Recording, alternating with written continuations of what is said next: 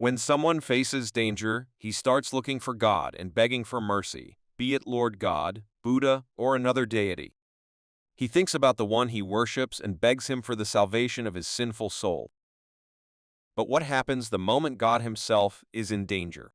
One of the gods found himself in a similar unpleasant situation. He was suppressed by the majority and came under a verdict. When he woke up, he found himself in a place he had never been before. Sitting on the soft grass, he began to remember what had happened, realizing that he had died, or to be more precise, presumably dissipated.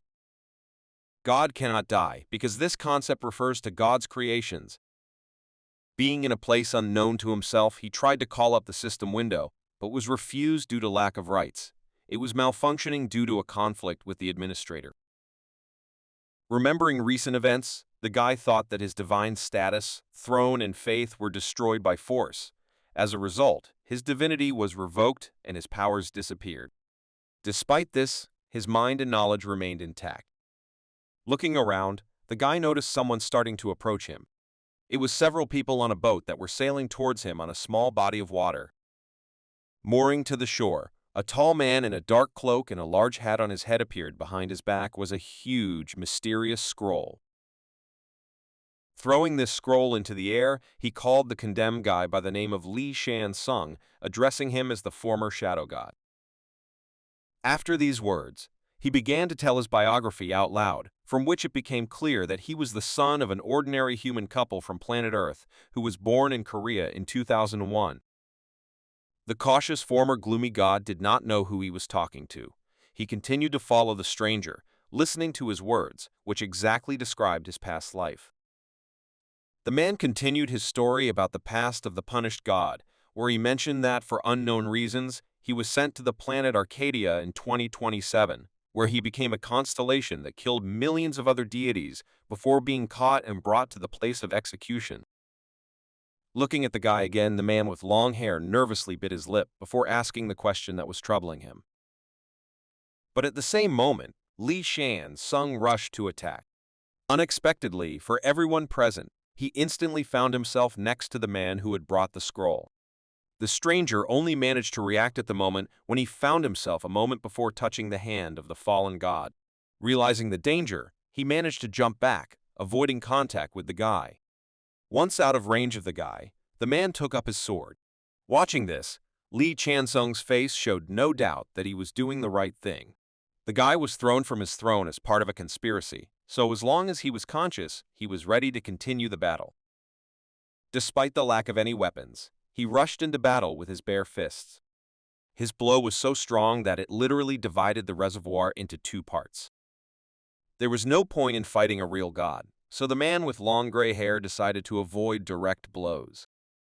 His full strength was not enough to contain the god, even though he had lost his former status. The guy continued to pursue the stranger and jumped out onto the water to continue attacking. Without any chance of a decent response, the man continued to avoid blows. Jumping into the air, he noticed that his opponent had disappeared from his line of sight using a wall of water. Looking at his opponent, the stranger began to be filled with horror. The shadow god looked like a real threat. Even though he lost his powers due to the majority verdict, he had no intention of stopping fighting. He didn't know where he ended up, but his goal was revenge on those who were to blame for what happened. Having no other choice, the man with long hair resorted to extreme measures and used the artifact. This was the divine suppressive steel. No matter what kind of god he was, these limiters would weaken him to a level of strength even lower than that of the most pitiful creatures. The embittered guy recognized this power. He had not seen them since the day of the divine judgment of punishment and hoped that once freed, he would not see them again. And yet, finding himself in a hopeless situation, he asked who he was dealing with. Having calmed the fallen god, the man apologized for the late performance and identified himself as the executioner of the Underworld named Yol. The realization that this was the afterlife gave the guy a clear understanding of what was happening. The man clarified that the body of water with which he got to this place is called the River Styx. Still, Li Shan-sung was full of questions. He mentioned that God, sent to the divine court of punishment as the ultimate punishment, loses his existence. But despite this, he even retained his sanity, which is why he asked the question about what was happening. The executioner replied that his fate was in the hands of the afterlife, since he had been under their jurisdiction from the very beginning. After these words, he offered to go on the road, promising that he would explain the details later because the master was already waiting for him. Having no choice, this Geist with a murderous look followed his executioner. While in the boat, he clarified that Arcadia is completely different from the native earth of the gloomy god, saying that it belongs to the jurisdiction of the afterlife. As it turned out, in their kingdom, all people have their own life expectancy and fate, recorded in the Chronicle of Life and Death. In addition, the chronicle can only be found where it was written. Not understanding what the executioner was leading to, the guy continued to listen carefully to his story.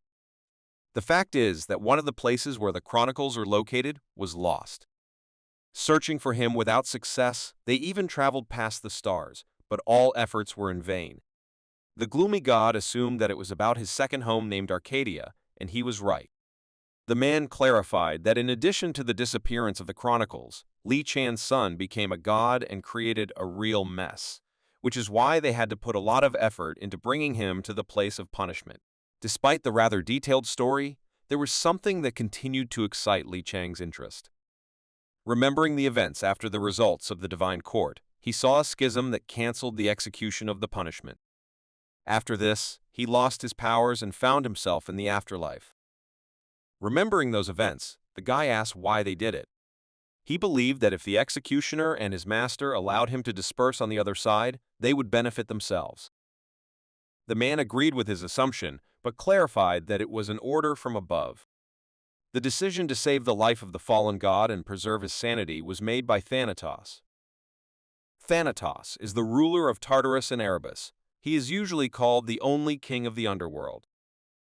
After telling the story about the local gentleman, they arrived at his temple. Looking around at the condemned twilight god, the executioner named Yol asked him not to keep the ruler waiting. Together, they went to meet the master.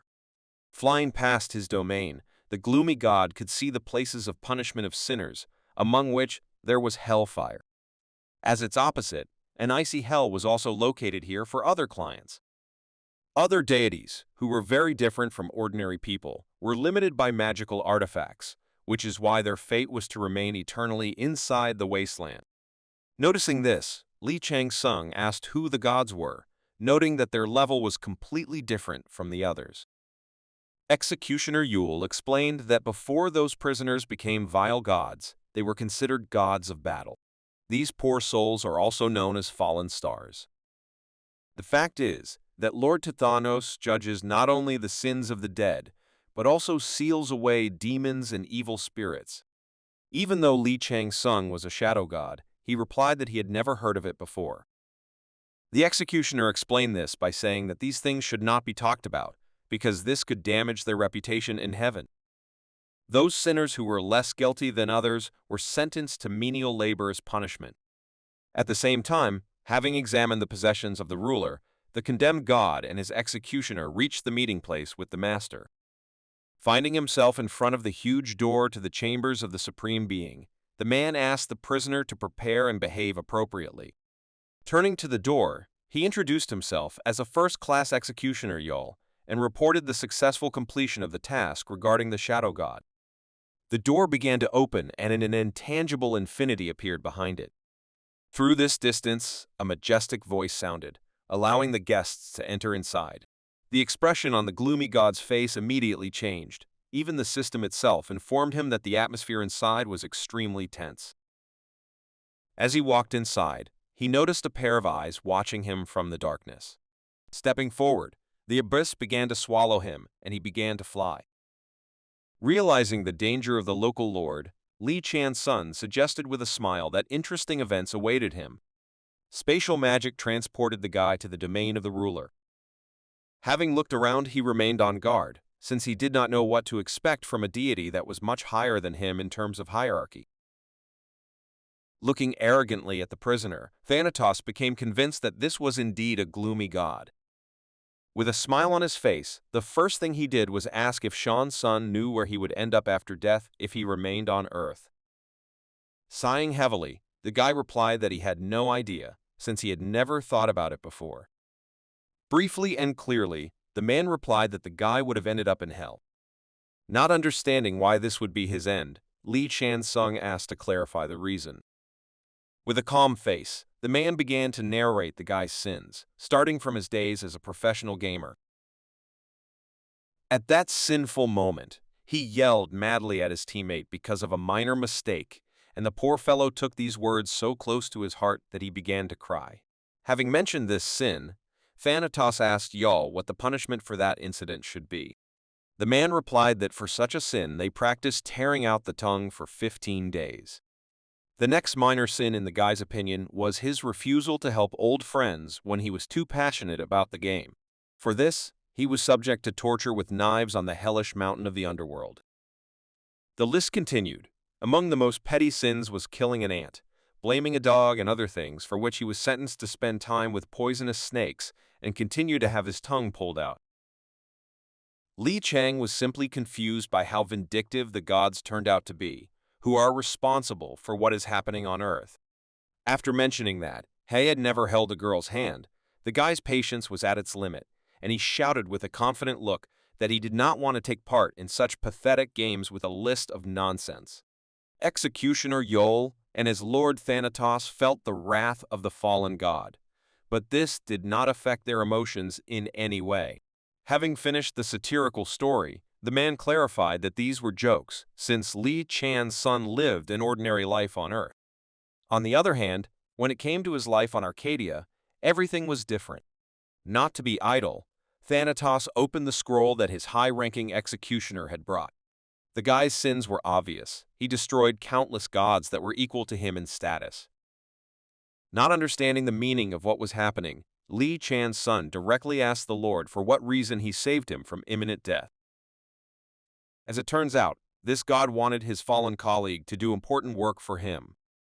The fact is that Thanatos was deeply concerned about some gods who, despite their promises, broke their oaths and reached people. He wanted the gloomy god to go in his place to the earthly world and turn the infidels into his subjects with the help of power and authority. Hearing Thanatos' demands, the shadowy god assumed that they were going to revive him. The Lord of the Underworld agreed with his words, but clarified that it would be more correct to say that he would simply return him to where he should be. Possessing incredible power, he threw his hand to the side, and the boundlessness of the universe appeared in the air. These were the domains of the ruler, among which there were many galaxies and individual planets. As this power unfolded, the focus began to change, and the surprised guy saw something he had not thought about for a long time. He saw his home planet Earth, where he was born and raised before becoming one of the gods. Thanatos was attentive to his emotions, and noticed that until that moment he considered the shadowy god devoid of human emotions. Hearing the words of the highest god in the hierarchy, the guy pulled himself together and stopped showing surprise, saying that he simply hadn't seen his home for a long time.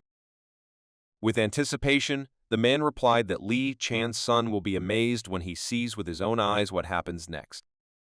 After these words, the bishop continued his presentation. The Earth began to approach. It was clear that the events took place in Asia. The Lord enlarged the picture even more, bringing us closer to Korea. As it turns out, it didn't just show events somewhere in Korea. It was definitely the city where Li Chansung was born.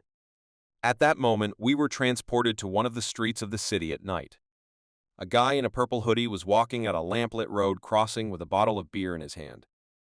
Worried, Li Chansung understood what was happening. He saw himself from the past. Having incredible abilities as a god, he was simply shocked by the superiority of the Thanatos system. The calm man said that he was clarifying this for a reason. He was going to send the punished guy to the time and place that he showed him. Clarifying the task, he emphasized that the shadow god should focus on sealing the gods instead of his ordinary human life. This was precisely the proposal for which he pulled Li Chansung out of Arcadia. The condition seemed quite possible, but expecting a catch, the guy still decided to clarify why Thanatos himself was giving such an opportunity to him, the accused shadowy god. The man on the throne replied that this was obvious, since the shadow god was considered one of the best hunters in his class. These were not words out of thin air at all. he listened to the opinions of the peoples of Arcadia, Ahura, Daiba, and other civilizations with which he maintained contact as the lord of the jurisdiction. He continued with the rationale for the need for the mission of the gloomy god. The fact is that the rupture of the dungeon through which the guy once passed was the action of the gods who took up arms against the general rules. After this explanation, Li Chansun was fully aware of the meaning of the so-called oath violation and assumed that those insolent people wanted to take planet Earth into their possession. He turned out to be right, because the enemies really targeted his homeland, while they still slowly continue to approach their goal. In order not to miss the details, Li Chang asked why the warriors of the Underworld decided not to personally deal with this problem. As it turns out, their overlord's charges are fully aware that their enemies are exploiting loopholes in the oath that prevent them from interfering. They have neither reason nor desire to act, but if a person from planet Earth intervenes in these matters, then history will take on a completely different character, because this was not mentioned in the oath. Realizing the Lord's plan, a sly grin appeared on the guy's face. He decided that Thanatos wanted to make him his own hunting dog, but did not know what would happen next, so he assumed that after the end of this story they would say goodbye to him and complete the ritual of punishment. But the Lord had a completely different view of the situation and called it not a hunt, but correctional work, after which he would have the right to remove the shackles from Li Chansun and give him a new life, despite his sinful past. Taking another look at his restraints, the guy realized that this was a very profitable offer. With his hands folded in front of him in a businesslike manner, with a piercing gaze, Lord Thanatos stated that if the gloomy god doubts the profitability of the offer, then they can make a deal, which, depending on the guy's position, cannot make his situation even worse. Stretching his hand forward and smiling sweetly, he asked his dear guest not to worry and promised that he would reward him. Not understanding what they were talking about, the guy asked how he would like to thank him. The man slyly replied that he had power at his disposal, which would interest the former gloomy god. Despite the sincerity of the Lord's words, Li Chansun was extremely cautious and asked if Thanatos was sure that he could simply throw away his power like that. Although the guy chose the right words, in response the Lord leaned on his hand and imperiously said that he was the sole ruler of the Underworld. He invited the former god to perceive his deal as the generosity of the monarch, and asked if he was ready to conclude a contract. The guy's smile spoke of his positive attitude. He stated that if he is offered power, then he cannot find any reason to refuse. With a satisfied smile and a sharp rise from the throne, the Lord of the Underworld declared that in this case, the deal would come into effect. Having concluded a contract with the shadowy god, he announced the beginning of his reincarnation under the guise of returning to his home planet. All the gates of rebirth began to gradually open, and, satisfied with the results of the negotiations, Li Chansun went out. Descending the river of the Underworld, the executioner decided to give some advice before saying goodbye to the gloomy god. You'll ask the guy to remember that he was returning as a human, so he would have to face some difficulties and start his path all over again without all the abilities and experience that he managed to gain during his life as a shadow god. Happy to be left with his own sanity, Li Chansun confirmed that he understands the full weight of responsibility. The top-ranking executioner also decided to remind that Li Chan's soul, as before, will be sealed with divine restrictive steel, but it will be activated again if something suspicious is discovered. Despite the positive aspects of the future task, the guy was still not in the mood due to the fact that he would not be able to use his power as he wished. The advice was exhausted just as they arrived at the outer gate, where it was time for farewell. It was a huge golden gate, on which was depicted a symbol of the balance of yin and yang. Without any doubt, Li Chansun jumped towards the exit from the Underworld to continue his existence as a human. Before leaving this place, he decided to stop to say goodbye to his saviors properly. He turned to his executioner and thanked him for accompanying him, after which he expressed the hope that they would be able to see each other again under more pleasant conditions. With a pleasant smile on his face, he put his hand to his heart and politely replied that he would eagerly await the return of his lord's new friend. As he watched the guy go, he wished him strength and wisdom. After these parting words, The man mysteriously called Li Chan's son the Executioner, who received the power of the king of the Underworld. Overcoming the distance, Insumin God moved greatly away from the Underworld and began to receive messages from the system. While in free flight, he learned that he had successfully passed through the gate of Rebirth, due to which his status began to resume. The guy enjoyed freedom while his system began to be updated and reconfigured to the new server that provided the structure of planet Earth. His rights are finally back to administrator level. Li Chan's son didn't even notice how his flight was interrupted, and he ended up on his home planet. He found himself in a very crowded place. The guy lying on the grass did not raise questions among those around him, because they were also very puzzled by what was happening around him. Looking at the bright sky above him, the guy noticed a message from the system which spoke about the acquisition of a new achievement, which was associated with his memory preservation. Thanks to this, he gained an additional 5 points for each characteristic. Excited people began to panic. They did not understand what was happening, as they found themselves at a gate that they had never heard of before. After looking around, the guy began to recognize the familiar appearance and speech of the people around him. The black hair of strangers and the Korean language from everywhere spoke only of one thing, that the gloomy god had finally returned home. Satisfied with this event, the guy crossed his arms, enjoying this pleasant atmosphere. Despite the pleasant memories that filled his mind, he still found the strength not to be distracted and focus on the goal. A moment later, he rose to his feet in order to assess the situation and begin his task. Onlookers around him tried to gather in small groups in order to find out more information about the place where they found themselves. They were all inside some kind of fenced circle that was surrounded by trees and wildlife. Assessing the situation, the guy began to understand the words that the bishop spoke to him. Thanatos mentioned that's the place where Li Chan's son will open his eyes after rebirth is Earth, but at the same time, it is not it. It was clear that it would be a difficult task for the shadow god to connect with another place without catching the eye of the gods of another world. These thoughts made him think that he was not quite back home and that he still had a lot to learn about his mission. Before saying goodbye, the Lord mysteriously called it some kind of dungeon in a random gap. Ordinary Earthlings could only hear about this from the internet, reading manga. They could not imagine that they would find themselves in a place where there would be no cellular communications and the infrastructure they were accustomed to. Within a moment, they began to be surprised by messages from the air.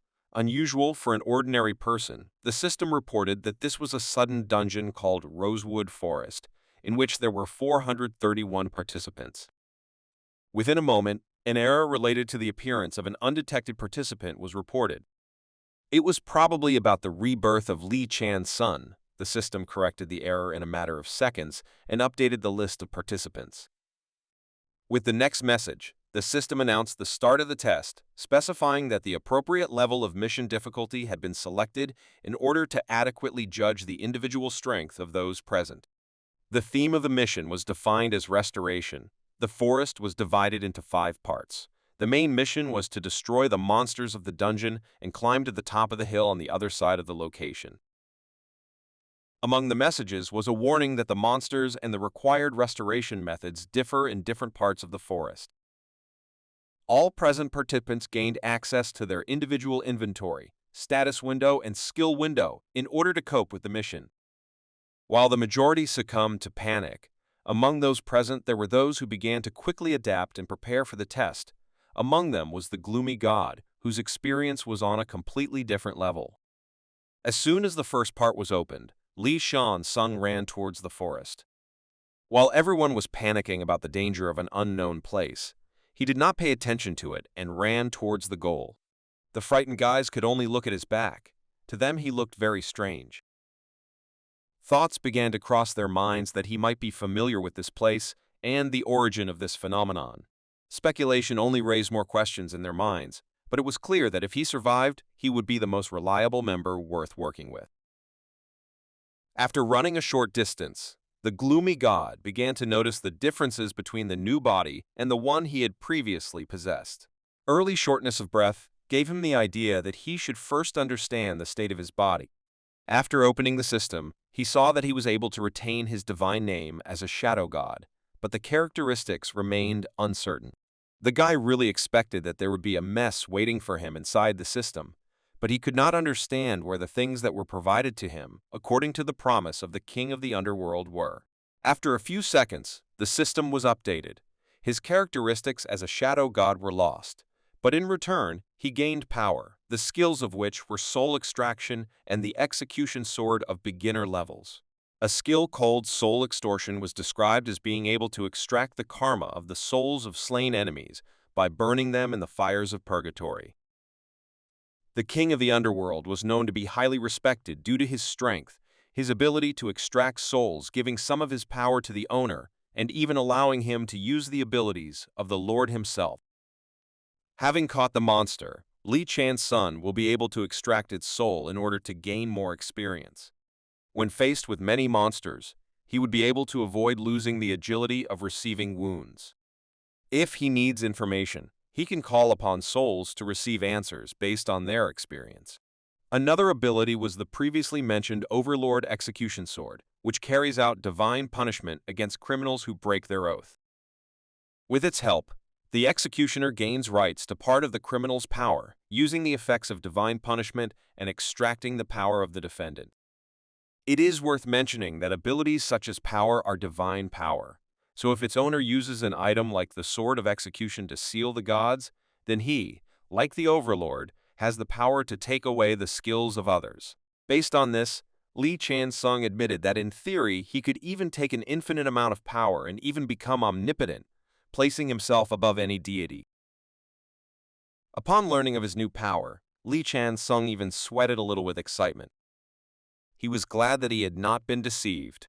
Realizing the generosity of the king of the underworld, it was obvious that he was doing this for a reason, so it was logical to assume that Thanatos was really angry with the gods of another world, if he had already given such undeniable power into the hands of a murderer. Considering his low level of strength, the gloomy god was sure that the Sword of Execution was still beyond his control, because, without experience in battles, it was simply impossible to use such abilities. Speaking about abilities separately, he decided that the Execution Sword was still superior to Soul Extraction, but everything was not as simple as it seemed at first glance. It was obvious that the demands were too high, and his first serious opponent should be the one who broke the oath. Even if his enemies are these criminals, if he fails to destroy them properly, he will most likely suffer himself. Because of this, he decided to leave the Netherworld God's items sealed so he could focus on developing his own powers. Until he gained strength, he decided to only improve his characteristics. A moment after becoming familiar with the system, he ran deep into the forest where he was spotted by a monster called a black mamba. The huge monster immediately attacked the only daredevil who decided to fight inside the dungeon. The battle began. Thangan was ready to become stronger in no time. He had a rusty beginner dagger at his disposal, which was more than enough for a participant with such incredible experience from the past. Thanks to his muscle memory, he instantly rushed to the attack and with one attack was able to get rid of the enemy. Even a bad weapon in the hands of a true master is deadly, and the gloomy god proved this in the battle with the first monster on his way. After successfully destroying the novice monster with just one blow, the guy began to receive messages about learning the novice technique and gaining a new level, with which his strength and agility increased. Moreover, the success of the most active participant in the dungeon attracted the attention of a divine being who began to closely monitor the actions of Li Chain's son.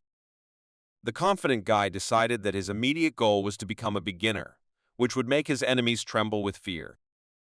Returning to the fact of the existence of dungeons, it is worth noting that people even treat disasters as if they were new opportunities. This also applies to deities, because they use missions to select candidates for priests and priests. In addition, the best candidates are given the chance to become divine apostles, to represent their master and faithfully carry out his will. Many people in need of the power of higher beings, thanks to fate, ended up in the dungeon. Despite their faith and desires, not all were able to cope with such ambitions and most of them died while the gods and stars did not pay attention to them. The harmful gods and stars do not care at all about the pitiful creatures dying a natural death for them, which was the usual order of affairs. Only a few can meet their requirements. They will attract attention if they can show that they have incredible talent and the ability to overcome. Seeing a message that a constellation called a great season for hunting was watching his actions with interest, Li Chang-sung decided that he had won the jackpot with his daring actions. He already knew who he was talking about, and the real name of this deity was Pabalsak. She is known to be the goddess of war, enjoying hunting and all manner of killing weapons. Despite her high status, by jackpot Chan-sung did not mean her, but her mother Tiamat, who is known as the original evil dragon. Looking at the bloody murder weapon, the guy was surprised with an anticipatory grin that he had already managed to interest such a large fish. He believed that Pabalsag was happy to observe his dagger technique, which is difficult to see among dungeon newcomers. The next message from the system was that the constellation was interested in what other hunting techniques the promising player could demonstrate. Having learned about this, the guy decided that he would satisfy the interest of the deity of war and show her what she wanted. Moving further through the forest, Li Chang's son felt a strange smell that was spreading in that place. The first half of the forest was filled with toxic air, so I came to the conclusion that most likely most of the monsters were poisonous too. After thinking about his actions, he decided to proceed with Plan C. At the same moment, two monsters of the same species as the black mamba attacked him simultaneously. To get a good start, the guy decided to start with snake hunter techniques because it was the best he could use against such an opponent. Using a low-ranking dagger technique, he once again got rid of weak enemies who trembled at the mere sight of his past guise as a shadow god. Thanks to a successful attack, he again earned experience points. The system continued to notify him of success rewards every time he got rid of an opponent. As a result, in such a short period of time, he managed to once again increase his level and update his characteristics, gradually improving the parameters of his body. The sight of the newcomer's incredible superiority clearly attracted the deity. The system displayed a warning that the guy was destroying the inhabitants of the front part of the forest at high speed. Thanks to constant battles with black mambas, the blade of the low-ranking dagger began to become sharper. Constant levitation improved concentration parameters in battle. The guy's body began to reach a new level. Looking back, Li Chan-sung began to notice that the local monsters had changed their behavior. The system reported that the black mambas began to perceive him as their natural enemy, which instinctively instilled fear in them. At that moment, protection from monsters turned into a real hunt. Light hunting gave the guy the title of Executioner of Black Mambas. Thanks to killing hundreds of monsters, he was able to gain an additional 5 points of strength and the passive skill of instilling fear in snake-like monsters. Enjoying the battle, the gloomy god decided to continue getting rid of enemies in order to sharpen his dagger even more. He could only experience such awe and excitement in battle. Remembering his life before losing his status as a shadow god, he thought that on Arcadia, the feeling of battle aroused fear in him, but despite it, he also enjoyed it at the same time. He admitted that, because of the divine restraining steel, everything went wrong and he was captured, believing that he was only bringing harm to the world. He was extremely angry about this, and believed that this was not the real reason, but only a cowardly excuse from those who feared his power.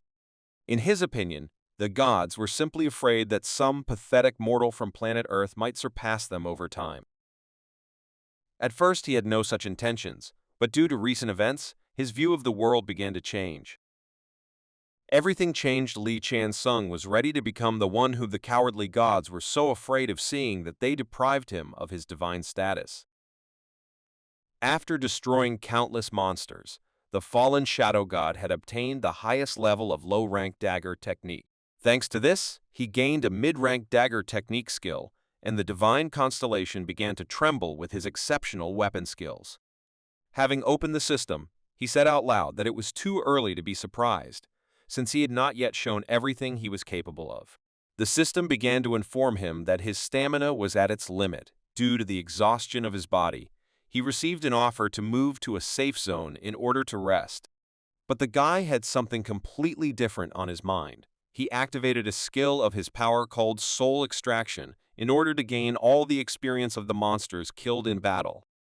As he absorbed the power, he turned to another skill of this Pit Lord ability. Thanks to the activation of the Fire of Purgatory, he was able to successfully obtain the remains of the Black Mambas and restore 5 stamina points. Thanks to this, the message about body exhaustion disappeared, and Li Chang decided to continue the battle. The guy's behavior turned out to be extremely unusual for a deity. He was puzzled by what system the ability of a talented mortal warrior belonged to. Messages from the system continued to surface, emphasizing that the constellation was showing interest in explaining the adventures of a force unknown to it.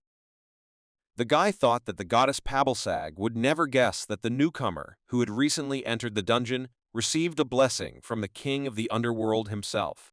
He decided that the constellation watching him was thinking about the abilities and attributes that players receive upon awakening.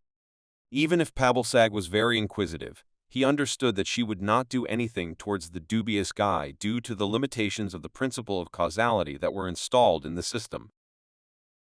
He believed that no one was so crazy that he would violate the principle just to see the data of an ordinary beginner. Continuing to fight, the guy noticed that his level, statistics, and skills were steadily growing depending on the number of defeated monsters. He was not worried about Pabalsag's interest since he believed that the data protection system of the afterlife was quite reliable, because if not for it, then the information of his status window would have been revealed long ago. Opening the system window, he immediately received several messages about the destruction of monsters.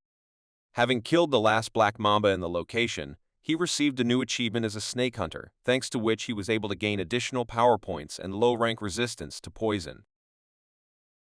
Looking at his data, he noticed that his level and other parameters continued to rise steadily.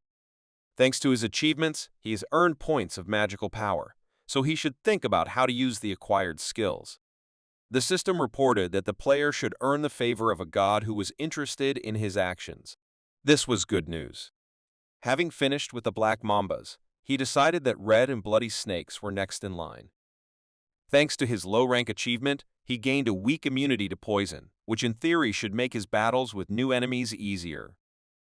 Turning to location data, it is worth mentioning that the bloody mamba is considered the main one in the forest. It controls the rest of the monsters of its type. While it seemed that it was impossible for a beginner who had not reached level 10 to defeat her, but despite this, Shan Sung was thinking about destroying the boss alone. This was a great opportunity, and the guy thought that this way he could attract the attention of the gods. A more important reward will be a trophy. The poisonous fang of the bloody mamba is known as an item that helps to quickly gain immunity from poison. It is worth mentioning that one of the reasons why the Shadow God lost the war was because his enemies were outnumbered, and also the fact that he was hopelessly weak against curses and poisons. Angrily remembering the curses, he thought that he needed the fang of the bloody mamba in order to gain immunity. Within a moment, he noticed how his weapon began to collapse. At the same moment, he received a message that the rusty dagger for beginners had expired. Sighing, he was surprised that despite the number of monsters destroyed, this item could last so long. While thinking about where to get a new weapon, he heard a whistle from the sky from an object that was rapidly flying towards him. An object fell next to him that looked like a weapon. Taking a closer look, he noticed the image of a dragon and realized that this was a weapon from the goddess Tiamat. He couldn't believe that the goddess had decided to sacrifice one of her items for the fun of observing the actions of a mortal warrior inside a low-ranking dungeon. After the weapon appeared, the system reported that the constellation presented him with this gift in order to make a bet with him. The conditions stated that if the guy loses in the boss fight, then the goddess interested in him will take the gift and kill him. Looking at the daring appeal, it became clear to him that this was a challenge, because the deity from the very beginning began to talk about his death if he lost. It is obvious that the constellation only thinks about itself, while ordinary players are just entertainment for them. Because of this phenomenon, Li Chang Sung, as a person, having learned the essence of higher beings, sincerely hated the gods. But despite their arrogance, this time such behavior was to his advantage, because if he played the situation correctly, he would win. If he obtains the dagger of the goddess Tiamat, it will greatly affect his future battles. The bet was accepted. The system reported that the deity was laughing as he really liked the courage shown on the part of the player. A sudden task was created with bet conditions.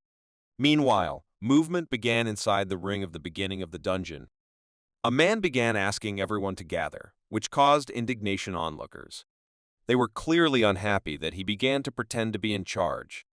The loud man standing in front of him introduced himself as Second Lieutenant Park Ha-sung, a C-rank player from the Awoken Squad under the command of Military Defense Support. He said that in case of an emergency, everyone should follow his instructions. Hearing his words, the guys breathed a sigh of relief, as they were glad to know that at least one player was among them. On the other hand, they remembered that stranger who ran into the forest alone the moment the dungeon mission appeared. They sincerely hoped that nothing bad had happened to him.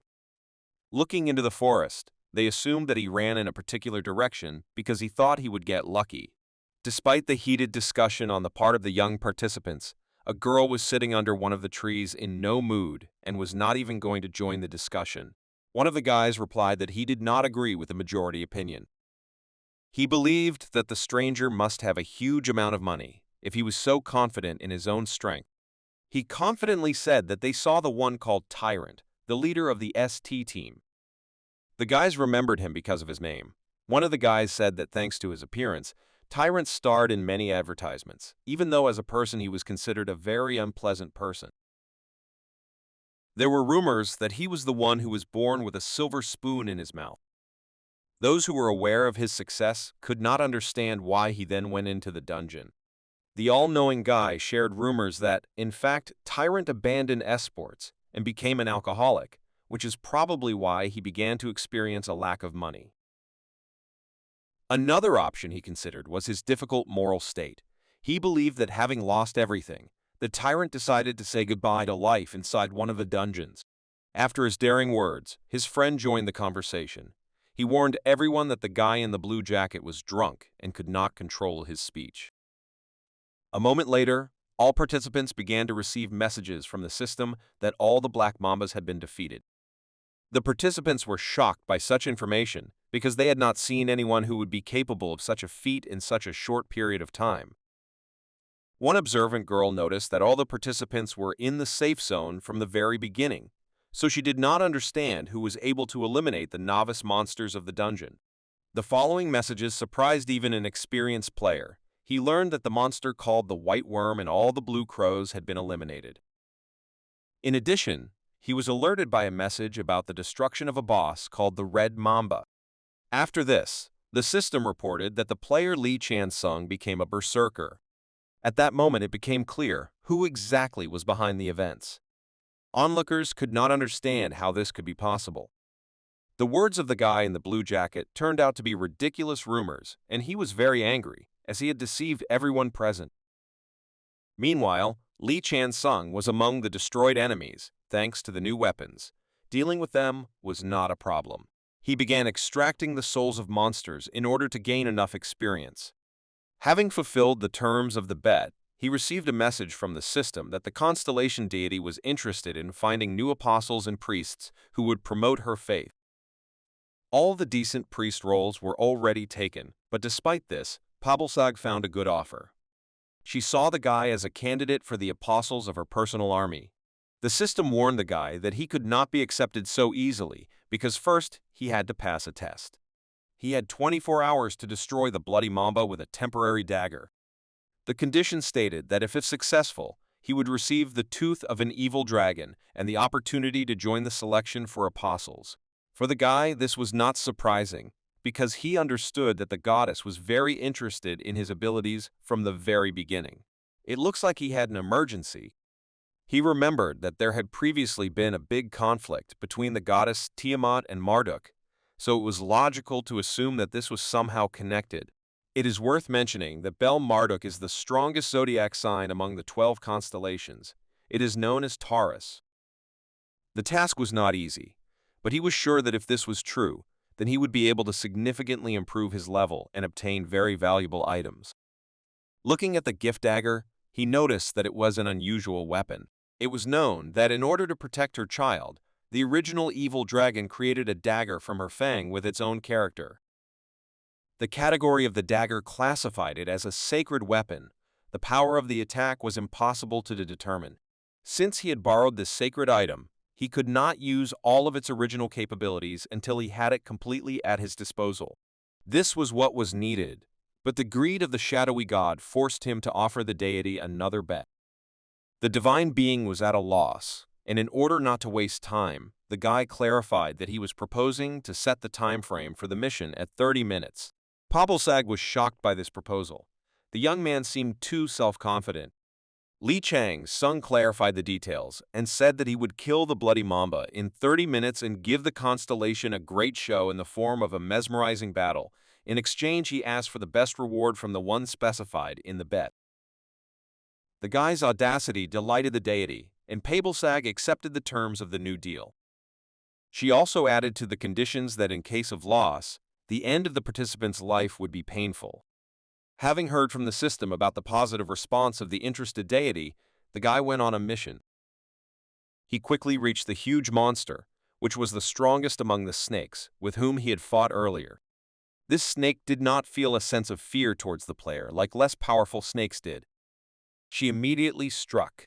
Thanks to his incredible agility, Li Shansung dodged in an instant and was able to climb onto the body of a huge monster.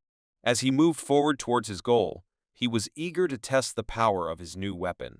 Having reached a convenient part of the enemy's body, he took out his gift dagger.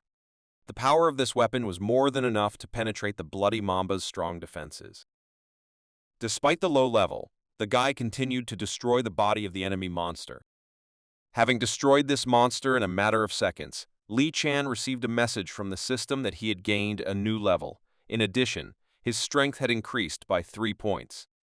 After successfully destroying the snake, he saw flying lizards appear behind him and rush towards him. Switching to a new opponent, the guy easily dealt with the first of them. The system began to report an increase in agility, and that rumors of his bet with the deity began to spread at incredible speed.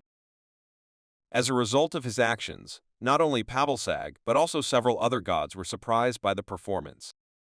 Some of them were interested in finding out how the newcomer had such incredible combat experience.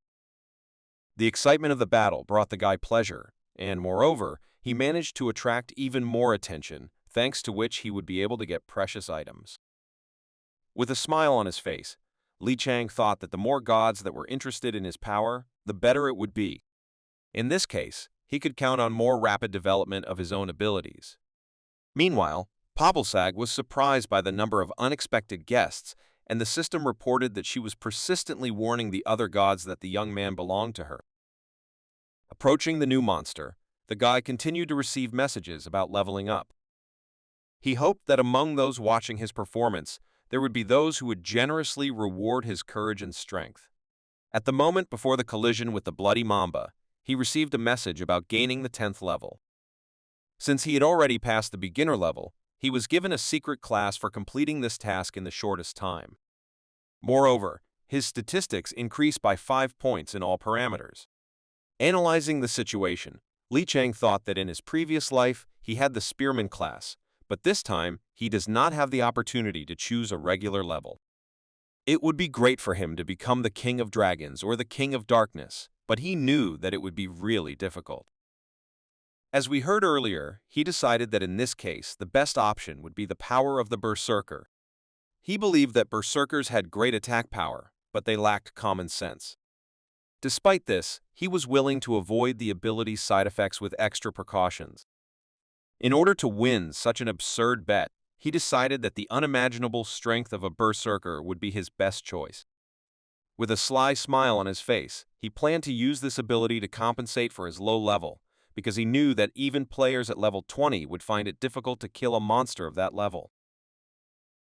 Opening the interface, he began to choose among the possible options. He began to shiver, because after looking through 30 choices, he still could not find the Berserker class. Continuing to scroll through the system interface, the guy could not find the power he needed to complete the bet. Time was running out. He had only 6 minutes to escape. The final monster was already nearby, and it was a matter of time before he noticed the player. Li Chang's son agreed to such a daring bet, but miscalculated because he could not find the required ability in the list. Meanwhile, the divine being had already begun to wonder how the player would cope in the remaining time. The three unknown gods also continued to watch. They were impatient to know Li Chang's choice of ability. The guy had only one way out of the situation. It was to change the plan. Looking at the list, the only thing he liked was the secret skill of the Runekeeper. He was annoyed by the fact that he would have to draw runes every time he wanted to use this power, but he was attracted to the destructive power because it was superior to a berserker in some situations. Moreover, this skill could probably help him compensate for his lack of combat effectiveness. A determined guy on the verge of failure decided to choose a Runekeeper as his main class. His agility instantly increased and magical power appeared, which he did not possess. Among the statistics, new items have appeared, such as intelligence and will. The system also reported that the skill of creating runes of the lowest rank, as well as engraving runes, had been acquired. Starting to get used to the new ability, the system continued to report what the reaction of the deities that were observing him was. The divine being who was trying to gain the guy's power was simply shocked by his choice, while the rest of the observers simply began to laugh. Despite the reactions of observers, Li Chang-sung was satisfied with his choice.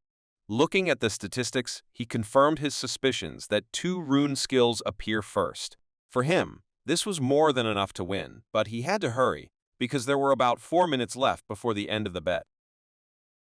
After using the new ability for the first time, his statistics began to update. As a result of this, an additional 25 points were added to his intellect and will parameter.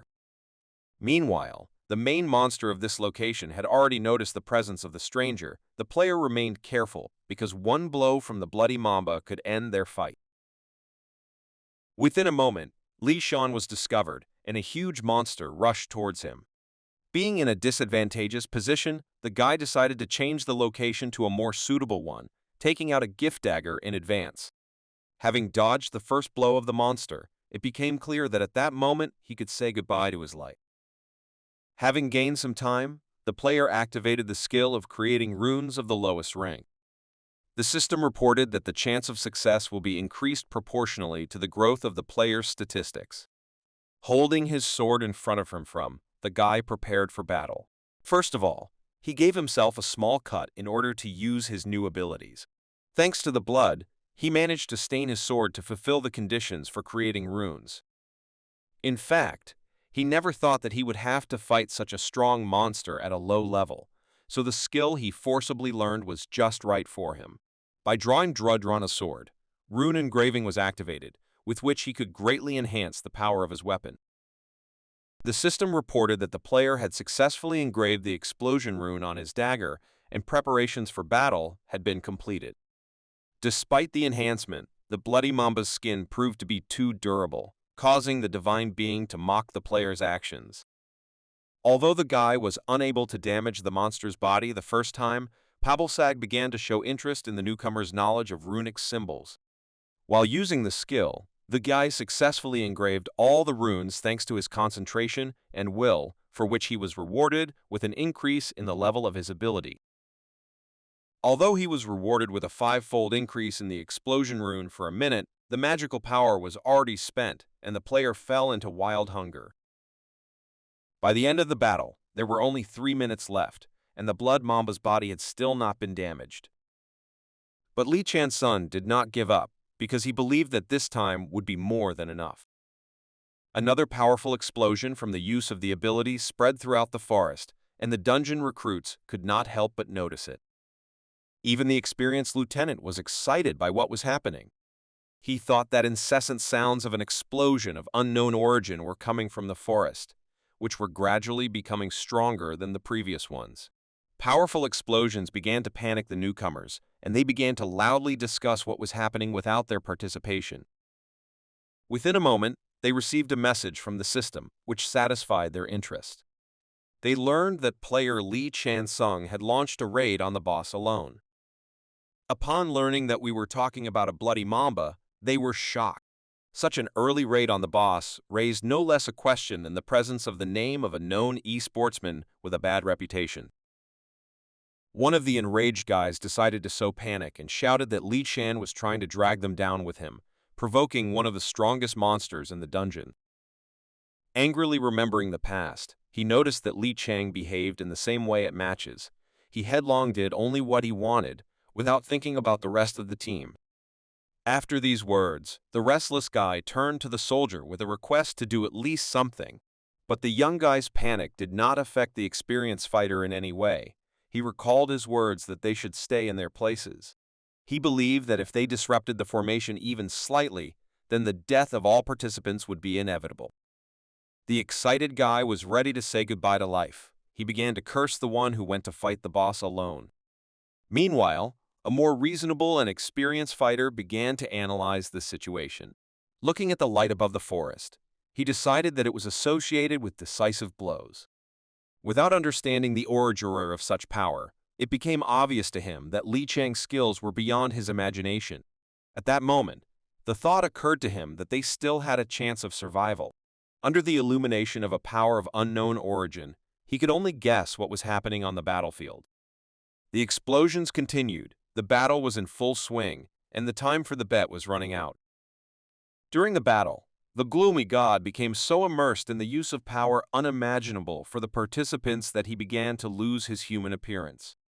In order not to lose his own life, he put everything he could into each explosion. After another powerful explosion, the long-awaited calm began. Participants in the dungeon began to receive messages from the system that they had successfully completed the hunt for the first boss, called the Bloody Mamba. The worried soldier breathed a sigh of relief. Thanks to the efforts of just one player, their group managed to clear the first zone of their mission. After completing the task, Li Chan's son was able to take first place in the dungeon rankings, collecting the maximum 5,000 points. The system said that rewards will be given according to achievements.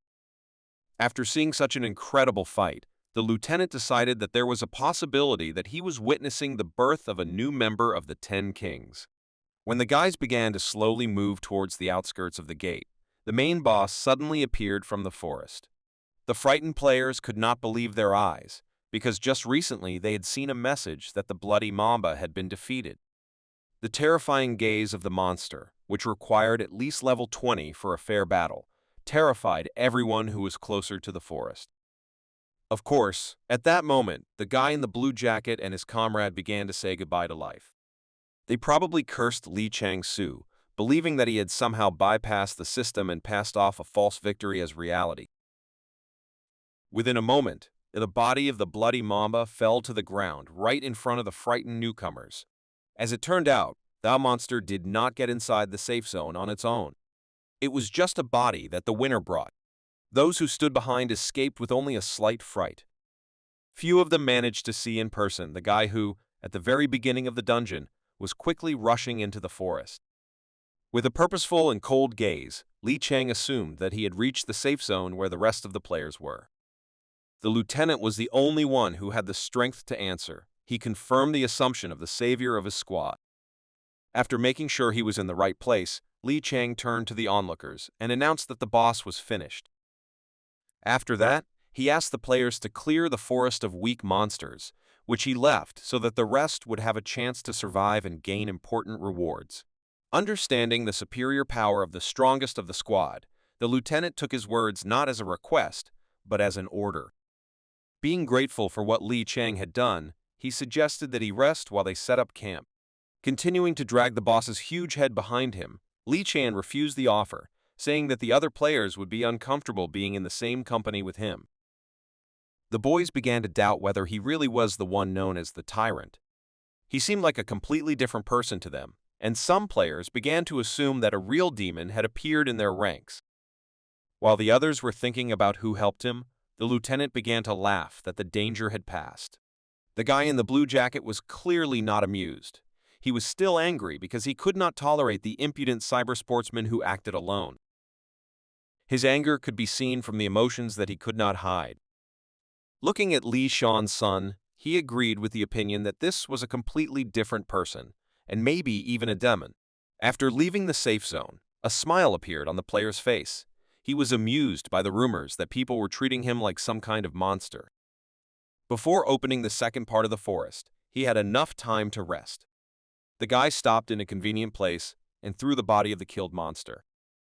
To begin with, he decided to try protective ways of using runes and engraved a barrier rune on the stone. Thanks to his new experience, he managed to increase the level of this skill, and the barrier worked the first time and protected his prey from other players. During the battle period, his lowest rank rune creation skill reached the maximum level, so the highest rank skills were unlocked. Separating himself from the others, Li Chang first decided to distribute the rewards. Some rewards were still in standby mode, namely rewards for winning a bet. The guy received a list, after examining which he decided that it was useless to choose prey at a low level. The fang of an evil dragon was still enough for him. At that moment, the choice seemed obvious, and he settled on additional points for achievements. Thanks to this choice, he gained 15,000 karma points. With a grin on his face, he spaced that he needed a thing that would unite the world of people and the kingdom of the gods. His plan was to prepare to open a store for the system he was working with. To clarify the details, he opened his interface and saw a number of updates. He reached level 15, tolerance to low-rank poison of the 5th level and 50 units of additional statistics. The rapid development of the power level of the Lord of the Underworld was great news, thanks to which the idea of dragging the body of the bloody mamba was relevant. Looking around, the guy noticed new messages from the system. In his possession was one of the rewards from the task of overthrowing the boss. Despite his success in the bet, the divine being was reluctant to share any additional rewards with him, and the other gods changed their attitude and began to take an open interest in the identity of the mortal warrior. After the other gods showed interest in the guy, Pabalsog showed her jealousy and once again warned the observers that if they touched what belonged to her, then they would not be able to escape the wrath of the dragon. After these words, she changed her mind and offered a second reward for winning the bet in a limited time. The list included an Anatison gold bar, a heavenly cup, and an almighty stone. The items provided demonstrated the deity's generosity, as they were famous dragon treasures. Pabalsag shared her opinion that if her task is to meet the needs of the future apostle, then no treasure can be too much. The other gods were surprised by the generosity of this offer and were themselves interested in ways to obtain rare items. Despite this, the guy had some cunning plan in his head, and he simply refused the reward. In response to his action, the system reported that the divine being was confused, and some gods began to question the intentions of the daring player. Due to the refusal of rewards, the system compensated them with 1 million karma points. By allowing the reward system to accumulate, Li Chang creates the opportunity to dispose of it as he pleases, regardless of the deity's decision. The impudent behavior caused the obvious displeasure of the goddess of war. Despite this, in return, she invited the player to become her apostle. But the cunning Li Chan refused the offer for the second time and gained another 1 million karma points. He said out loud that first he wanted to gain more experience, and also clarified that he did not plan to become a candidate. Looking at the results of the first part of the forest, the guy thought that thanks to a successful bet he was able to greatly increase his own strength and minimum resources. He could only smile at the system's continuous messages, which said that the divine being was angry because of the player's behavior, which had disgraced her in front of other entities. Pabalsag promised that Li Chang would regret refusing her favor. The gods began to anticipate interesting events. They drew attention to the fact that the player was not satisfied with being just a candidate for apostle. Those who had previously been disappointed in the guy's actions were truly delighted after recent events. The insane number of messages from the system could drive an ordinary visitor to the dungeon crazy, but not a gloomy god. He understood that when you show your real value, many will take your side. He was not aimed at Pabalsag, but at something more, for example, at her mother, in whose clutches there was much more power. He hoped that the fight with Marduk was not a fantasy, because in this case Tiamat would want to get such a talented player at her disposal. As a result of recent events, Pabalsag was so angry that she completely turned her back on Li Chan's son. This news only brought a sly smile from the guy, because everything went according to his plan. He thought that with this state of affairs, he could already move on to the next stage of his strategy to regain power. Taking out his dagger, he was ready to use all the monster's resources to the last, knowing that there was nothing superfluous in it for a beginner. As a result, he managed to obtain the blood, tendons, and eyes of a bloody mamba, which were considered extremely useful items for beginner-level players. Some gods began to show interest in what the talented guy would do next. Rumors of the bet and how he rejected Pabelsag began to spread throughout the skies. The gods interested in his actions began to connect to the dungeon channel, one after another. While everyone was trying to take a break from recent events and the nervous stay in the safe zone, the guy in the blue jacket was thinking hard about whether he could change something. He hated the personality of Lee Chan-sung, so with anger on his face, he asked his comrade if he himself could repeat what the esportsman with a bad reputation had done. The confused guy did not understand what was going on. His friend clarified that he would like to show himself as a player that is not inferior in level to his competitor. The guy in the red jacket couldn't believe the words his friend said. As it turned out, he believed that the achievements of the former esportsman could not be great since he became an alcoholic. Envy of the dungeon leader forced him to believe in himself. He admitted that he didn't know about it before, but he heard that there was a place where a player could awaken his talent. As it turned out, he had already received a message from a god called Owl that he was interested in the talent of the player Zheng Chun-jae. The daring guy's friend was surprised because he knew that he had already passed the talent awakening test. A moment after this conversation, a bright flash appeared in the sky. A moment later, something landed loudly on the ground. It was the administrator, a creature of very small size, but with terrifying power. The rabbit greeted everyone present and introduced himself as Harold, the administrator of the dungeon channel. He continued his unexpected appearance with a loud, high-pitched laugh. The positive creature with a gold watch in his hands acted like a child, which made everyone present worry about why he had arrived in the safe zone. His sudden appearance puzzled the onlookers, and they began to carefully observe the administrator's behavior. While wiping his gold watch, Harold apologized for his behavior, saying that he had disturbed the participants completely by accident. Taking out a long and shocking microphone, he asked the players if they were interested in the reason for his appearance. As it turned out, something interesting happened, so he counted on understanding from those present. The lieutenant who took charge of the civilians was worried because he did not know what the consequences of the appearance of the messenger of God would be. Harold began his speech by saying that the Administration Bureau's policy is one of non-interference and the highest degree of freedom, so they try not to involve anyone during the players' dungeons. Despite this, he was forced to admit that there was a spike in traffic on their dungeon channel, causing the senior manager to start freaking out. He admitted that he was sorry, but due to such events, he would have to increase the difficulty of the mission. The already excited participants, who did not even leave the safe zone, began to demonstrate their panic before the tests of increased difficulty. Raising his paw up, the rabbit loudly snapped his fingers, after which the safe zone barrier disappeared. Then all participants began to receive messages from the system that, in connection with the achievements obtained, a new difficulty had been set, due to which the safe zone disappeared, aggressiveness increased, and the attack power and power of the monsters increased. The reaction of the participants was quite obvious, because it became clear that now their chances of survival had decreased significantly. The lieutenant learned of these events once he was in a dungeon, which turned into a selection of the strongest. He barely survived that mission and nearly lost his left eye. Most of the participants died or were traumatized for life. It was a real horror that he didn't want to see a second time. The man remembered that, at that time, the gods also called upon the administrator to increase the difficulty and find out if there were special newcomers worthy of becoming their apostles. He couldn't believe that he would have to go through this hell again. It was obvious that the gods began to believe that Lee Chan-sung had great potential. The appearance of a former esports player became a curse for the lieutenant from planet Earth.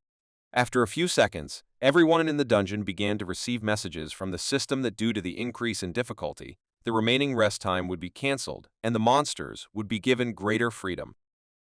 They were hungry, so the system prompted the frightened players to launch an attack on the predators. The monsters were approaching, so everyone was advised to split up into groups of up to 10 people in order to get profitable equipment. For catching monsters, they were promised a chance to drop fireballs, and to advance to the second part of the test they needed to collect 99 crystals. While leaving the location, the administrator approached the player Parka's son and said his name out loud. The lieutenant was surprised, so he asked the rabbit how he knew his name. The herald replied that he could not forget the only survivor of the evil dragon's lair.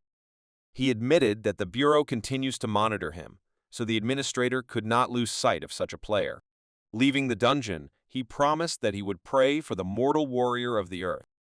After these words, Herald disappeared, and the system began counting the appearance of monsters. The second part began, and screams began to spread throughout the former safe zone. The monsters were quickly rushing to attack defenseless players. These were dogs that resembled Cerberus. With daggers for beginners, the guys began to panic and scatter instead of dividing into groups of 10 people. Among them, there was also a daredevil. A guy in a blue jacket named Chung Chun Jae was not going to run away. He was eager to fight. A fire of excitement from the battle appeared in his eyes. He believed that this was his chance to show his best side, because a huge number of gods were watching them. Once in front of the monsters, he received a message that a deity named Owl had sent him her blessing.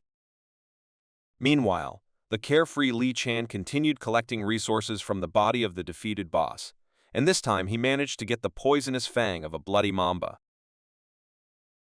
Having received an important item, the guy began to rejoice, because by using it, he would have a more advanced immunity to poisons.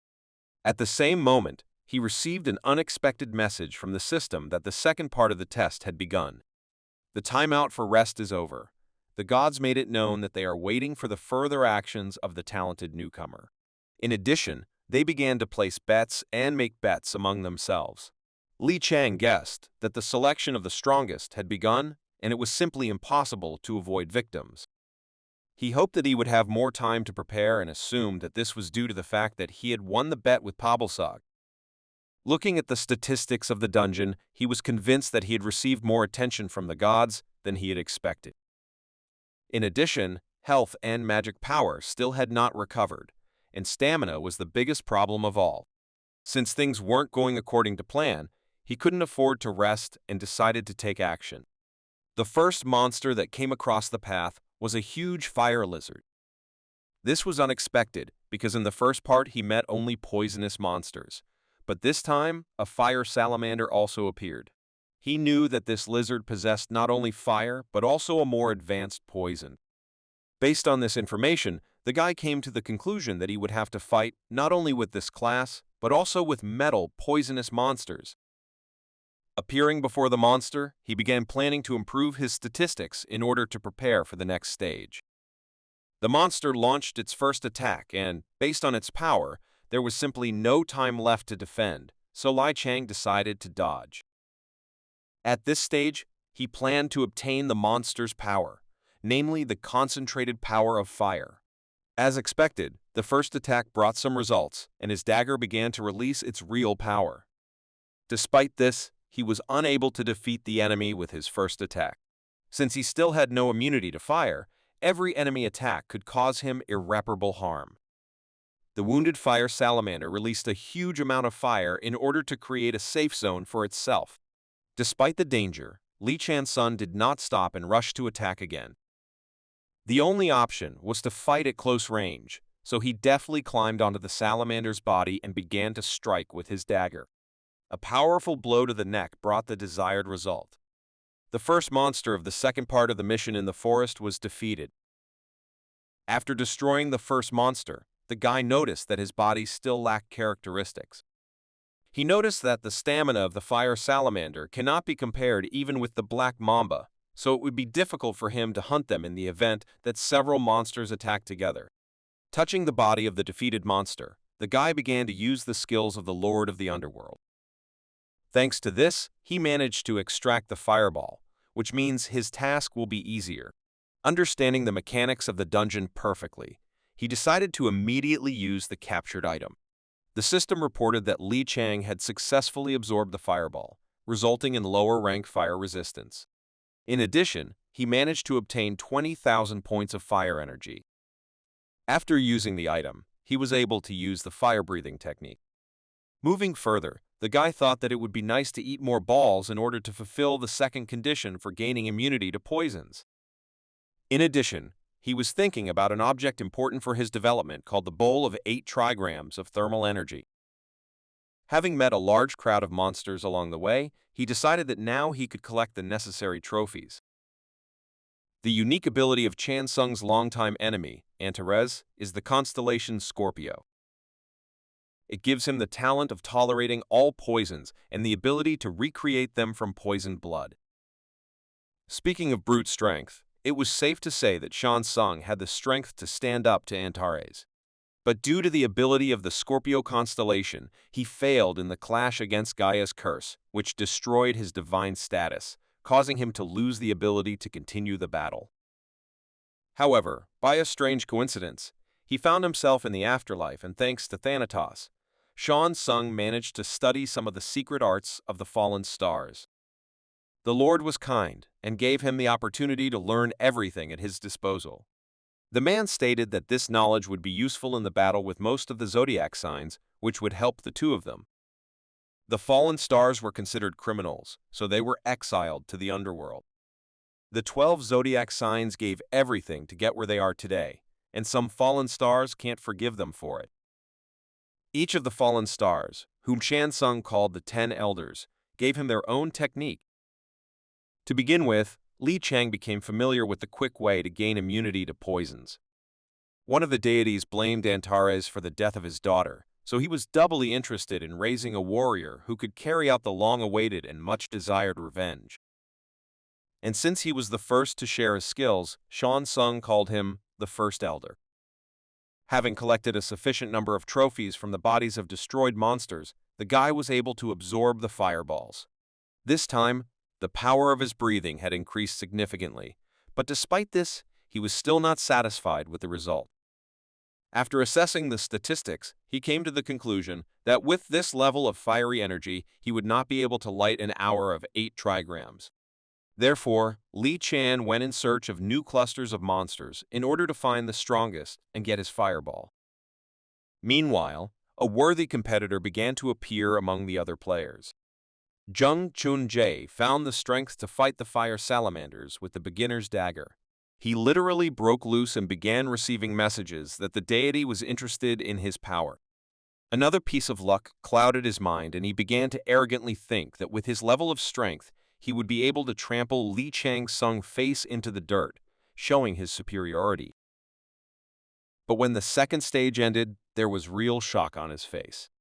According to the results of the mission, he again lost to his main competitor, who scored 15 times more points than him. In third place in the ranking was Lieutenant Parkour Sung, who collected 150 points, which is 3 times less than Zheng Chun-jae. Dissatisfied with the results, the guy could not believe that, despite his efforts, he had lost to some alcoholic. He thought that Li Chang was using the dungeon speedrun. As soon as he thought about this, the deity approached his interface using system access and suggested doing the same. Chun-jae didn't know if there was a faster way to complete the mission, so he turned to the deity and asked him for more power so that he could fully meet his expectations. The owl agreed to help, so her answer was positive. While Chun-jae was on the verge of gaining incredible power, ordinary players wondered where so many talented warriors came from in their world. They wished to be as strong as Li Chan. The lieutenant was more confident. He continued to analyze the situation and compared his previous experiences with what he had to face this time. He noticed that on the third day of the monster wave, all the players were exhausted, but their envy of the more skilled fighters continued to grow. He could understand the indignation of the other players, because before their eyes, the same ordinary person had achieved incredible strength in such a short period of time. In addition, 2 people turned out to be effective players at the same time. Returning to his comrades, Chang Chun boasted that he was able to acquire a new skill. There was blood on his face and his eyes were filled with rage. He stated that God had heard his prayers and now they had a real chance of survival. Meanwhile, Li Chan began to approach a monster that they had not seen before. Fire Ram was someone who could easily deal with an ordinary player. Chang Chun thought that, at this rate, everyone would die before they even met the Queen of the Mountains. Despite his opinion, Li Chang continued to fight. The daring guy believed that the former esports player was not a person, but some kind of demon, and he could really be understood. Li Chan continued to develop rapidly, and, having destroyed all the fire lizards on his way, he was able to easily defeat a more powerful monster. Having dealt with the fire ram, he managed to find another trophy in the form of a fireball. He continued with his plan, so he took the thing. Having absorbed the next ball, he felt a more noticeable increase in fiery power. But he was distracted from continuing the hunt by the scream of some girl. Looking around, he saw the player that he had probably gotten lost and ended up in a cave in which a huge bear lived. The girl was already saying goodbye to her life, because previously she could not resist anything, even to ordinary monsters. This time the faster and larger predator was seriously targeting her life. Only luck saved her, because the strongest of those who ended up in this dungeon were nearby. Having dealt with the monster, the confident Li Chan asked the poor fellow if she was all right. The frightened girl began to roar because she almost died because of the monster, into whose lair she wandered completely by accident. Li Chang Sung introduced himself and asked her to calm down, saying that he could keep her safe. When the stranger began to behave more calmly, the guy asked where her comrades were, since he knew that players should be in groups. Remembering the horror that she had recently experienced, he admitted with a weakened voice that they had all died. Moreover, the culprit for this tragedy was not the monster, but a member of the squad named Jung Chun Jae, who brazenly abandoned them and ran into the forest alone. Then the girl showed her hand, on which there was a bloody image of an owl. This mark was the work of Chung Chun. She said this name with hatred and mentioned his words that with the help of this, he could share the power of the goddess. Looking thoughtfully at the girl's hand, Li Chang answered without a doubt that the vile guy had deceived them and put the mark of a demon on their bodies. He explained to the frightened and tearful girl that this mark meant that the player had sold his soul. As it turned out, the real sadness of an owl piercing the dusk does not look at all like what was depicted on its hand. Continuing his speech, he shared information that when a person with a mark dies, his soul and life energy are taken by the owner of this technique. The life energy of the poor fellows was directed to the host, and the soul to the demon, so it was logical to assume that Chung Chun Jae had become very strong. To the guy's surprise, he noticed that this seal was of too high quality. At that moment, he sensed the danger posed by the new enemy, realizing that this demon was likely superior to even the highest-ranked demons. Despite this opinion, he was confident that even such an opponent could not defeat him. The obsessive girl did not give him privacy and quietly escape. She continued to pursue the guy and begged him for help. It became a problem that the player did not know how to solve. Pointing his finger towards the body of the killed monster, he suggested that the fact that he saved her from the fiery bear should be quite enough. Having a great desire for salvation, the girl said that she would do everything in her power. She was willing to clean, do laundry, and cook just so Li Chang could help her become stronger. Looking into her eyes, the player noticed that the frightened girl began to change. To understand the motives of this stubborn girl, he asked what her motive was and assumed that she wanted to personally take revenge for her friends. Avoiding answering, she pulled out her last chocolate bar and offered it as proof of her good intentions and incredible trust. The girl seemed very reliable. She promised that she would do whatever she was told to do in exchange for a guarantee of protection. Hearing her fighting spirit, Li Chang suggested first putting in place the one who was to blame for the death of her friends.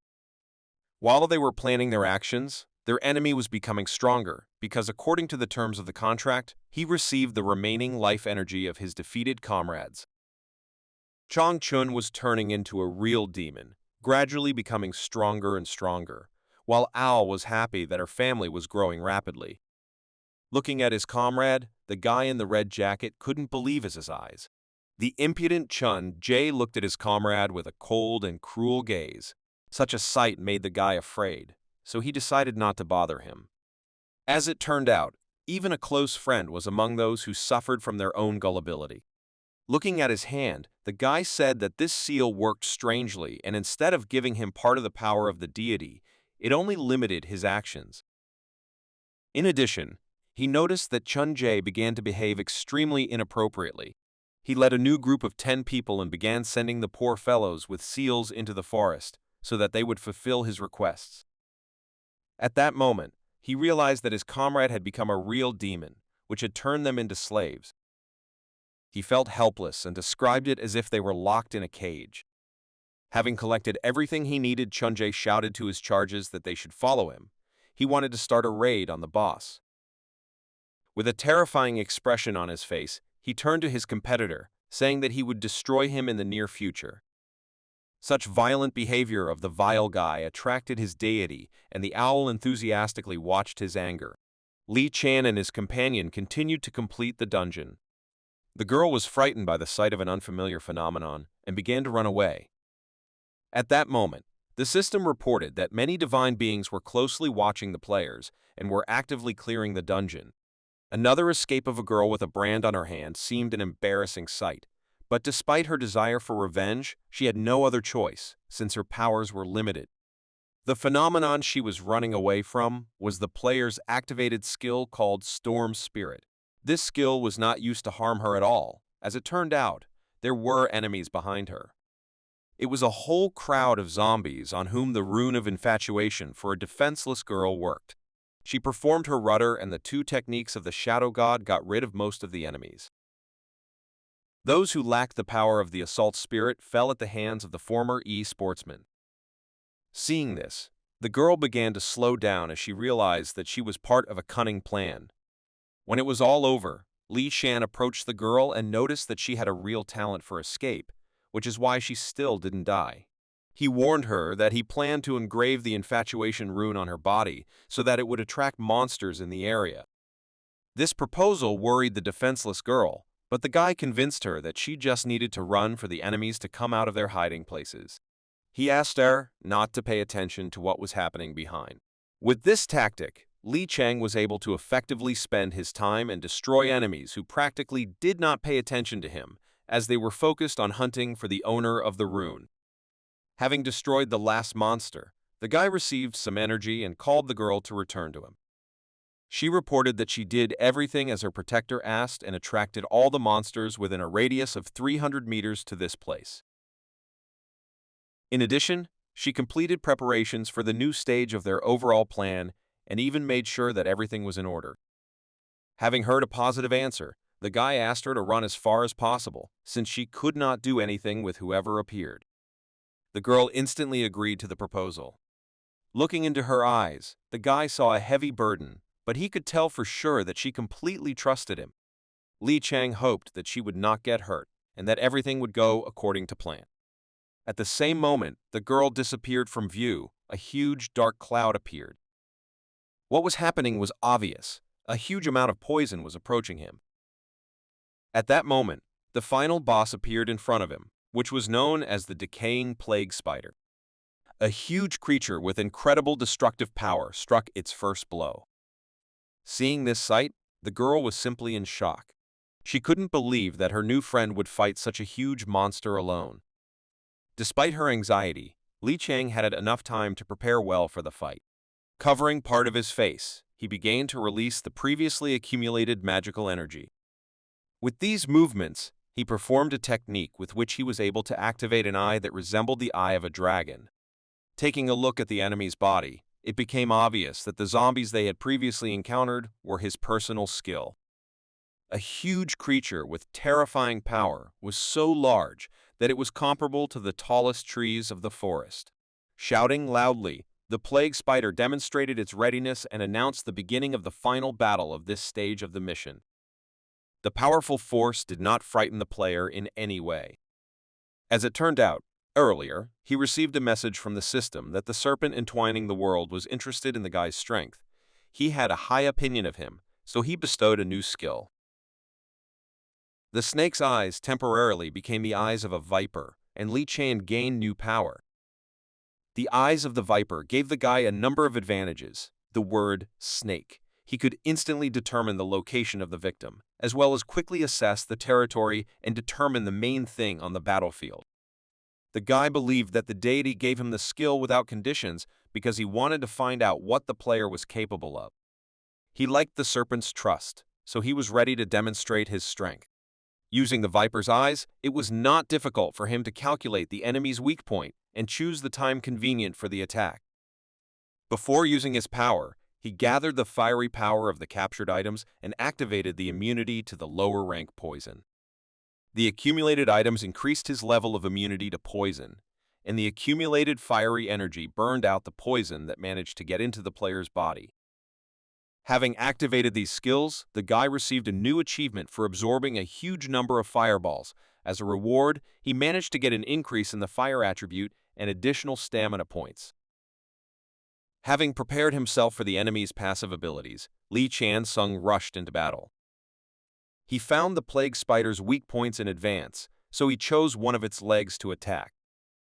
With one powerful attack from his dragon dagger, he was able to easily cut through his opponent's body. The monster began to scream from unexpected pain. Seeing an incredible number of rotten zombies under him, the guy thought that he should hurry up with the implementation of the plan to strengthen himself.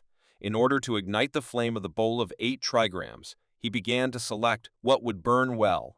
From his experience fighting as a shadow god, he knew very well that poisonous monsters burned the best. Despite this opinion, with the help of his viper eyes, he was convinced that there was something even better. He noticed the plague spider's tonsils and decided they were an even better target. Having aimed at the enemy, he saw the most convenient trajectory for attack. Li Chang charged with a huge dagger swing and aimed at the area near the monster's heart. Using all the weight of his body and all the strength of his arms, he struck. Despite his best efforts, this was not enough, and his dagger was unable to penetrate the enemy's strong body. This turned out to be too difficult, and Li Qiansung began to think about how to carry out this plan in a simpler way. At the same moment, he noticed that the plague spider had begun its counterattack. Huge amounts of liquid began to be released from his body, which was an aggressive acid. The guy jumped back and began to dodge, since he had no option for defense. The level he had reached in 3 days of testing was still not enough to withstand such an ordinary boss attack. Sensing danger, the guy with a determined look decided to use a reliable backup plan.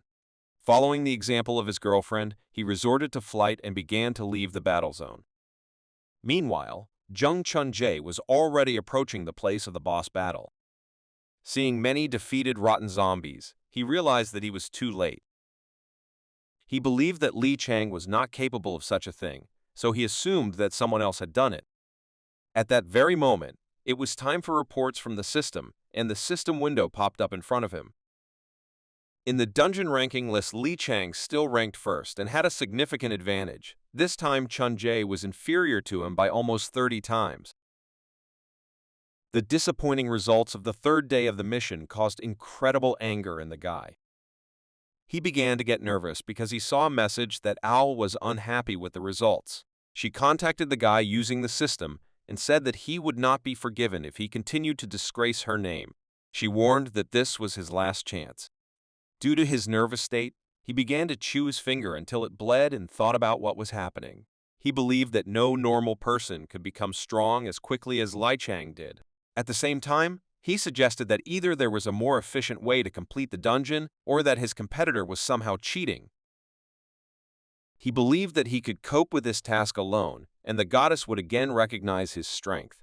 But at the same moment, a shocking message appeared in front of him that the player Li Qiansung had begun a battle with the Desaying Plague Spider, which was known as the boss of the 2nd stage.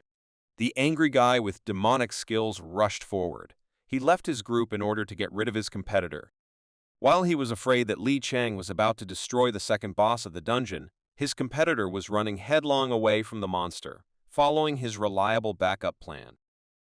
While avoiding battle, he received a message from the system that the plague spider was extremely agitated by the player's behavior.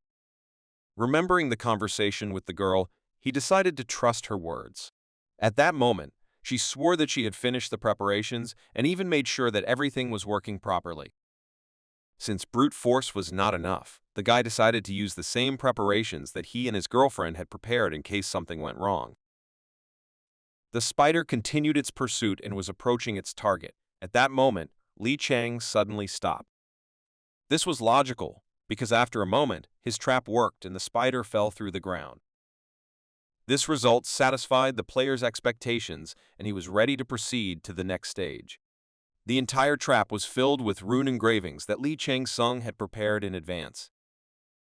The monster fell down while the explosion rune was activated. As expected, a powerful explosion occurred and the fire began to rise. The system displayed a message on the interface that the decaying plague spider had begun to burn. The deity watching this performance began to laugh at the strange trap of a warrior from the planet Earth. At the same moment, the plan continued, and the invasion rune was activated. Huge magical stakes began to pierce the body of the boss of the second part of the forest. Seeing this, the divine being was unable to hold back his laughter, the snake laughing at the trapped spider, which was considered a huge threat to the player. Li Chang-sung received a new achievement for successful attacks.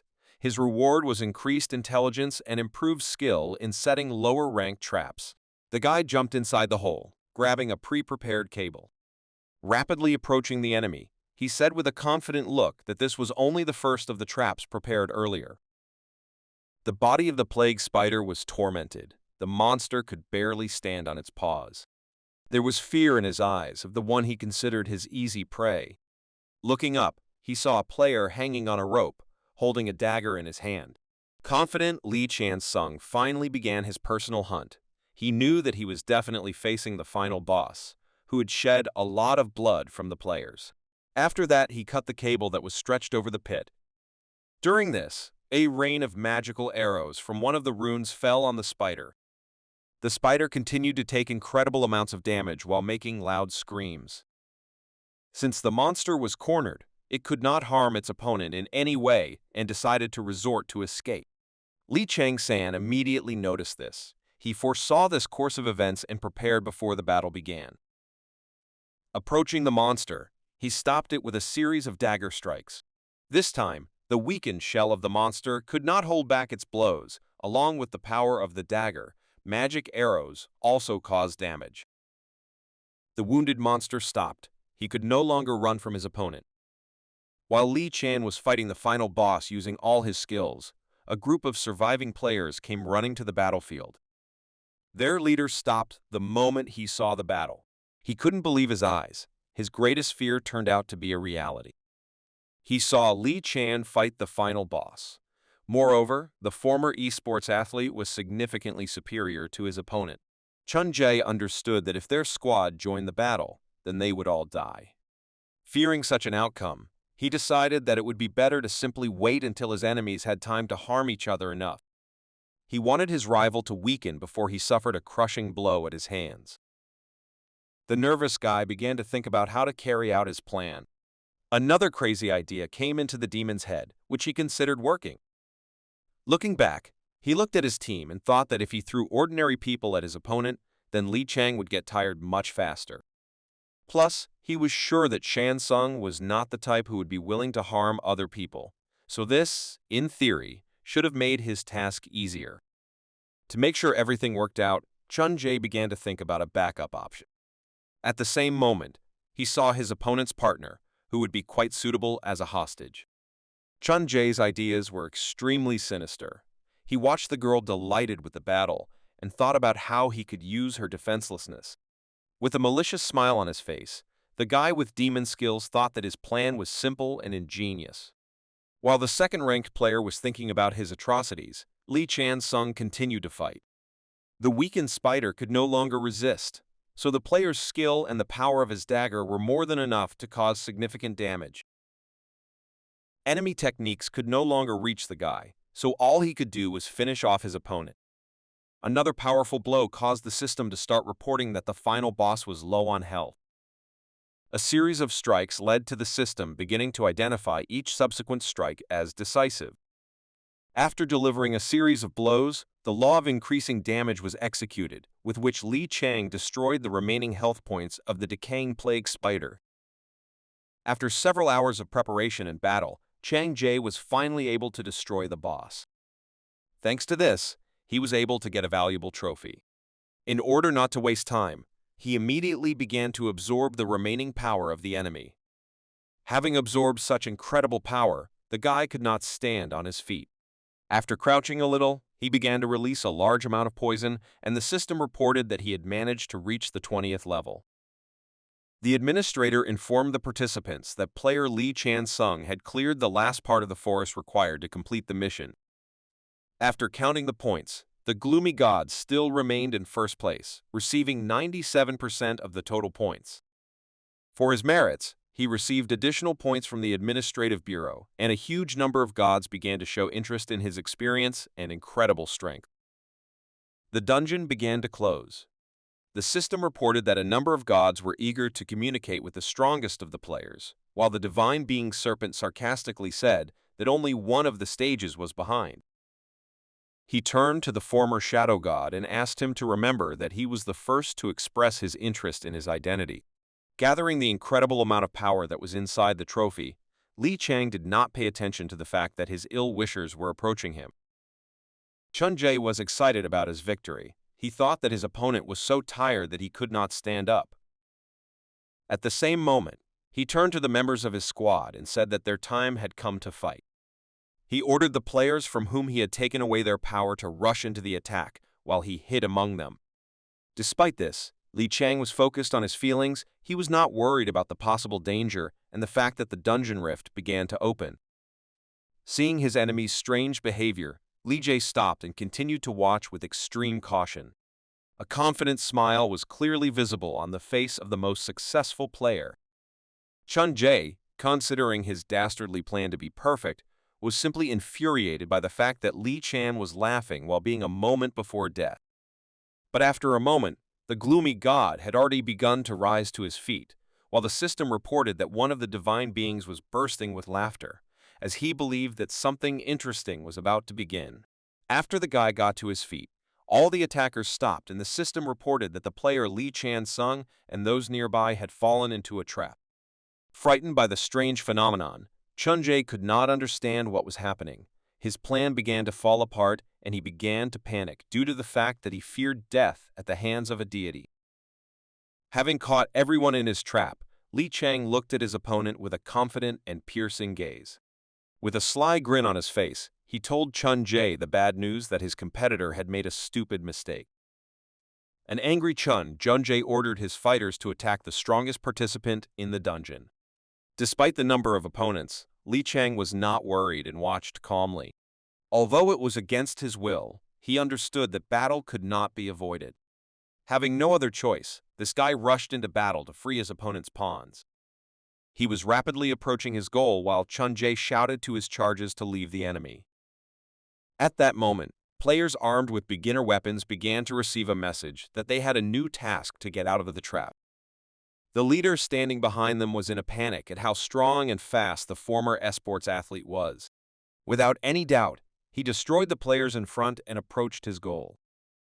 Having no chance of escape, Chun Jae, enraged by the enemy's success, rushed to the attack. Crossing the daggers, he felt the difference in their power. His opponent turned out to be much faster and stronger, which is why the guy with the demonic skill lost. From a strong blow from Li Chan, his opponent's arm was turned in the other direction, and a deep cut appeared on his shoulder. Surpassing his opponent in all respects, the gloomy god began to laugh quietly and maliciously. From the very beginning, this fight looked like a beating. It was because of this that Chun Jae decided to avoid the powerful blows of his opponent and began to run away. Looking around in fear, he shouted to the damned players that they must stop the enemy. But none of them possessed their weapons sufficiently, so they turned out to be easy prey. Considering his opponent to be a real monster, Chun Jae thought that he needed to get even more power. Meanwhile, the third on the list of dungeon leaders watched this performance from the side. The lieutenant understood perfectly well that the gods were just playing with the fate of Chung Chun-ja. He noticed that from the very beginning, they were only interested in Lee Chan-sung. Jung Chun-jae was just a pawn, a decoration for the emergence of a worthy player. The distraught player began to exterminate his own comrades in order to gain even more power. Remembering the past, he again felt the horror and cold that at that moment spread throughout his body. What was happening before his eyes was reminiscent of the atrocities of the gods that he had encountered earlier. By killing his comrades, Chun-Jae began to receive their remaining life energy under the terms of the contract. But at one point, the effect of his technique stopped, and the system showed an error message. While he was thinking about what was happening, his opponent began to approach. In a matter of seconds, Li Chang closed the distance with his opponent. Finding himself in Chun-Jae's face, he without hesitation launched a powerful blow that his opponent could not fully defend against. The strength of the guy with demonic skills was not enough, and the strongest participant in the dungeon again seriously injured him. Looking into the eyes of the vile madman, he smiled slyly and performed the following action. With one powerful swing of his dagger, he tormented the enemy's body and Chun-Jae lost his left arm. The defenseless guy fell to the ground. He winced in pain as he could no longer resist his opponent's strength. Moreover, the energy of his fallen followers no longer replenished his reserves. He couldn't believe his eyes, but his technique was no longer working properly. The system reported that for unknown reasons, life energy began to be sent to another player. How Li Chang-sung was able to change the logic of the system remained a mystery to him. The calm guy decided to give his enemy a rest and began a dialogue, saying that the name Jung Chun-Jae seemed very familiar to him. After these words, he paused thoughtfully. The exhausted opponent could no longer continue the battle. He asked if the e-sportsman remembered where they had met. But the extremely unethical guy replied that he still didn't understand who he was dealing with. His answer incredibly infuriated the one who sacrificed everything for his own revenge. He furiously shouted that he should remember him, since he was kicked off the team precisely because of the tyrant's actions. At the same moment, sudden surprise appeared on the former e-sportsman's face. Calming his emotions, he replied that he finally understood what he was talking about. As it turned out, they were previously on the same team. Despite all his efforts, Chun-Jae could not live up to the expectations of his colleagues and was expelled. Approaching his opponent, Li Chan called him a crying guy that one day approached him and started complaining about being kicked off the team. Looking at the poor fellow with a cold gaze, he said that he had not changed a bit and remained a pathetic brat. Anger at the words he heard began to overwhelm the guy who was on the verge of death. Disagreeing with the words of the tyrant, he stated that he was no longer the same as before, since he had gained the power of the goddess Owl. At the same time, under the piercing gaze of his rival, he received a message from the system that the divine being watching him considered his pathetic servant worthless. This message was the last straw, and the guy completely plunged into panic. All his atrocities were in vain. He realized that he had again become a minor character in the story of his competitor. Before Li Chang struck his final blow, Chun-Jae received a message that he had failed to complete the sudden task and had failed the deity's expectations. In despair, all he could do was scream loudly. In the past, he had already been in a similar situation. After being kicked off the team, he watched as his former colleagues lifted the competition trophy. He was sincerely jealous of the one who raised this trophy above himself. It was the team leader, Li Chan-sung. Filled with hatred, the guy, even though his former leader's career was over, still followed him in order to fit in. At that moment, he walked through the gate and became one of the players. Because of his hatred towards Li Chang, he said goodbye to his life. In addition, the system continued to report that he was still awaiting punishment from the deity for non-compliance with the terms of the contract. Jung Chun-Jae was punished for his crimes, and his executioner was the one he hated the most. According to the rules for using the brand, his vital energy began to dissipate. The players standing nearby watched as a powerful force began to emanate from Jung Chun-Jae. All this energy was directed towards the most effective warrior in the dungeon. The system reported that it would take some time for this power to be absorbed. The surprised glances of the surviving soldiers were focused on the one who had been fighting alone all this time. All this energy was directed to the point on the guy's neck, where a mysterious rune was drawn. As it turned out, Li Chang had prepared in advance for the battle with the enemy. While in the cave, using a knife made from a monster's bone, he branded the surviving girl. He explained that she is now the same carrier of energy as Youngchun Jae. The guy was afraid that when he defeated their common enemy, the amount of strength might exceed all their expectations and the weak girl's body would not be able to withstand it. Therefore, he changed his strategy and drew a path rune nearby, which is capable of distributing energy between the two of them. The divine being watching Li Chang was worried about what was happening, so he advised him to wait until all the energy was absorbed, since it was different from his own existence force. The serpent entwining the world, observing the suffering of the guy, turned to him with the help of the system and said that being greedy is bad and sometimes you need to be able to refuse. In addition, the system reported that the deity was in admiration of the guy's knowledge of how to break a curse of this level. The serpent encouraged the idea of using the rune to ensure one's own safety. The guy was angry at the god's plan. He felt as if he had drunk a 100-year-old elixir, but not of very good quality. At the same moment, he received a message from the system that the unnamed deity had realized his idea and was continuing to think about what the gift would be for such an interesting and fun show. The shadow god admitted that he was definitely being tested, but he couldn't even guess who managed to stage such a scene. The gift was chosen. The system began a countdown, during which the players began to lose vitality. Seeing this, Li Chang Sung realized what was happening. The unnamed god's solution was to sacrifice the rest in order to reward the winner with power. Watching this terrible sight, Li Chang was given a choice whether to agree with the proposal or not. The lieutenant sitting behind a small stone was terrified. The nightmare from the past was repeating itself again. He believed that if Shan Sung did not live up to the expectations of the gods, then it was hard to imagine what their anger would be. He believed that if the performance was not interesting enough, then the strongest fighter in the dungeon would disappear completely. But looking at Li Chang, he saw that there was not a single emotion in his eyes. Based on this, Beck decided that the winner of the dungeon decided to take all the life energy that was offered to him as a reward. The lieutenant feared that he had no reason to refuse the gifts of the gods. He had no doubt that this would happen. Despite his expectations, Li Shan Sung surprised everyone and refused the offer, after which the countdown was stopped. The divine being did not understand the guy's decision. He believed that magical power was a worthy reward. In his opinion, human life is a convenient means for gaining strength. In response, the guy said that he could not trust someone who hides his name. These words gave the lieutenant hope. His reaction to such insolence was positive. At first, the divine being was confused, but then made the excuse that he did not know that his name was hidden. By revealing his name, he let the player know that he was a great demon haunting the abyss. When the gloomy god found out that he was dealing with Mephistopheles, he was shocked. The deity saw the unusual reaction and asked if they knew each other. The guy screwed up, so as an excuse, he replied that he was simply surprised by the terrifying phrase in the name of the deity.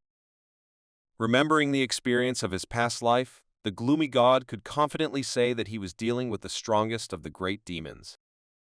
Mephistopheles is so powerful that even the goddess Tiamat would require training in order to fight him. He had heard that the great demon liked to be alone and was known for constantly hiding from the public.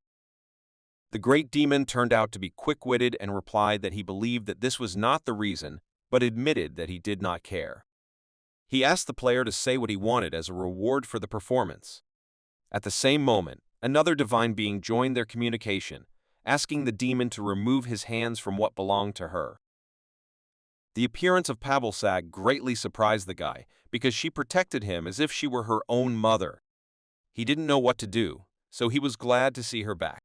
While conflict was brewing between the two deities, the system reported that the closure of the dungeon had begun to resume. The countdown has begun. When the guy started to return, he heard the girl scream. She ran towards him while low-level monsters continued to chase her. Frightened, but grateful for the guy's action, the girl shyly asked him to leave his phone number. In response, Li Chan's son threw a bone in her direction. The girl caught the object and wondered why her savior did this. The gloomy god explained that on the handle of this homemade knife, there is an address where she can completely get rid of the divine mark. Before parting, he admitted that he was not yet good enough at creating them. After that, he suggested meeting again when a convenient opportunity presented itself. Having shared his knowledge, the guy decided not to wait for the girl and entered the rift himself. A bright light blinded the girl, while the system showed a message that the dungeon was completely destroyed and the participant's mission was completed. When she woke up, a first thing she saw was the bright light of the sun. There was a lot of noise around her. Rising to her feet, she noticed a huge crowd of people around her. In front of her were several surviving dungeon participants. They were under the bright flashes of cameras. The journalists realized that the dungeon mission had been successfully completed, so they decided to contact their headquarters to publish a rare scoop. The student continued to think about the events that had recently occurred. At one point, she was distracted. It was her parents. As soon as they learned about the appearance of missing people, they immediately went in search of their daughter. She was happy that she managed to survive despite all the difficulties. At that same moment, she remembered that she was able to survive only thanks to her comrade. After looking around, she couldn't find anyone like Li Chan's son. The former esports player returned home first and managed to escape. In her hands was a trophy item from the dungeon, and it was the most valuable thing to her, since she received it from her savior.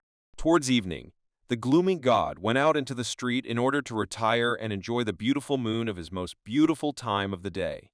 The system continued to work actively. It turned out that the snake entwining the world continued to watch him. He sent a message saying that it's good to have a busy life, but it's also good to enjoy the quiet night sky. Remembering his time in the underworld, the guy thought that he did not always stick to the pre-prepared plan, but was still able to complete the first part of his mission. His return turned out to be extremely successful. Li Chansung enjoyed being in his hometown. The next morning, Li Chansung went for a walk. He was accompanied by messages from the system. Pobislag continued to demonstrate her indignation. She was hostile against the gods interested in the player. In response to her impudent words, the serpent entwining the world laughed defiantly. Meanwhile, Mephistopheles ignored the communication of the other gods and continued to wait for an answer from Shan's son. Enjoying being at home, the guy did not want to be distracted by the bustle inside the system. To him, being able to attract the attention of 2 or 3 deities seemed like an incredible success. But during the clearing of the dungeon, he showed such a good performance that literally the entire audience became interested in him. This was probably the first time the dungeon had been so productive. Previously, no one could boast of such a rapid increase in strength, and the guy's experience was a mystery to everyone. The system began updating the data and prompted the player to choose a guardian god, which would grant him blessings and strength. He also received advice that he should choose someone who will be with him until his death. After this message, Pobilsag stated that she was the best option, since the player has outstanding hunting skills. She promised him the role of the first arrow. The serpent entwining the world said that he is the same as Shan Sung, because they both crave power. He promised him the role of a wise and enlightened one, which is considered an extremely worthy reward for his strength. Meanwhile, the great demon Mephistopheles silently awaited the player's response. He promised the talented fighter the role of the final observer. Continuing his walk, the guy thought that Pobilsag, Ermungand, and Mephistopheles could help him the most. Knowing their power, he no longer needed others as they would be no match for those 3. 3 minutes later, someone who could truly compete with the great gods appeared. It was the owl that pierced the twilight, and she showed him favor even after he destroyed her puppet. The guy recognized the real owner of that seal. It was Minerva. Minerva is a goddess who always fights for justice. He was not surprised that she was still interested in him. The guy assumed that she paid attention to him when he overcame the temptation of the seal to save others. Thanks to this, the cup found its balance and evil only slightly exceeded good. The gods continued to wait for the talented guy's answer that after the dungeon he returned to his home planet. The 9 gods were eagerly waiting for Li Chan to choose his guardian. The system said that in the absence of one, he would not receive any blessing or power, which would make him significantly weaker than players of the same level. A few minutes later, the time to choose ran out. Looking at his interface, the guy received a message that he did not have a keeper. After that, he received a new achievement. The system called him an extraordinary person, which rejected all the offers of the gods. The number of angry gods who were tired of his endless greed began to grow. At the same time, the fame of his successes also increased, and his achievements reached 100,000 karma points. The guy understood that, at this moment, it was more difficult for him than before, when he was in danger of battle. The emergence of a new player could not but affect the World Players' Freedom Council. Known as an association, it is an organization under the Security Bureau. It was created decades ago to effectively combat the suddenly appeared dungeons and gates that turned the Earth's ecosystem upside down. Sometimes it provides additional measures. For example, international status or the right to investigation. This applies only to the top, which controls the entire association. Inside this tower was as a center for monitoring what was happening in the world. They were dissatisfied with the work of the press, which was engaged in their disclosure. They had access to various information, such as the appearance of new gaps. Some of them argued that excessive demonstration of the strength of association increases anxiety among the population. The woman in charge of internal affairs was extremely dissatisfied with their actions, stating that she had not been able to deal with the consequences for more than 5 days. According to her, she evacuated presidents, put police and military on guard, and, taking leaders by the collar, enlisted the support of neighboring countries in case of an emergency. But in the meantime, the work of a third-class association agent named Chae Yu-un was questioned by the press, which is why panic among the population was rapidly growing. A guy watching information on the internet asked to come closer to the screen to look at the latest article. The press found out about her existence and began to wonder who was hiding under the identity of such a powerful person. With such a busy schedule, this news further damaged her morale. In a tired voice, she asked her colleague where information about her activities could have leaked. Since the guy was in no hurry to answer, the girl showed her strong fist and threatened him with violence. She recalled her words that it was worth carefully blocking all external contacts. The tired man replied that something like that was much easier said than done. On the other hand, he believed that this was just a loud headline and nothing was said about the person known as L. In addition, he drew attention to the news that a newcomer had recently appeared, cleared a second-ranked dungeon, and disappeared without a trace. He believed that no one would believe such nonsense. The girl was surprised by this behavior of the newly minted talent. She called the stranger a sinister and modest guy. She was angry about what was happening in the country, so she believed that they should contact him faster than the clans. But no matter how they tried, they could not find him even despite checking all the surveillance cameras in the city. The girl's indignation was interrupted quite suddenly. A colleague shouted that they had found a mysterious newcomer. The girl immediately asked where he was. In response, she was briefly and laconically told that he was at home. Chae Yu-un was surprised by this answer, because he did not at all fit the work chain of command, but her ward replied that he simply quoted the man's words. Li Chang's son didn't lie. He was in the environment that he missed from the moment he became a shadow god. The whole house was filled with the smell of homemade food, which the guy had not eaten since he left Earth.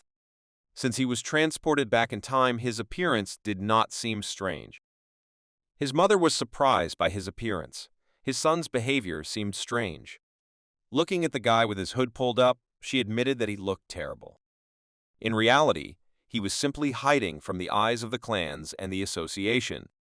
In addition, he behaved extremely strangely, only because for the first time in hundreds of years he smelled homemade food.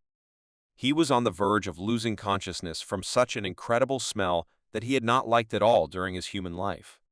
At the same time, the obsessive dog continued to tug at his clothes. The guy picked him up, saying that the joy of meeting was mutual. While he was enjoying the meeting with his family, his mother finished preparing dinner. She invited her son to take a bath while she set the table. Li Chang thought that he was truly happy to return home after hundreds of years of living as a shadow god.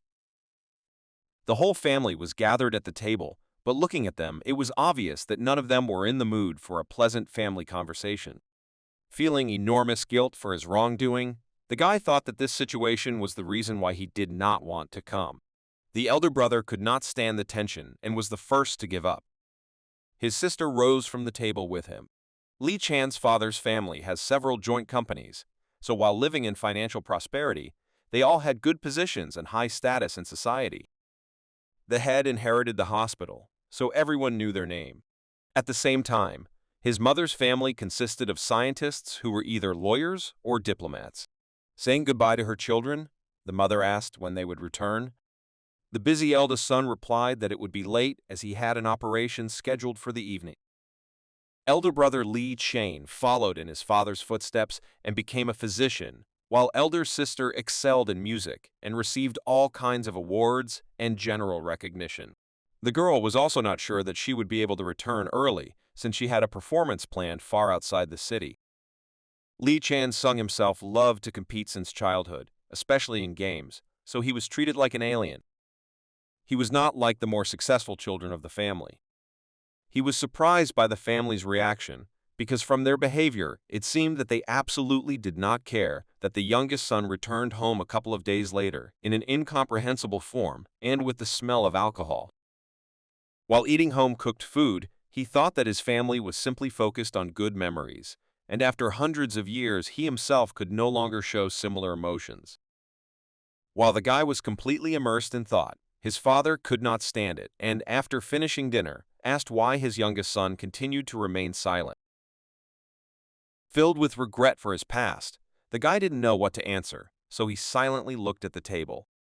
His mother tried to calm her husband's ardor, but the determined head of the family asked her not to interfere. He turned to his youngest son and told him that when the gemsel gates opened, his mother fainted from excitement. Everyone who could search for him was looking for him, as they said that he could have gotten inside, where it was very dangerous. His brother called all the hospitals in Seoul, worried that he was in intensive care, and his sister helped his mother look everywhere for him, so she could not go on a business trip abroad. Getting up from the table, he was indignant that a couple of days later his son returned under the guise of some homeless person and, as if nothing had happened, joined their family dinner.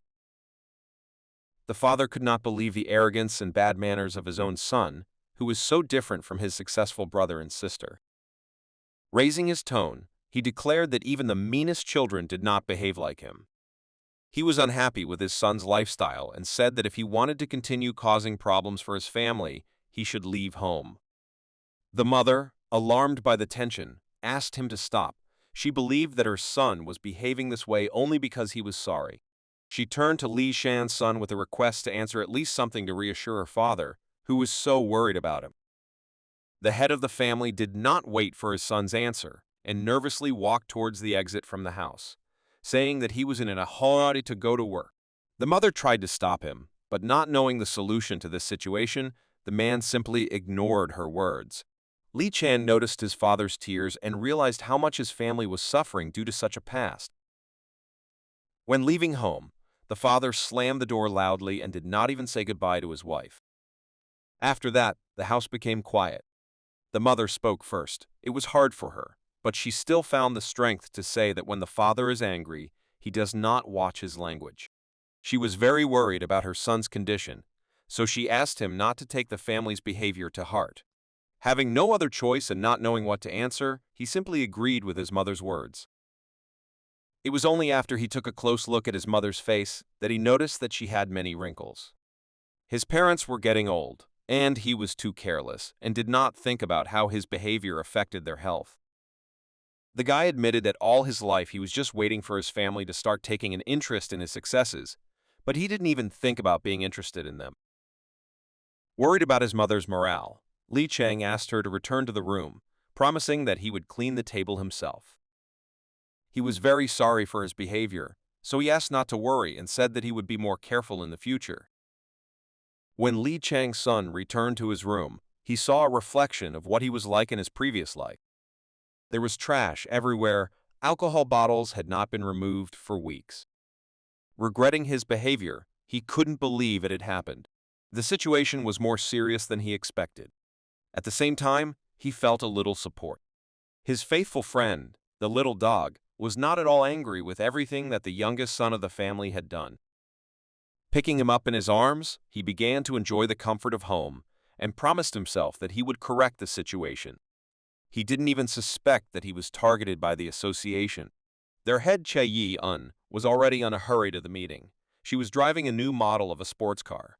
There were less than 100 of them in the country. Her colleague was simply shocked.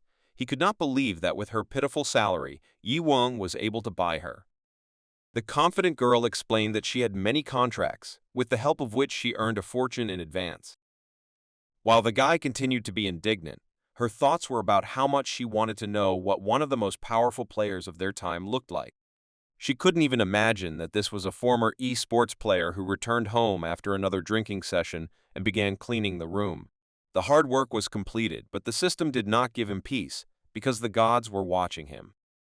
Divine being Pabalvasag wondered what Lai Chang would do next. She offered her help in improving hunting skills. In contrast, the serpent entwining the world reported that, like the player, he considers rest an important part of development. But Li Chang-sung was not thinking about their reactions and messages, but about how difficult his family's reaction to the recent dinner was. Deeply concerned about the situation, he decided to show them that he had changed and was no longer an alcoholic and a slacker, because he had become a grown guy who minded his own business. He decided to focus on being a great player because he was sure that if he did, his family would start treating him better. In fact, he considered this start to be even better than he expected. He believed that he could start Plan B earlier than expected. First of all, he should have dealt with the pathetic monk who lived on Earth. Before leaving the underworld, Li Chang asked the ruler who he should deal with first. The man replied that the answer was logical. The ruler of the earth should become his victim. Li Chang's son didn't yet know who he was talking about, so he inquired with anticipation about the name of the monarch. Thanatos expressed his confidence that the gloomy god had known him for a long time. Hearing that we were talking about Tiger, the guy's expression changed dramatically. He was filled with rage towards this monarch and could no longer wait for the moment of long-awaited revenge. In his final moments as a shadow god, his divine trial included one of his greatest enemies. It was the tiger running away from trouble, and Li Shan perfectly remembered the way he laughed, looking into his face. He knew that this monarch was cunning, and it would not be so easy to catch him. In addition, he considered his enemy to be strong. Like a tiger, the monarch easily catches his prey and has a bunch of minions. Looking at his phone, the guy clarified the information that the monarch founded his own clan on planet Earth. Moreover, on their website it was indicated that in a month they would begin recruiting new players. This organization had a very banal name, the White Tiger Clan. The gloomy god knew that at the time when the first gates opened, many gods began to appear on Earth. As a result, groups of the blessed and baptized were created, which is what clans are. He thought that the pitiful monarch began his journey by becoming the patron saint of the White Tiger Clan. The name was too lame, which made the guy laugh. Only because he is a white tiger, he decided to call his followers by the same name. Analyzing the statistics, Li Chan learned that this was a huge clan with the first rank in all of Korea. The number of participants was simply incredible. Since he did not have enough strength to start a war, he decided to slowly cut off the enemy clan's resources without Tiger even noticing. Therefore, no matter what, he planned to complete all preparations in a month. Li Chang left the house to begin preparations. Before leaving, he warned his mother that he was going for a walk in the park by the river and promised that he would return soon. In order not to waste time, he used a taxi and quickly got to his destination. In fact, he was outside the city, in a forest in which there was no one. He thought that nothing should disturb him here while he completed some pending tasks. But before he could start cooking, he had to stop. An unusual feeling of heaviness in his lower abdomen reminded him of what life was like for an ordinary person on his planet. During his last meal, he got too caught up in his mom's incredible food, so he started thinking about getting rid of the excess with one of his techniques that he used inside the dungeon. On the other hand, he was already bored with such trifles, so he decided to use a long-forgotten familiar method. His body must have been in shock that after hundreds of years, he decided to use the toilet again. The process inside is very familiar to us, and after relief, he began his task. It was too risky to be so close to the road, so the guy ran deep into the forest. Being on the mountainside, he decided that this place was secluded enough to begin. First of all, he opened his inventory and took out a captured dagger, which he used to make a small cut on himself for easy access to blood. With its help, he engraved his hand into the trees that surrounded him. The concealment rune used created a barrier around him. In this place, he didn't have to worry about being looked at by strangers. He was also concerned that his clothes would remain as neat as they had been before the walk. Having completed the preparation, Li Shan began the fun part. He accessed his system and opened his inventory to get the necessary upgrade items. They used spears and bones, small shields from the skull of a fire salamander, a fang of a bloody mamba, and other trophies that he was able to get in a recent dungeon. He didn't have time to use all the collected items earlier, but to be more precise, he couldn't even do it. In times of constant battle, he was too risky to subject his body to such stress. Fortunately, he has now restored his characteristics and was able to begin improving his abilities. First of all, he used the poisonous glands of the plague spider, which was the main boss of the recent dungeon. While absorbing this item, he remembered the words of the elders that using poison is the best way to summon fire. The wisdom of the first of the elders was contained in his experience. He said that pure fiery energy would fill the player's body, at the same time getting rid of poison and destroy evil. This is called purifying fire. Demonstrating his abilities, he noted that the purifying fire immediately destroys foreign substances that enter the body, burning them to ashes. Moreover, in practice, the stronger this foreign substance, the stronger it will burn. This was the only way to obtain the fire of the 8-trigram bowl. The old man convinced the guy that there was no better way in the world to cleanse his body of accumulated garbage. Having gained enough fire, Li Chang decided to start with his heart. His body was pierced by an incredible amount of poison that began to burn, releasing unimaginable power. The newly used poisonous fang joined the battle inside his body, and the system reported that the item had penetrated his heart. The poison spread quickly, and the previously activated lower-rank poison resistance was too weak and its effect was not enough. The unimaginable pain and severe condition was so dangerous that the system advised the player to immediately get rid of the bloody mamba fang and begin detoxification. Despite such a dangerous effect, Li Chang continued to resist and soon acquired the poisonous snake gene, thanks to which he learned to produce a little bloody mamba venom. For this achievement, he was awarded another 50,000 kurma. Despite the success, it was still not enough, and the player's body reached a critical state. The system began to report that the burned claws of the fire tiger had penetrated his liver and intestines, from which the guy began to feel unimaginable pain. Goddess Pabalsag watched this carefully. She asked why he was doing this, and whether he had anything that could help in such a dangerous situation. The serpent entwining the world was completely shocked that the guy discovered the hidden part. He added that the guy again had hidden aces up his sleeve. He was looking forward to the continuation of his story. Recognizing Li Chan's courage, the owl goddess communicated her favor and support to the system. Meanwhile, the condition only got worse. The burnt claws of the fiery tiger penetrated the guy's spleen, and he was on the verge of death. Without fear of the consequences, the already badly injured Li Chan Sung continued to absorb the power of the captured items, and this time the tonsils of the plague spider penetrated his lungs, thanks to which he was able to discover the hidden part of the reward. All 5 important organs of his body were filled with poison, while 5 different poisons began to suppress each other. Thanks to such unimaginable torment,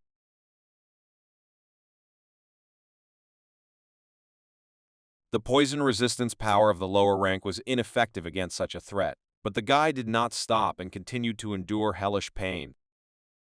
A fire began to ignite in his body. The system reported that if he did not immediately begin treatment, then he would definitely die.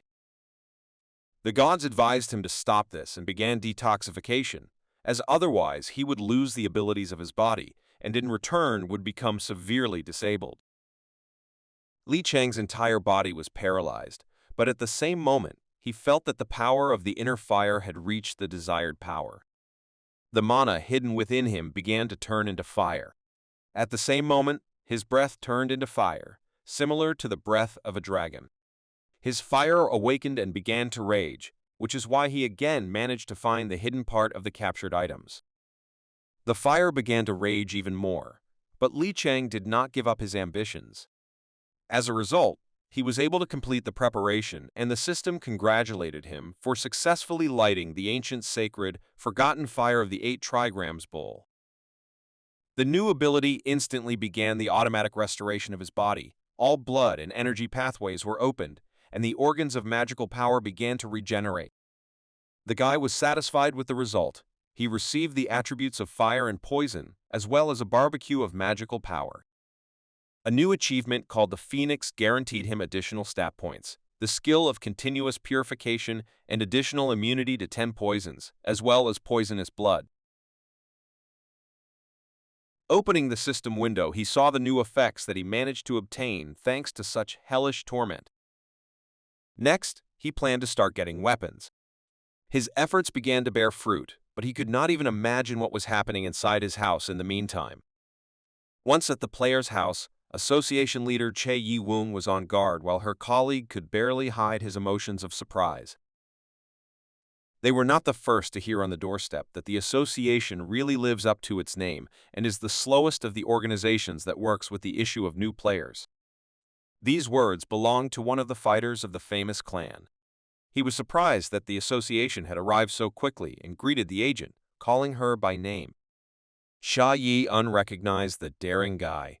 This is Seo Jank-won, nicknamed the Sword of Wisdom, and he is the head of the Black Shamshir clan. Next to him was the second head of the White Tiger clan raid team. His name is Wo Yun-jun, and he is known as the Saber-toothed Tiger.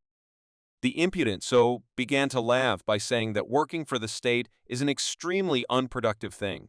Biting her lip nervously, She Yi-woong thought that she had been too careless and made a terrible mistake. Despite such tense events inside his own home, Li Chang was in no hurry to return and went to the Sangso area, where the shoemaker's alley was located. On the way to his goal, he bought sugar-coated cheese sticks. The guy could not fully enjoy the food of his native planet, which he missed for several hundred years when he was the gloomy god of Arcadia. He thought that there was no difference between filling himself with magic and eating. Yet, he was not here for street food, but to remind the world that the rumors about the shadow god were true, and he was indeed the king of divine weapons. The Lord of the Underworld, Thanatos, knew about this. During a discussion of the plan, he mentioned that when his loyal subject returned to his home planet, he would need various weapons. He believed that he needed a blacksmith to make whatever the player required. Li Chang was skeptical of his words, doubting that there would be such a person on Earth. The man answered mysteriously that he knew where he could be found. Despite the words of the guard of the abandoned shops, the guy was heading for the address that he received from the Lord of the Underworld. The man assured that they had been closed for more than 5 years, but this did not bother the player at all. He knew that here he would definitely be able to find the mysterious blacksmith named Yu Yezi. The guard did not lie, and there was a secure lock with a large chain at the entrance to the long-abandoned store. Although the weapon store had been closed for a long time, there were still valuable items inside, and Li Chang felt their power. He managed to smell the divine fire, which meant that a high-level blast furnace was used here. He was very interested in this place, so he waited until the guard left and took an illegal action. The smell of good steel inside the store forced him to destroy the outer lock to get inside. After opening the store, he was convinced that he was right. In front of him were whole mountains of valuable items that he would need in battle. The system reported that Pabalsag was surprised by the guy's knowledge of his own city. She spoke well of the emanating smell of metal inside the building. It was obvious that for the goddess of weapons, this place looked like heaven on planet Earth. The deity was in search of a good weapon. Pabalsag was completely delighted with what was around the player. At the same time, Li Chang discovered an item of interest to him. When he picked up an old rusty sword, the goddess began to scold him for looking at such a strange and useless object. She asked him to drop the so-called strange thing and asked him to look at another weapon, but Li Chang was sure that he had found exactly what he was looking for. At the same moment, he heard footsteps and a low male voice that asked who burst into his presence. Looking around, the guy saw the silhouette of a tall man holding his large Doberman on a short leash. Looking at the stranger with long hair, he noticed his strange behavior and realized that the blacksmith was blind. While Li Changsung was getting weapons, his mother received guests as expected in their home. In order to relax the situation a little, the woman brought fruit and offered a distraction. Her elegance and charisma greatly surprised everyone present. Even Che Yuung and her colleague were delighted with how beautiful the actress was, that she was the mother of the player they were interested in. The pleasant appearance of Li Shan's mother was interrupted by another impudent phrase from the clan fighter. He suggested that newcomers were in great demand in the association, which is why even their slow leader decided to hurry up with the meeting. The man arrogantly stated that the appearance of several members of their team at the same time did not make sense because they would not be able to get a promising player, being in such a difficult situation in terms of competition with a successful clan. The girl also thought that the clan members were behaving too unusually, because previously they were not even going to lift a finger in order to get a newcomer to the dungeon. She calmly replied that this time the situation was different, since we were talking about an outstanding newcomer. She knew very well who she was dealing with, because Seo Jenkwan is the most recognizable face of the White Tiger Clan, the strongest organization of players in Korea. He is also the leader of the Dungeon Raid team, and constantly wears a fake mustache because he thinks that all strong fighters have mustaches. Behind him stood a member of the 5-Star Sword Clan. This organization was originally a branch of a large corporation, and then in a short period it turned into a huge clan. He is the head of the recruitment department. The tall man's name is Woo Yoan Jun. Based on such company, she decided that the guy was an unusual, outstanding newcomer, so it was logical to assume that Li Chansung was hiding something. What infuriated her most was that they all came for only one person. She was sure that if one of them could not hire him, then they would definitely make sure that no one at all, including the association, got it. The pause in the conversation began to strain the situation, so Che Yi-woon asked what brought such busy people to visit the newcomer. Jankwon replied that if he didn't come, then people would think he was a slacker. He was determined to get the young talent, so he asked the girl not to interfere in the affairs of their clan. At the same moment, the girl decided not to give in to the conflict and stated that the player with the fake mustache had stolen their secrets and was the first to start these competitions. In response, the man suggested that the agent's actions were an abuse of state power, but the girl with a strong character replied that he was wrong, while his actions could be regarded as interference in the work of the state. Their argument could go on forever and had a chance of escalating into a fight that could destroy the player's house. Mom intervened in their conflict and suggested that they both came to them in order to invite her son to the organization of dungeon warriors. Both recruiters simultaneously confirmed her assumption, after which they began to impose their opinion. The White Tiger Clan, the Wisdom Sword Clan, and the State Association began to compete by promoting the benefits of their own organization. The actress, with incredible facial expressions, replied that she had heard these names and knew how diligent they were in terms of work. At the same time, she asked them not to rush, as she believed that her son should make his own decision. She believed that explaining such an opinion was a waste of time, so she decided to dwell on her own question. Showing their respect, both boisterous representatives of different organizations quieted down and began to listen carefully. The woman was concerned that the agents had mentioned recent events in which her son had spent the past 5 days in a dungeon. While searching for him, this was the worst scenario that she could imagine, so the mother decided to ask what happened inside that vault and what exactly her son was doing. Let's return to Li Shan's son. He had already started a conversation with the blacksmith, and the man was extremely surprised when he heard that the stranger wanted to make a weapon. He called the guy funny because he believed that seeing his condition would change his mind. Yazi asked if there were any guarantees that would allow him, as a blind person, to trust a stranger. At the same moment, the system began to display the opinion of the deities on the interface. Pabelsag believed that the blind man was right, and the player should abandon such a crazy idea. She reported that the weapons in this place were probably not made by his hands. At the same moment, the serpent also joined the system. He was upset by how noisy the rival goddess was and asked her to shut up. The guy's silence turned out to be unpleasant for the blacksmith, so he went to the door of his office and declared that if the guy came to mock him, then their conversation was enough and he should leave. He said that the forge was closed for a long time, after which he asked his dog not to stop.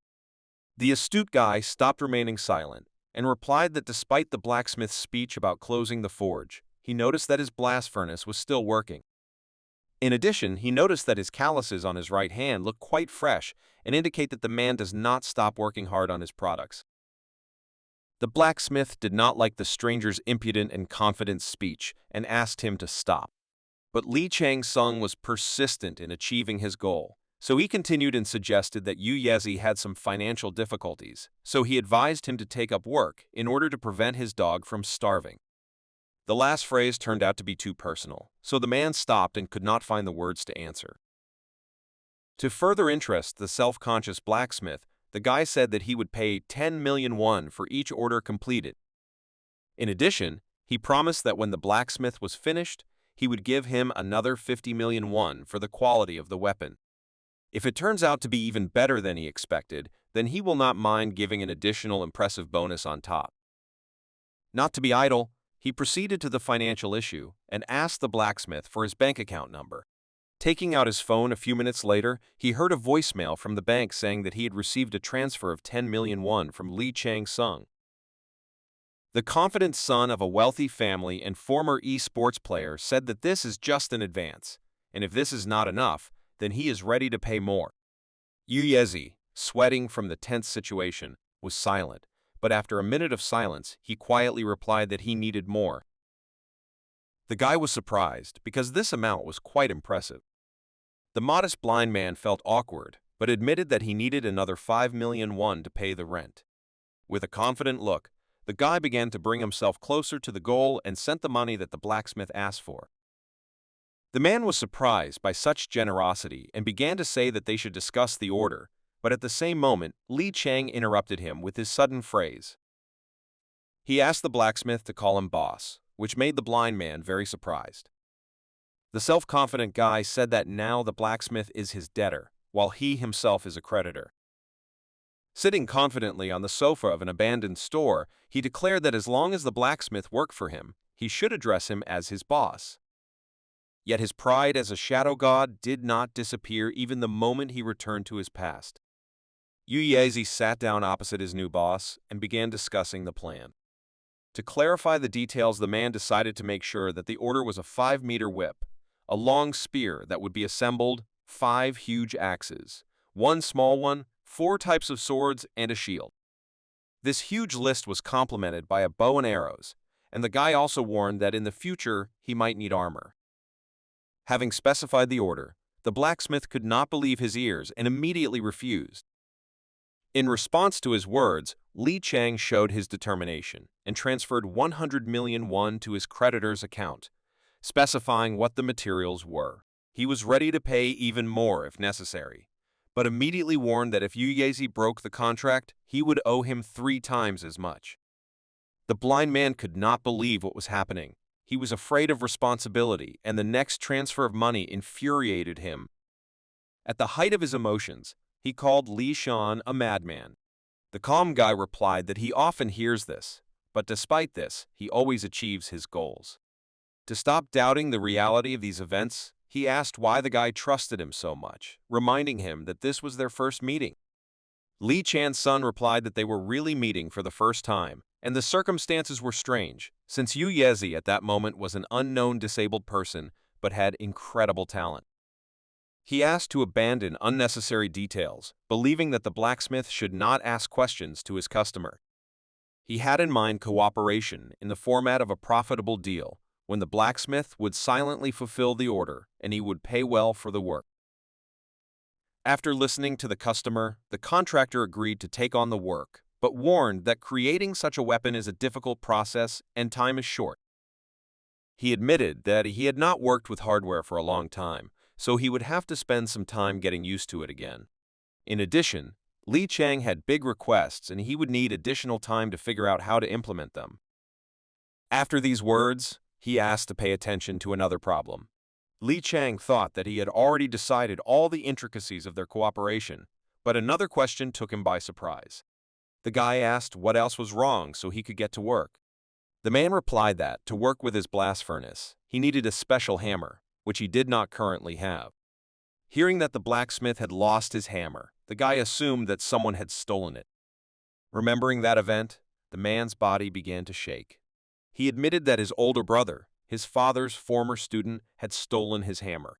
As it turned out, after the death of his father, his brother joined the large clan, after which he stole the hammer, which was an integral part of their family business. Such an act was low and dirty, so Li Chang could not stand by. He asked which clan the blacksmith's brother had joined. The man answered briefly that it was called HOV. Despite the fact that he thought that this was enough, the guy only thoughtfully repeated the name, which made it clear that he did not know about its existence. Yuezi was very surprised by his reaction, so he added that this is one of the top 10 organizations. Despite his words, Li Chang assured that he would get this hammer, after which he asked where the blacksmith's elder brother was. The man, frightened by the situation, replied that the boss should not make hasty decisions, because the place where his brother works is very dangerous. The guy rose to his feet and replied that the details of the task were not important to him. He described his plan quite simply. Li Chang was going to just finish everyone off without leaving any traces. Hearing these terrifying powers of the domineering man, the surprised man froze in place. He began to think that he had that same long-forgotten feeling that made him reach out to Li Shan. He didn't understand the origin of this opinion, but he felt that this man who became his boss would be able to overcome all obstacles and give him back his life's work. As a demonstration of his trust, he replied that his elder brother was in Chungriang Cave on Mount Manhwa. This was a very rare case, when the customer and the contractor swapped their roles. Li Chan-sung went to the suburbs of Seoul, where Mount Manhwa is located. This place was fenced with defensive structures, and from the very beginning it became clear that this place was protected no worse than a military base. The guy climbed the wall and began to analyze the situation. According to the blacksmith, his older brother is a member of the HOV Clan. Li Chang believed that there was only one reason why Jin Dae-hwan got to this place, the discovery of a cave. While researching articles on forums, he learned that HOV was known for wanting to clear out the tomb's dungeon. Jin Dae-hwan found this place to open the last room of the tomb. They needed a key, so they hired Yuezi's older brother.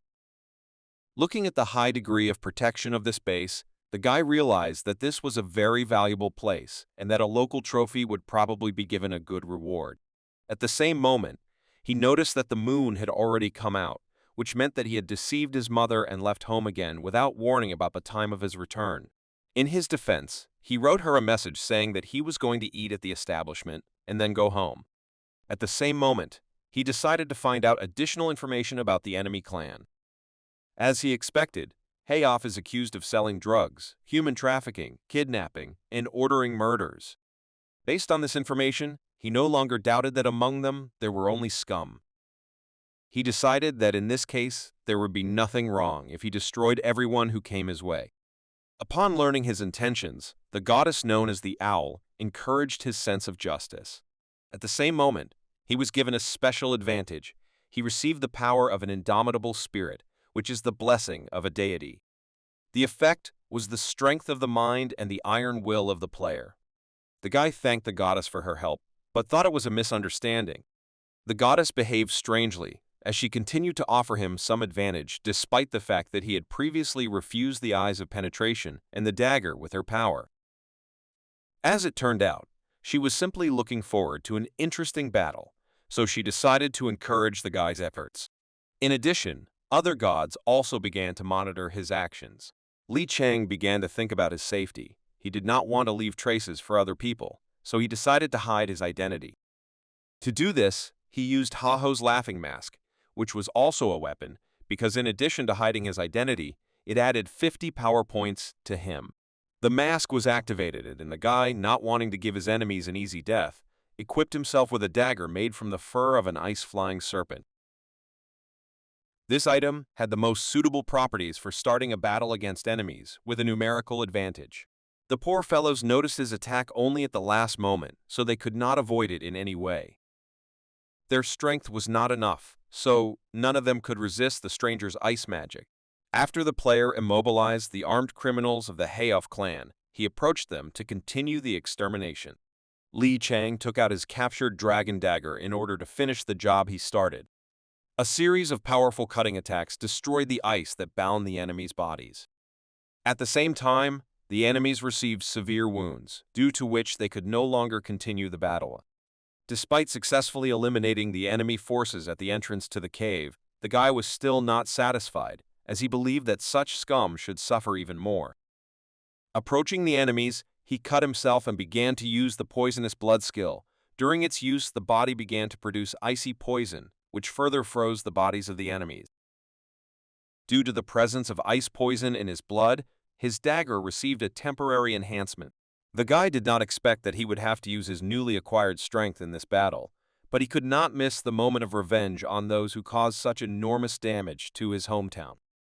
Addressing his dying enemies, he shared with them the news that he used not just ice poison, but enhanced blood poison, which is why the effect became much stronger. Without the strength to resist, the attackers began to beg him for mercy, but in response, the guy simply recommended accepting his fate and not even trying to get rid of the poison. Watching this spectacle, the serpent entwining the world was simply delighted with the rage of the talented player. When the guy went inside, the system reported that he had entered a dungeon called Besla's Tomb. Thanks to his mask, he gained invisibility, so other players could not find out using the system where exactly he was. Concerned about the safety of his boss, Yu Yazi lent him this item in order to prevent the customer from being ambushed. After thinking about the enemy's strategy, Li Chan-sung guessed that the blast furnace was most likely located somewhere in front of the boss so that the keys could be quickly made. He had the opportunity to receive a reward for the boss, but he understood that there were risks that would not allow him to achieve this goal without difficulty. At the same moment, the system reported that the guy had begun a mission to open the tomb, and first he had to destroy the dungeon guards. The jewelry was in the last room where the owner of the tomb rests. The entire dungeon is divided into 3 large sections, and in each of them, there are objects that protect the owner's peace from robbers. The guy remained in his place, which puzzled the gods watching him. But soon his behavior became clear. He felt the presence of a stranger, so he looked around and asked the stranger to show himself. No one answered him, while Pablsag began to assure that there was no one around. Li Chang's son was sure that he was not alone in this part of the dungeon. Having no other choice, he stated that if his unexpected guest did not show up, then he would contact another administrator. At the same moment, when Li Chang walked further, his old acquaintance appeared. Rabbit Harold, who could not miss the opportunity to work with a talented player, but tried to hide his presence until the end. He couldn't believe that an ordinary person could be so impatient and impudent. The dungeon administrator introduced himself and reported that he was in charge of this dungeon. At the same moment, the system showed a message that Pablsag was not satisfied with his appearance and was interested in what he forgot in the place where her future apostle was located. The cunning divine being was surprised by the rudeness of the goddess, so he replied that everyone had long known that he was here. In response to Pablsag's misunderstanding, the rabbit replied that his words were the absolute truth. After these words, the 3 deities simultaneously began to mock how stupid the daughter of the Mother of Dragons was. Pablsag sighed heavily and declared that this was impossible, while Harold began to enjoy his small victory and humiliation of the pride of a strong deity. After the administrator fooled her, he turned to the guy and admitted that he had not used anything special to hide his presence. The guy didn't want to waste his time, so he seriously turned to the rabbit and asked him to stop chattering in vain. He wanted to know the purpose of his presence in the dungeon, where he went without informing the deities. Li Chang-sung assumed that Harold was here to complete another report. He turned out to be right, and this fact put the creature in an awkward position. The guy explained his knowledge by saying that the system mentioned this process during training. Despite his words, the rabbit did not stop worrying, since he had completely different information at his disposal. He knew that the reports contained information about the target that interested the gods. It was a detailed evaluation sheet from the Administrative Bureau, so the newcomer should not be aware of its existence. Still, the guy's knowledge turned out to be one of the details that he had to include in the report, so without wasting any time, he got to work pointing out that Lee Chain-sung was more knowledgeable than the average rookie or even a ranker. Despite this behavior, the guy's reaction was insignificant. He arrogantly watched the administrator's actions. The recent events inside the dungeon were also something that was worth putting into the report. The excited rabbit wrote that the newcomer the heavens were talking about was too good at understanding the significance of the administrator's job, and despite the fact that he tried to quietly pursue his goal, he could not avoid detection. After writing this text, Harold began to worry that he would lose trust, which would cause the right to record to be transferred to another administrator. Tears appeared on his face. He was confused because he thought that he would not be allowed to get away with such a failure.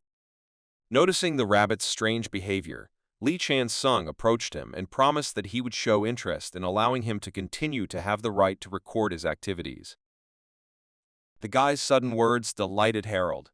He couldn't believe his words and called this decision an incredible gift of fate.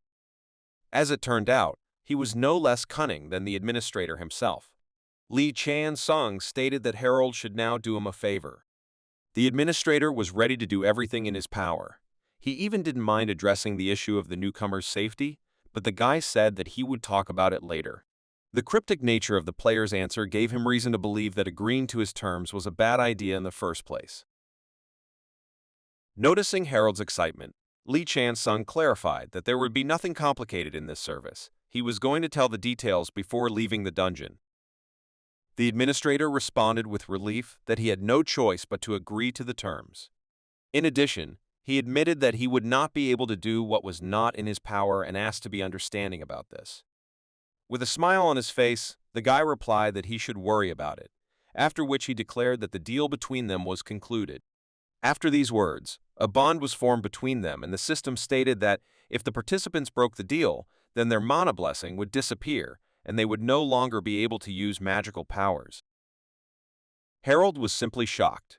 He expected that their deal would be only in words, but as it turned out, the guy even knew about the existence of such system functions. He was confident that Lee Chan-sung was not just a rookie, but rather a veteran. Having no other choice, Harold began to pursue the guy who began to manipulate his abilities.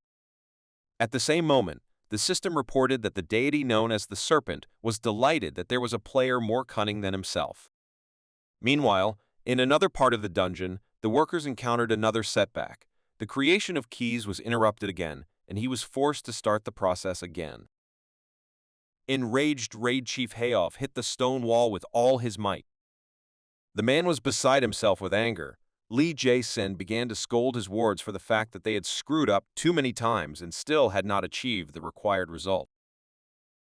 He was afraid that they would be punished again, and at this rate they would make him a sacrifice for offering. Since another failure threatened his life, he ordered his wards to bring the blacksmith Jin Di-hwan to him. As it turned out, the guy was their hostage. He begged the fighters to spare him and relied with all his might so as not to meet with the head of the HOV raid department. Lee Jae-shin continued to scold the poor guy for screwing up once again, which was why their players couldn't proceed to raid the boss. Jin Dae-hwan, Yu Yesu's disciple who stole the hammer, had no other option but to beg for mercy. He asked for a little more blood and promised that if he managed to get what he wanted, then he would definitely be able to finish making the keys in a short time. His request was perceived as insolence, and instead of the desired blood, he received a powerful kick to the face. The blacksmith could not finish his work, and the raid leader continued to beat him. The man stated that he gave him everything he asked for. The list included people, offerings, and even fire, but despite fulfilling all the conditions, Yu Yezi's disciple could not achieve the required result. Approaching the blacksmith, he asked why he should spare the one because of whom his own life was in the balance of death. The man replied that the holy fire he was given was used in the new dogma, which did not meet the requirements for crafting an item for the dungeon boss raid. Filled with anger, Lee Jae-shin replied that it was not his fault. He started to think that trusting this guy was a mistake. Despite the raid leader's reaction, Jin Dae-hwan continued to beg for his life. and made excuses that he did not have enough time and blood. He begged for another chance and promised that he wouldn't let him down this time. Having no other choice, Joy-san clarified whether the blacksmith was really only asking for blood. Jin Daewon replied that he was in the second of the 3 stages of creating the keys, but the blood ran out earlier than he expected, and because of this, he did not have enough strength. The man replied that he would trust the blacksmith, but threatened that if he failed again, then he would destroy his family before his eyes. Having begun to resolve this problem, he turned to his wards and asked them to get the necessary items. At the same moment, the system reported that a new player had appeared in the dungeon and had joined the ranking of the strongest. The stranger's name alarmed him because he believed that they were not expecting guests. Meanwhile, the rabbit continued to work hard on his report. He sent a letter to the administrative bureau saying that he considered Lee Chan-sung to be a truly unique player, since many gods and constellations, including Pabalsog, were interested in his personality. His special fighting abilities have been described as something extraordinary. Within a moment, Harold was distracted from his work and ran after the guy as he saw that he had cleared the way. Rabbit couldn't believe his eyes that the newbie cleared 2 sections in less than 30 minutes. According to his observations, Lee Chang-sung not only cut the huge rolling iron ball, but also got rid of all the arrows that were flying at him from different directions. The player seemed to remember the location and order of all the traps. Harold was surprised, because in his memory, this dungeon could not be cleared more than 4 times, but it seemed that this player could do everything. While injured due to the player's quick progress through the dungeon, Harold continued to report.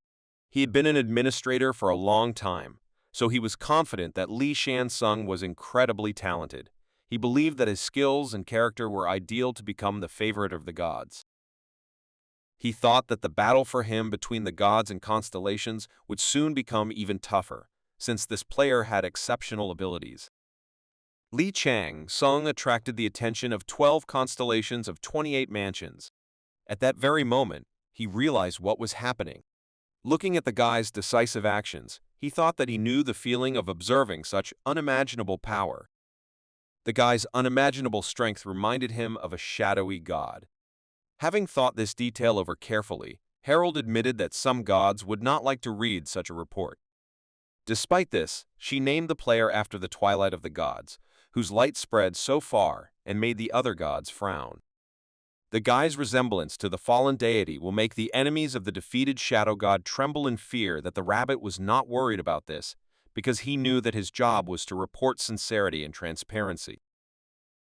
The player himself did not pay attention to the work of the administrator and continued to go through various obstacles installed inside the dungeon.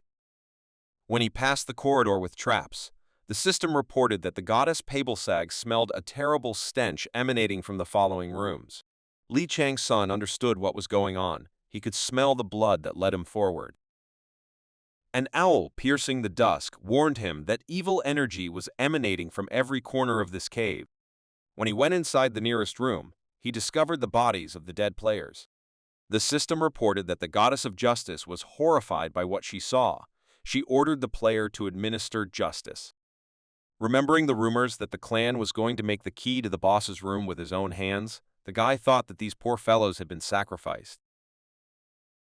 At the same moment, he heard the dissatisfied cry of the players that they were leading another crowd of victims with them. They were so angry because the head of the department was furious about the lack of resources.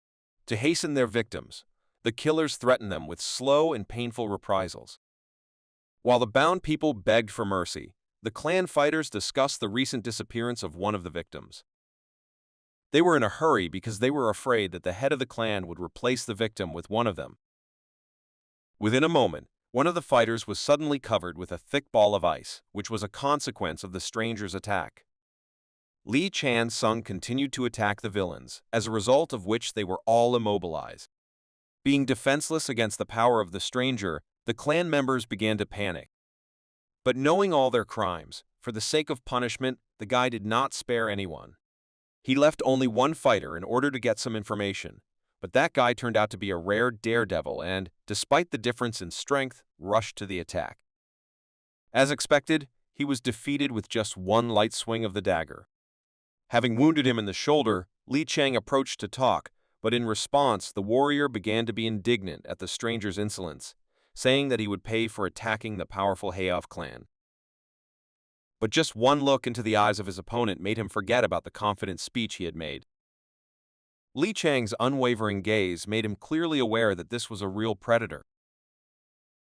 Realizing the gravity of the situation, the guy began to panic and beg for mercy. The Shadow God was not here to play with small change. He knew full well that they were all guilty of the sins of the clan. He left this guy alive only so that he could tell him about what was happening inside, how many fighters there were, and how strong they were. The wounded HOV clan fighter immediately replied that there were only 30 people on the floor. Having heard this information, Li Shan assumed that we were talking about 30 fighters who were preparing the ritual. Looking at the statistics, he decided that he should only worry about the guy named Li Jae-sen, because he had the highest level. The guy, scared to death, distracted him from his thoughts by saying that he had told everything he knew and was asking for mercy for it. Looking at the wounded and pitiful fighter, the Shadow God's opinion did not change. He equipped himself with a dagger, a sharpened fang of a fiery tiger, and replied that he did not promise to spare him, but only to ask if he wanted to live. Another villain could not escape fair punishment. As it turned out, he was quite strong, because he became the victim that brought the player a new level. At the same moment, the system reported that the serpent appreciated the great joke and asked to stick to the same strategy. Even Mephistopheles himself was amused by the way Li Chang dealt with the enemy. Ignoring the endless amount of feedback, the guy activated one of the skills bestowed upon him by the Lord. This was a soul transfer, under the influence of which the bodies of destroyed opponents began to disappear from the dungeon. All this power began to be directed towards him, and traces of action began to evaporate. The frightened victims were exhausted and could not free themselves. For them, the actions of a brave stranger who made his way into the territory of a powerful organization were a mystery. Li Chang decided not to accompany the poor fellows because he had already saved their lives, which they could only dream of. The incredible amount of power of the stranger caused fear among the victims of the ritual. The two men assumed that a real ghost had appeared before them, since the guy did not at all look like the players they had encountered before. Moving further along the dungeon corridor, Li Chan's son saw a trio of criminals discussing the boss's order to capture him. Looking at the mission results, they could see his name, which after some thought reminded them of a famous retired professional esports player. Due to rumors that Li Chansung had become an alcoholic and stopped doing his main activity, the guys thought that he couldn't be a member of the dungeons either, so they assumed that it was someone else with the same name. While they were safely looking for the stranger who had broken into their territory, a predator was already watching them. Their collision was quick and ended with a powerful explosion from the attacker's attack. This noise alerted the head, and when he turned to the system to find out the number of people inside the dungeon, he saw that the sacrifice had not yet begun. The excited man did not understand what was happening, so he asked his charges why the work had stopped. Just a moment later, he received a message about the dungeon ranking update, which indicated that Li Shansung had risen to 11th place in such a short period of time. Another minute later, he saw part of his team disappear, and his enemy had risen to 6th place. The man began to panic, because Li Chan continued to quickly advance through the corridors and soon took 3rd place. Seeing him in 2nd place, and the lack of data on the successes of the other fighters, it became obvious to him that the enemy was already close. Panicked by the dire situation, he heard a weakened voice behind him begging him to help. This was one of the strongest fighters of his squad. Seeing such a state of his ward, the man realized that the enemy was already nearby. He began to shout to him that he should get ready, but the assistant behaved inappropriately and only continued to beg for salvation. The next sight made him wince in horror. The guy's entire body began to be covered with runic signs, and as he died, he warned the leader that a ghost was approaching. Due to unimaginable pain, he began to scream as his body began to collapse. It became a real bomb, due to the explosion of which the leader of one of the departments of the HOV clan was thrown aside. The system began to report that his body was poisoned by corpse and acid poison. The burns began to spread, and his stamina was rapidly declining, so he needed to quickly detoxify. Having taken out the medicinal drug, he decided to take it immediately, as he was on the verge of death. But another explosion prevented him from doing this. The wary man saw the one who got rid of the entire dungeon raid team. The masked stranger broke through the fire and was rapidly approaching, and the system reported that his death was near. In a difficult situation, he could not dodge the attack, so he took out his sword from his inventory and managed to defend himself from the dagger. If you look from the outside, you will notice that this fighter was not just considered the strongest of his squad. He was noticeably larger than Li Shane, and even in this state was able to block the blow. The man shouted that he would get rid of the stranger and began to swing his sword wildly. This was due to the fact that the poison deprived him of the ability to see clearly. Although Li Chang had prepared himself for close combat, he was surprised that his enemy could keep up with him, even in such a difficult condition, which indicated that he was not bad in battle. Leaning on the heavy two-handed sword, Li Ji-sin held his head, suffering from incredible pain. The system continued to report that his stamina was rapidly declining, which is why he should immediately begin detoxification. Watching the enemy's efforts, Li Chang could not believe that he was only at level 30, so he assumed that he was using some kind of amplifiers. While the enemy was looking for the antidote that fell from his hands during the second explosion, the guy thought about how surprising it was that such a peaceful but dangerous country continues to sacrifice people. Having been a shadow god for several hundred years, he forgot how greedy and cruel people can be. He felt that not everything was so simple in this dungeon. He originally came to this place to make a deal with Yu Yazi, but due to recent events, he became interested in unraveling the mysteries of this place. He understood that it was time to hurry because reports of recent events quickly spread, and soon reinforcements from the main headquarters of the HOV Clan would come to the dungeon. He was not yet ready for such a large-scale war, so he did only what he could do. For example, he managed to save the victims. Leaving them, he did not want to waste time on helping, so he only advised them to go to the safe room that was located next to them. He asked them to hide and not come out no matter what. Everything happened as he had planned, and defenseless people were already behind a secure door in a room where they would not hear the sounds of battle. The guy hoped that he clearly explained to them how to hide because he didn't want them to get hurt or hear what would happen next. Time was running out, so as not to hesitate, Li Chang used additional points to strength and agility in order to make his task easier. Unexpectedly for Li Ji-sin, he did him a favor and threw in his direction the antidote that he had been trying so hard to find. The guy's strange act did not arouse any suspicion in the man, and he decided to undergo treatment. But when he opened the jar, he saw that there were no more pills there. At the same moment, he saw a blurry silhouette that began to approach him. Li Chang was surprised at the enemy's naivety for falling for such a cheap trick. The angry man managed to react and swung his sword furiously. But due to his injuries, he could not keep up with the enemy, and Li Chang easily dodged. The guy in the mask began to launch a series of attacks that were aimed at the enemy's sword. The man could barely stand on his feet, but continued to resist. At one point, he lost his footing and missed a blow. He noticed that he could no longer keep up with his opponent. Enraged, he once again swung his hand to deliver a strong blow. At that very moment, Li Shansung was ready to end their duel.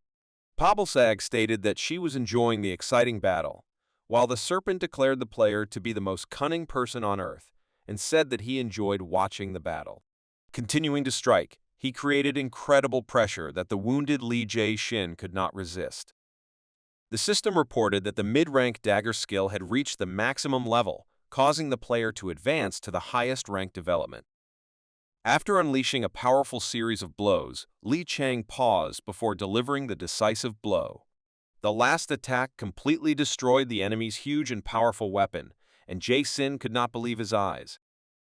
Having gotten rid of his main problem in the form of the enemy's superior weapon, the player began to take revenge. He inflicted a series of cuts that his opponent was unable to avoid. All preparations were completed, and Li Chang found himself behind his enemy. Swishing the blood from his sword, the guy demonstrated that the fight was over. Within a moment, an ability was activated, and the poison that filled the enemy's body caused a powerful explosion. Near death, Li Jie-shin wanted to know why he became a victim of a stranger. Li Chang was surprised by this question and replied that it was very strange. Before he left, he told his dying enemy that if you take the lives of innocents, then you must be prepared for yours to be taken too. After these words, he again used soul transfer to get rid of the traces. The purgatory flame was activated, and the system reported that Li Chang had successfully taken the soul of the player Li Ji-sung. Thanks to this, his stamina was restored and justice prevailed. The twilight-piercing owl divine being was shocked by the player's righteousness, but her words could only cause laughter from the former twilight god. As a reward for an excellent show, she awarded him a privilege called Inner Peace. The system said that the one who possesses it does not hesitate in the face of chaos, but is proud of his wisdom and courage. The blessing-type ability had the effects of supporting mental health and ongoing courage. The sudden gift from the goddess surprised the guy. He thought that they were making some kind of apostle out of him, since over the past few days he had managed to gain an unbending spirit. This situation seemed ironic to him. When he existed as a shadowy god, he was considered eternally cruel and vicious. He was the one who was called a truly evil god. The gloomy god was hailed as a wise warrior god, but contrary to the terrifying rumors, he was still a slob. As word of the privilege spread, Papelsag became alarmed and jealous. To even out the blessings, she began rummaging through her treasure chest to see if she had a privilege she could give him. Meanwhile, the rankings were updated, and Li Chan finally reached the dungeon boss room. He didn't know whose face was depicted at the entrance, even though it was good to study the list of gods in his past life. While in front of the door, the guy received a message from the system that the door to this room was tightly closed. The clue was that the keys were hidden somewhere and needed to be found in order to get inside. Suddenly, he took out a spear made from the rib of a fiery mountain goat from his inventory. Despite his interest in the door, he threw it in a completely different direction without even looking. As it turned out, he sensed that someone was hiding behind one of the deity statues. It was the local blacksmith, Jin Dae-won. The wounded guy could not escape punishment. Approaching the owner of the stolen hammer, Li Chan called his comrade's former student a rat that hides in the corners. Raising the hammer, the guy understood the reason for the failures of this ridiculous blacksmith. This item is made from a meteor. It was visibly damaged due to the efforts of Jin Dae-won, who could not use its power since he was not the true owner.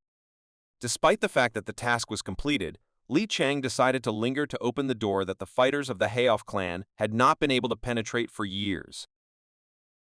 He understood that he could not enter inside with the key, since he needed Yuozi to make it. But in fact, he already had a plan, so he believed that there was no need to make a key because there was a better way. Looking behind him, he called the dungeon administrator. At the same moment, Harold was next to him, and from his frightened face, it was easy to notice the excitement before the next order. He already guessed what the conversation would be about, so he decided not to show it and worriedly asked why he was called during the creation of the report. The guy replied that the time had come to fulfill their agreement and ordered to immediately open the door leading to the boss's room. The rabbit decided to demonstrate calm even in such a tense situation, so he confidently replied that a newcomer could not know such a detail, but interfering with a mission in the dungeon is against the administrator's rules of action. But the guy didn't even want to listen to such words, so he asked to get down to business. He said that the administrator has enough power to bend these rules as he pleases. The surprised herald did not know what to answer. In order to speed it up, Li Cheng calmly said that the rabbit was free not to fulfill the terms of the contract, but in this case, he would have to face the consequences. Sensing danger, Harold decided not to risk it and replied that he would do as he was told.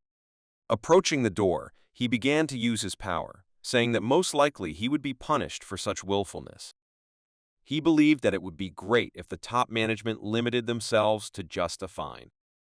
The stone door was opened thanks to the authority of the administrator, and the gods began to laugh at how cunning and inventive the player they were interested in was. Harold was eager to see what lay ahead for the player. But when he saw the terrifying picture, he was scared to death. After what he saw, he decided not to interfere further and reported to the player that he had fulfilled his part of the contract. With a sly look, he suggested not to hesitate, while he himself was thinking of running away as quickly as possible. Despite Harold's caution, the guy was not afraid to face the boss of this dungeon. When the door closed, the rabbit began to laugh slyly. The system announced the beginning of the final stage of clearing the dungeon. The player entered the boss room. Li Chang-sung found himself in front of a huge monster that had many eyes, indicating that it was a cultivator. Looking into the eyes of the enemy monster, the guy began to feel pressure, which gradually intensified. The dungeon master attempted to steal the player's body. The system recommended that the guy resist until the very end, after which he would have the opportunity to destroy the golden box on the altar. The boss's voice, with a terrifying scream, ordered the guy to obey and begin to worship. The system reported an increased danger, warning the guy that if he could not resist the curse, his body would be stolen. The player's brainwashing began, for which the hypnosis skill was activated. The boss's terrifying cry began to spread throughout the room. He asked how the stranger dared to try to disturb the peace of the king, and, calling him a lowly creature, demanded to give up his flesh. Having run away from the range of the boss's technique, Harold stopped to catch his breath. Based on his experience, he could definitely tell that the battle would not be easy, ironically saying that the boss room was quite simple. He laughed until he cried, mentioning the guy's task, who would have to protect his mind from the dead tomb master, of whom only his thoughts remain. From what he saw, he could confidently say that, in life, the tomb master was an incredible spellcaster with very advanced hypnosis skills. Having opened the room, he was able to see the very thoughts of the huge Besla, after whom this dungeon was named. To relax, the rabbit began to dance and wonder out loud whether an ordinary beginner could withstand this power. It seemed to him that this was fate. He still could not come to terms with the fact that an ordinary mortal dared to play with him, manipulating his power. Turning to the player, he said goodbye to him, believing that he would never meet the so-called pathetic bastard again. But at the same moment, Harold began to receive messages from the system, which were quite unexpected. The player's unyielding spirit was activated, and this blessing began to protect the guy's thoughts from outside intrusions. The second skill from the goddess of war, called Inner Peace, caused his mind's defenses to strengthen. At that moment, the rabbit realized that his hopes had been destroyed by the efforts of one of the deities. Within a moment, then the system reported that the dungeon mission was completed, and the final ranking showed that Li Chan-sung had climbed to first place. The announcement of a reward for the most productive player caused the rabbit to panic. He could not believe that something impossible had become a reality. The entrance to the boss room began to collapse, and the system began counting down the closure of the dungeon. Looking inside, the rabbit understood how the player managed to win this unequal battle. The herald remembered that Li Chang became the keeper of the runes, thanks to which he could use abilities useful for battle. Seeing the guy with the trophy in his hands, he realized that he had underestimated him. The herald admitted defeat and continued to look at the guy, who left this dungeon in a moment. Having completed his task, the guy went to the Seongsu-dong area, where the shoemaker's alley is located. He reported to his blacksmith and handed him the item that had previously been stolen. Despite being reunited with his hammer, the boy was shocked by the state of his tool. Eating a tasty treat to restore his energy, the guy said that he had brought a hammer, and now there should be nothing that would prevent the blacksmith from starting the production of the necessary weapons. Yu Yezi agreed with the boss's words, while the guy offered the dog some tasty treats that he bought on the way. The man decided to discuss another problem. He repeated the words that 1 month would not be enough. He made the excuse that he needed to get used to the hammer, since he had not used it for a long time, and he also planned to clean the furnace. Despite the blacksmith's words, Li Chang replied that he would give him a week. The man was confused, saying that just 1 crimp would take about 2 weeks. Hearing this, the Sai changed his mind and again returned to the previous offer, saying that he would give him a month, and in addition, promised to pay triple the amount for the speed. Yu Yezi couldn't find the words, so the guy said that he would take his silence as agreement. On his way out of the store, he grabbed one of the items lying around. From the first visit to this place, a rusty object attracted his attention. Assuming that it was on sale, the guy decided to pick it up. Judging by the blacksmith's reaction, this was not at all the speech he was ready to give. The man started shouting that his father had mentioned that this item had been passed down in their family from generation to generation, so it was not subject to sale. After his words, the guy transferred another 100 million won as an advance. He asked to accept this as payment for the restoration of the hammer, after which he asked whether such an amount was enough. A blind man was shocked when his empty bank account was replenished with a huge amount in just one day. Surprised by Li Chang's audacity, he couldn't understand what was going on in his head. Hearing the joyful sounds that came from his dog, he felt peace in his soul. Still, the recent events were the best that had happened in his life in the past few years. He was finally able to enter the blast furnace room to work like in the old days. His desire to work was so strong that he was ready to say goodbye to the past. Voicing his thoughts out loud, he said that he didn't know what was happening, but he would try to do everything right. Returning home, the guy thought about the conversation with the bishop. Even before meeting this guy, he had heard that Yu Yesi was an excellent craftsman, but all contact with him was lost after he created a divine artifact for the Capricorn constellation. Li Changsung was surprised when he heard that this blacksmith was not originally a god, but a human, just like him before he became a shadow god. The Lord's words that Yu Yezi was too old to work were a mystery, so Thanatos set about clarifying the details. When they talked in the past, he said that Yu Yezi was originally a person's name, after which it passed down to his descendants. Capricorn, without even knowing it, immediately killed Yu Yezi after receiving his divine artifact. The constellation is still unaware that his successor is still alive. Based on this story, the guy understood that many of the skills of the legendary blacksmith had been lost, as a result of which the Yezi family suffered greatly. The guy was sure that one of those who carries the legacy of the first Yu Yezi is a man who can cope with his tasks. He heard that his father created incredible weapons that were considered one of a kind. Having finished his business, Li Shan went home, realizing that his mother had probably already begun to worry. Meanwhile, difficult times began in the HOV Clan. Raid head Ko Seung-won was panicked and broke out in a cold sweat the moment he learned that one player had managed to wipe out their entire team and complete the dungeon. He called on his charges to do everything to find this guy and take his trophy, the legendary Pedro key, from him. He was beside himself with anger because he was afraid of responsibility. As it turned out, he was afraid of the true owners of the gates of Mount Manhwa, because if they found out about what happened, then they would all end. They had to make a huge human sacrifice in order to obtain the necessary key, and therefore they entered into a secret contract. Fearing for his life, he ordered his soldiers to prepare their vehicles. The man was going to go to Mount Manhwa to find at least some clues there. He could not believe that there was someone who single-handedly destroyed their entire team, cleared the dungeon, which they spent months trying to achieve without success, and even stole such an important key.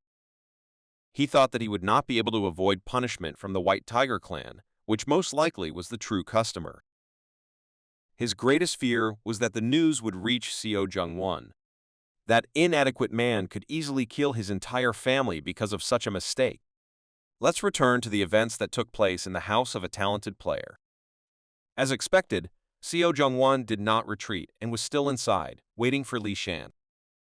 During their boring time, he was distracted by his charge that he wanted to provide important information. The informant's words turned out to be something really important and unpleasant for one of the strongest fighters of the White Tiger clan, because negative emotions instantly appeared on his face. He couldn't believe the unexpected situation, and most likely it was about the theft of Pedro's key. His rampage resulted in the release of a huge amount of power. The association agent did not understand what was going on. The competitor's sharp reaction made her think that he had won. The player's mother was simply shocked. For the first time in her life, she saw such incredible power that came from a person. A representative of an organization interested in Li Chan immediately asked leader Seo to stop the chaos.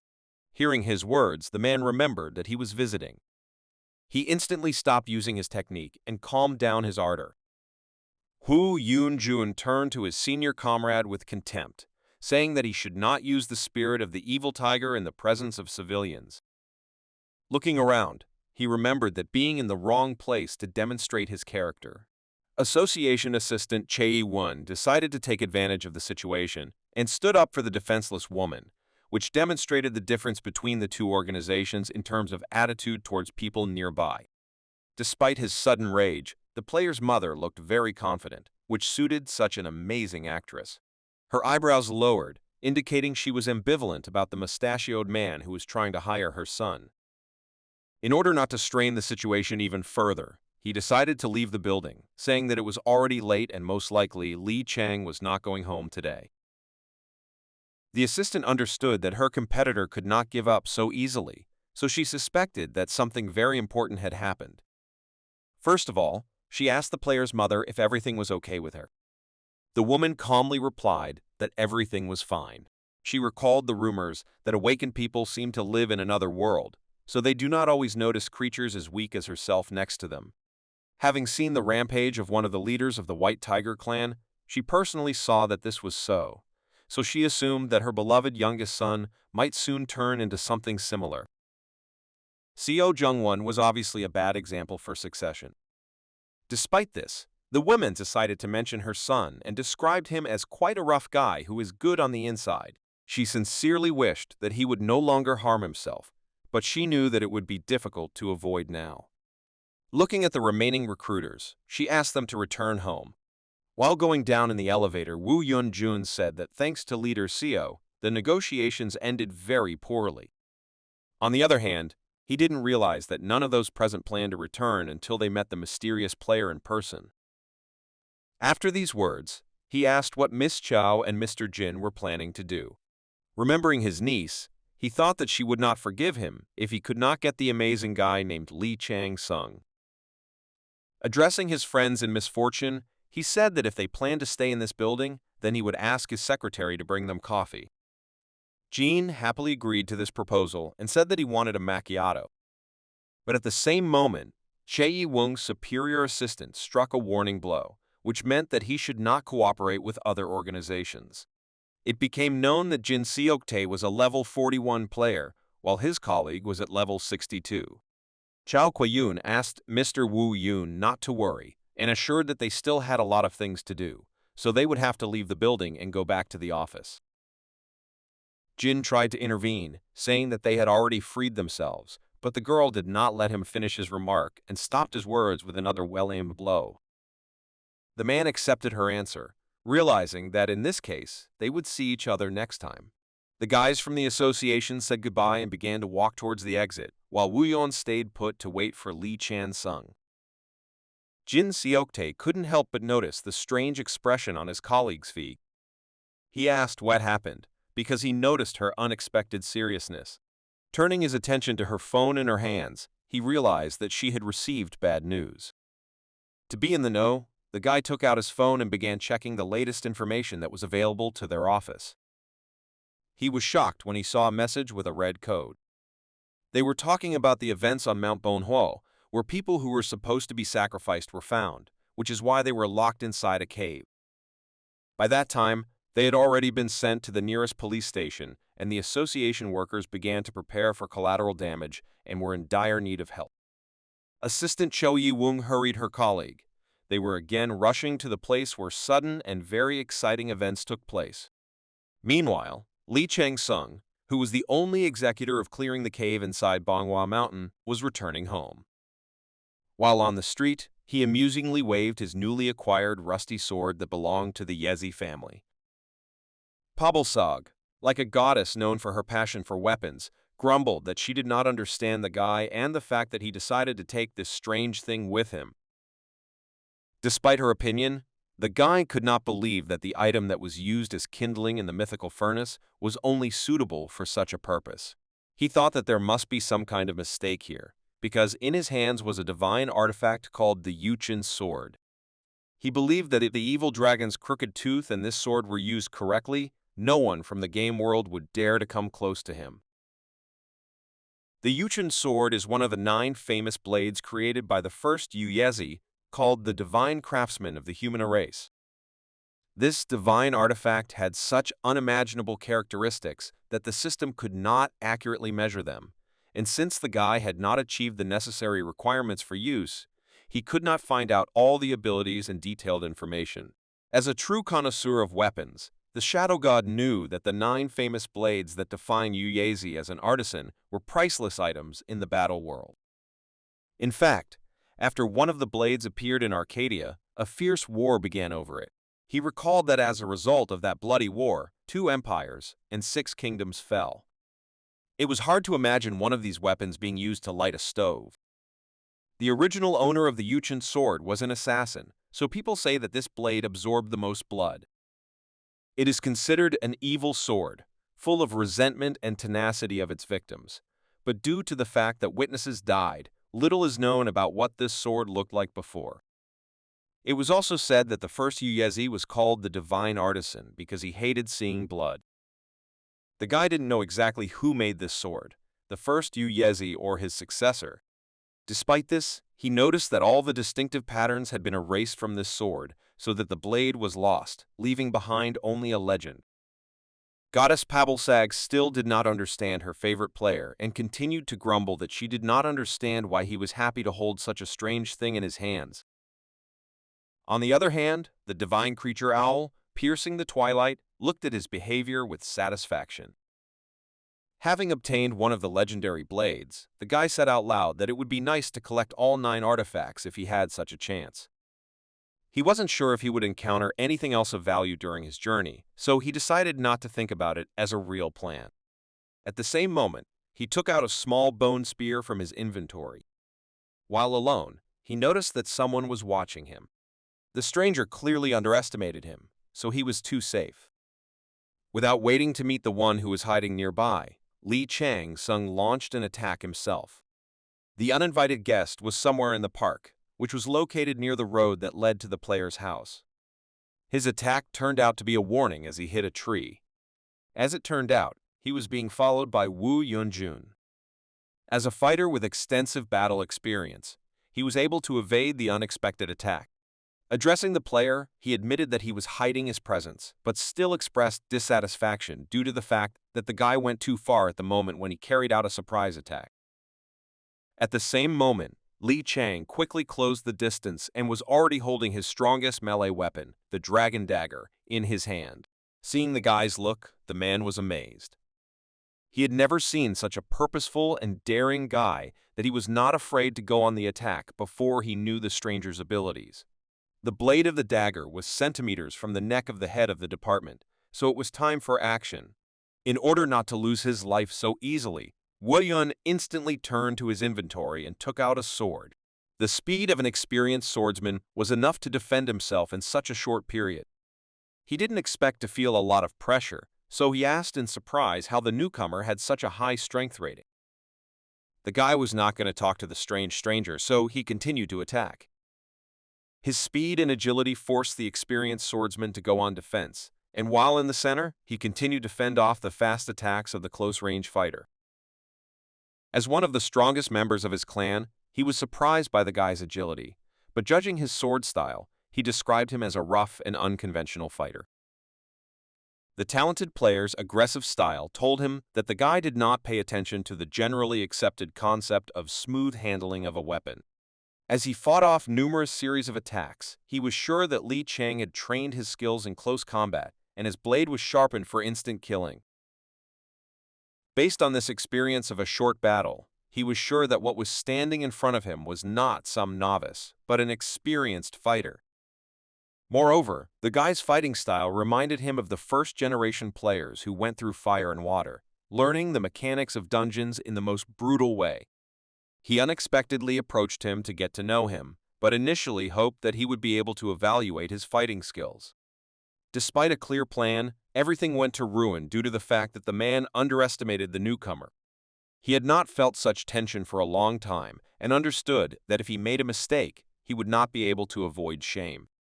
Remembering the words of his beloved niece, who with her appearance reminds us of the girl from the dungeon, he was afraid that he would receive harsh condemnation for his actions. But on the other hand, as a true swordmaster, he was simply obliged to continue this battle using his full strength. He understood that this was his only way to resist such an amazing and daring recruit. The system reported that Jun began to use the ability of his sword and 10,000 marks turned into arrows. Li Chang had expected such an attack. His close-range dagger fighting style allowed him to move incredibly quickly, which matched his agility and speed. A powerful attack from the head of the recruiting department for one of the strongest clans limited the radius available for a melee attack, but the talented newcomer saw the gap and was ready for a quick counterattack. At the most decisive moment, Yun threw down his sword and declared that he was surrendering. The man abandoned the fight and raised his hands high in the air at the very moment when Li Chang was ready to strike the decisive blow. The guy was surprised and even angry because of the enemy's behavior. In a dissatisfied tone, he asked why the man stopped resisting. In fact, he refused to fight not because he was afraid of losing, but because he almost lost control in a training match. Apologizing for his thoughtless attacks, he said that he simply wanted to evaluate the newcomer's skills. Li Chang was not very surprised. His attention was focused on the enemy's good weapon. The man bowed respectfully, after which he said that he had played a little too hard and therefore again apologizes for the misunderstanding. The guy did not understand what was happening, since he initially suspected that it was his enemy who watched him leave the Manhwa cave. Pabalsog, who was watching the battle, highly appreciated the man's behavior, so she set this man as an example for inheritance and looked forward to their new fight. The guy's impudent and disrespectful behavior hurt the man's pride a little, so he sharply reached into the inner pocket of his jacket. At the same moment, he took out his business card and held it close to the player's face, which made Li Chang feel awkward. It indicated that standing in front of him was the head of the personnel department of the 5-star sword clan named Jun. With a pleasant and friendly smile on his face, he clarified that this was the reason for his sudden surveillance, since he loves to find new talented players for his clan of weapon masters.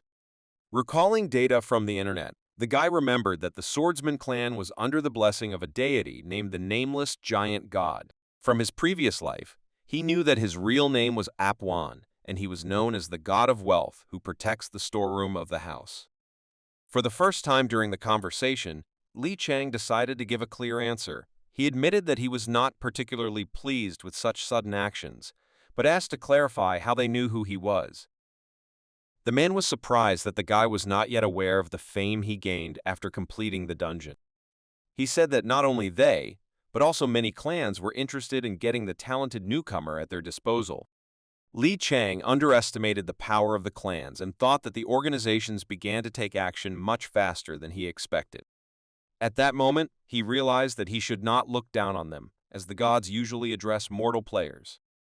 His thoughts were interrupted by Yun's words that he would like to talk a little longer, but unfortunately, he believed that he had committed a real mortal sin for which he should receive some punishment. Most likely, it was about his conversation with his niece, and since the matter was important, he said goodbye to the guy, saying that he would contact him a little later. Heading to his car, he asked the guy not to be shy and stated that he could call using his business card at any time convenient for him. At the same time, the system reported the dissatisfaction of the goddess Pabalsag, who grumbled because the player allowed a man to leave and suddenly started a fight with him. She stated that Li Chang, as the person who is aiming to become her apostle, cannot afford to lose in battle. Watching the system messages, the guy felt awkward, because the serpent had joined them, which began to provoke Pabalsag and brought her to the point where she began to offer him a duel. The daughter of the great goddess Tiamat nervously declared that she would not mind tasting snake soup prepared from the body of a defeated enemy. Stopping to pay attention to the ridiculous behavior of the gods, he thought that the man's face seemed familiar to him. He even suggested that he had crossed paths with him while he was in Arcadia. At that same moment, the realization came to him that this man was clearly not the only one who had begun to be attracted to the area of his house. The guy was worried that there might be unexpected guests in his house. He was afraid that his mother was worried about what was happening. At the same time, it is worth paying attention to the fact that there was blood on Yun's palm. It's hard to understand its origin. Perhaps he wanted to use some kind of technique, or because of his interest in a good fight, he accidentally injured himself or used too much force. His body was trembling with excitement due to the recent battle, and he himself was tense to the point that he could not hide his emotions. Upon returning to the house, the guy excitedly went to his mother to find out her condition, but the calm woman asked him to take his time and offered to wash his hands and have dinner.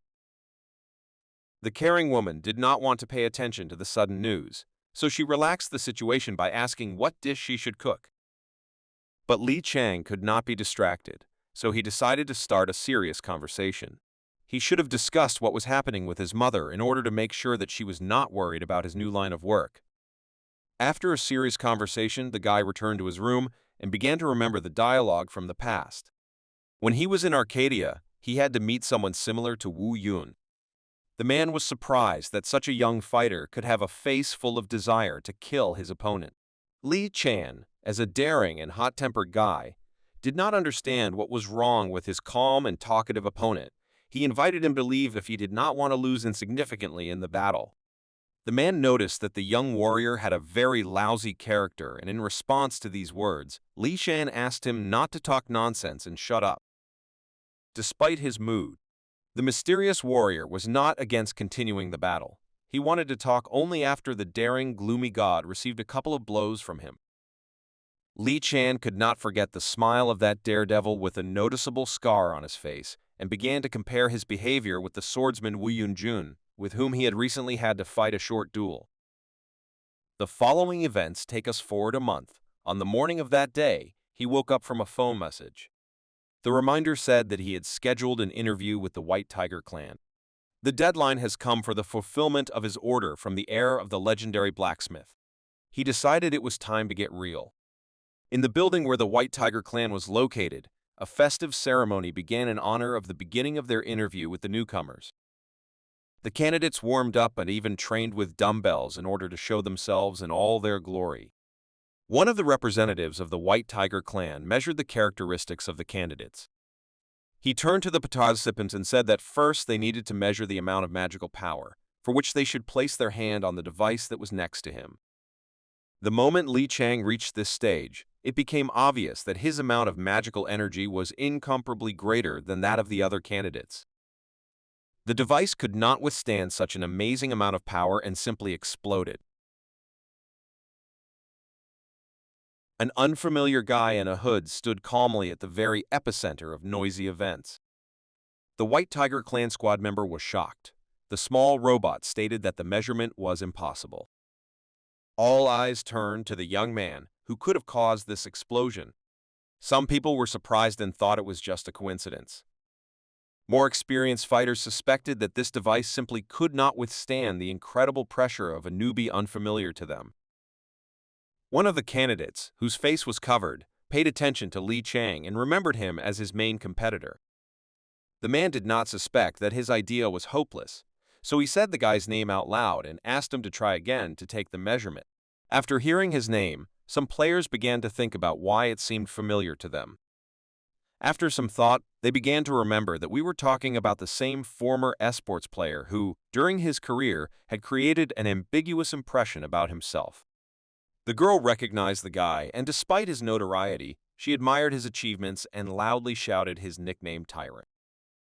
Her behavior put the guy in an awkward position because he deliberately put on a hoodie in the hope of saving himself from such attention. The guy admitted that it was too presumptuous.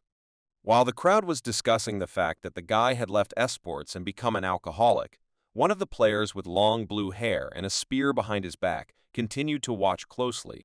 Some guys thought that Li Chan was not worthy of such attention, especially from girls. They thought he was pale and looked like a nerd, while the opposite sex should be attracted to people like them. A sincere fan of Tyrant said that they should not talk about appearance when they look like two squids. While the girl enjoyed the opportunity to be close to her idol, her comrades did not understand the cyber sportsman's motives, as they believed that he had retired and was no longer going to appear in public. Within a few minutes, a more powerful and modern device was able to produce results. Everyone was shocked, because the newcomer was already level 25 and had an exorbitant level of magical power.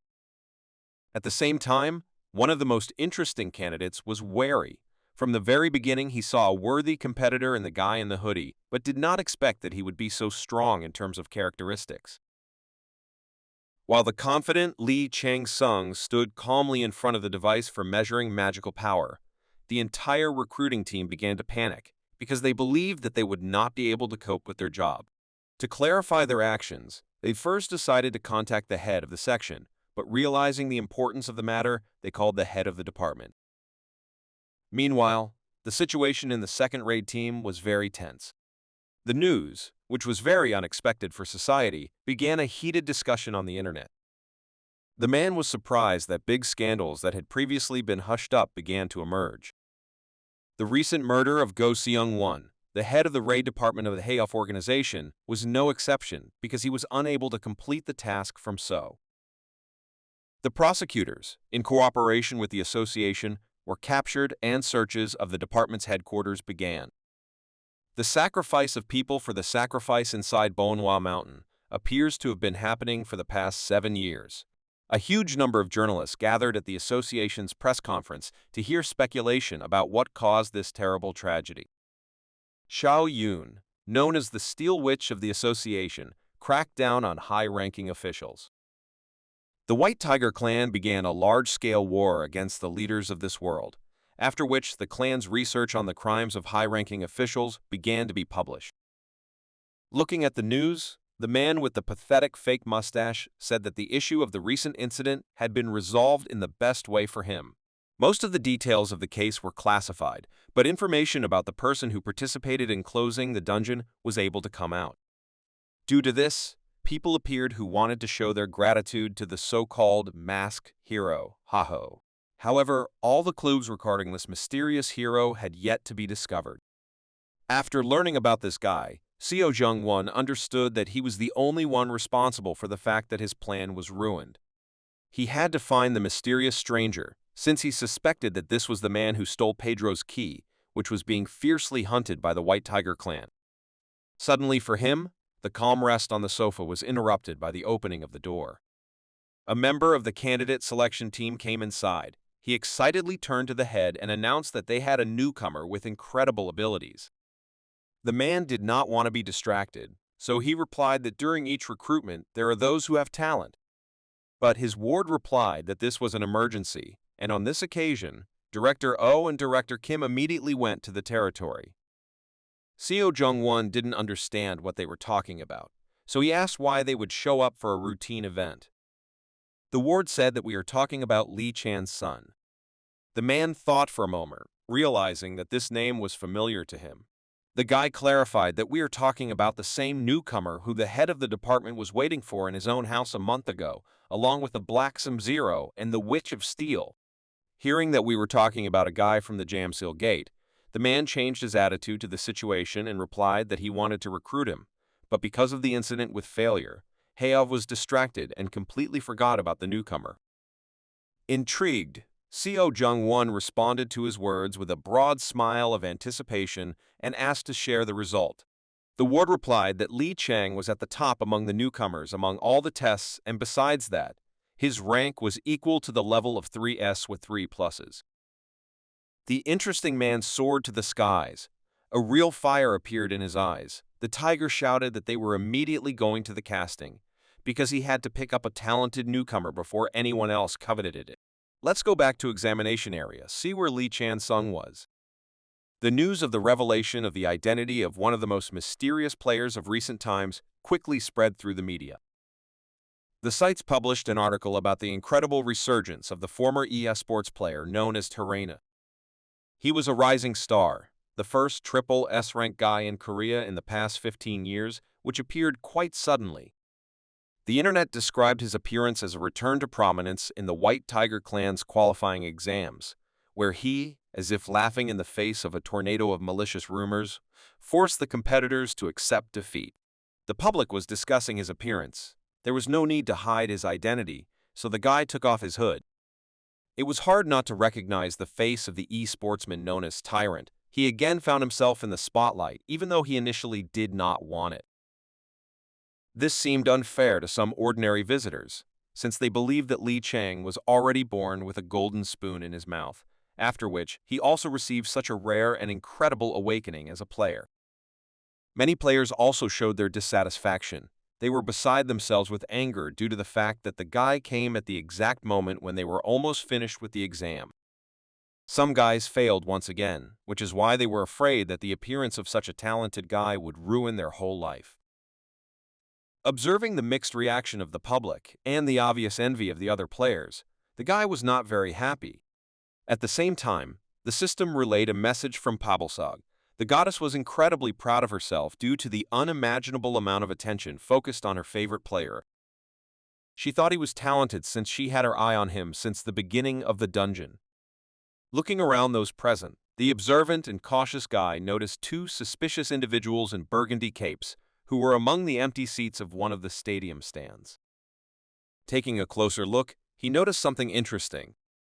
He remembered that these capes were very familiar, and at the same moment he saw a large amount of magical energy that began to spread from strangers. The system reported that a divine creature called a tiger, which got into trouble, began to study it in detail. It was obvious that we were talking about his sworn enemy. Seeing the man in front of him who had mocked him before losing his divine title, he became impatient to take revenge. One of the workers at the recruit reception center said that the test was about to begin. From the look on the guy's face, one could confidently say that he was serious. He had even prepared in advance, since he took with him a case that probably contained runes prepared for the battle. The cunning serpent also observed these events. He assumed that the cunning guy had prepared a plan. The White Tiger Clan representative began to explain the task and said that the test task was to hunt monsters. The guy asked what interesting things they could offer. The man with glasses replied that they would summon any monster he wanted to fight, from a red one to a two-headed orc. The guy asked for the most serious opponent. The excited man replied that their strongest monster was the drake. Without listening to his proposal to the end, the guy politely and calmly asked to call him. At that moment, when one of the clan workers was surprised, the entire audience was in complete shock. The White Tiger Clan could not refuse his request, because these were the rules for conducting the exam. A portal formed in the air from which a monster was supposed to appear. The previously mentioned drake turned out to be a monster of incredible size that radiated a terrifying amount of magical power. The bloodthirsty beast, set on the hunt, was in front of what seemed at first glance to be an ordinary mortal guy who had an unwavering gaze and remained calm in the face of the enemy. When the guy found himself in the face of an exam monster, he received a message from the system that the deity at the head of the White Tiger Clan wanted to test the newcomer's abilities. For the first time in their lives, the recruits felt such excitement. They were shocked by the level of danger and were afraid that they themselves might suffer during the attacks of such a terrifying monster. The leader of the organization watching the guy was still as arrogant as when he laughed at the shadowy god. The system stated that the tiger was looking at the player with suspicion due to his immobility. Moreover, he was convinced that Li Chang's son had overestimated himself and this battle would be his last. The arrogance of the gods was a common thing for the guy, so he did not pay attention to it and simply focused on his goal. His eyes were filled with the desire to destroy his enemies. At that very moment, he couldn't help but remember his main motivation. It was about what he saw before he was stripped of his divine title. That same arrogant laughter of the tiger in his last moments before the court's decision. The hopelessness of the situation only increased the anger of the shadowy god, who could not avoid the false trial. All this time he accumulated his hatred for his sworn enemy. The long-awaited moment was approaching. A gloating grin and murderous gaze demonstrated his determination. He thought that if the tiger wanted to see real strength, then he would definitely satisfy his expectations. The battle began with the movement of the most powerful monster of the organization, which as usual considered the guy in front of him to be an ordinary prey, another guy who overestimated his capabilities. The monster was eager to attack, but the approach of its terrifying power did not at all alarm the guy with aces in his pocket. It's time to use what he brought with him. The guy beautifully threw his object up, preparing for a retaliatory strike. As it turned out, it was not a case with previously prepared runes at all. He got it from Yu Yezi's workshop. It was a product that he had been making for this month. Li Chang was surprised that when he visited his shop, he saw him there. In addition, the guy noticed that the blacksmith looked very tired. The man looked exhausted. He replied that it was not worth mentioning whose fault he had brought himself to such a state. Still, it was not easy for a man who had not practiced his skills for many years to complete such a huge order in short lines. The guy asked where the item he was interested in was located, after which the man handed him the case. In contrast to the thin and emaciated man, his Doberman had undergone an incredible transformation over the past month, and from the look in his eyes one could understand that he felt that the impudent stranger had the main influence on his diet. The calm boss inquired about the quality. The unexpected question infuriated the man, and he invited him to take a look at what he was producing without rest. Apparently, it was the previously mentioned spear. Along with him was a mysterious bracelet, which the guy immediately put on his left hand. Pablsag instantly reacted to this item. The system reported that she opened her dragon eyes wide in surprise and announced that there was an exceptional weapon in front of them. The inventory began to update. The unnamed double spear was an infantry type. Its attack power was equal to 200 points, and its effects included cross damage and increased blessings. The artifact belonged entirely to the guy, so if it is transferred to others, its effects will disappear. The creator didn't give him a name, so the system suggested the guy do it himself. Swinging the spear, the guy tried to feel its balance. The system noted his high level of mastery of a spear, while Pablsag was shocked by such unrealistic skills in wielding various weapons. She was also amazed at how a blind mortal could create an incredible item. Yezi stood opposite the guy. He couldn't watch him check the weapon due to his blindness, but he heard fast movements and felt the air cutting around him. This was the result of a month of his work, and he hoped that there would be no questions about quality. Having released the weapon, the public began to speculate that Li Chan was in fact the spearman. The guy was ready to start the battle. The huge face of the monster was approaching him at high speed. The audience watched in alarm. Everyone was in such shock that they watched the fight with their mouths open.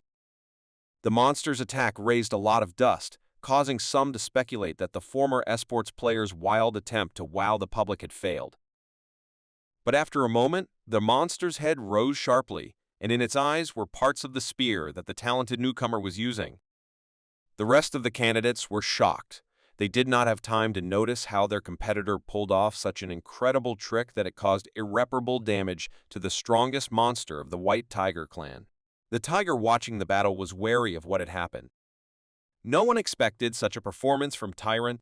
The leader of Team 1 the White Tiger clan, Park Sang-ho, watched with delight the actions of the newcomer. He noticed that Li Chan had agility that was not typical of his level. As he watched the battle continue, he could confidently say that his accuracy also exceeded all expectations. With a satisfied smile and a purposeful look, he promised himself that he would get such a fighter into his team at any cost. Meanwhile, the guy began to use his second weapon, which he placed on the wrist of his left hand. It was an unnamed 9-section whip, created by Yezi's heir. This artifact did not yet have a name, so the system, not paying attention to the battle, offered to choose a name for it. The spectators were puzzled. The clan representatives realized that the guy was using an incredible weapon, which only at first glance could seem like an ordinary spear. Using magical power and his whip, the guy was able to grab the spear that had previously pierced the monster's body. Thanks to this tactic, he could return his weapon at any time, which consisted of 2 parts. The guy could not only fight at close and medium range, but also throw a spear and then return it back to his hands. Pulling the whip, he continued to put on an incredible performance. The guy literally mocked the monster, which was considered the strongest in the range that the White Tiger organization had. The tyrant continued to show off the aces that were still hidden in his pocket. Grabbing 2 parts of the spear, he jumped up, ending up above the monster. Before the next blow, he combined his weapons and concentrated on the monster, which he could only feel the presence of the player because he was blinded after his first attack. Showcasing the versatility of his spear, he swung hard, aiming for his opponent's head. A powerful blow pierced his durable body, causing incredible damage. After this attack, the monster began to growl in pain while Li Chang-sung jumped back. The battle took place at such a speed that Drake could not even keep track of the player. The next target of the guy with the mysterious spear was the monster's tail. It was difficult to follow his fast movements.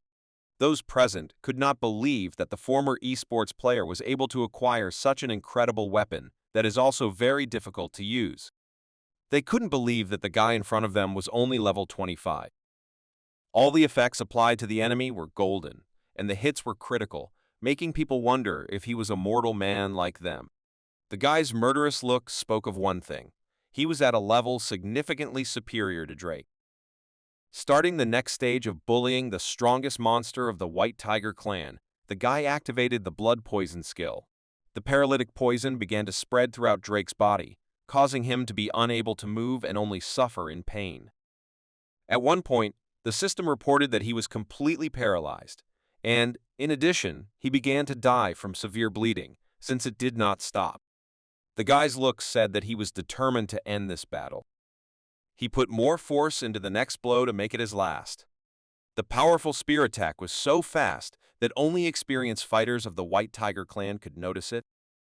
Together with the use of the effect, he achieved the destruction of the body of the immobilized monster, after which the system reported that Drake was completely destroyed.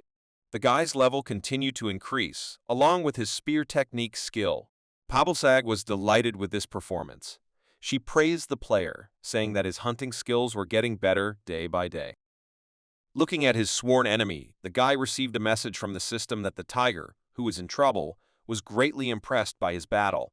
He expressed his desire over a new fang. Mr. Park was satisfied with such an incredible performance. He asked his ward to immediately bring the player to him. At the same moment, he felt the activation of a technique familiar to him from one of the members of the White Tiger clan. He was furious because he didn't expect this to happen. The calm Li Chan's son was still in the center of the arena, but he felt that someone was approaching him. The desire to fight on the part of the stranger was enormous, but it was impossible to surprise the Shadow God with something like that. Within a moment, there was a roar from the collision of two monsters, and the arena began to be filled with powerful magical power, which made the newcomer's legs begin to shake. After the destruction of Drake, the former esportsman had to face the leader of the White Tiger clan, Co Jank 1. Filled with the desire to fight, the man was delighted. He could not believe that the newcomer would not dodge the unexpected attack. Moreover, he was looking forward to a good fight due to the fact that Li Chang blocked his attack called Tiger Disaster and even his Tiger Evil Spirit. The man shouted that the guy standing in front of him was even better than he expected. At the same moment, the guy with a cold and purposeful look felt disgust towards the enemy, so much so that the disgusting smell of the god Haju emanated from him, which filled the air in the arena. Co Jankwon, being extremely delighted, shouted that he liked this newcomer, after which he offered to serve him and promised that he would teach him well and give him the opportunity to reveal all his abilities. Continuing to throw blows that had to be blocked, he declared that he would teach him what a real tiger should be. At the same time, the guy was in a very awkward position. The enemy's strength was quite large, and he was thinking about whether he should counterattack this leader. He was afraid that this would attract even more attention from Haju, but on the other hand, he was thinking that he needed to take the trophy from the dark red mountain. At the same moment, they stopped at the words of Mr. Park, who stated that this was enough. Unexpectedly for the fighters, he delivered a powerful cutting blow, which stopped the battle and took both players to a safer distance. Dissatisfied with this behavior of his colleague, he asked the leader of Park what he was trying to achieve. With a serious expression on his face, he shouted that compared to the uneducated leader of the second team, his attitude towards the elders was the same as always. After these words, a verbal spat began between the two leaders of the White Tiger clan, in which they discussed manners of communication and what the player's choice should be. Real madness began in the arena. The guys were shocked that the leaders of the raid teams were on the verge of a fight just because they wanted to recruit a promising newcomer. At the same time, Team 3's leader Kang Sunwoo, known as Homotherium, as well as Team 4's leader Yu Hyun Jin, known as Dino Felix, also appeared. They had no choice but to get involved in this battle for the incredible newcomer. A real conflict began before the guys' eyes. the fault of which was his incredible strength and transcendental skill.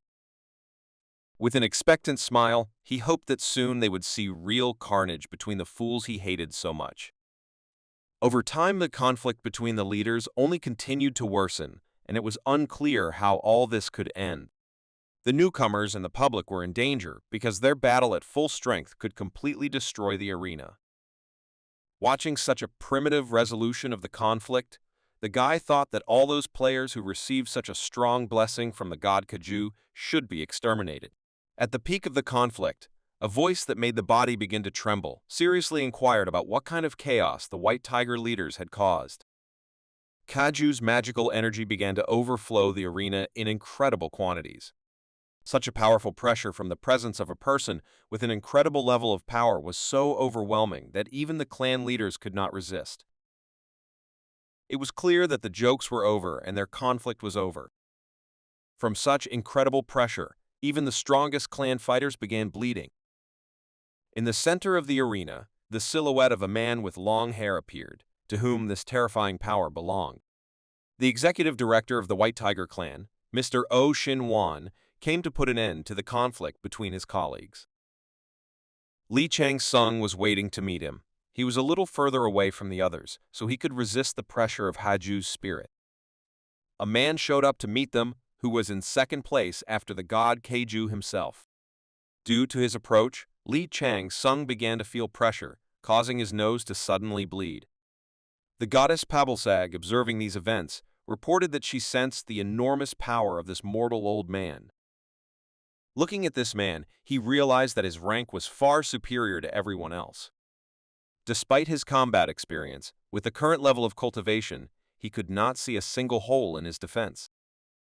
No matter how many times he imagined their duel, he was never able to calculate his victory. Approaching his charges, the man asked how the clan leaders allowed themselves to fight in front of everyone present in order to get a recruit.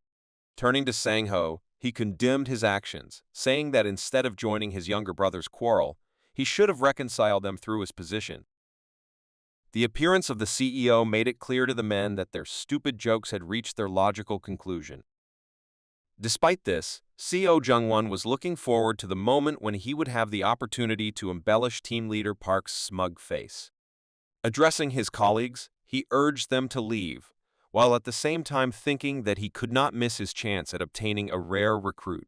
Relaxing the release of his energy, the old man approached the young man to make sure that he was the very guy who was the cause of the commotion. He believed that if he took sides, then the division between the leaders would only increase, so he decided to take it for himself. This turn of events was something shocking and too unexpected for the leaders. They could not believe that the old man could outplay them all. Together with the executive director, Lee Chang went to his office. Mr. O suggested that the guy change his clothes since he was covered in blood. Observing this process, the system reported that the goddess Pabalsag was drooling because of how strong his body looked. She screamed at all the other watching gods to get out, as she could not hide her jealousy. Looking around, the man noticed that the young man had an incredible body. He understood that this was a body that had been through a lot of battles, making his muscles look like they were made for battle without anything extra. Despite his incredible experience, he admitted that he had never encountered such talent before. Based on this, he could not even imagine what a difficult life this young man lived. When the guy finished, Director O turned to him and said that he was already aware of the recent news. What he meant was that their patron god Keiju was interested in hiring the young man, so he admitted that in this case he should be frank. He asked what exactly the young man wanted, after which he suggested that his goal was money. The guy with a cold and purposeful look replied that he had so much money that he would not spend it in his entire life, so he added that he did not come to the White Tiger Clan for something trivial. After demonstrating his seriousness, he announced that he wanted to join their clan's strategic planning department. In addition, the guy clarified that he had previously heard that it was Director O who was responsible for his activities. He wondered if the man thought they would need to create connections with the authorities. The guy's daring and unexpected speech took the old man by surprise. In response, he began to lie loudly, having no control over how much his enormous magical power spread. Hanju's spirit filled the room. Such a display of power had a noticeable effect on Li Shansung's well-being. The guy with incredible skills, but still a weak level of development, admitted that just from this old man's laughter, his body was already shaking. With a piercing look, he turned to the guy, saying that, apparently, he would not be interested in joining the clan if it were not for his connections with the authorities. Despite the young man's strange motive, he was not against it, and said that in order to become a member of the White Tiger clan, one must at least have the level of ambition that Li Cheng demonstrated. He continued his speech by saying that the strategic planning department is, so to speak, the backbone that holds the head of the White Tiger. In this case, if the guy really wants to get into the previously mentioned department, then he will have to prove that he is worthy of it. With anticipation of the answer, he asked how the guy would show everyone his worth. Without any doubt, the confident Li Chang Sung replied that to prove his strength, he could break the record in the blackish-red mountain range dungeon.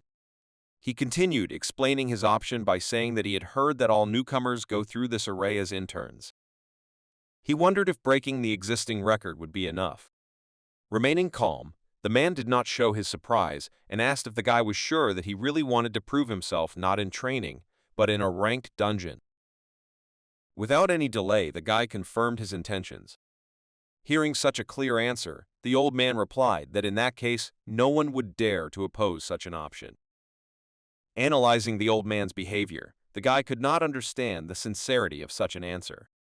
Based on his experience, he could guess that Director O was doubtful. In that case, he began to realize that there was something else he wanted. The answer seemed obvious, so the guy took action. Continuing the conversation, he caught the old man by surprise with the phrase that he was ready to completely clear the dungeon. The surprised old man turned to the guy with a smile on his face, after which he replied that it would be wonderful. He admitted that this place is quite old, so he was already thinking about finding another training center. After the old man's answer, the guy began to think that there really was something interesting in that array. He believed that he had hit the weak point of Executive Director O. Continuing to prove his determination, the guy promised that he would close the doors to that place on his own. After hearing the opinion of the former esports player, the director replied that it was logical to believe that from now on, they would have a lot to talk about. Satisfied with the result of the conversation, the guy calmly thanked the man for his answer, but made it clear that there was another speech that he would like to discuss. He said that he would like to use the clan's library before heading to the mountain range. The old man liked his words, because he always paid attention to those who were hunters of knowledge. He replied that the White Tiger clan's library was considered the best in the world. He didn't want to oppose his desire for knowledge, so he said that Li Shansung could use their library as he wished. Meanwhile, news was spreading online that the famous former esports player Tyrant had returned to the public eye, becoming one of the top recruits of the White Tiger clan. Among the interesting materials were reviews from those who were in the same dungeon with him. Miss Plum, a little embarrassed, said that Uncle Chan Sung was the one who saved her when she was in danger. Second Lieutenant Park Hae-sung was also included in the interview. He admitted that he saw his actions live and was still in awe of his strength. After the guy left the office, Seo Jung-won headed there.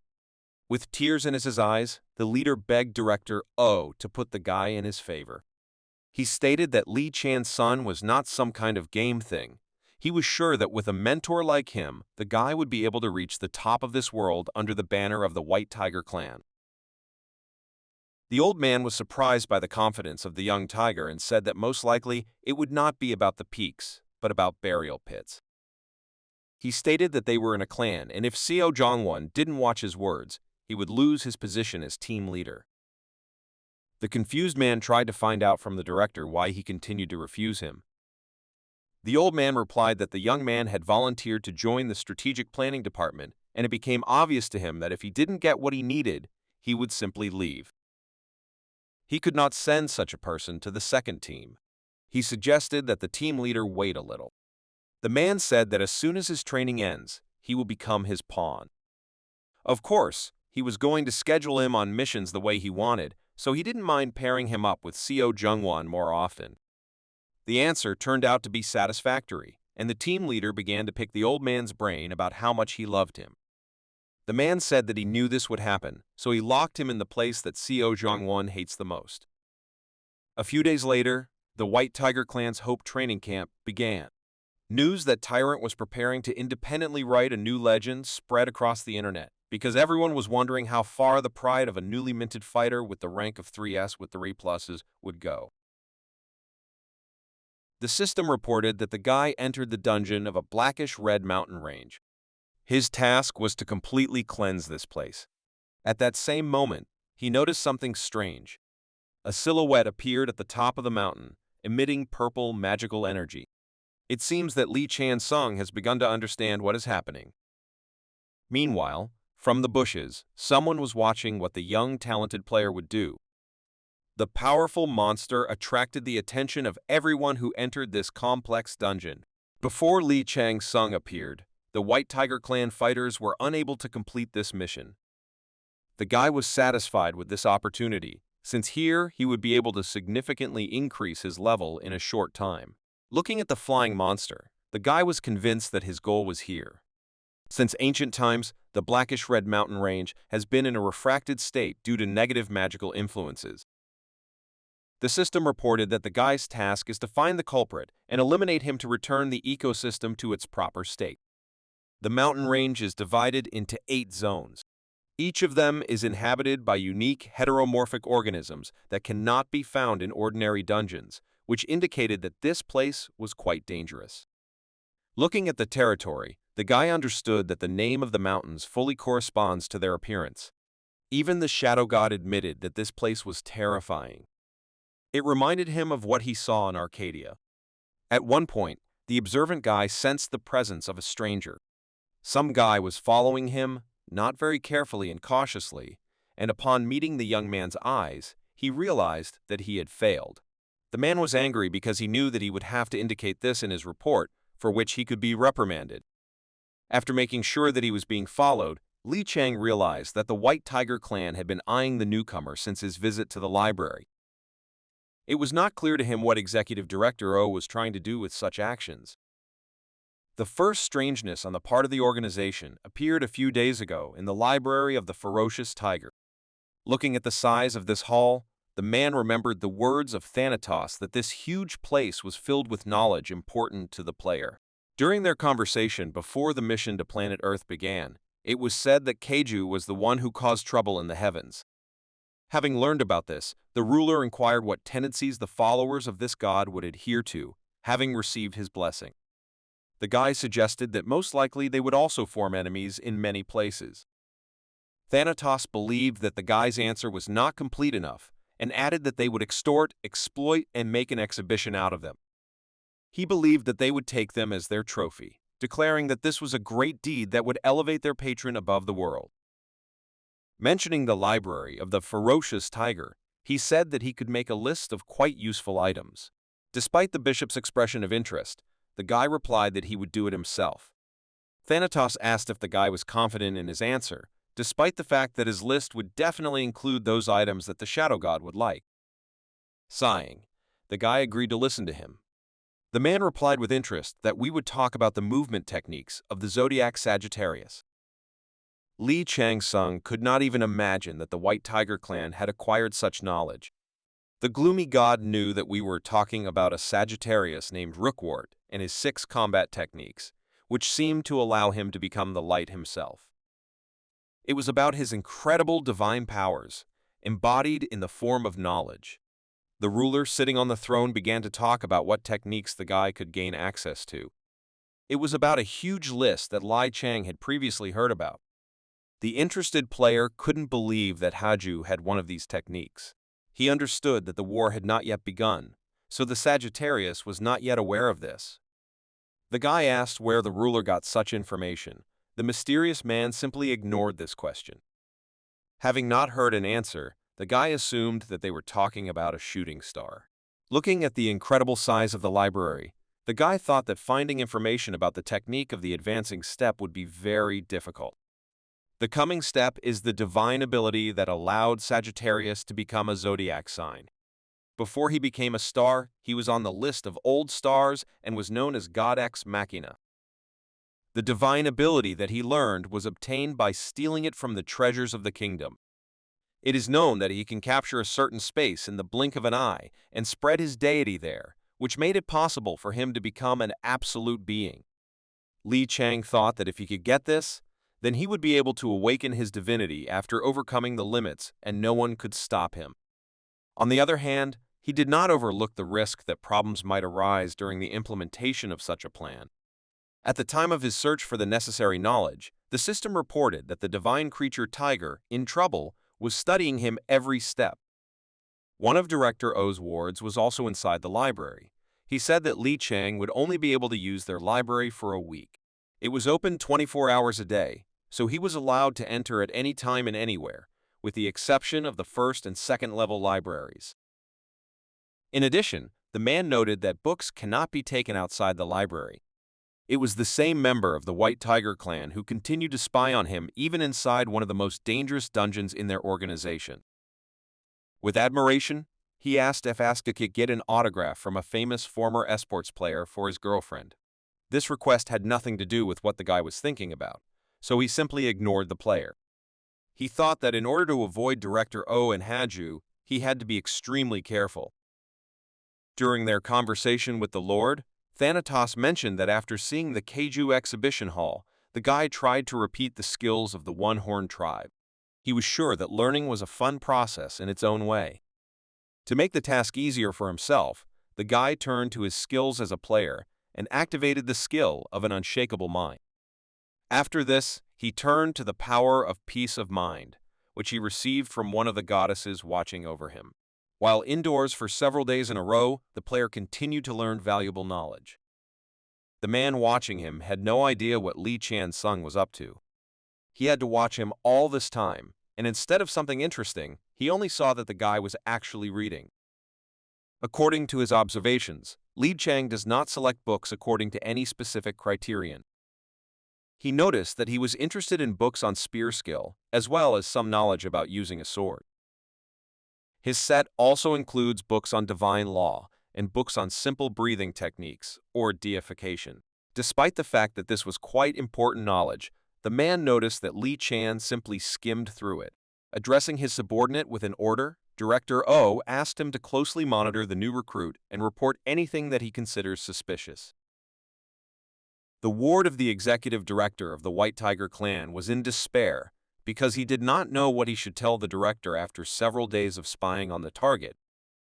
Recalling the recent events, he thought that the result of the last days of observation and study was the conclusion that the reason why Chanasong locked himself in the library was because he wanted to expose himself to outsiders. He was surprised to think that talented people also did not neglect learning. It seemed to him that there was nothing more picturesque than the behavior of a recruit. Despite this, he mentally begged him with tears on his face to finally give up and return home. The guy's behavior did not allow him to have a decent rest and concentrate on his work, which put him into a state of depression. While the insufficiently experienced fighter of the White Tiger Clan tried to find at least some interesting detail, Li Chang continued to work. The system reported that he was in a state of concentration. He was completely focused on reading, so he was able to understand and remember all the contents of the books he studied. The rate of knowledge acquisition has only increased. Due to constant study of materials, his skills began to grow rapidly, but the system reported that he was beginning to enter a state of insanity. She warned him that he had received too much information and that it was giving him a headache. Some of the knowledge was too much, and the question was whether he would be able to process it. But the confident guy continued to work, and as a result, he got an achievement called Book Maniac, which added points to his stamina and intelligence effects. Pablsag and the serpent continued to watch his boring activities. The goddess stated that she was tired of his endless reading. Without being distracted by the system's messages, his understanding of the god Keiju continued to increase. As it turned out, the tiger himself, who got into trouble, watched him with pleasure. Having learned about this, the guy considered the behavior of his enemy stupid and naive. As it turned out, getting an offensive step was not his only goal. He was also interested in Kaju's karma. In other words, he was interested in his skill line. The Library of the Fierce Tiger has, from the beginning, been a place created by the White Tiger clan to demonstrate the greatness of their patron. But for the clan's members, it is also a sanctuary that provides the teachings of the Heiju. There are a large number of hidden books here that created him as a deity. The guy needed to find them, collect pieces of knowledge, and reunite them into the big picture. After this, he will be able to find out not only the abilities of Keiju, but will also be able to find out the weaknesses of the people behind him. Using the knowledge gained, a new type of skill was created. The system reported the process of combining skills. To defeat his longtime enemy, it was important for him to acquire the martial art of destruction of Haju. Having studied everything that interested him, the guy decided it was time to leave. By working with knowledge, he learned the limit of information he could obtain about destruction techniques in the third-level library. This meant only one thing: in order to obtain the rest of the knowledge for the skill combination, he needed to get to the first and second levels of the room. Despite spending several days in this place, he was unable to satisfy his interest. He examined this place lengthwise and approached it 3 times, but did not find the offensive step technique. By the end of the allotted time for working with the library, there were about 3 hours left, so he thought that it would be a good idea to look around again. All the while, a calm mind stabilized his wavering concentration, and his willpower continued to grow. I touched the books. Know in advance. What exactly is there? At one point, he felt a trembling from the realization that the necessary material was there. He was excited to advance the skill combination process. The guy was not entirely sure that the book with a strange wrapper about cooking contained knowledge about the divine technique he needed, but it was obvious that there was something remarkable in it. He turned it over and began to use a special way of reading to learn everything that the author wanted to convey to him. At one point, he realized that this was different from what exactly he was looking for. Here was information about a man who had lost everything. The mysterious book told the story of a man who left behind a deep grudge. The author of these lines addresses the reader with the question of whether he knows the bitter feeling of betrayal by someone who you treated like a brother. He meant that he personally knew this feeling, and it was given to him by a child named Munson. These words evoked memories for the guy, because he knew who he was talking about. This child's real name is Kam Jong-ho. This is the man who created the White Tiger clan with Director O. He is recognized as one of the 9 greatest black tigers in the world, and in addition, he is the patron apostle of his clan. It is logical to assume that he is one of Keiju's trusted representatives, which has an incredible influence on the lives of ordinary mortals on planet Earth. The information that the author claims that their relationship was almost brotherly was also alarming. It was logical to assume that Kam Jong-ho was somehow related to him. It is known that Kam Jong-ho was almost the only mercenary whose name spread in the gaming world. He went through countless difficulties to create his own martial art. And Hodson, who was watching him, took him as his apostle. But if you believe this book, you can find out how everything really happened. This true story was narrated by Master Hanyu. He was Munson's mentor. In the next line, he clarified that he is no longer one. He trained his swordsmanship for a long time in order to become the successor of the Ilman clan. But one day something happened that changed his plans for life. The master brought to him an apostle, with whom they had a big age difference. It was clear that he had high hopes for this young man. The master was losing his health day by day, so Hanyu treated this preacher like a brother. He taught him to hold a sword and trained him as his own student. At this time, he had to abandon his intentions to glorify his clan. He completely devoted himself to training his younger brother. All this time, he had no idea what thoughts were ripening in the quiet youth's head. He also did not know what their protective spirit Kaju thought about their clan. The author shared the idea that, quite expectedly, as the deity's name suggests, Keiju is a chaotic god who thrives on battle and fear.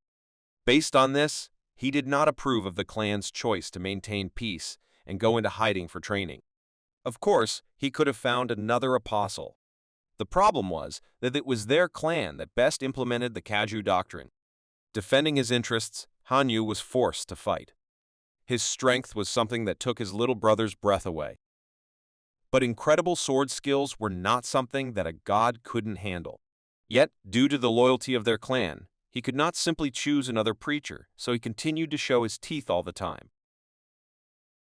Hanyu was forced to resort to force. Defending his interests, his clan, and his younger brother, he did not notice how he opened his back to the enemy. The young man was always silent and mysterious. Despite this, he could not arouse suspicion in him. Revealing the details of this book, the guy understood that Kaju's power was sealed on purpose. He had heard about this before because there was a time in history when his strength was deliberately reduced. This explained why such a war-obsessed spirit did not appear for almost a century. Li Chan theorized that this was related to the Ilman clan, of which Kom Jong-ho was a part. Ultimately, the more magnificent the fate of the tiger deity became, the more chaos was created in the world. The author of the book, named Hanyu, must have simply been against unnecessary bloodshed. Because of this, he chose Kom Jong-ho over Nanya. The guy watching the player was alarmed by what was happening. He did not suspect that Li Chan was using a special method of reading ciphers, so he decided that he was only pretending to be smart and was now behaving extremely ridiculously. According to Hanyu's teacher, Munson's ambush must have been years in the making, since Oh was physically unable to hold a sword that day. As it turned out, his younger brother hounded him day after day to achieve results. Betrayal came from the side where he did not expect. Slowly, but surely, the guy achieved his goal. But he ultimately decided not to take his life, perhaps out of respect. The young apostle cut the veins in his lungs and blocked his magical center, trapping him in an underground cave in Ilman's domain. Munson's betrayal was the most difficult stage in the life of the book's author. Moreover, the divine spirit was no longer protecting him, but had sided with his younger brother. From that moment on, Kom Jong-ho became the new priest. Hanyu could only watch as his clan was built on the site of the former Ilman clan. After the teacher ignored the master's instructions to never go out into the outside world, he became unable to do anything except observe the chaos happening around him. But at one moment something happened that was different from all previous monotonous events. The exhausted man wrote that he heard a voice. The guy didn't understand what was going on, but reading this book caused him great stress. He never had time to find out which voice was being discussed, because the code inside this book had ended. It was clear that this was just part of what he was trying to tell the reader. The guy looked around, realizing that a sequel must be hidden in the library. At the same moment, the system reported that he had read the hidden part of the information. The remains of the unknown subject's willpower became a seed that entered his body. As a reward, the completion rate of one of the player's skills increased. The skill combination reached 51% completion. The Shadow God didn't expect this to happen, as he thought it would take him a lot of time to complete the skill. But suddenly, he achieved a 12% jump due to finding a hidden piece of information and then analyzing it. Suddenly, the system reported that there were still hidden pieces inside the room that needed to be found and connected. It was clear that the person who did this was not at all unusual. There is no way that an ordinary mortal would do something like this. Li Chan Sung suggested that at some point there was divine intervention and this was the very voice heard. At that time, he only had 2 hours left before the end of access to the library, so the guy decided to hurry up. He had no way of knowing where exactly the rest of the pieces were hidden, but given that the author had deliberately encrypted his story with riddles, it was clear that the mysterious stranger clearly wanted someone to solve them. It was clear that he had to make sure that Kom Jong-ho's followers would not be able to find this information, so it would certainly be difficult to find. Hanyu probably did everything so that by solving one riddle, the reader could solve all the others, so the guy assumed that the remaining parts were in the section of the 7th level of the room. At the same time, Haju said that he believes that Li Chan will become a faithful priest. The guy realized that his sworn enemy still did not understand what was really happening. Watching the player's efforts, the snake looked at him with an all-knowing gaze. Continuing his search, the guy came across the continuation of the story. The author continued the story and named his student as the person who said that he was the same as his so-called elder brother from the Ilyan clan. As a result, Hanyu was betrayed by the priest and imprisoned in a remote place. A long time ago, he was swallowed up by his own child and endlessly wandered through the underworld. The author addressed the reader and stated that they both hated a common enemy. Reading these words, the guy was shocked. He assumed that the monarch of the void was his child. He realized that an unrevealed part of the story had fallen into his hands, and the guy trembled. This was one of those things that the Void Monarch wanted to hide, so it could be said that Li Chang had found his weakness. Continuing to read, new details of the story were revealed to the player. The author wrote that the man said that the one to whom his master and himself had shown respect for so long was the god Kaju. To become a god, he had to become a real monster and swallow his family. The stranger told him that he only wanted to return everything to its place. That man will teach Hanyu the method by which Kaja can be destroyed. Using it as a base, he was able to regain his strength and return energy to his body. After that, he avoided strangers' gaze and trained again to regain his former power. And as that man taught him, he was able to fully focus on recovery. And on the day that priest, who had wandered the world, returned, Hanyu made a decision. He understood that just as he had been betrayed in the past, he would rise up and take the path that would lead him to murder. To overcome the tiger who was in trouble, he again raised his sword. But the first thing he thought when he arrived in Korea was doubt as to whether he could cope with such a crazy idea. While traveling, he continued to ask himself various questions. He didn't know if he could get rid of the one he raised and taught everything like his own child. That is why the guy left his will in these books. He prayed that the grievance he shared with that man would be passed on to the next generation. The system reported that the player had successfully found all the particles of the hidden message. Because of this, the strong will of a person whose name he did not know began to burn in his heart. The player who received the grievance of the ferocious tiger was able to acquire the skill of the first claw of the monarch of the Black Mountains. Using this power, Haryu launched an attack on the White Tiger clan's base. The overbleeding effect caused the opponent to bleed out, causing them to die in the blink of an eye.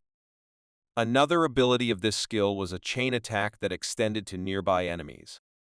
In addition, the attack power when using the skill increased with successive hits.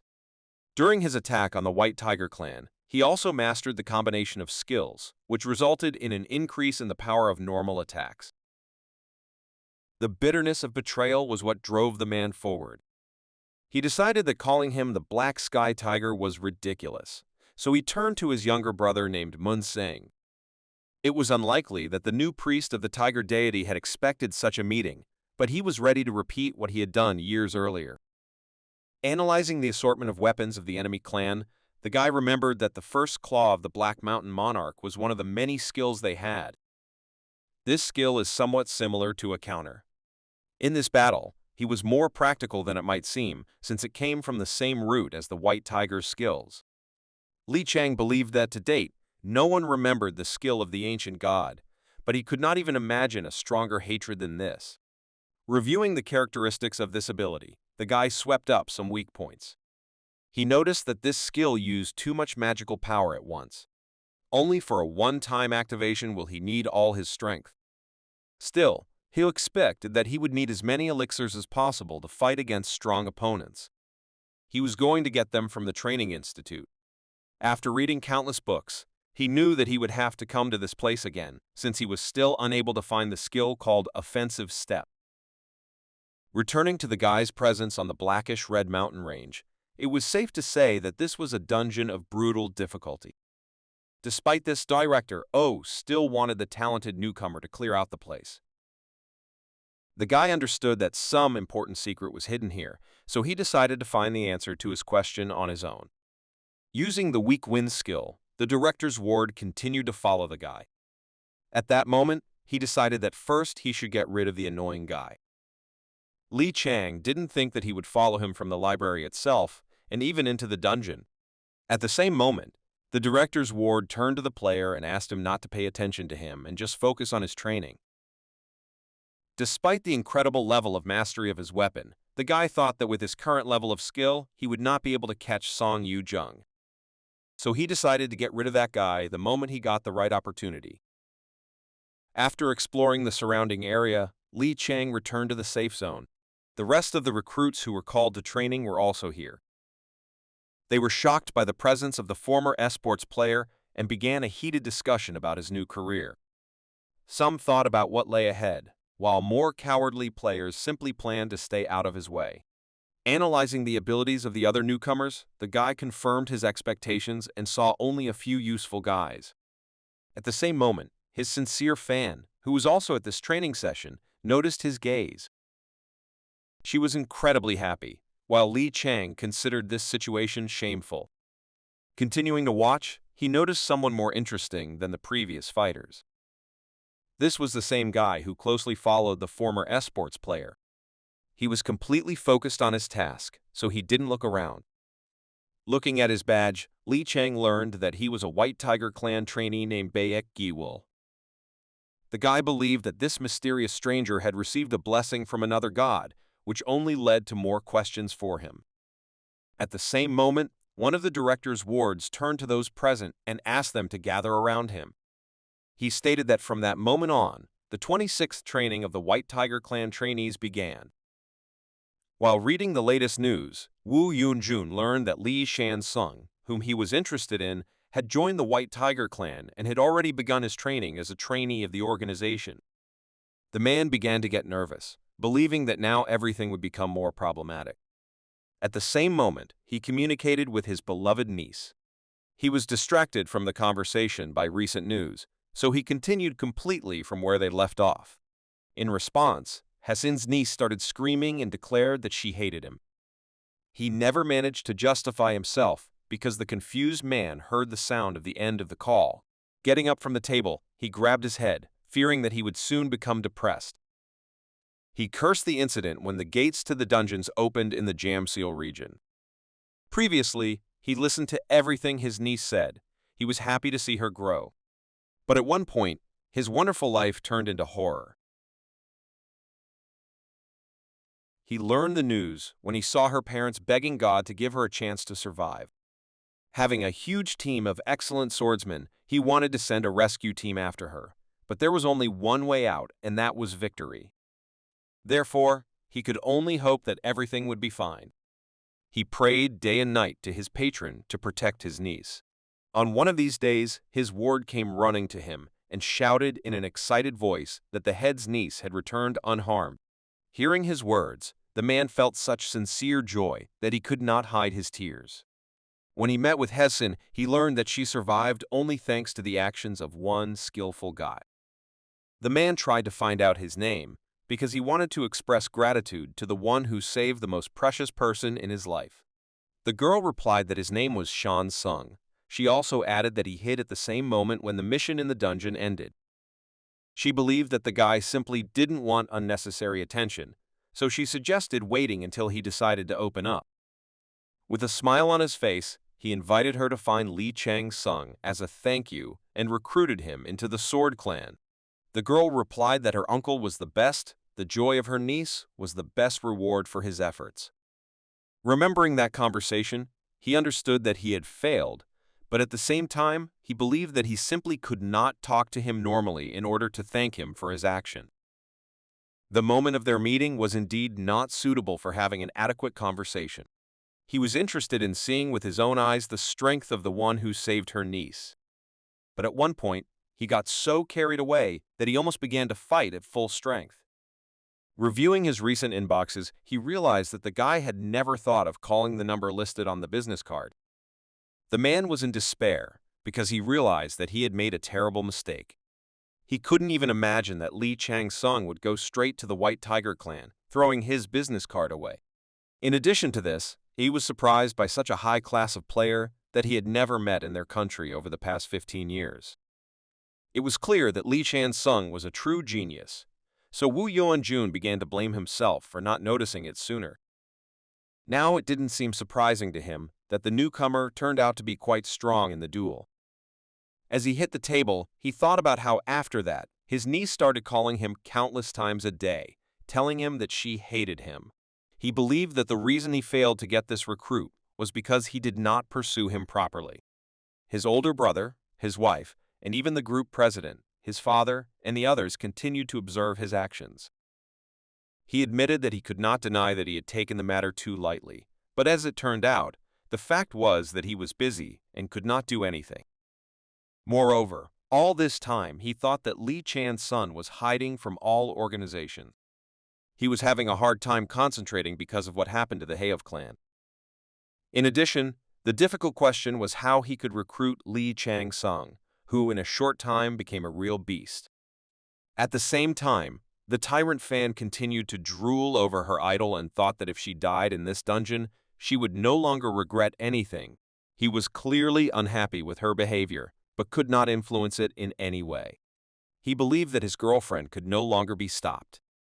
Still, it seemed incredible to him that at the end of the test they received excellent results, while their leader was never able to pass the casting. Looking at his second comrade, he could not understand what was wrong with him. The guy didn't move at all, and looked at one point. His friend asked if everything was okay with him, and from these words he returned to reality. The confused guy asked his friend not to worry and replied that everything was fine. In order not to attract unnecessary attention, he justified that he thought that the rules of the training camp were now being explained to them, and therefore their group should go closer to the White Tiger Clan worker. The bald man in huge glasses continued his speech. He decided to once again emphasize the most important rule of this training. Participants in the training were given the opportunity to learn some common skills in their clan, and in addition, those who make it to the top 5 of the dungeon will receive the right to a blessing from their patron. Finally, he addressed everyone present and stated that they can do anything that is not considered a crime, after which he asked the participants to concentrate. He stated that he would show them the 3 main skills of the White Tiger Clan. There were 3 scrolls in his box. These were the Aura, Step, and Tiger Calamity skills. Taking these items into his hands, one of the 3 members of the strange group thought that he finally had the opportunity to acquire such valuable knowledge that would give him the opportunity to become part of the strongest clan in Korea. After all the participants received their scrolls, the man shouted that they should tear them up. When the guys followed the order of a member of the White Tiger Clan, the system began to tell them that they had successfully acquired 3 basic skills. They began to be overwhelmed with energy. The guys were surprised that everything turned out to be so easy. After the instructor was sure that everyone had acquired the skills, he decided to show the subjects how to use them. He asked everyone to be careful and take notes on the position in which he uses his strength. At the same moment, he stopped the instruction because he saw one of those present raise his hand. It was Li Chan-sung, and he stated that he already knew how to use this power. The instructor was surprised. He did not expect that the talented newcomer had already become familiar with their basic fighting techniques. The rest of the participants did not understand what they were talking about, because they had only recently been able to acquire this skill. The guy continued his speech and said that he had heard that by showing the skills he had learned, the owner would be able to bypass the safe zone. At that moment, the guys began to discuss that he could have received the scrolls before the others, which seemed very strange on the part of the organization. Even though everyone thought the player was an experienced guy, they thought it was impossible. The most interesting of the recruits for Li Chan-sung, the guy with burns on his face, began to carefully monitor what would happen next. The 3 strange guys continued to make very strange facial expressions. The only girl from the squad could not contain her delight at the behavior of her idol. At the same time, the red-haired guy thought that there was no reason for him to be angry with the talented rookie, since he was sure that Li Chan-sung would fail. As it turned out, his father is a member of the White Tiger Clan. He shared with him information that the 3 skills did not fall into the hands of the tyrant. The instructor asked the guy to demonstrate the use of skills. At the same time, the red-haired guy thought that Li Chan-sung was becoming arrogant and began to underestimate the importance of training. Looking at his comrade's younger sister with a devious smile, he began to hope that he could win her heart if Li Chan-sung humiliated himself by failing to use the clan's skills. All attention was focused on the former e-sportsman. Before using these 3 techniques, the guy calmly took a deep breath and exhaled slowly. His next actions shocked the red-haired ill-wisher. He could not believe that Li Chan-sung had not been bluffing all this time. The system reported that the guy had activated his Step and Tiger Aura skills. A terrifying amount of magical energy began to spread throughout the safe zone. Looking at his face, one could see the same tiger stripes that the clan leaders had. The guy who was jealous of his popularity couldn't believe that Li Chan-sung not only learned these skills, but also performed them in his tiger form. He was in despair as his hopes had failed. The last of the skills, called Tiger Calamity, was also performed without much trouble. The tiger form was so clear, it was as if he had been practicing it for many years. The guy's strength seemed so incredible that even Baek Gyeol was very surprised. Under intense pressure, the three-person team could not hide their surprise. Swinging his dagger, the guy used the skill to carry out an attack. Suddenly, for all the recruits, his blow was aimed towards the instructor. The man did not have time to dodge, but fortunately for him, he was not the target. The player's cut was not a simple show of force. Everyone observed the huge flaming mark of the tiger's claws that remained on the ground. As it turned out, that guy was targeting a monster that was heading in their direction. The instructor could not hide his surprise, because his own strength was not enough to contain the power of the amazing recruit. Li Chang-sung himself didn't fully understand what was happening. He just wanted to try to use this skill, but unexpectedly for him, it worked exactly as planned. The frightened instructor could not squeeze out a word for a long time. Those who previously considered themselves his competitors looked at the talented player with exactly the same look. In an instant, their shock turned into hatred and envy towards the strongest fighter. At the same moment, the one who had been watching our hero all this time appeared. Unwilling to acknowledge the rookie's superiority, he nervously asked if his strength in using a skill was the reason he didn't do anything in the library. Without hiding his emotions, he could not believe that there was a genius in front of him, capable of learning the skills that had taken 10 years of his life. Li Chang's power absorption opened his eyes to why Director O asked him to spy on the new recruit. Addressing the guy, the director's ward said that it turns out that Li Chan's son was slacking only because he was a genius. In addition, he stated that the recruit worked hard in places where no one would see him to improve his skills. In front of everyone, the man admitted that he previously believed that Li Chang was only pretending to work in the library. Bowing respectfully, he asked the principal student for forgiveness and called him an amazing guy for whom he had gained respect. The man's sudden behavior had no effect on the tyrant. The guy didn't know what to answer, so he simply remained silent. Hearing the words of one of the director's wards, the guys were surprised that Li Chan's son turned out to be not just a talented, but also a hard-working guy. They began to think that the day when they would be able to catch up to his level most likely would not come. At the same time, the system began to report that Keiju was looking at the player with satisfaction from his deep understanding of the doctrine. He was starting to like the guy's behavior, so he promised to give him a higher rank if he continued to impress him. Because the tiger deity always wanted to give him some kind of reward for his loyalty, Pebblesag was filled with indignation. Li Chang-sung believed that he had already proven that he was ready to fight alone. The instructor could not refuse him, so he allowed the talented guy to go forward. In front of the surprised participants, the tyrant, superior in strength to them, walked towards the test. Without any hesitation, he left the safe zone and went to meet the monsters. The rest of the training camp participants followed him with their gaze. Among them was a group of 3 men whose eyes were filled with hostility. Sometime later, Li Chan's son entered the first zone of this dungeon. The system reported that Keiju was looking forward to his achievements in the dungeon. Besides, he was already eager to find out whether his claim about clearing the dungeon was true. At that moment, the guy realized that his sworn enemy was watching his conversation with CEOO. Moving further, the guy began to notice that the air here was very thick, and with every breath, there was a feeling that his body was getting heavier. Previously, he was told that the ecosystem of this place was changing due to the influence of an unknown magical force. Purifying the air with his 8 trigrams flame skill, he admitted that it would be difficult for ordinary players to endure such a test.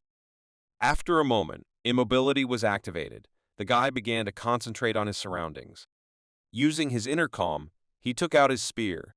To begin with, he decided not to divide it into 2 parts, so as not to reveal all his cards. Pebblesag looked at him with interest. She expected to see new techniques that the guy was going to use in battle. At that very moment, he noticed the monster's movement. To satisfy Haju's interest, he resorted to using the White Tiger Clan's skill.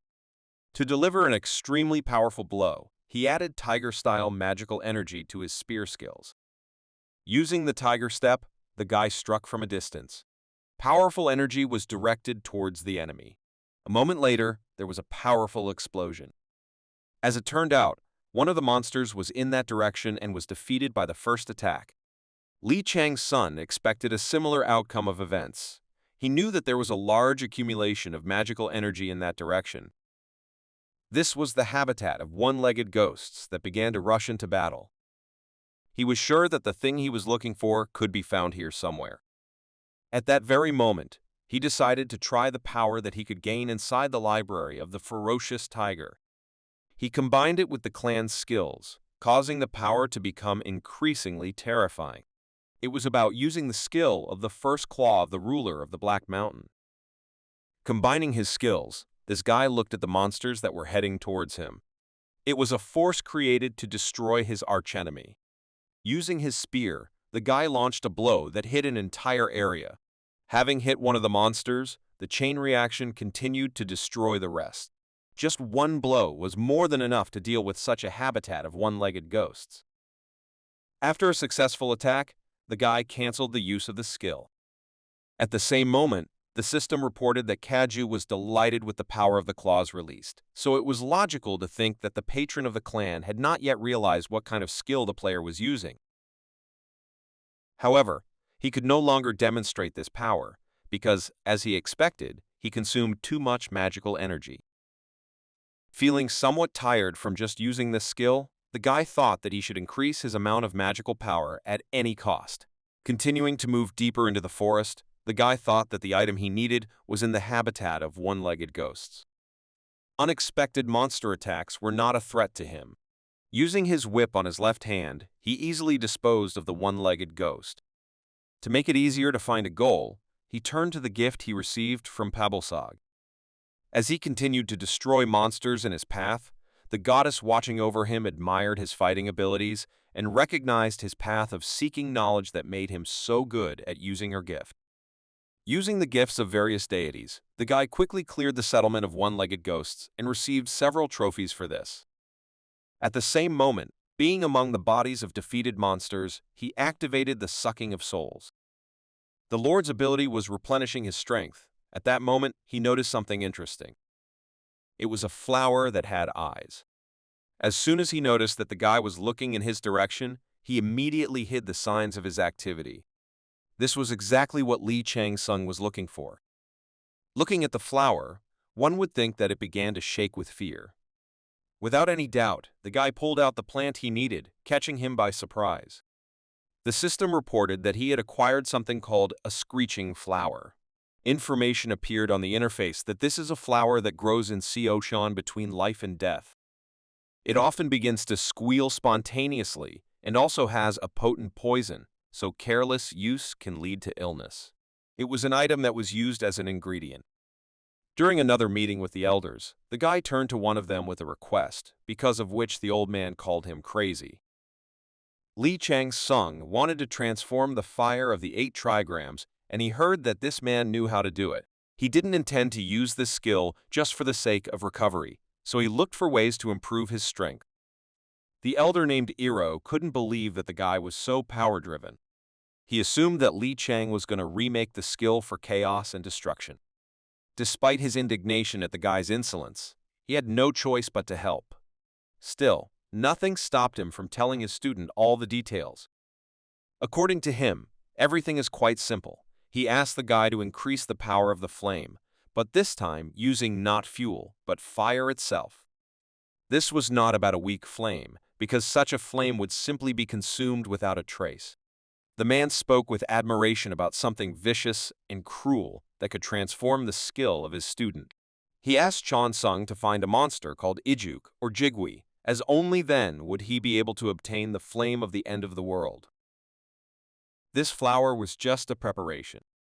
Earlier, when the guy was simply exploring the dungeon area, he managed to find what he came for.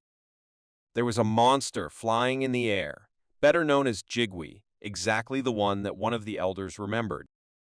He was looking forward to their fight, which would give him the opportunity to rise to a completely different level. However, instead of simply leaving it to smolder in the fire of the 8 trigrams, he wanted to turn it into a raging fire.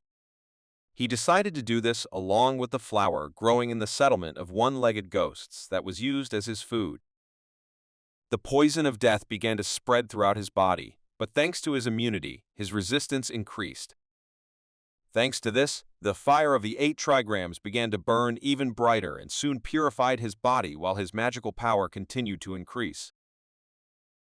As he continued to eat these plants, he was satisfied that he could continue to light a fire in this place and at the same time increase his magical power. Moving forward, the guy continued to clear monster settlements, improving his characteristics. Watching his actions, some deities began to get bored. At that time, his magical power continued to grow. After some time, the guy reached the mountain where he had previously seen the monster he was interested in. The guy climbed to the very top of this rock, but did not see what he came for. In front of him was only Jigva's nest. At that moment, he remembered his conversation with Iroh. Li Chang-sung was wondering what type of monster the previously mentioned monster was.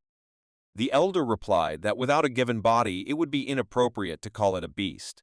But since it has a body, it is not a spirit, but most likely a rather strange monster. His words seemed strange, and the guy assumed that Jigwa was a lifeless creature.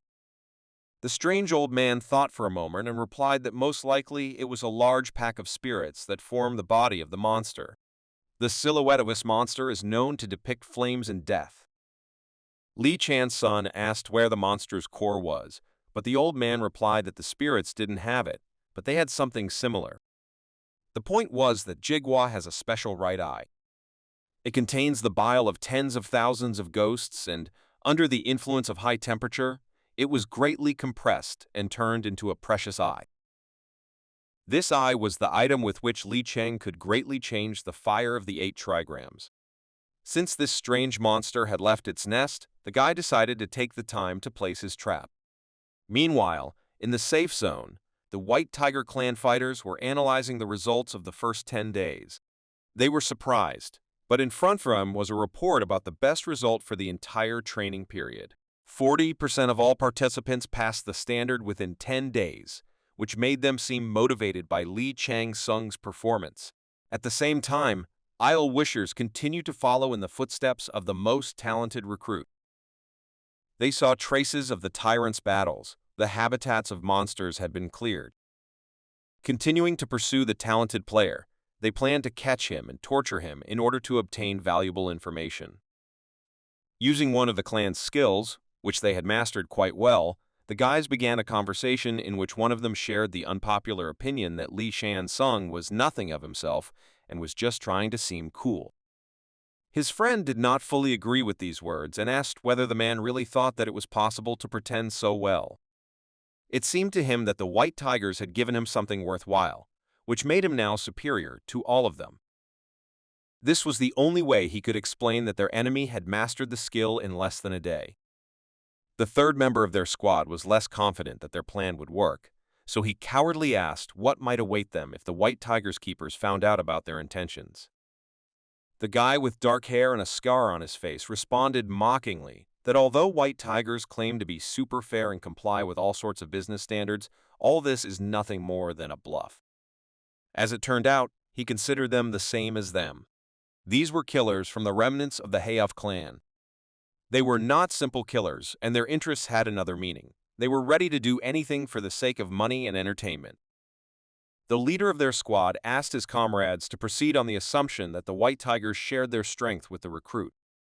On the other hand, if we deny this opinion, he believed that during his career as a gamer, Tyrant was able to earn good money, especially since everyone knew that Li Chen was the child of a rich family. He was going to take everything from him and believed that having carried out his plan, they would definitely not be left empty-handed. The cowardly and slightly overweight guy didn't quite fit into his squad. He was afraid that if they touched a guy who didn't do anything to them, there would be dire consequences after that. His whining angered the two guys in front. The guy noticed their discontent and began to think about how to justify himself. The squad stopped and the cowardly killer began to justify himself, saying that if they started smoking for no reason, then their plans would go wrong, and they would find themselves in a far from better position. As it turned out, their main task was to participate in the training of white tigers and steal the sphere of illusions. He believed that even though the HOV were driven into a corner by the white tiger, the sphere of illusion could become the trophy that would help them change the whole situation radically. For him, the main priority of this raid was to obtain such a powerful item. The dissatisfaction of the senior colleagues turned into a verbal skirmish, and the man with a scar on his face felt that their junior comrade was worried that they would not be able to cope with some newcomer. The man with a short black beard thought that their comrade dared to look down on them. One of the killers came closer to the cowardly guy and invited him to do the job without further ado. The frightened guy had no choice but to agree with the words of the more experienced member of the HOV clan. To cheer up a colleague who was succumbing to doubts, a more experienced guy gave him a light beam and said that if he started talking such nonsense again, then his head would end up in the stomach of a one-legged ghost. After these words, the guys began to use one of their clan's techniques and took off. Gathering all his determination, the cowardly killer also resorted to using force to continue completing his main task. He took flight to catch up with his more experienced and greedy comrades. Meanwhile, the previously prepared traps began to go off, and the exposed evil spirit fell into one of them. With just one trap, he was able to apply several effects to the monster, causing it to be defeated. As time passed, several more monsters fell into the traps and were instantly destroyed. Thanks to this preparation of the battlefield, the guy again raised his level. Despite the positive news, he never met a fire ghost. Instead, various fire-type monsters fell into traps. While Pabelsag admired the spectacle of the massive activation of traps and the subsequent explosions, the guy thought that in 10 days he never reached the nest, but during this time he managed to rise to the 32nd level. Looking at the nest, he thought that the fiery ghost had left. This was a real problem, and the guy was thinking about how to find this monster. As he went down, he felt the presence of another player.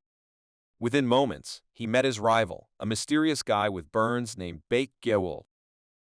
Stretching his spear forward, he was clearly in the mood for battle.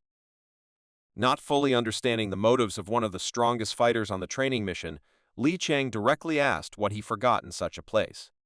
Without waiting for an answer, he began to release his magical energy using his white tiger skills. The reason for the uninvited guest was unimportant to him, since he could not allow him to tell the others about what he was doing here. With a determined look, he told his rival that he would have to kill the witness. Within a moment, the blade of the former cybersportsman's dagger was on the forehead of a guy with burns on his face. Despite such a quick attack, Beck managed to deflect the blow using his spear. Analyzing the enemy's fighting style, Li Chang noticed that Beak Gaiwul was able to use a spear more than 3 meters in length, which suggests that he has good skills and must be somewhere around level 35.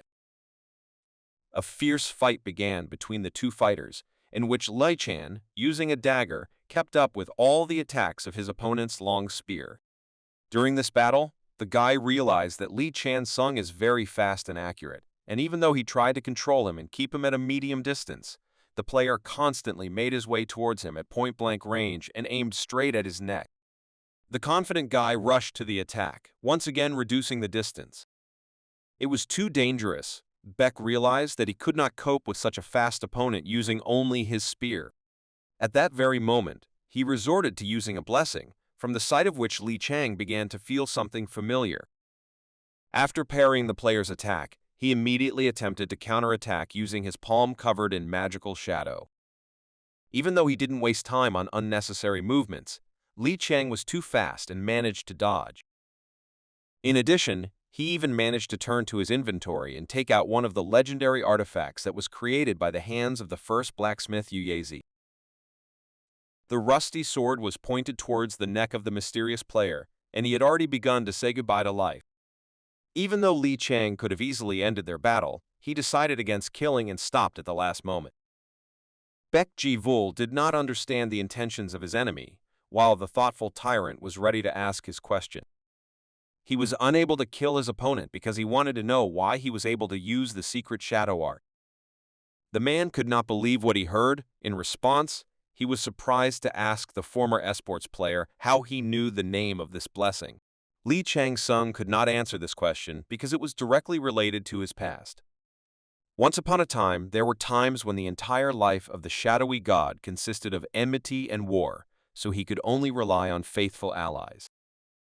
Despite their long battles together, they abandoned him due to his madness, taking with them the memories and relationships he held dear.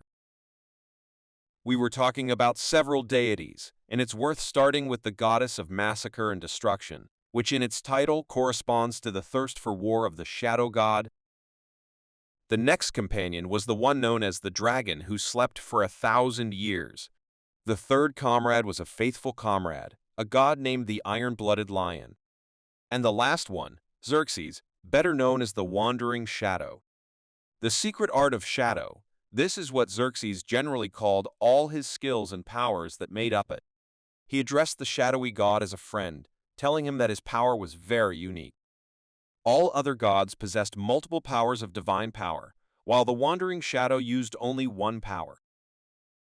A god with one power, Xerxes was one. The secret art of shadow was a special term that only his comrades knew about, so it was logical to assume that Beck had something to do with it. Oddly enough, Haju wondered about the skill mastered by his clan's trainee. Still, Li Chang understood that there was a big difference between the power of a god and the secret shadow art developed by an ordinary person, and therefore he wanted to hear Beek's answer. Enraged by his powerlessness, the player repeated his question, but the calm Li Chang reminded him that he was not in a position to demonstrate his emotions. In response to this, the Sig guy with burns all over his body began to use the secret shadow art again, and shouted that he would have to force him to answer the question. With the help of his blessing ability, he decided to complement his fighting style with the use of a spear and rush to attack. Despite this former gloomy god managed to track all his furious attacks and successfully dodged. Buck was furious. He shouted to his opponent that he must immediately answer the question while he still had the opportunity. Li Chang knew that simply dodging would not be enough, so he decided that he would fight until he found out about the secret art of shadow. Laying down his weapon, Li Chang switched to using a spear. Beck did not expect his opponent to resort to using the same weapon. He was shocked at how well he wielded this weapon. The pressure from the more experienced player continued, and Beck was forced to go into defense.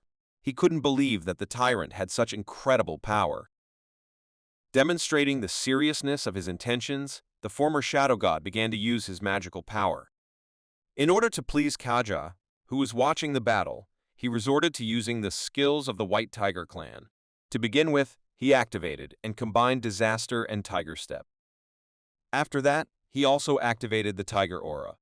Due to the masterful use of these skills, his strength reached an ideal state, and Baek Ji-woo could not find a single flaw in his defense. The fast and powerful attack did not allow him to dodge, so the guy continued to defend himself. Despite using the Shadow God's blessing, Beck was still unable to resist. He flew back and hit his back on the rocks. There was no point in continuing this fight, because Li Chan had demonstrated his superiority. He once again pointed the blade of his weapon at the enemy. As expected, he was determined to hear the answers. The tyrant's superior skills in using the spear and such incredible possession of the tiger's strength did not give his opponent any chance of victory, which is why Keiju imprinted him in his memory again. Looking at the defeated opponent, Li Chang said that he was a half-ghost, and this was the reason why he had a special ability. This name is mainly applied to a person born from the connection of a human and a ghost, due to their special origins or have a hideous appearance and special abilities. The confused guy couldn't believe his ears, so in a trembling voice, he asked how Li Chang knew about this. As expected, the gloomy god could not answer this question.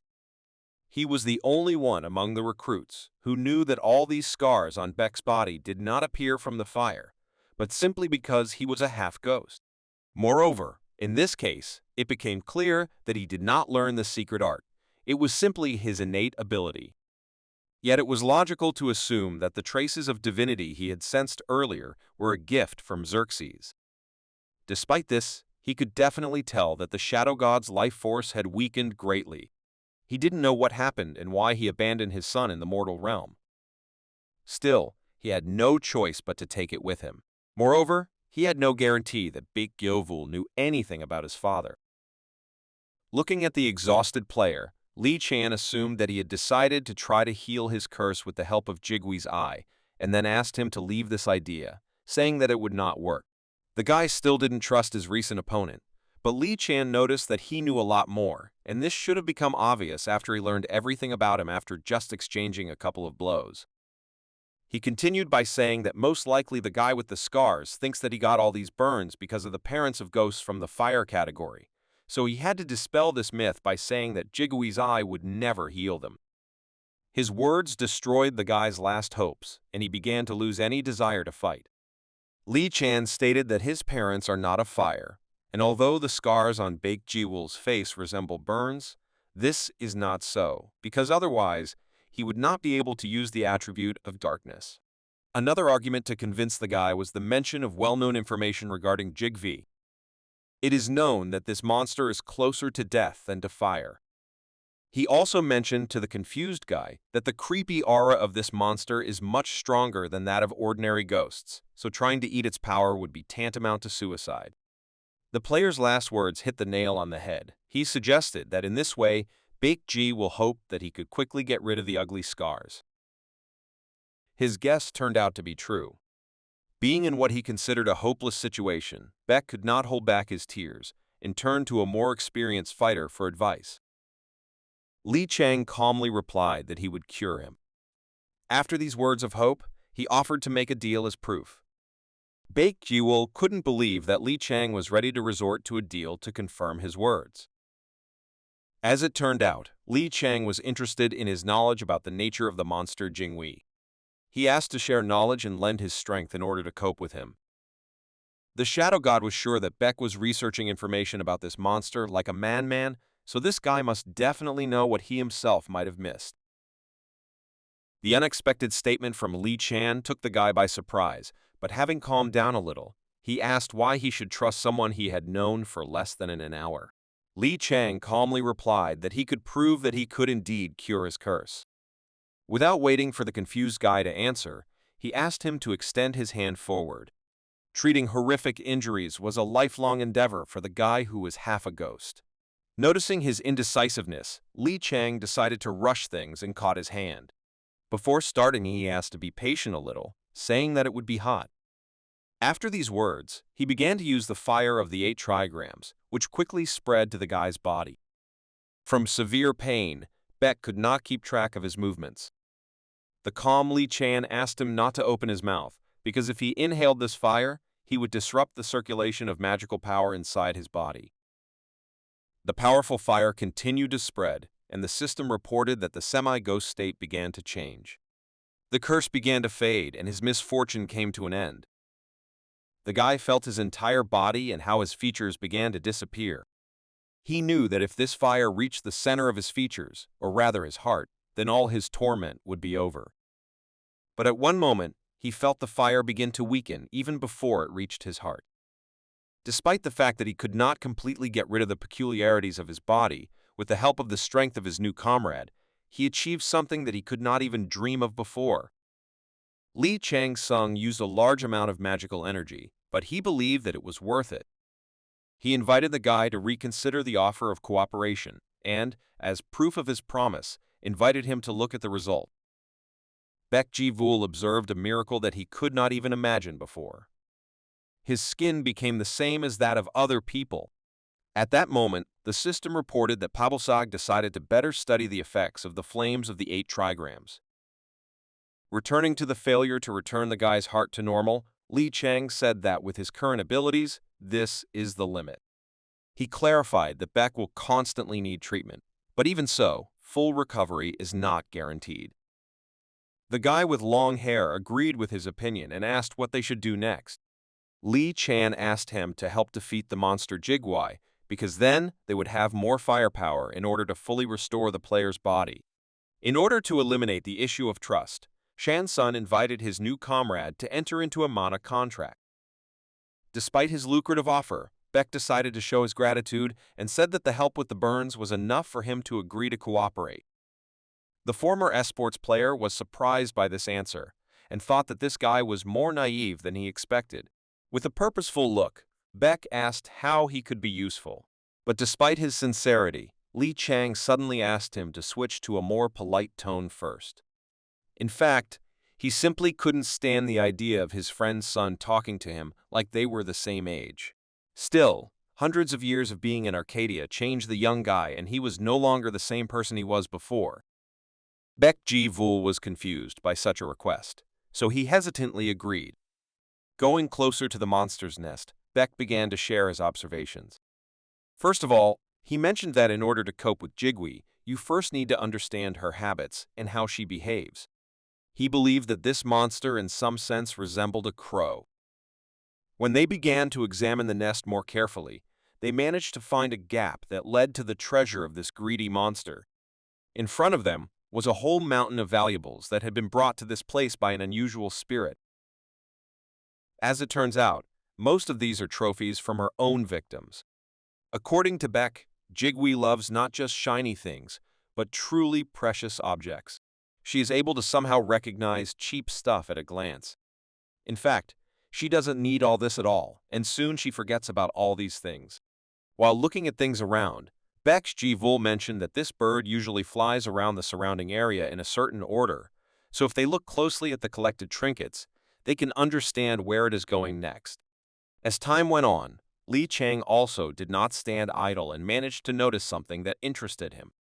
It was a white dove's bow. Taking this object in his hands, the guy learned that it has the property of piercing a target, with the help of which he will pierce through absolutely everything he hits. In addition, it also had a quintuple arrow strike effect, capable of firing 5 arrows in succession with one attack. This place turned out to be full of interesting things, so he decided to pick up a few items for himself and sell the rest. At the same moment, he felt incredible power emanating from the strange sphere.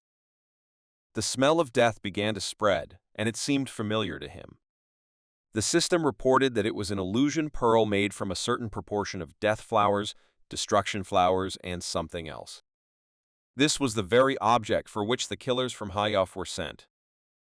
It was stated that the grievances of those who died from smallpox were felt from it. This disease was somehow connected with events from the past, so the guy assumed that he had found something related to the White Tiger clan. This item was no doubt sent to inventory. At the same time, Beck said that he knew where the monster they were interested in was located. With a confident look, he said that it was even easier than he expected. As it turns out, Jigui was focused on eating for quite a while, so she used quite a bit of her power, which made their task a little easier. Li Chang suggested that in this case, she most likely climbed deep into the mountains, to a place where mystical creatures and monsters with strong souls live. Bake turned out to be very useful in searching for Jigui. Li Chan decided to continue their journey and suggested immediately going in search of the monster. Their journey took approximately 4 days. As they approached the monster, they saw more and more bones of animals that became its prey.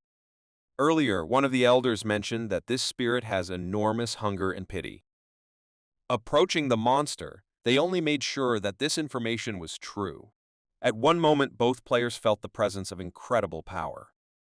In front of them was Jigui, a monster of simply incredible size. Pablo Sag was looking forward to a fun hunt for such a huge phoenix. The guy decided not to waste time and not give his enemy time to recover, so he took out a bow from his inventory and activated the Viper's Eye. Using his eyes, he was able to figure out the monster's weak points in order to inflict as much damage as possible from a surprise attack. Within a moment, the system reported that Haju was proud of the 2 members of his family who were spreading his name, so he gave them a gift. Li Chang Sung couldn't believe that he could gain new powers so easily. At first, he noticed that the range of his vision had increased, but after a moment he realized that all his senses had reached a new level. Instead of arrows, the guy decided to use his spear, dividing it into 2 parts in advance. Due to incredible jealousy, Pablesag did not want to give up the player to anyone else and made her move, granting him power. The gift and power of the goddess of the hunt was presented. The skill ensured that the guy would not miss the target he had chosen. Using the granted power, the guy launched a surprise attack. His spears flew towards the body of the huge monster with incredible strength and speed. With his first attack, he dealt massive damage to the monster as his combined lightning explosive and lightning network skills caused a temporary lightning storm. Watching such an incredible and well-thought-out attack, Baek Ji-vul was in admiration of the strength of his comrade. Nevertheless, such effectiveness was guaranteed to him by the powers presented by the deities. Pablesag proudly declared that no other person would have ever received such strong power in his life. Lee Chang-sung was finally able to regain the fighting feelings that he had been missing all this time. All his senses were focused on the enemy. He also became much better at predicting her movements. In order not to lose his advantage, Lee Chang went on the attack. Baek Ji-vul began to run after him. He thought it was crazy, but despite this, it seemed to him that they could really win. He was confident in himself and his comrade. At the same moment, the guy felt the approach of the holders of the skills of the White Tiger Clan. The system reported that an intruder had appeared who did not have the right to join the raid. Two men landed in front of the player to look like White Tiger Clan fighters. One of them turned to the recruits and declared that this was a security zone.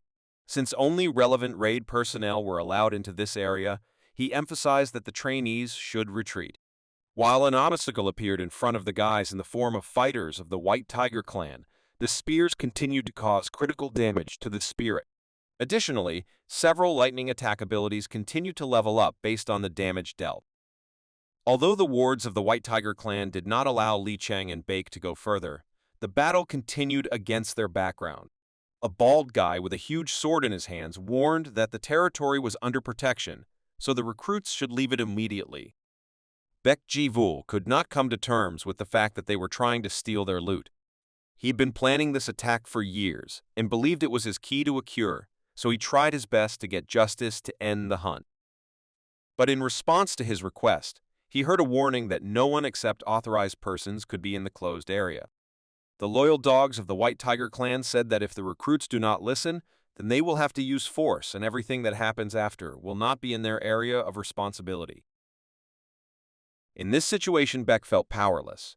He was afraid that if they used force, they would not be able to avoid the consequences from the clan. At the same moment, a powerful explosion sounded in their background from the fall of an exhausted fire monster. Jaiwa tried to sneak away, so Baek began to worry that they might miss their chance to win. He began to move forward, explaining to the clan fighters that if they missed the monster, then it would be impossible to catch up with him. Despite this, the two warriors' opinions did not change, and they gave a final warning before using force. Gathering his last strength, the spirit headed upward to escape the range of Lee Chan's abilities. Despite the emotionality of his comrade, Tyrant was very calm. Looking around, he noticed that he was still being followed. Song Yeo-jong thought about the director's order not to interfere, but was worried that in the worst case, he would have to resort to force. The presence of the loyal subordinate director O indicated that this place was something very important to the clan. Analyzing the situation, Lee Chang decided that the executive director was trying to hide some traces here, using fighters from the laboratory. He believed that the tracks of this monster were somehow connected with the Pearl of Illusions that was in the bird's nest. Moreover, it was logical to assume that the monster himself killed someone who was related to the secret of their organization. That is why the fighters are trying to take over or destroy the remaining street, which means that Jigvi may be hunted by other people involved in this matter. The guy understood that if he delved a little more into the reason for this situation, then there was a chance that he would stumble upon something more valuable at the disposal of this dungeon. In order not to go into battle, which could lead to unpleasant consequences, the guy clarified the rules of their actions and suggested that they were allowed to do whatever they wanted, but outside the designated area. They told him that this was true, so the guy convinced them that they should not worry about violating the rules of the training camp on their part. At the same moment, the huge monster turned around and began to rapidly approach them. This incredible power caused concern on the part of the clan fighters, because they understood that in the event of a battle, they would not be able to withstand. Just a moment later, there was a loud explosion as Jigui collided with the surface. After that, Li Chang extended his hand towards her and began to use the power of the Lord of the Underworld. At this moment, he began to absorb the power of the dying monster, pulling it towards him into a zone where he was allowed to act at his discretion. Absorbing the incredible power of the fire spirit began to enhance his 8 trigrams power. He was enveloped in power, from the fact that the new source of fire was rapidly being absorbed with the help of the power that was at his disposal. This was part of his plan. He had prepared in advance to prevent the monster from escaping the battlefield. Being among the remains of the creatures destroyed by the spirit, the guy suggested that Jigvi could have left the chick. He was sure of this. He believed that there must be some good reason why the bird left its nest. Besides, consuming its fire had serious consequences. He believed that there was absolutely no point in this if it was not about food for the child. This was the key to defeating the monster, so it was clear that if they used this knowledge well, the benefits would be immeasurable. In addition, the guy knew that Jiggly is a mystical creature, a spirit that is very difficult to hunt alone, so they need serious preparation. Beck admitted that he had some ideas earlier, so he prepared a little for the battle. Despite this, he was afraid that even if everything went as expected, there was no certainty that it would work. At the same time, Li Shan's son continued to analyze the information obtained. He understood that since the chick hatched, then the monster needed a food source. Thanks to this, the movements of the spirit will be much easier to predict. As planned, he was the first to reach the desired location and set traps there using rune control. At the same time, as Li Chang used his power as an overlord, the spirit of Jigby continued to absorb the souls of his victims in order to replace his lost power. Despite desperate resistance, the fire of the 8 trigrams continued to engulf the monster's body, continuing to absorb its power. During preparation, Li Chang noticed that the monster's behavior was not due to the fact that he was carried away by hunting, but most likely because, for some reason, his excessive hunger left him no choice. That is why the corpse of one of the animals was used as a welcome dinner. Having absorbed it, the spirit was at the disposal of the player, since earlier he had applied runes in his blood, which was saturated with icy and paralyzing poison. Watching what was happening, Beck was delighted, because he understood that Jigui would not be able to do anything against the poisons that his comrade used. Despite the sudden appearance of the White Tiger clan, everything happened as planned. Jigui continued to absorb the souls of her victims, using them as fuel to fuel her flames of death. But at the top of this food chain was Li Chan-sung. He did not tell Baek Gyewol that he did not extract the spirit of the destroyed monster, which served as food for their main goal. This spirit entered Jiggly's body and became part of her flesh. When the huge bird tried to escape, it was this same spirit that was used to pull the monster back. Once the fires of purgatory were lit by a spirit, they quickly spread to other spirits. The flames became too fierce to be stopped. Jigvi is a collection of spirits, so there is no way for her to escape the flames of the 8 trigrams. All of her power will be what takes the player to the next level. The flame of the Fate trigrams turned out to be the natural enemy of the spirit, with which it was most incompatible. The ability continued to continuously absorb fire. Destructive properties slowly began to be added to its regenerative capabilities, and the overall level of the ability continued to grow rapidly. From the unimaginable amount of power that was absorbed at that moment, Li Chang began to lose control of his ability. The system began to warn that continued use of power would cause him injury. At the same time, his mana vessel size continuously increased. Li Chang was nearing the end of gaining new power. The system reported a new achievement. As a reward, he received additional characteristics of intelligence, will, and magical power. His skill level in sucking the souls of victims had also increased, causing the process to speed up. Despite the inevitability of the completion of the 8 trigrams flame, the monster, following its instincts, continued to resist. The fighters of the White Tiger clan could not influence what was happening in any way. They could only watch the situation with shocked looks. When the power of the flames of the 8 trigrams began to acquire distinct destructive properties, the player took out his legendary artifact. This was exactly what he needed to use the sword made by the first Yu-Ye-Z. The eternal flame began to engulf the fish gut sword. The guy successfully fulfilled the hidden requirements of the divine artifact and was one step away from gaining full power over this legendary item. The guy thought about one sure way that would allow him to finish the job faster. He was going to completely remove the seal from the fish gut sword. To do this, he needed to use a huge amount of all-consuming flame, which the artifact absorbed with unimaginable greed. In addition, he decided to add one more ingredient that the greedy blade desired. It was blood. These two things could completely release the artifact that had been dormant for a millennium. The fish gut sword was passed down from the first Yu-Ye-Z to his descendants, always being closest to the brazier. Since the marks of generations remained on the sword, it was only natural that fire would take its place within it. Also, before this furnace fell into the hands of Ye-Z, he visited countless murderers, absorbing an incredible amount of blood, and was nicknamed the demonic or sword of death. The blood that had seeped inside it could not be washed off so easily, and this affected the character of the blade. All the requirements for gaining power over the artifact were fulfilled, and after it absorbed the fire and blood of Li Chang, the sword became completely subject to him. Frightening power began to spread around the artifact, and its appearance began to change. A certificate of the new owner of the blade was engraved on its blade. The sword was released. It had its own personality, so it immediately wished for the new owner to take it into his own hands. In addition, after the seal was removed, the souls that were imprisoned in it began to be released. Following the example of the sword, they began to impose themselves on the guy in order to become part of his power. Baek Yovel did not fully understand what was happening.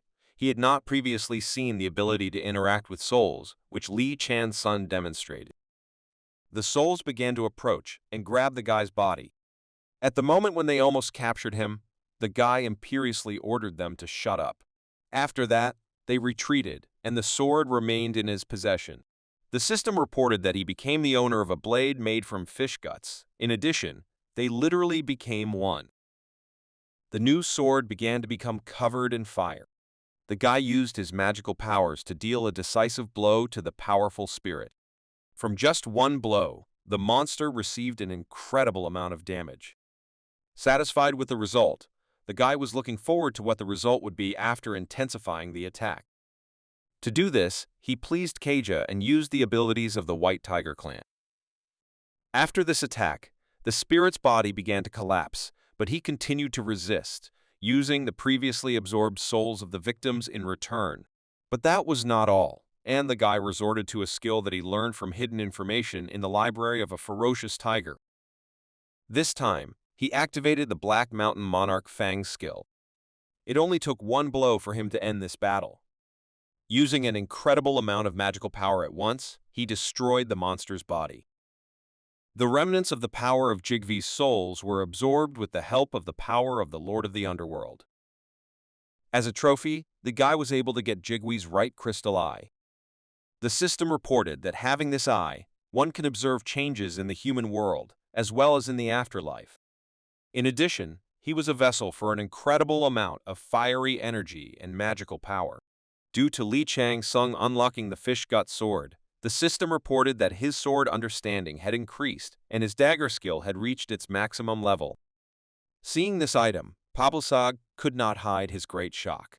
She nervously said that she could not even imagine that the poker could be a divine artifact. All the gods watching the guy were shocked by the appearance of the masterpiece of the divine blacksmith Aoyeyasi. This item is known among the gods as one of the 9 famous swords that the first Yu-Ye-Z forged, nicknamed the Sacred Sword due to the length of its blade. It can be used as a dagger, and after releasing its true form, as a long sword. In addition, traces of use endowed its owner with mystical powers. The system also reported that the famous 9 swords are organisms that cover each other's shortcomings and enhance common virtues. The more of them the player has at his disposal, the more they will synchronize with each other, which will open up new abilities and enhancements for the user himself.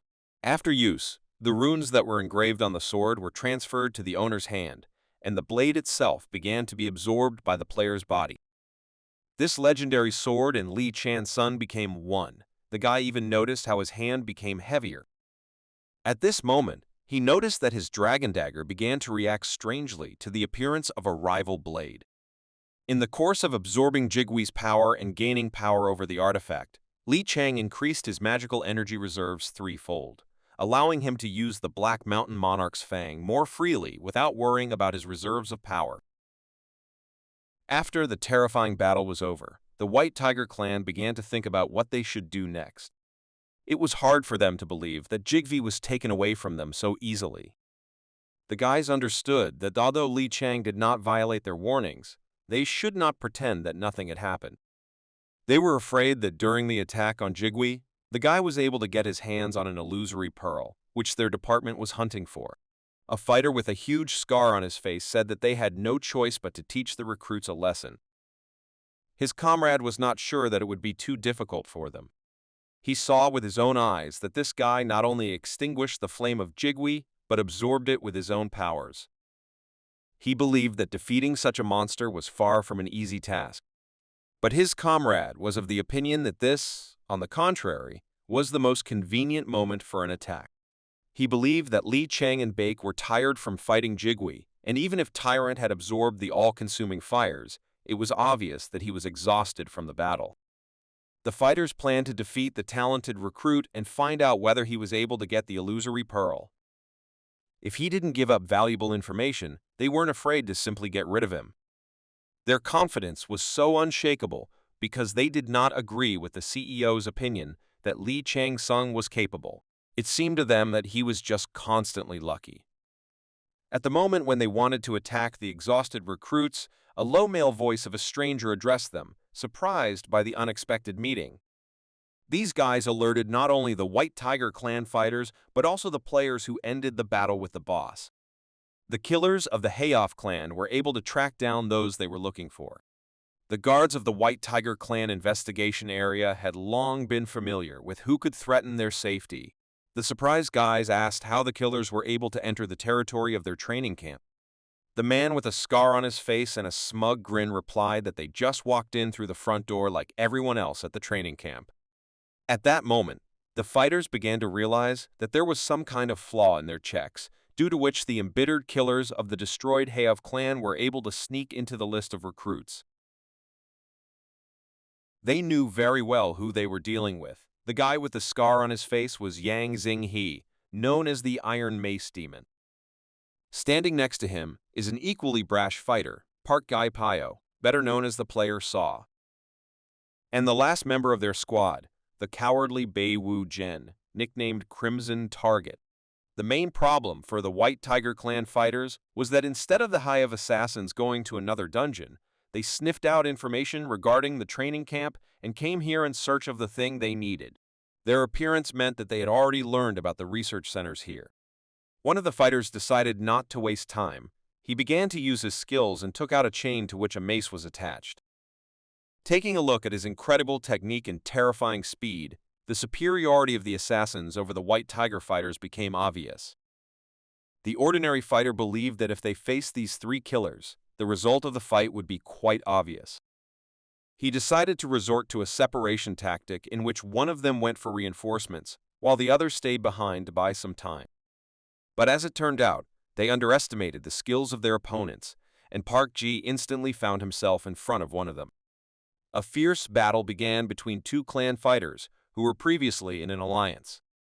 The assassins' pressure made the difference in their strength clear. Even though Park Gai could easily destroy his enemy, he decided to prolong the fun. At the same moment, the guy who went for reinforcements was reached by the killer's mace under the name Yang Xing. The man could not dodge due to the enormous speed of the attack, so he decided to block this blow. The strength of his sword could not compare to the strength of his opponent. Due to the destruction of the sword, the White Tiger clan fighter found himself unarmed. He couldn't dodge such fast attacks, but there was no way to block either. Because of this, a combination of mace attacks knocked him out of the game. Having destroyed the enemy, the man began to furiously yell that the clan fighters were too weak. His comrade asked him to be careful and not to simply kill a valuable lead again, but Yang Xing replied that they had no reason to worry, because they had 3 witnesses left at their disposal. Because of his words, Perji was forced to hold back so as not to accidentally be left without information that was valuable to them. While the White Tiger Clan's fighters were on the verge of a crushing defeat, Baek Jevel covered his comrade, who was still recovering from a recent battle. An assassin of the HOV Clan named Bei Wu Geng was approaching them. Baek asked what they wanted. The fat guy replied that although he had no particular desire to fight, he had to get rid of the witnesses. In response to his words, the calm and confident Li Shan ironically replied that he was not going to die at all. Seeing his comrade's gaze, Baek was convinced that Li Chang still had the ability to fight. Even though he had the most talented newcomers of the White Tiger Clan in front of him, Bei Wu Zhen was still arrogant, using HOV's skills. He said that he didn't care who he killed. In response to his words, Li Chang imperiously raised his index finger into the sky using a mysterious skill. After that, he turned to the HOV fighter with a sly grin and promised that he would think about the offer to fight if Bei Wu Jin could evade this attack. Within a moment, the self-confident mace demon's face changed. Those who had previously fought began to sense the real danger posed by the new recruit. The killer of the HOV clan, Pi Wu Zhen, completely forgot that he was going to destroy 2 recruits of the White Tiger Clan with his own hands. A threat loomed before him, casting doubt on their chances of survival. The system reported that Boss Jigui had appeared in front of them. With a terrifying look, Li Chang said that it was incredible luck that these monsters laid eggs. With anticipation, he asked the rowdy guys from HOV for their opinion on how the female Jigvi would react when she learned of the death of her partner. A huge spirit with incredible power shouted loudly in memory of his beloved. After this, fiery lightning launched by the spirit began to move towards the players. Powerful explosions over a huge area created a kind of assault that was difficult to dodge. The unimaginable power of this monster took the HOV fighters by surprise, and they had to retreat. One of the fighters turned to Yang Xing. He asked him to take care of the monster. He wanted his comrade to drive him in the other direction. But, as it turned out, it was already too late. Jigvi closed the distance and was ready to strike. Within a moment, a series of powerful explosions sounded, and the HOV fighters began to scream in failure. They could not dodge such a sudden attack of unimaginable power. Li Chan expected such a turn of events. He explained that the female protects the chicks and the male gets food. Since her partner was in danger, it was very natural for her to come to the rescue. Baek Gyoval was shocked by the knowledge of his new comrade and did not understand what a difficult path he had gone through to gain such experience and knowledge. Li Chan was about to move on, and his half-ghost friend asked what he was planning to do. The tyrant replied that he wanted to get more crystal eyes from the female Jigvi. Buck was a little worried about the state of his comrade's health, since it was obvious that after a hard battle he needed rest. But the guy replied that he was already much better, and his endurance indicators had noticeably recovered. He still had options on how to regain his strength. He still hadn't used the crystal eye he'd gotten from the first boss.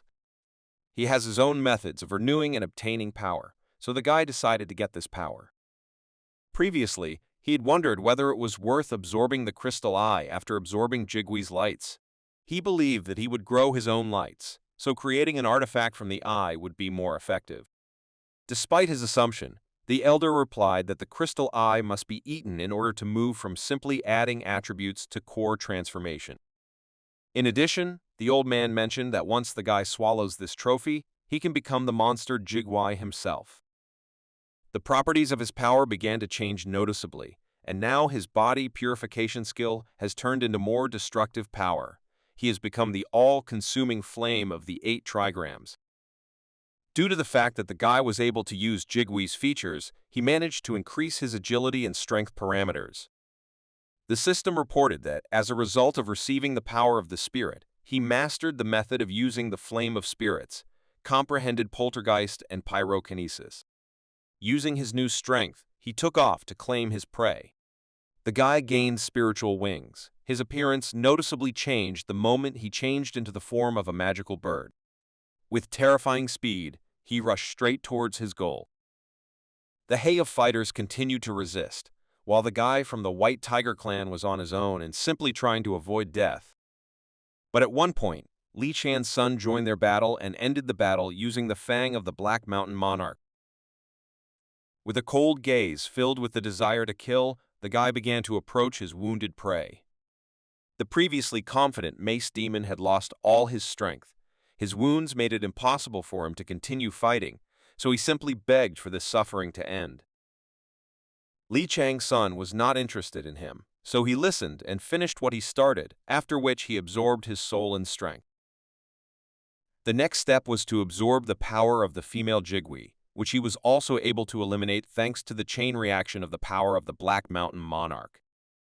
Using a large amount of magical power at a time turned out to be as effective as possible, so the guy quickly acquired another crystal spirit eye.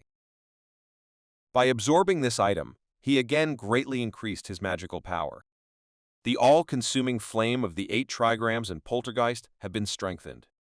In addition, the system recommended using the first form of all-consuming flame with distrust in order to subdue this ability much faster. This time he received much less magical power. Its amount approached the 300-point mark. Most likely, this was due to the fact that he absorbed the trophy for the second time and certain limits were triggered.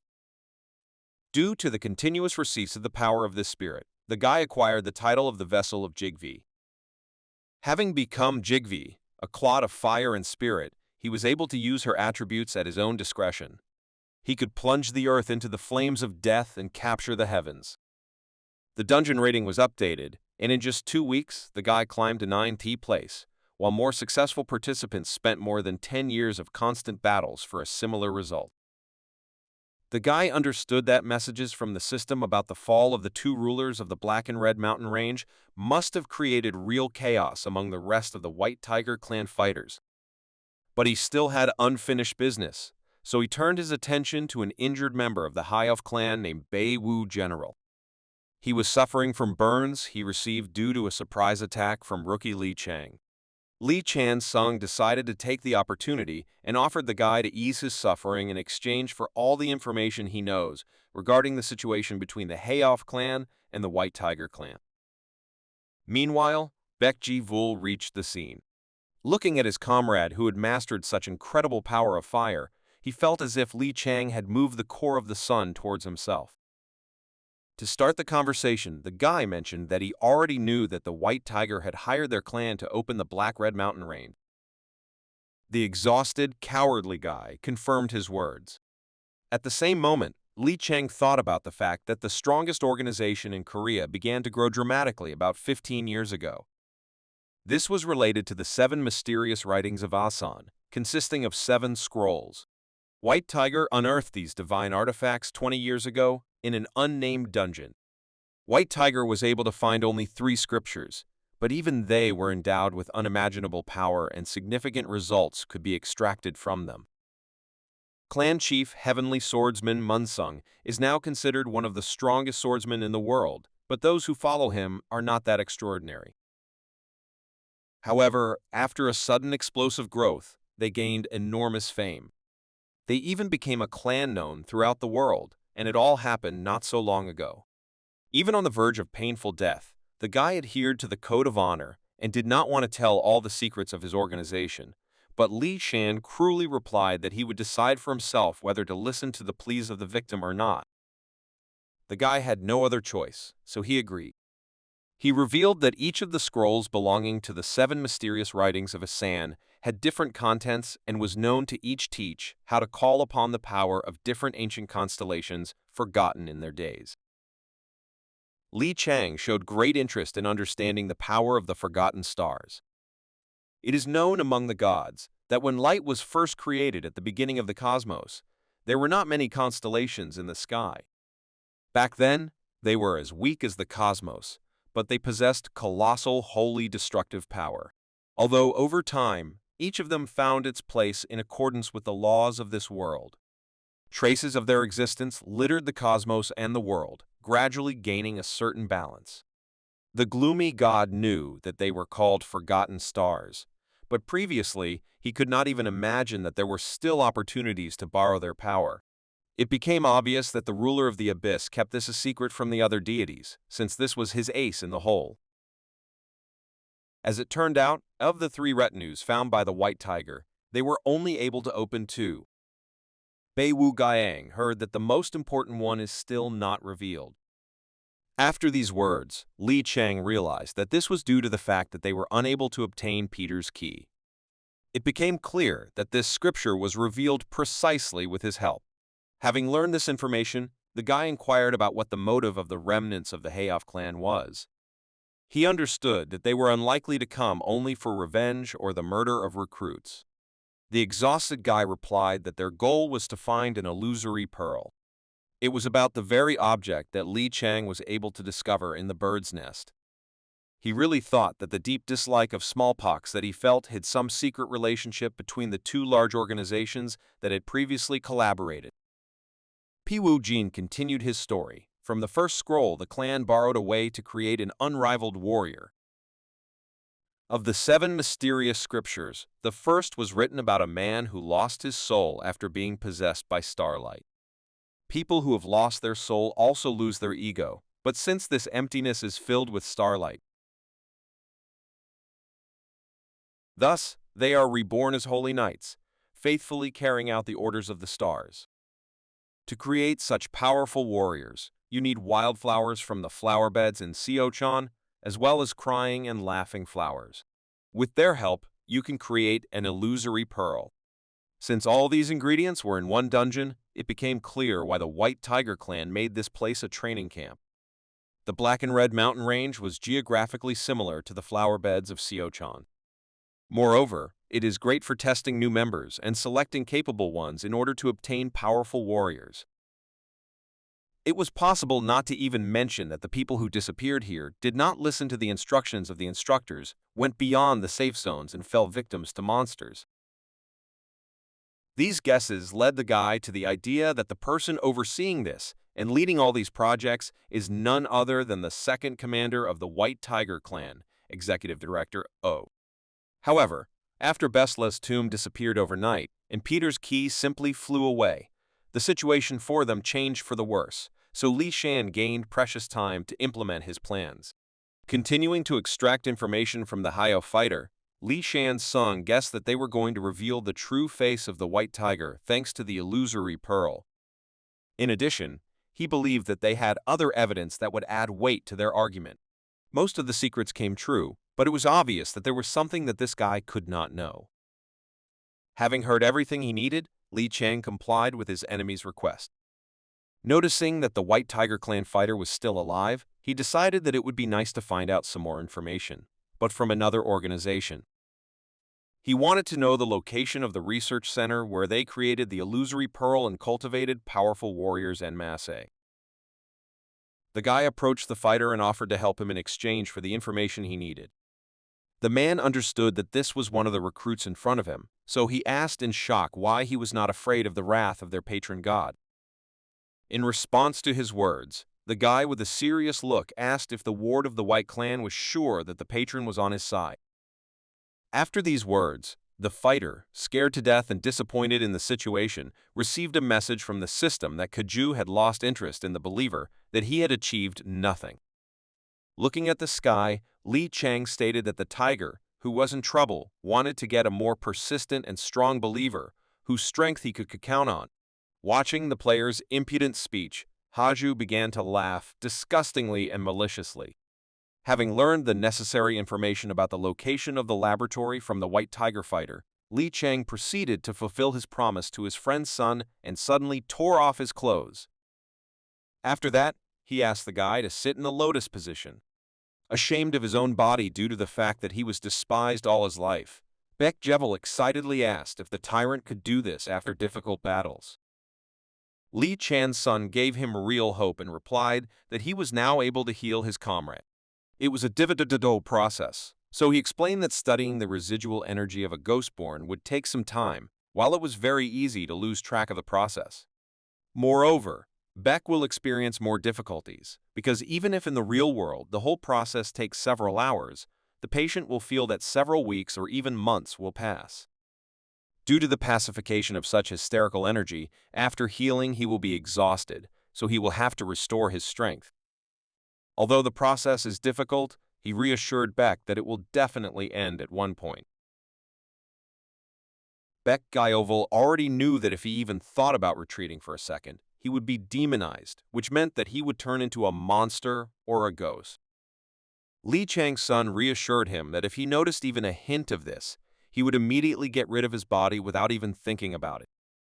He remembers that the consequences could be unimaginable, since there were times in his life as a shadow god when this recruit's father, Xerxes, walked around freely, and it was an absolute disaster. Overflowing with confidence in his comrade, Beck Jevel was ready for any test and asked him not to worry. At that moment, Li Chang noticed that Beck was very similar to his father, because his will was as unshakable as that of the divine being of shadows. After discussing all the details, Li Chang's son began to release the flames of the 8 trigrams, which changed its appearance as it acquired destructive properties. The system reported that the Ghostborn was covered in flames. The fire of the first form of the end-of-the-world flame began to envelop his body. Li Chang mentally turned to him, wanting not to lose himself and not give up no matter what. A moment later, Beck felt his consciousness being transported to another place. He saw himself as a child remembering those terrifying times. He would not want to repeat that nightmare. In this vision, some unfamiliar guy picked up his weakened body and dragged him with him. Beck realized that this was his memory, and he himself was in the world of his subconscious. He didn't want to remember those times. The guy who saved him from the cold brought him to the shelter, where he was immediately thrown out into the street, calling him a terrifying monster. To survive, the little guy covered in burns had to eat malnutrition. He didn't have a safe place to stay, so he lived on the street while the other children harassed him because of his terrible appearance. Since these were still his personal memories, he could confidently think that he was still alive. A moment later, he heard the voice of a shadow that appeared in front of him. The entity stated that it was looking for him, after which it noted that the winds in this place were cold and they should move on before the winter became even harsher. The ghost extended his hand to him and offered to go together, saying that Beck would never be alone again. At that moment, the guy remembered the words of his comrade that he should not lose control of himself. At the last moment, he removed his hand and prevented the ghost from gaining control of his body and mind. Beck began to run away from this entity, realizing that he did not belong here. After that, he began to feel Li Chan's presence more strongly, and the system reported that the goddess of justice Minerva smiled at the righteous heart of the talented player. Despite all the difficulties, they overcame a key moment. Shan Sung noticed that the ghost's son is very persistent, and this is his admirable trait. He thought that if this guy began to be demonized, there was no guarantee that he would be able to get rid of him even if he gained access to Jigwee's entire vessel. Still, this was not strange. Beck had incredible potential, since most likely he was the son of Xerxes himself. While he was trying to catch his breath after treatment, Li Shan decided to finish some business and used runes that hid the guy's location from outside observers. He was ready to look at the pearls of illusion of the research center, but before that, he had to complete one task that had been started for a long time. Activating his beast sense skill, he went in pursuit of the witness. Li Chang couldn't let Song Yojong tell the executive director what he saw. Yojong knew that he had to tell CEOO everything, no matter what the cost. He tried to run away with all his might, as he understood that Li Chang was concentrating on treating the second promising recruit. But at one moment, he felt the presence of the one from whom he was trying to hide.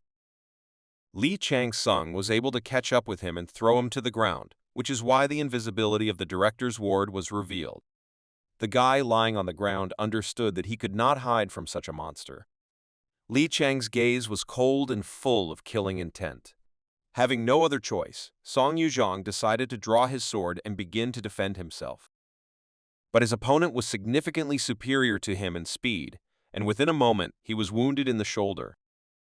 To prevent his opponent from escaping, Li Chang pinned him to a tree. The player had finally reached the level at which he could confidently defeat the director's ward, who used advanced surveillance skills.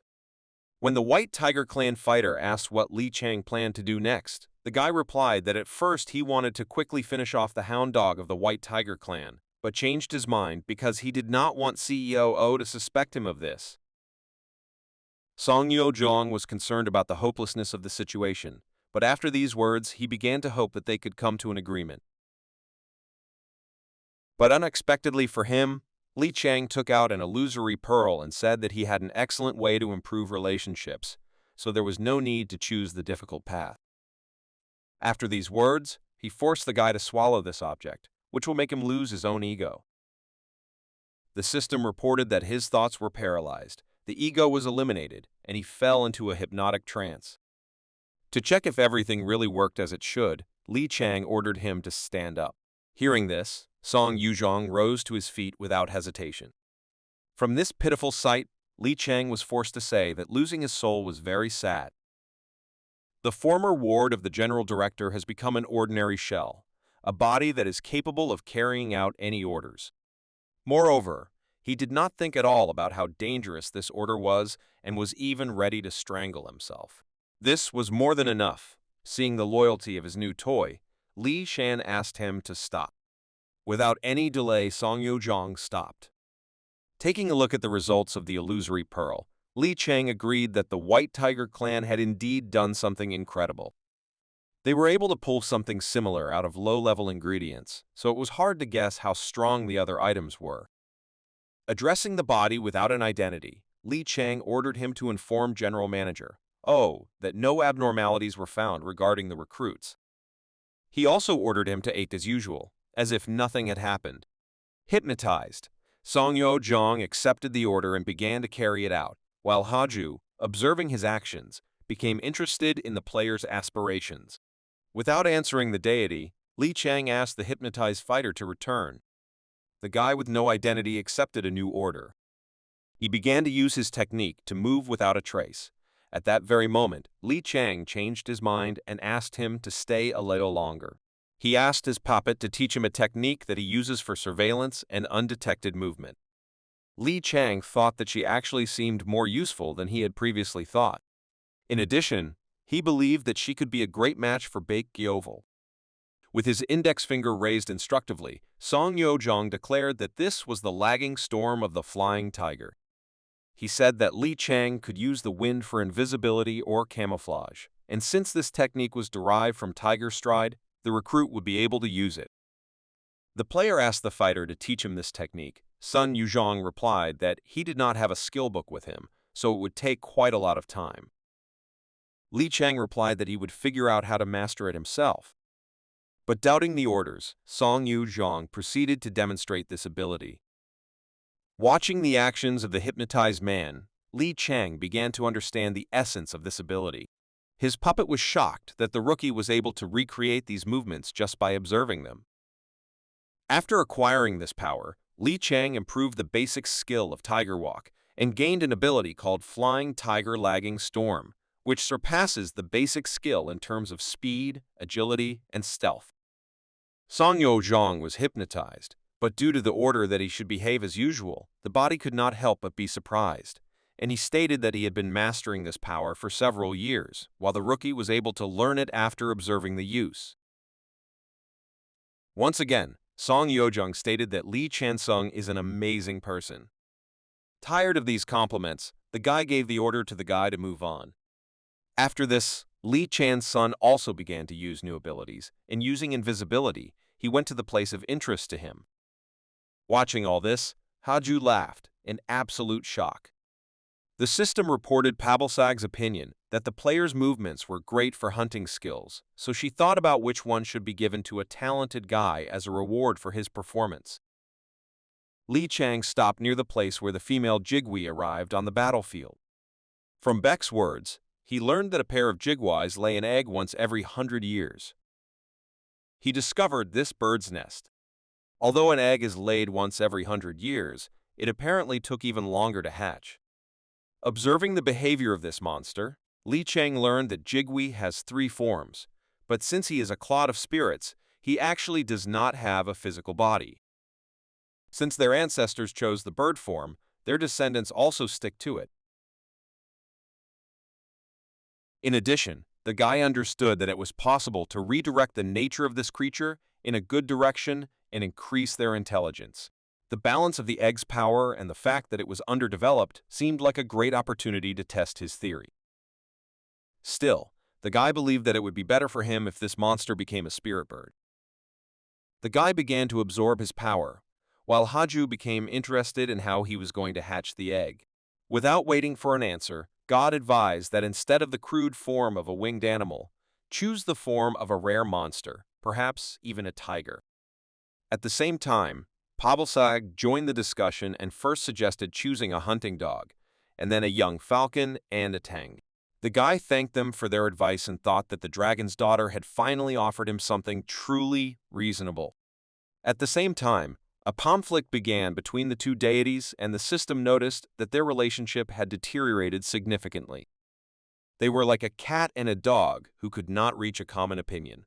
Having absorbed the spirit chick, the guy began to use his inner flame to raise it into the desired monster. Having finished this matter, the guy went to the research center. Meanwhile, things were quite hectic inside as unexpected guests from the government were heading towards them. Despite this, the executive director asked them to just wait, saying that everything would be resolved soon. He was afraid that despite all his achievements, he faced the risk of losing everything. To gain his glory, he used the illusory pearl to create a divine warrior, and with the third-level basic ability, he developed star coordinates, various divine ornaments, and artifacts. Despite all that he had achieved with the White Tiger, the man did not understand why the authorities sent an inspection department to him. Apparently, he did not see any crimes behind him. In his opinion, this was due to the fact that he appropriated a small amount of the budget that was allocated for the development of some government projects. Fearing the consequences, he contacted Executive Director O a bunch of times to get instructions, but in response, the old man simply told him to wait. The inspection council said that the inspection would come specifically on this day, and third-rank management would come to them on an official visit. Addressing his artificial soldiers, he ordered them to destroy all documents that could expose them to suspicion. Returning to one of the most suspicious projects called JITA, the man remembered that his customer and chief engineer was the executive director himself, which is why the authorities were so interested in whether everything they did was legal. For such a controversial scientist, attention from the association was especially dangerous. In addition, he was close to receiving the White Tiger rank for his contributions to the organization. On the other hand, he was able to instantly calm down after thinking that all the members of the White Tiger clan were people with incredible influence, so he would definitely be able to earn a huge amount of money. To eliminate possible risks, he wanted to make sure that he could always have emergency exits. Returning to the Divine Warrior project, he thought that it would be nice to get the bodies of the two most effective recruits. He didn't know where they were, since the connection had suddenly been cut off, but he thought that it would be nice to replenish his collection with such strong specimens. As it turned out, as a victim, he had already used one of the strong newcomers, with whom Li Chang began his mission. Returning to the problems of information leakage, he began to yell at his subordinates for still not being able to return the illusory pill. In addition, those subordinates who were sent on this mission have not yet returned. While the conflict between the deities was only gaining momentum, Li Chang reached his destination. He immediately noticed that this place was an attractive location for creating a laboratory, because nearby were the screeching flowers that were used as an ingredient to create an illusory pearl. The entrance was well guarded, so it was impossible to enter without hiding your presence. When using this disguise, even the sounds he made instantly dissipated into the air. Li Chang headed towards the entrance with great speed. He rushed past the inexperienced fighters, so they were unable to notice him. Despite this, one of the fighters felt something strange. It really seemed to him that something flew past them, but his comrade reassured him, saying that it was just his imagination. They dismissed this strange feeling as excitement and anxiety due to the fact that the association's inspection department was scheduled to visit them. Moving along the corridors, the guy used not only camouflage, but also the eye of a viper, with the help of which he managed to identify all the traps along the way and bypass them. The serpent that encircles the world could not hide his delight at the player's ability to use the abilities he had bestowed upon him. At the same time, the guy was interested in what all the employees were so worried about. Seniors hurriedly gave orders, while their wards hurried to hide some details of their activities and hid documentation. To find out what was going on, the guy enhanced his hearing with the help of the beast sense skill, thanks to which he could pick up all the sounds in the area, despite the high speed of movement. He could hear them talking about how they had a lot to do, but they had to be interrupted by a sudden visit from people from the State Association. In addition, everyone was worried that the fighters sent to retrieve the lost illusory pearl had not yet returned. A moment later, their panic intensified as they saw a message from the system that the male and female Jigvi had been defeated, while the bodies of the exhausted fighters were discovered next to them. Despite this news, they were still puzzled about how to clear the premises of their atrocities before the inspection department arrived. At the same time, Lee Chang-sung finally discovered the location where the illusory pearl production facility was located. While at the entrance, he began to smell a strong smell of poisonous herbs. Around him were many divine warriors created with the help of illusory pearls. The head of the Tiger Disaster closely watched the rookie's actions. The guy was not afraid to be in a place filled with fumes of poisons because his immunity to 10 poisons was enough to neutralize all the harm. He was forced to stop when he encountered a door that required proof of identity. To enter, he had to enter the pattern or code word needed to open it. Simply kicking down the door was the easiest option, but at this stage, Lai Chang couldn't make any noise. He began to think about what the key could be, and at the same moment, the only logical answer seemed to be Peter's key. The guy was not sure of his guess, but it seemed to him that the object that he constantly carries with him could be a clue. At the same moment, he changed his mind about getting the valuable thing, as the ruler of the abyss continued to watch him. He assumed that just the connection with this key would be enough for him to move on. As it turned out, his assumption turned out to be correct, and the gentleman's identity was confirmed, after which the locking mechanism turned off and the door began to open. Lee Chang-sung couldn't believe that the item he was able to obtain from the mountain dungeon had such incredible power that it could deal with such things instantly. The system reported that Haju was a little confused by how quickly the mechanism opened. He even had a few questions for the player about whether he had a talent for picking locks. After the player went inside, he found what he came for. Around him were countless test subjects who had begun their transformation into divine tiger warriors who had gotten into trouble. The guy considered what the researchers of the White Tiger Clan were doing was an abomination. At one point, he noticed that the system began to report the dissatisfaction of the goddess of justice. The goddess burst into anger and prayed for justice, after which the guy received an unexpected quest. Al was extremely disappointed with the villainous and dark influence that Kaju had spread in the human world. She felt sorry for those who lost their lives while trapped in the machines, so she began to pray to the player to give the victims peace and tranquility. The reward for this was her blessing, befitting the results. No matter how angry she was with the Abyss ruler, Lee Chang still didn't think she was really ready for such a step.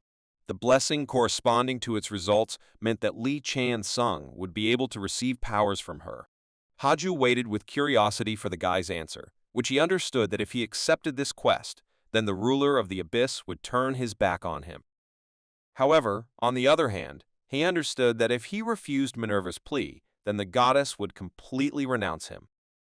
The choice was really difficult. At the same moment, Minerva watched the player with tension.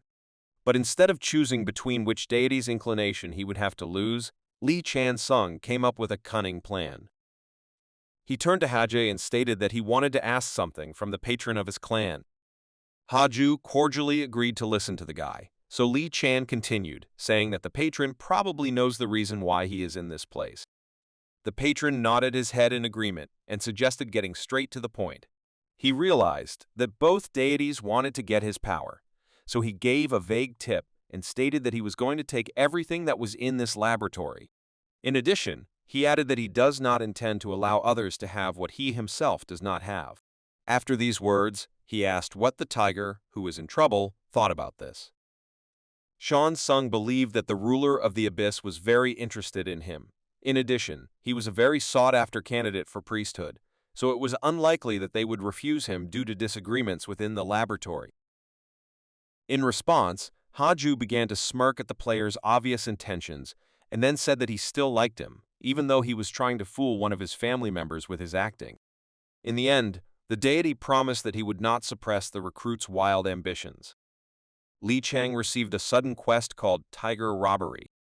Keiju stated his passionate desire to see what the new priest candidate was capable of, so he specified in the conditions that the tyrant must take everything he sees, after which he should consume these spoils.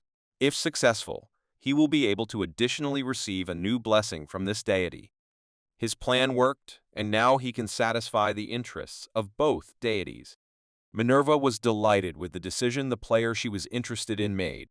Having discussed all the details and accepted the quest, the guy was ready to begin collecting an incredible amount of powerful items. But suddenly for him, he missed how he stopped using disguise and was noticed by the divine warriors. In any case, he was going to use the destructive power of the doomsday flames of the 8 trigrams urn, which would leave no trace after eliminating the enemies. In addition, he equipped the vessel with Jigvi. The magical power of the previously absorbed monster began to spread throughout the room. The powerful fire caused panic on the faces of the men, who had everything under control for several minutes. Li Chang decided not to delay the destruction of this disgusting place, so he summoned a hurricane of fire spirit flames. Within a moment, its power spread throughout the entire building. Those outside witnessed a sudden explosion of incredible power. The fighters who could use ice magic began to extinguish the flames from afar. Their efforts turned out to be pointless, since none of them could compare with the destructive power of the flames of the fire spirit. Real horror was happening before the eyes of the head of the laboratory. He was in despair and did not understand what was happening to the place where all his achievements were located. Addressing his charges, he was interested in what the security service was doing and how they allowed this to happen. A few seconds later, another powerful explosion completely destroyed the entrance, and the fat man flew to the side. The concerned ward asked his boss if everything was okay. The man was simply shocked and, first of all, asked how many people they had lost. It was not easy to answer this question. The remnants of their forces tried to leave the building. They were badly injured, and in addition to burns, many of them received reports that they had a burn infection. The system recommended that they leave the danger zone. It was obvious that Li Chan, as always, tried not to leave any traces behind him. A moment later, the destructive fire of the 8 trigrams flame began to catch up with them. The boss of the laboratory could not stand by. Noticing the stranger, he immediately rushed to attack. Li Chang stopped his attack and noted that this attempt was not bad. The scientist immediately moved on to questions. He was wondering who created all this chaos. He assumed that he was sent by the survivors of the HOV Clan. Besides, he was wondering how the guy could control Jigwi's doomsday flames. Looking at the guy again, he recognized the strongest recruit of their training camp. At that very moment, he realized that the situation was not at all under their control, because they had previously been informed that Li Chang's son should be in a completely different place. Having seen the recruit in person, who looked like a promising vessel for him, he completely forgot that his laboratory had been looted and destroyed. He believed that by having such warriors at his disposal, in 5 years he would be able to create a clan like the White Tiger, which would bring him an incredible amount of money and power. At that moment, when the man filled with greed delved deeper into his dreams, Li Chang began to use disguise in order to escape from the sight of a powerful enemy. The scientist could not miss such a great opportunity, so he launched a blow in his direction, enhanced by magical energy. At the same moment, the flying tiger skill was forcibly deactivated and the stealth was revealed. The guy was forced to dodge this attack. Just a few seconds later, a large explosion occurred behind him. It became clear that the strengths of this fat man should not be underestimated. Without hesitation, he immediately rushed into close combat using his huge two-handed sword. Looking at the man's face, the guy realized that he had become a victim of his own experiments. The scientist turned out to be one of the warriors sent by God. Continuing to repel countless powerful attacks from this monster, Li Chang realized that not only ordinary soldiers, but also leaders had become warriors sent by God. Since this happened to the organization's chief scientist, it could be assumed that some of the other White Tiger leaders also underwent similar changes. On the other hand, it wasn't so bad because he had the opportunity to test his strength against such a strong opponent. To change the course of the battle, the guy decided to distribute additional points in favor of speed and agility. After this, the scientist began to feel the pressure increase. He was forced to go on defense as the rookie continued to unleash a rapid and precise series of attacks with his dragon blade. Li Chang was able to gain a slight advantage, so the scientist went to a safer distance. He couldn't believe that this was really a beginner and not an experienced fighter. The guy left one of the clan leaders, no other choice, so he resorted to using ghostly energy. His magical power became denser. Watching this, Li Chang received messages from the system about the danger. A powerful area attack was directed towards the talented player. Li Chang had no choice but to leave the affected area. He was really annoyed by the ghostly energy, which was reminiscent of Haju's power.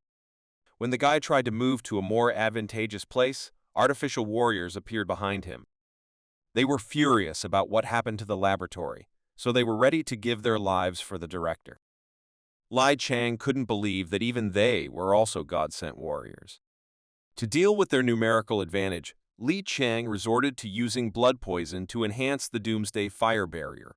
He protected himself from these monsters in order to gain some time. Despite the power of his technique, he was unable to stop the God-sent warriors.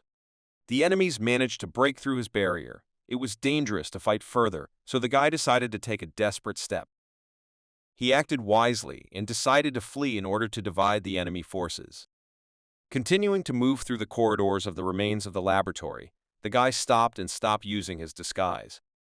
The stupid cloned warriors shouted that they managed to trap the enemy. But the guy's cold and purposeful gaze said otherwise. Of course, the scientist was wary of his calm behavior. He was furious because he realized that they hadn't actually cornered him. He had just deliberately brought them to this place so as not to have to fight multiple people at the same time. Noticing the guy's movement, he shouted to his charges to immediately bend down.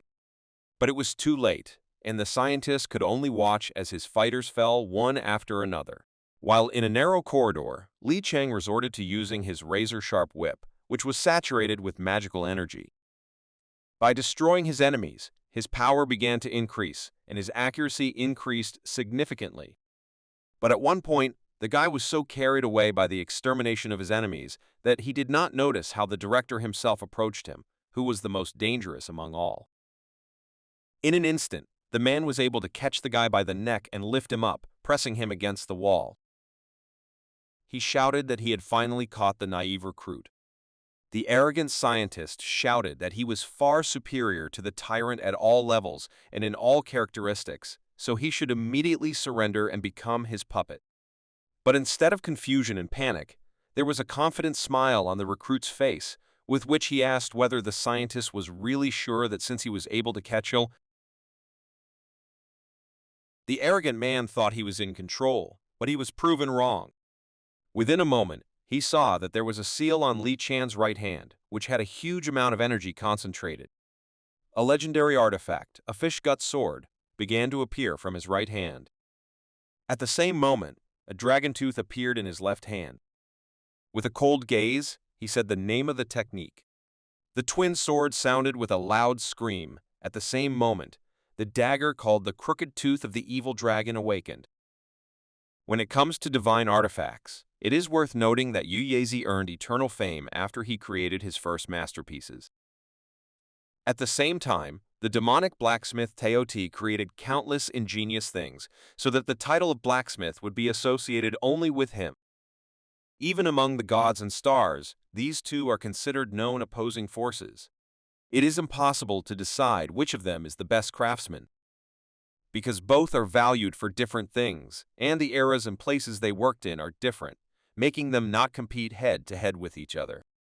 However, now, at this very moment, when Li Chang has revealed the power of both legendary blacksmith's items, It is time to decide who is the best.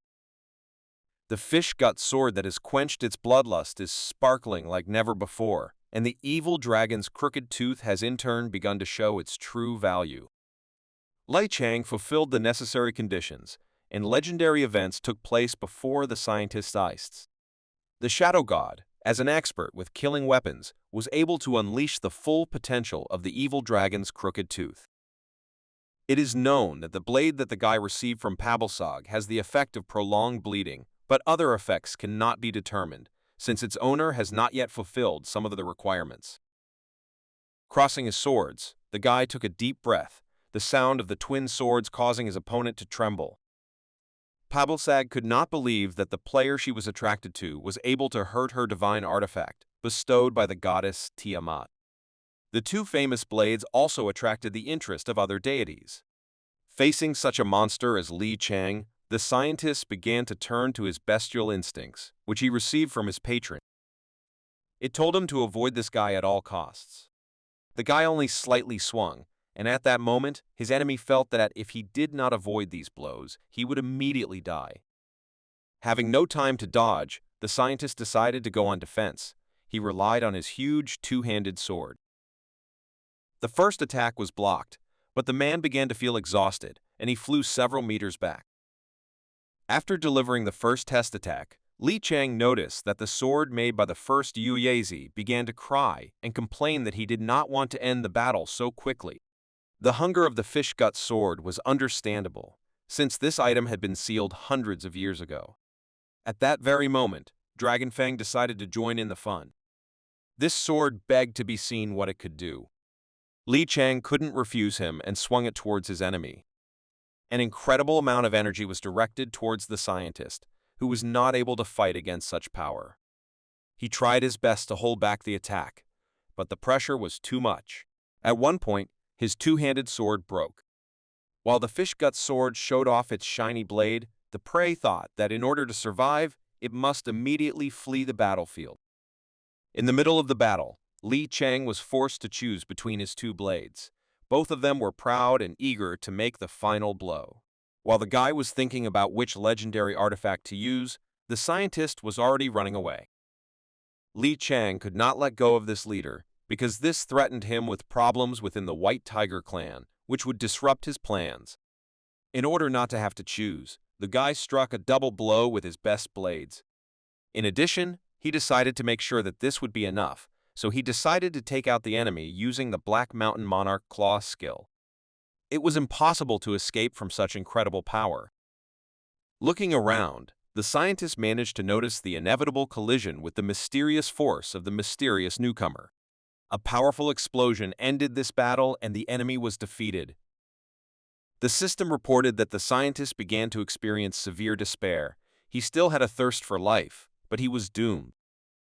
One blow from the legendary blades, enhanced by the destructive power of the flames of 8 trigrams, was enough to destroy the warrior sent by God.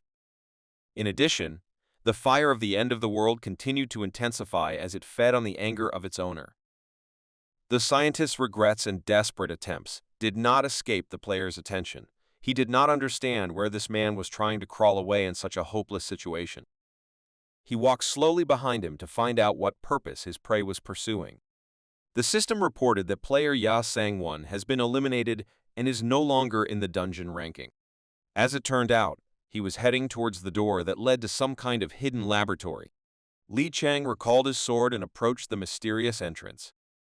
The door was locked. The player wondered if he could get inside again using the power of Pedro's key. With his hand, he was again able to bypass the laboratory's defenses. The master's identity was confirmed and Li Chang gained access to another laboratory, which contained the secrets of the terrifying scientist clan of the White Tiger.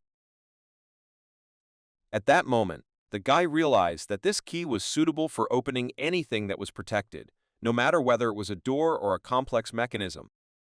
When he went inside, he saw a large mechanism with a girl on it. Her entire body was connected to sensors and mechanisms that were causing her changes. Li Chan headed closer to see what Ye Sang-won was really up to. The guy saw that one of the recruits had become a victim of the experiments of a madman.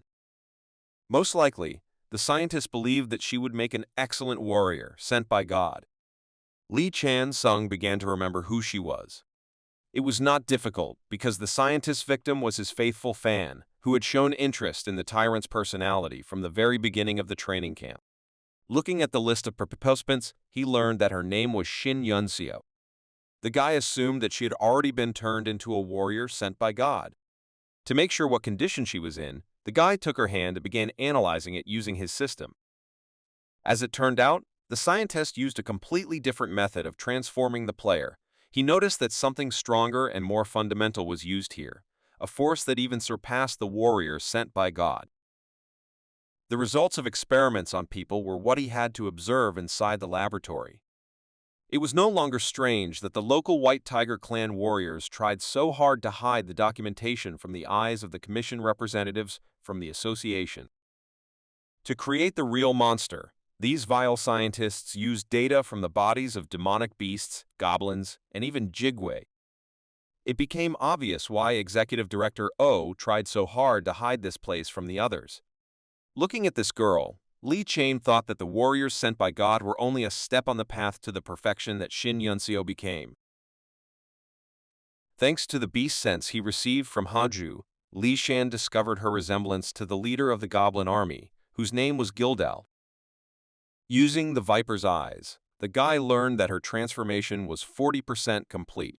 This was too little to consider her a warrior or leader of the goblins. However, her physical body has become so strong that it is simply ridiculous to compare her to the ordinary person she was before. Her muscle fibers had become strengthened, and in her current state, she would be able to beat most of the players that arrived at the training camp alive. It was lucky that the hypnotic pearl and brainwashing were not used on her, so the girl's identity was preserved. While Keiju was watching the player's actions, waiting for his next actions, Minerva asked him to help the poor girl who had become a victim of the mad scientist's experiments. Without hesitation, Sean Sung began to turn off the equipment that continued to change the girl's body. Using the doomsday flames of the 8 trigrams urn, he began to purify her body. Minerva was satisfied with his choice. She ordered the player to hurry up and move the girl to a safe place, and then give her first aid.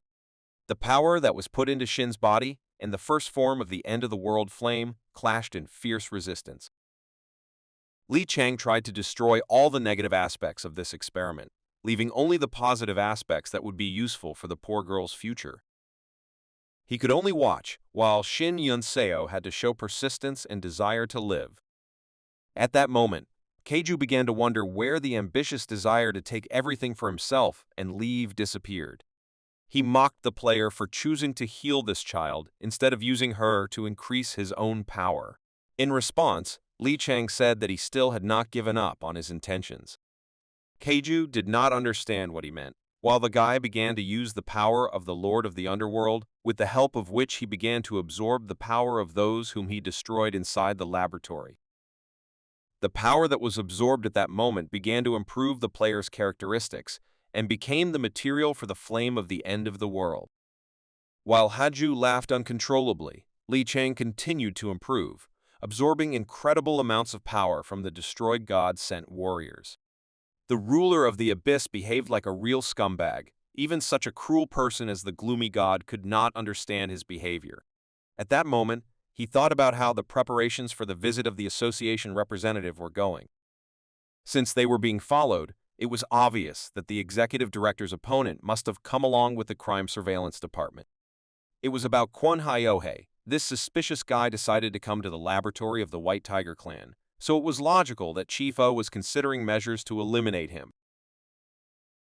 The player's idea of closing the dungeon was only supported by a superficial mana reading, so he could not even imagine that director O was planning to remove his political opponent here.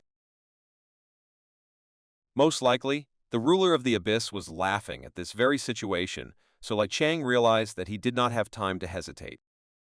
The clan fighters who remained outside watched all these explosions and thought about why their leader did not rush outside. They knew that the inspection department had already entered the dungeon, and it was only a matter of time before they reached the hidden laboratory. Just a moment after this reasoning, they felt a powerful vibration. The laboratory explosion spread to the place where they were located.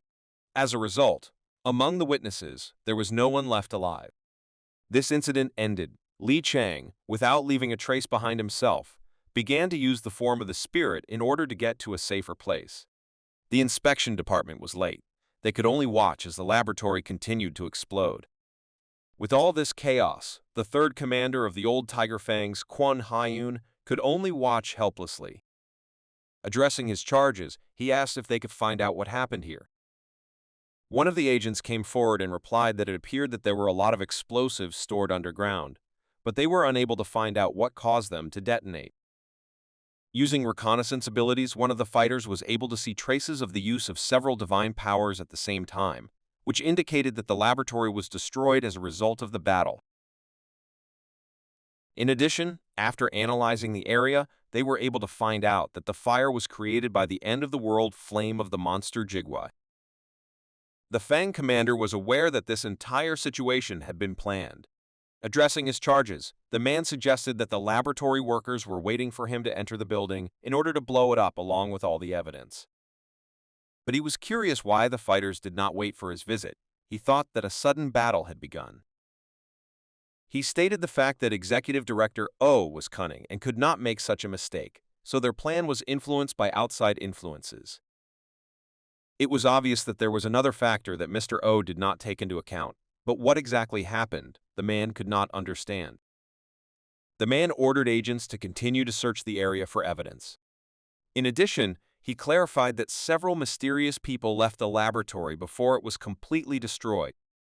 They were afraid that they might know information that would threaten the safety of the White Tiger Clan. The agents bowed and announced that they would begin to correct this situation. Leaving the dungeon, the man turned to his patron god. He thought it would be great if Haju would give him a hint, but he knew that would never happen.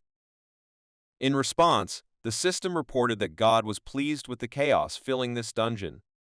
Quan Haiyun had no choice but to leave empty-handed.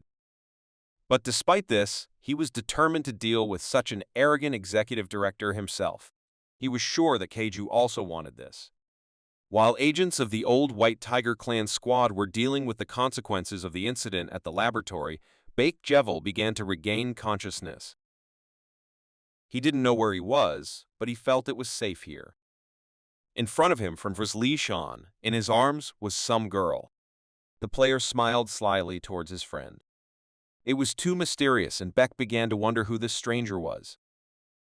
He assumed that his comrade had his wife in his hands. In response, Li Chang threw the mirror directly at his forehead. He said that, apparently, Beck had fully recovered since he started talking such nonsense. Instead of meaningless assumptions, he invited him to look in the mirror and see the result of his efforts. Taking the mirror in his hands, the guy sighed heavily because he was not ready to see something so important to him. When he looked in the mirror, he saw that there was no trace left of his burns. He could not take his eyes off the results of the work and the help of a good person. With a smile on his face, the gloomy god calmly told his friend's son that he had done a good job. Remembering the difficult path that he had to go through for the sake of recovery, Baek Jevel could not hold back his tears. A moment later, the guys heard that the girl was beginning to regain consciousness. She tried to say something vaguely. Opening her eyes, she heard the guy's voice asking if she was okay. Suddenly, for the guys, Gai Shin Yanseo jumped from the arms of her savior and moved a little to the side, after which she lay on her back. She said out loud that she was dreaming all this, since it was hard for her to believe that the tyrant himself was holding her in his arms. She continued her sleepy story, saying that at such moments you don't want to wake up. The girl's behavior seemed strange, and the confused guys began to look at each other, realizing that they had no idea what was happening now. Within a moment, the girl realized the situation. The guy sat down next to her, and she began to ask him about what she said when she first began to regain consciousness. Despite her strange behavior, Li Chang was calm because he understood that she did not remember anything about the kidnapping. Communication with her idol seemed like a real dream for her, while the guy thought that it would be nice for her to provide psychological help.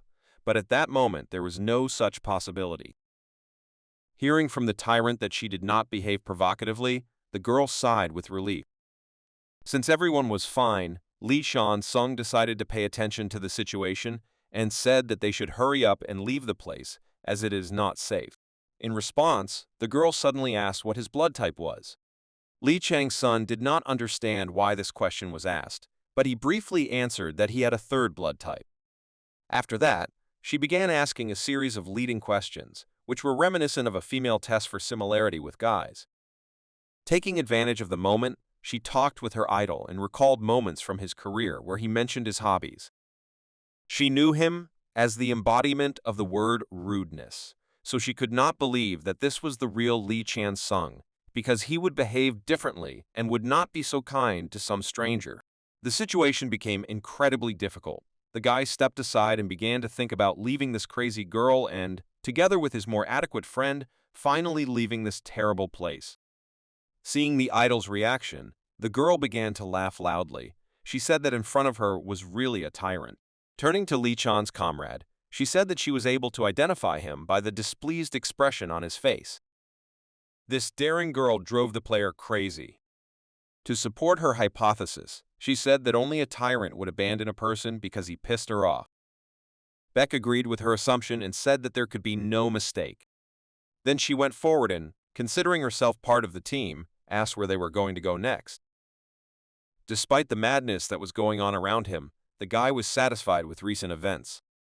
He managed to get an incredible amount of trophies, and as a reward for completing sudden quests, 2 blessings from Minerva and Keiju at the same time. He started this dungeon on his own, but made friends who seemed loyal and sincere. Brother Shin didn't yet know how much had happened to her sister in the past 2 weeks. He continued searching, worried that something might have happened to her. At one point, he came across a well-organized group of players who pounced on him and warned him to stop. 4 fighters said that the guy had entered their territory, and if he took even a step, then he would not be able to avoid a fight. It was obvious that the excited guy was in a hurry. He respectfully asked the guys to let him go and let him go further. After these words, "I'm Johan," Mr. Lim's boss, appeared in front of him. This man with a katana on his back apologized for the behavior of his subordinates, which was unnecessarily rude. He said he didn't know why the player wanted to move on, but clarified that they couldn't allow him to do that. With a hypocritical smile on his face, he replied that they would look for his sister themselves, after which he asked the guy not to worry and go back to the safe zone. The man was unhappy with the appearance of the stranger, because he believed that this would only give him more work. As it turned out, he was closely monitoring the ranking of the dungeon and could not come to terms with the fact that Li Chang-sung had already risen to 2nd place, while he himself was in 121st place. He was immersed in competition and thought that the more time passed, the more difficult it would be to catch up with the strong recruit. He considered it his duty to close the gap with the former esports player. The excited guy seemed like an obstacle to his goal, so he continued to refuse him permission to go further. The arrogant guy could not allow this player to kill even one monster that was in this forest. He was greedy for every point that could bring him closer to his competitor. But Brother Shin had no choice but to ignore the team's warnings and run ahead to find his sister. The man was furious and perceived the player's decision as unprecedented insolence. He believed that the guy had entered his hunting grounds in order to steal his glory. In response to this, Im Johan drew his katana and shouted that the new recruit should think twice before entering the forest. The guy wanted to justify himself, but it seemed that the leader of this team was not going to listen to him. Using his tiger skills, he swung to strike the unarmed and exhausted boy. At that very moment, Shin Yunseo herself appeared behind them. The girl quickly rushed towards them and shouted that the idiot with the appearance of a squid should stay away from her brother. The girl came to the defense of the agitated guy, so I'm Johan could not strike. The man was shocked by what was happening. He jumped back in order to hear the justification of such insolence on the part of the insolent people. The girl started the conversation. She asked the arrogant man where he got the courage to raise his hand against her brother, and then asked him to leave. He seemed to harbor a deep resentment at her words, and his comrades began to anticipate battle. With a calm look, the girl repeated her words that they should stay away from her brother. But the man replied that it was not these words that hurt him, but those that she had uttered earlier. Remembering her welcoming speech, the girl understood what was being said and began to laugh slyly. Instead of apologizing and ending this conflict, she just started adding fuel to the fire by saying that Johan looks like a gnawed squid, or even a dried and twisted sea anemone. The man was extremely angry. He nervously replied that their team would not forgive her for such rude words. In response, the girl began to prepare for battle and said that his fighters were the first to attack her brother, and she began to regard this as intimidation or abuse of power. The narcissistic Johan and his team could not tolerate her answer and rushed to attack, threatening that they would tear out her insolent tongue. But the girl was not afraid of this, even though the enemy had a numerical advantage and her brother was unable to fight back.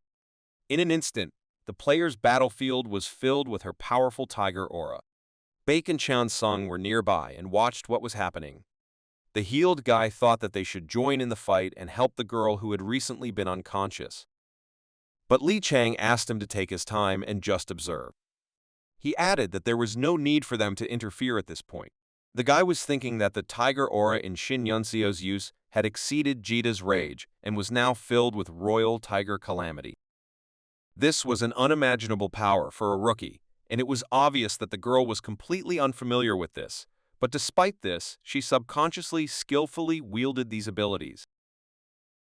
It was as if this power had belonged to her from the very beginning. Li Chang-sung could gain some benefit by staying away. He assumed that if he continued to observe her, he would be able to understand what Jita was like. In this case, he would even be able to notice the negative effects of this power. Attacking the girl, the entire team of players was left without weapons, as their blades were instantly broken. They couldn't withstand the shield that Shin subconsciously used. In addition, there was no particular surprise on her face. She was enthusiastically eager to fight. As she progressed in her Tiger Stride skill, her strength and speed rapidly increased.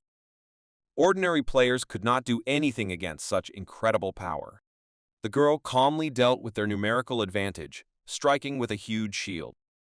No one could resist her power. The blows caused their weapons to break. One of the more agile fighters managed to enter the girl's blind spot and was ready to stab her in the back. But as it turned out, the girl managed to notice it. Without doubting her abilities, she began to use her magical power and delivered a crushing kick. Baek couldn't believe that the previously weakened girl could use the skills of the White Tiger clan so skillfully. At the same time, Li Chang assumed a similar outcome, so he continued to watch in anticipation of something more interesting. The girl's next weapon shocked the enemy team. Her tiger weapons included not only a shield, but also a huge halberd, which a weak and defenseless girl could hardly handle. Confident Shin decided to ask if Johan was confident that he could make her apologize for the insults. The guy, scared to death, could not move, while the girl, filled with anger, once again asked him to repeat the recent threats. Observing this, Minerva began to support Shin Yunseo, seeing true justice in her actions. The girl's strength was significantly superior to her opponent's. Johan had completely lost control of the battle. All he could do was still arrogantly think about how some scoundrel, whose rank was much lower than his, could so easily deal with his team. After seeing this, Baek agreed that there really was no reason for them to interfere in the battle. Li Chang was satisfied with this spectacle. As it turned out, when Shin regained consciousness, she warned him that she managed to remain calm even after she understood the powers that were previously unfamiliar to her. Her real talent was her poise and determination. In addition, the gloomy god noticed that she has superhuman strength and feelings that outshine the flame of Jita. At the moment of battle, her hidden potential blossomed. It complemented her physical attributes. The guy was excited to watch her power level without awakening, expecting to see something more likely in the form of the real Jita. At one point, he thought about an important detail that he had previously missed. He realized that COO was not the only one who wielded such power. Although he did not know what one of the clan leaders should strive for, he was sure that his ambitions were certainly not small. Li Chang-sung was able to pick up something interesting from the altar, so he wanted to confirm the information that was related to the mysterious thing he was thinking about. While the guy was thinking about the girl's limitless potential, Johan received the final blow that ended this battle. The girl was many times superior to him in brute strength and skills, She did not intend to kill her daring opponent, so she hit him with the blunt side of the halberd, causing him to lose consciousness. The brother watching this battle could not understand what had happened to his sister during this time, that she had changed so much. Shin cryptically replied that it was something strange. Meanwhile, her comrades appeared and calmly watched the beating of the self-confident players. The guy probably wasn't very happy to see the one who stole his sister's heart. With a satisfied smile, the girl said that her brother should not worry, because her idol Lee Chan-sung was the one who saved her from danger. In addition to the tyrant, the guy was also worried about his companion. He couldn't understand who it was. Beck had really changed a lot, and the player couldn't even guess where he came from, since he didn't notice him among the students. Baek Gyeoval joined his new comrades. The girl looked at her idol with a loving gaze, while the son of the shadow deity asked what Li Shan planned to do next. Folding his hands in front of him, the tyrant replied that this was obvious since they were in a dungeon. Beck realized that we were talking about complete cleansing. The guys could not hide their surprise and concern. At the same time, the girl admired the plans of the former e-sportsman. The excited guy thought that Li Chang simply did not know that in this place, depending on the zones, there were levels of varying difficulty, where each of them represented such a great danger that the White Tiger clan abandoned the raid and was now using these lands for training. They were allotted only 100 days, Li Shane observed messages from the system that Haju doubted whether it was possible to complete this within this time. At the same moment, the goddess of the hunt Pavelsog showed support towards his favorite prayer, believing that he would definitely will cope with this. The other deities noticed that Li Chan-sung is quite a cunning person, which means that he is most likely capable of this. Beck understood that there was no point in dissuading such a purposeful guy. His desire was quite expected, so the player could only clarify how much time it would take. Li Chang did not understand what they were talking about, so the confused Baek added that this was a very difficult location, so they should prepare. The guy with long hair misunderstood his comrade's words. Releasing his magical energy, Li Chan-sung calmly replied that he would handle it before the end of the day. His calm words and terrifying strength gave the team confidence and interest in new adventures. The guys moved on to finish what they started. At the same time, Johan was still lying on the ground, his head haunted by thoughts of how he had been beaten by some impudent girl. The poor fellow could not accept reality and come to terms with what happened. Resentment over those events sank deep into his heart. The beaten guy couldn't believe that that weakling dared to fight him without hiding the appearance of something inhuman.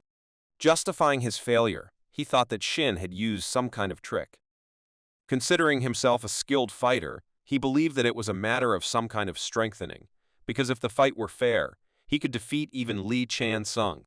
Looking at the sunset with hope for better times, he thought that soon he would be able to expose the true nature of that scoundrel who dared to violate his honor. Believing her to be a demon incarnate, he looked forward to the moment when he could make sure that she would never be able to walk in the open in daylight again. After some time, his team also began to regain consciousness.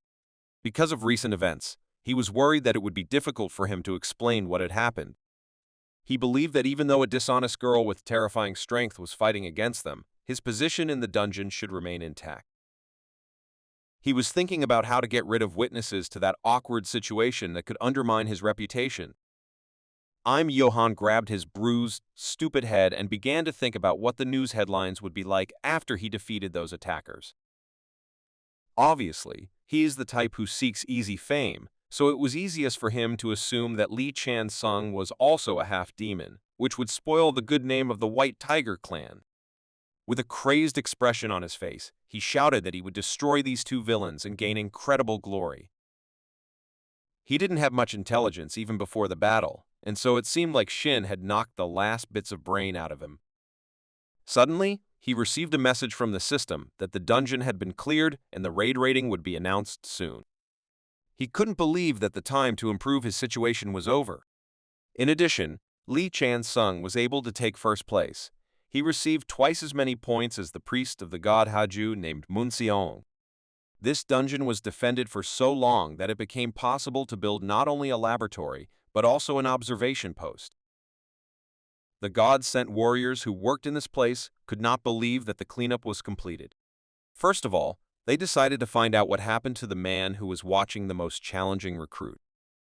Those outside watched as the gate to the dungeon began to slowly close as the mission was completed. Against the bright light of the gate, they could see the silhouettes of two recruits. These were Baek Gyeoval and Lee Chan-sung. Watching this, Haju reveled in the chaotic environment, which was to his liking. He enjoyed the spectacle that the ambitious man gave him. The rest of the players who participated in this training camp were no different. Thanks to the justice of the tyrant they hated, they were able to save their lives, because if the guy had not intervened, there was a possibility that they would have been made into vessels for artificial warriors. Watching all this action was a man with long blonde hair. This was the Sword of the Heavenly Tiger, better known as Munson. The guys returned to the White Tiger base, while a heated discussion of recent events began online. Many people believed that this was some kind of conspiracy, since it was hard to believe that one person was able to cope with a dungeon that an entire clan could not cope with for more than 20 years. As expected, all the questions were asked of the leader of the small team of newbies. The warriors sent by God were concerned about the situation and tried to put pressure on the guy so that he would take responsibility for what was happening in the information space. They shouted at him for not taking their words seriously. One of them even began to threaten with violence. In response to these words, the impudent guy in the eyepieces caught a blow to the face. Li Chang was surprised because someone from whom he did not expect it stood up for him. It was one of the leaders of the raid team, Co Jung-won. The impatient man could not bear to watch how impertinently they treated the recruit in whom he had taken a special interest. One precise blow to the face was enough for the guy to start making excuses to the commander of the second detachment. The man with the false mustache could not believe that the fighter would allow himself such insolence in his presence. Trying to rectify the situation, the ward, with a trembling voice, asked why the head had come to them. Co Jung-won replied that he wanted to take the guy with him, which created a lot of noise around the closure of the dungeon. The fighter replied that they still had not completed the investigation, but his words had no weight in this situation. Showing his tiger aura, the man asked if the fighters had any objections to his decision. The beaten guy was an example that no one would dare to go against the decision of the commander of the second team. Wild Tiger decided that the investigations department was no longer interested in pointless interrogations, so he asked the new recruits to follow him. Lee Chang-sung was serious, while the rest of his squad looked rather strange. The girl, head over heels in love with Tyrant, asked her brother if he thought Li Shan was cool. The guy could only confusedly agree in response. Still, he had no reason to answer otherwise. Previously, he believed that Lee Chang-sung was bluffing when he said that he could clear the dungeon in a day. As a result, he saw with his own eyes the incredible power of this player. It seems his opinion of his sister's idol has changed dramatically, and it was logical. At one point, Co Jung-won stopped and asked the guys to follow his team members, while Lee Shan-sung was to follow him. They walked through the corridors of the building in silence for several minutes, but the leader of the second team was filled with questions. First of all, he said he believed that the members of the team he had assembled at the training center were with him. The guy answered briefly and laconically that it was so. Demonstrating his leadership qualities, the man gave the inexperienced guy advice that the team should be a collection of people who got along with each other, led by the smartest. Li Chang agreed with his obvious words, and then asked where they were going. He understood that they were not heading to the office of Executive Director O. The man was surprised that he forgot to warn the guy that they were going to the meeting room. He clarified that the head of the clan said that he wanted to listen to the amazing recruit in person. Hearing about this, Lee Chan-sung became wary because it was about Jung-ho Moon. At the same moment, the one whom the guy remembered earlier appeared in front of them. The executive director said that Li Chang had changed noticeably and now looked better than when they last met. Despite his words, the feeling of his presence was not so calm. The system reported that the eyes of a furious tiger were peering at the player. Li Chang was sure that at this moment the executive director was interested in many things. For example, closing the dungeon a little later than blowing up the research center. Although Director Kwon remained fine, the old man had to receive a report from his charge that he knew nothing. He had no doubt that the old man suspected him of some problems in the dungeon, since clearing it in a day was simply absurd. Despite the fact that there was no sincerity in their communication, the leader continued to maintain a calm and pleasant conversation. He said they couldn't have done it without the recruit's abilities. Furthermore, he described the recent events as pure chaos, adding that, because of this, all the team heads from the raid department started fighting among themselves just to talk to the young talent. With a smile on his face, he explained that there was confusion even regarding what to do with the reward that the guy received for clearing the dungeon. Probably because the gossip spread beyond the clan, they even received a couple of calls from council members. Looking into the guy's eyes, the old man asked if he still had the same opinion as the day they talked after the entrance exam. Li Chang sighed and replied that he would like to talk about this topic. The guy calmly said that if he didn't get into the division he was offered for, then he could just give the executive director a letter of resignation. The old man replied that if Li Chang is a man, he should be able to handle things the right way. He stated that the entire company doesn't plan to just let him go, so they will fight for his interests as well. In addition, he heard that the head of the clan wants to personally see the one who completed the dungeon. Before meeting with the head, he asked the guy to forget about what the head thinks about the clan, since he has little interest in worldly matters. After these words, they began to climb the elevator, inside which silence began. The place they ended up in was very different from the floors of the clan office building that we saw earlier. Li Chang began using the snake's eye to analyze the area.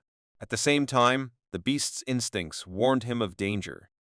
He heard that Keiju raised a good apostle, although his ability and talent were lower than that of his patron.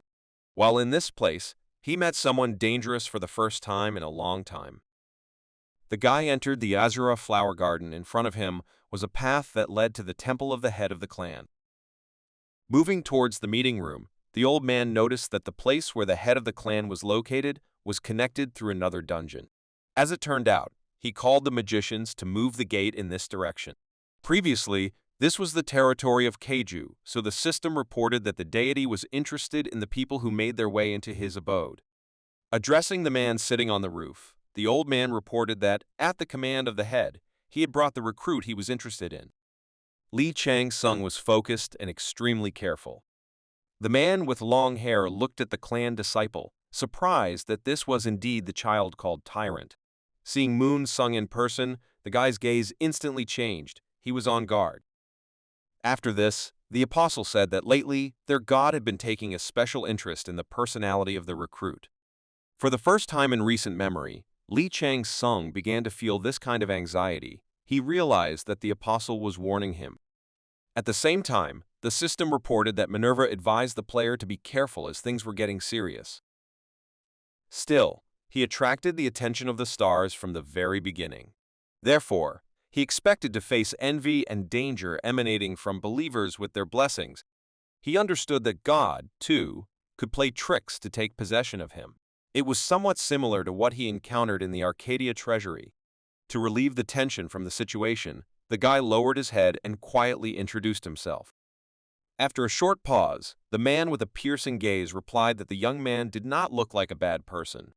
Following his words, Li Chang suddenly stated that he found it very funny that he was greeting a 9th-generation swordmaster at this moment. The apostle did not understand what exactly amused the recruit in this situation, so the guy clarified that just a couple of months ago, he could not even think that he would find himself in such a place. Li Chang was calm but cautious. He understood that the apostle could not know what happened to him in the underworld, so he could only think that there was a very lucky recruit in front of him. But still, such a loud event inside the dungeon caused too much noise, as if it were just a coincidence. Since Li Chang had become incredibly popular recently, he believed that this must have hurt the apostle's ego. He wondered if the man was ready to put up with this, or if he would take up arms. Analyzing the enemy's strength, Tyrant was sure that he was of a high level, even above 90. One glance was enough for Chan Sung to understand that if they had to compete, he would not defeat him. On the other hand, he could count on the support of the gods and stars that were interested in him. But even if they did nothing, he would still have a chance of escape. Based on this logic, he did not have to worry that his journey would end in this place. He could only wait tensely to see what the apostle would do. While the guy was thinking calmly, the man suddenly disappeared and within a moment was next to him. The suddenness and cold gaze of the apostle were the things that for the first time in recent memory caused a shiver to run through the guy's body. The man had no intention of fighting. Instead, he reported that their patron had given the amazing recruit a gift. He entrusted it to Xing-Wan, so he asked the guy to pick it up on his way back. After that, Mr. Munson opened the exit and silently walked towards it. Li Chang-sung was very puzzled by how the apostle behaved. He did not ignore the player. It seemed that Moon Sun did not consider at all. The King of the Void abandoned him. In addition, the man looked as if he was confident that the connection between him and the patron was strong enough and would not be weakened by the intervention of a talented newcomer. Looking at the apostle, the player thought that his strength exceeded all expectations. He understood that whether it was the god-sent warriors or Jita, Moon Sun created something and expanded his community, so the ruler of the abyss could give him the antidote of the sanctuary or something similar. To find out more information, the guy used the ability of the Viper's Eye. Noticing this, the snake deity stated that he had read the player's thoughts, which seemed interesting to him, so he gave him strength and his skill level increased significantly. The information around the mortal ward of the deity was displayed on the system interface, and the guy saw that the oppressive calamity of the royal tiger was swarming around him. Seeing such unimaginable power, Sean Sung no longer doubted that the level of the apostle was far superior to Jita's. Noticing the surveillance, the man stopped and turned slightly to the player and said that he would prefer that Li Chan stop peering so closely into his soul. The guy couldn't believe that the man was able to determine the use of a special skill bestowed by a deity. To soften the situation a little, Li Chan's son bowed deeply and asked to be forgiven for his rudeness. The apostle's teleport closed, and it was time to return to the clan office. But Li Chang was puzzled by what he saw, so he continued to think about the situation. The guy noticed that Moon Sun is several times stronger than Jita, but even despite this, he creates only those artificial warriors who are lower than him. This meant only one thing.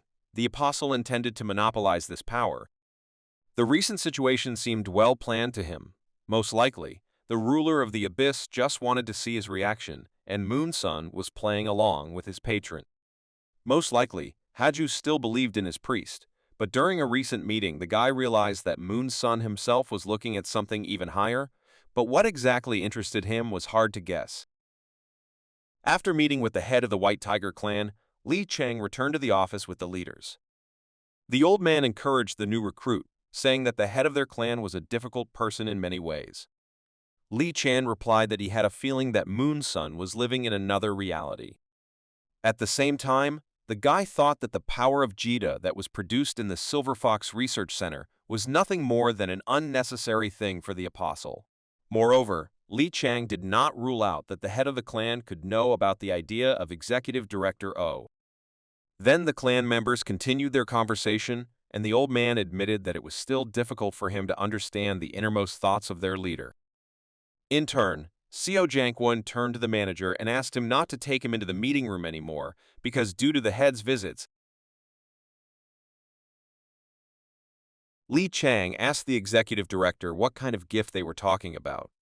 At the same moment, the system reported that Pabalsag believed that it did not matter what kind of gift it would be, since it would still not compare with her gifts. The man remembered this important thing and replied that the guy was given a choice of two.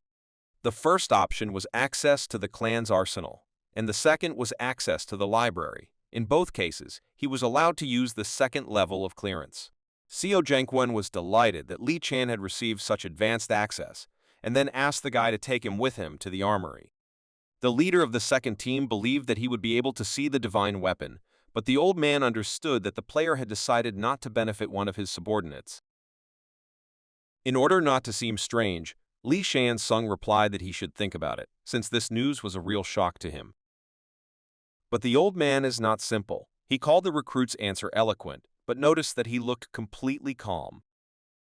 In his defense, the guy said that we were talking about the unprecedented generosity of their patron, because he already received an incredible reward for his personal task in clearing the dungeon. The old man did not want to argue, so he simply hurried the student with his choice. Seo Jangwon began to rejoice, anticipating the player's obvious choice in favor of the arsenal. But the guy replied that he was interested in learning a large number of useful abilities, explanatory works about which are at the second rank. He thought that he should not miss the chance to work with the second rank of library access, since he still had not discovered the necessary constellation technique. The old man with a smile took out the key to the library. He foresaw the choice of the young man, that from their first meeting he had diligently strived for knowledge. After this, Executive Director O recalled the rumors that Lee Chang-sung still had not chosen his patron. The guy did not know how to answer this question. He was not interested in associating himself with Kaju. The shocked leader of the second team couldn't believe what he heard. He believed that the manager's words were nonsense, since he did not believe in the existence of the player that he had gone so far without choosing his patron. The guys had to move on, but the commander of the second detachment continued to bombard the old man with questions about how this was possible. The guy didn't know what to answer. The old man was also silent. Perhaps this information also seemed a mystery to him, which aroused suspicion. Seo Jangwon was in real shock and couldn't hide his emotions. The guys could only wait for him to calm down. Once he had come to terms with this information, it was time for reflection. He could not even imagine how much more serious everything would have been if the guy had chosen his patron. This was not strange. He thanked a tiger who had gotten into trouble for his strength. Before him was a genius with whom it was difficult to compare. The man was probably worried that his potential surpassed all commanders.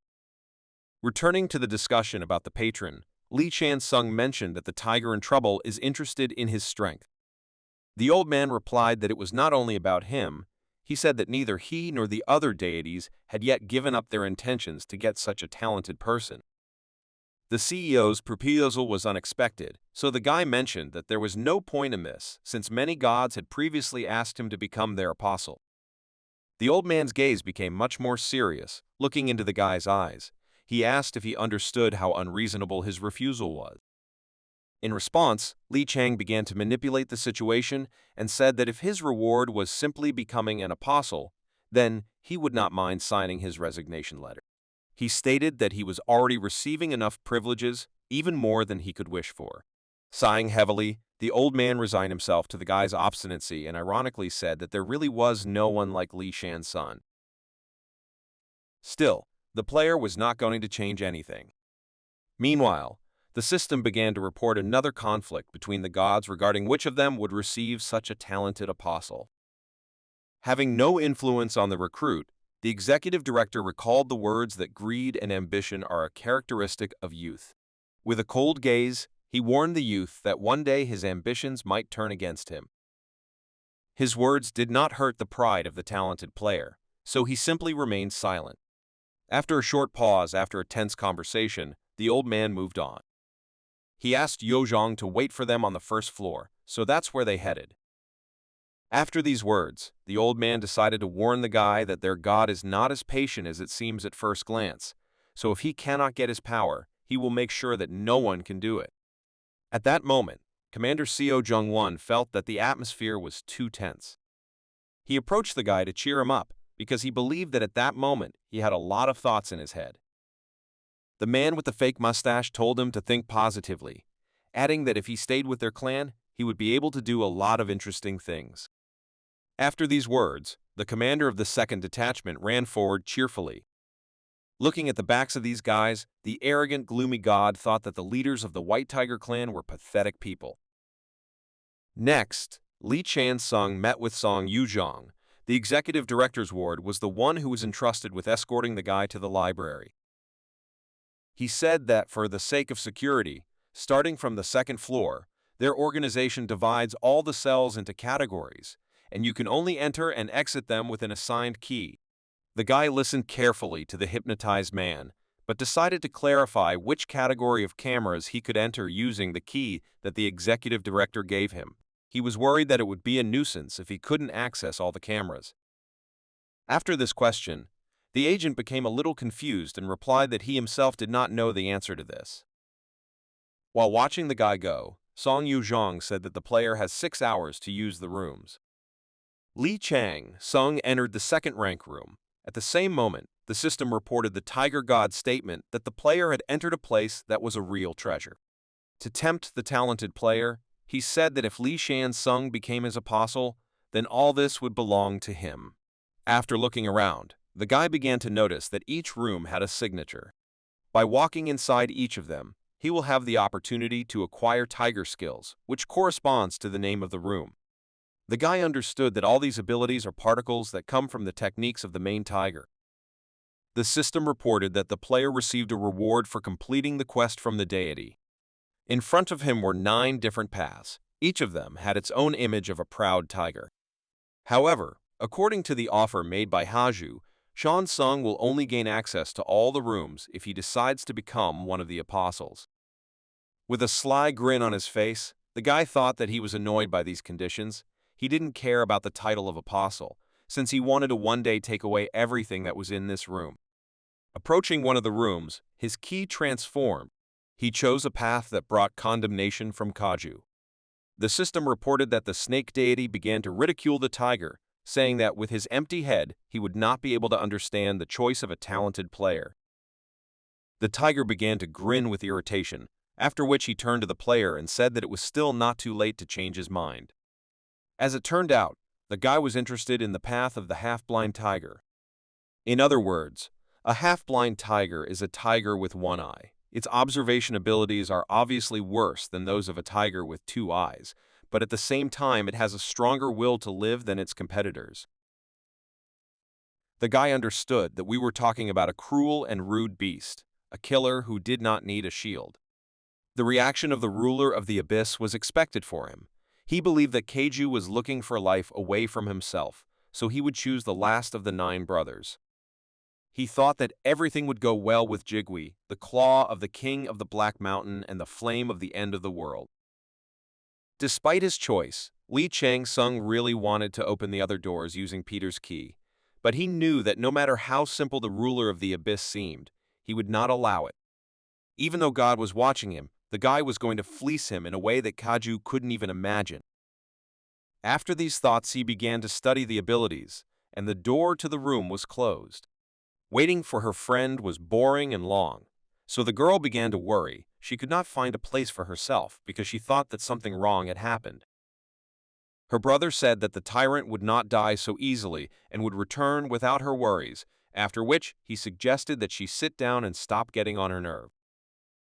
Shin Yun-seo corrected her brother and asked him to call the best player by his name, and not by the nickname from his esports career, which was a thing of the past.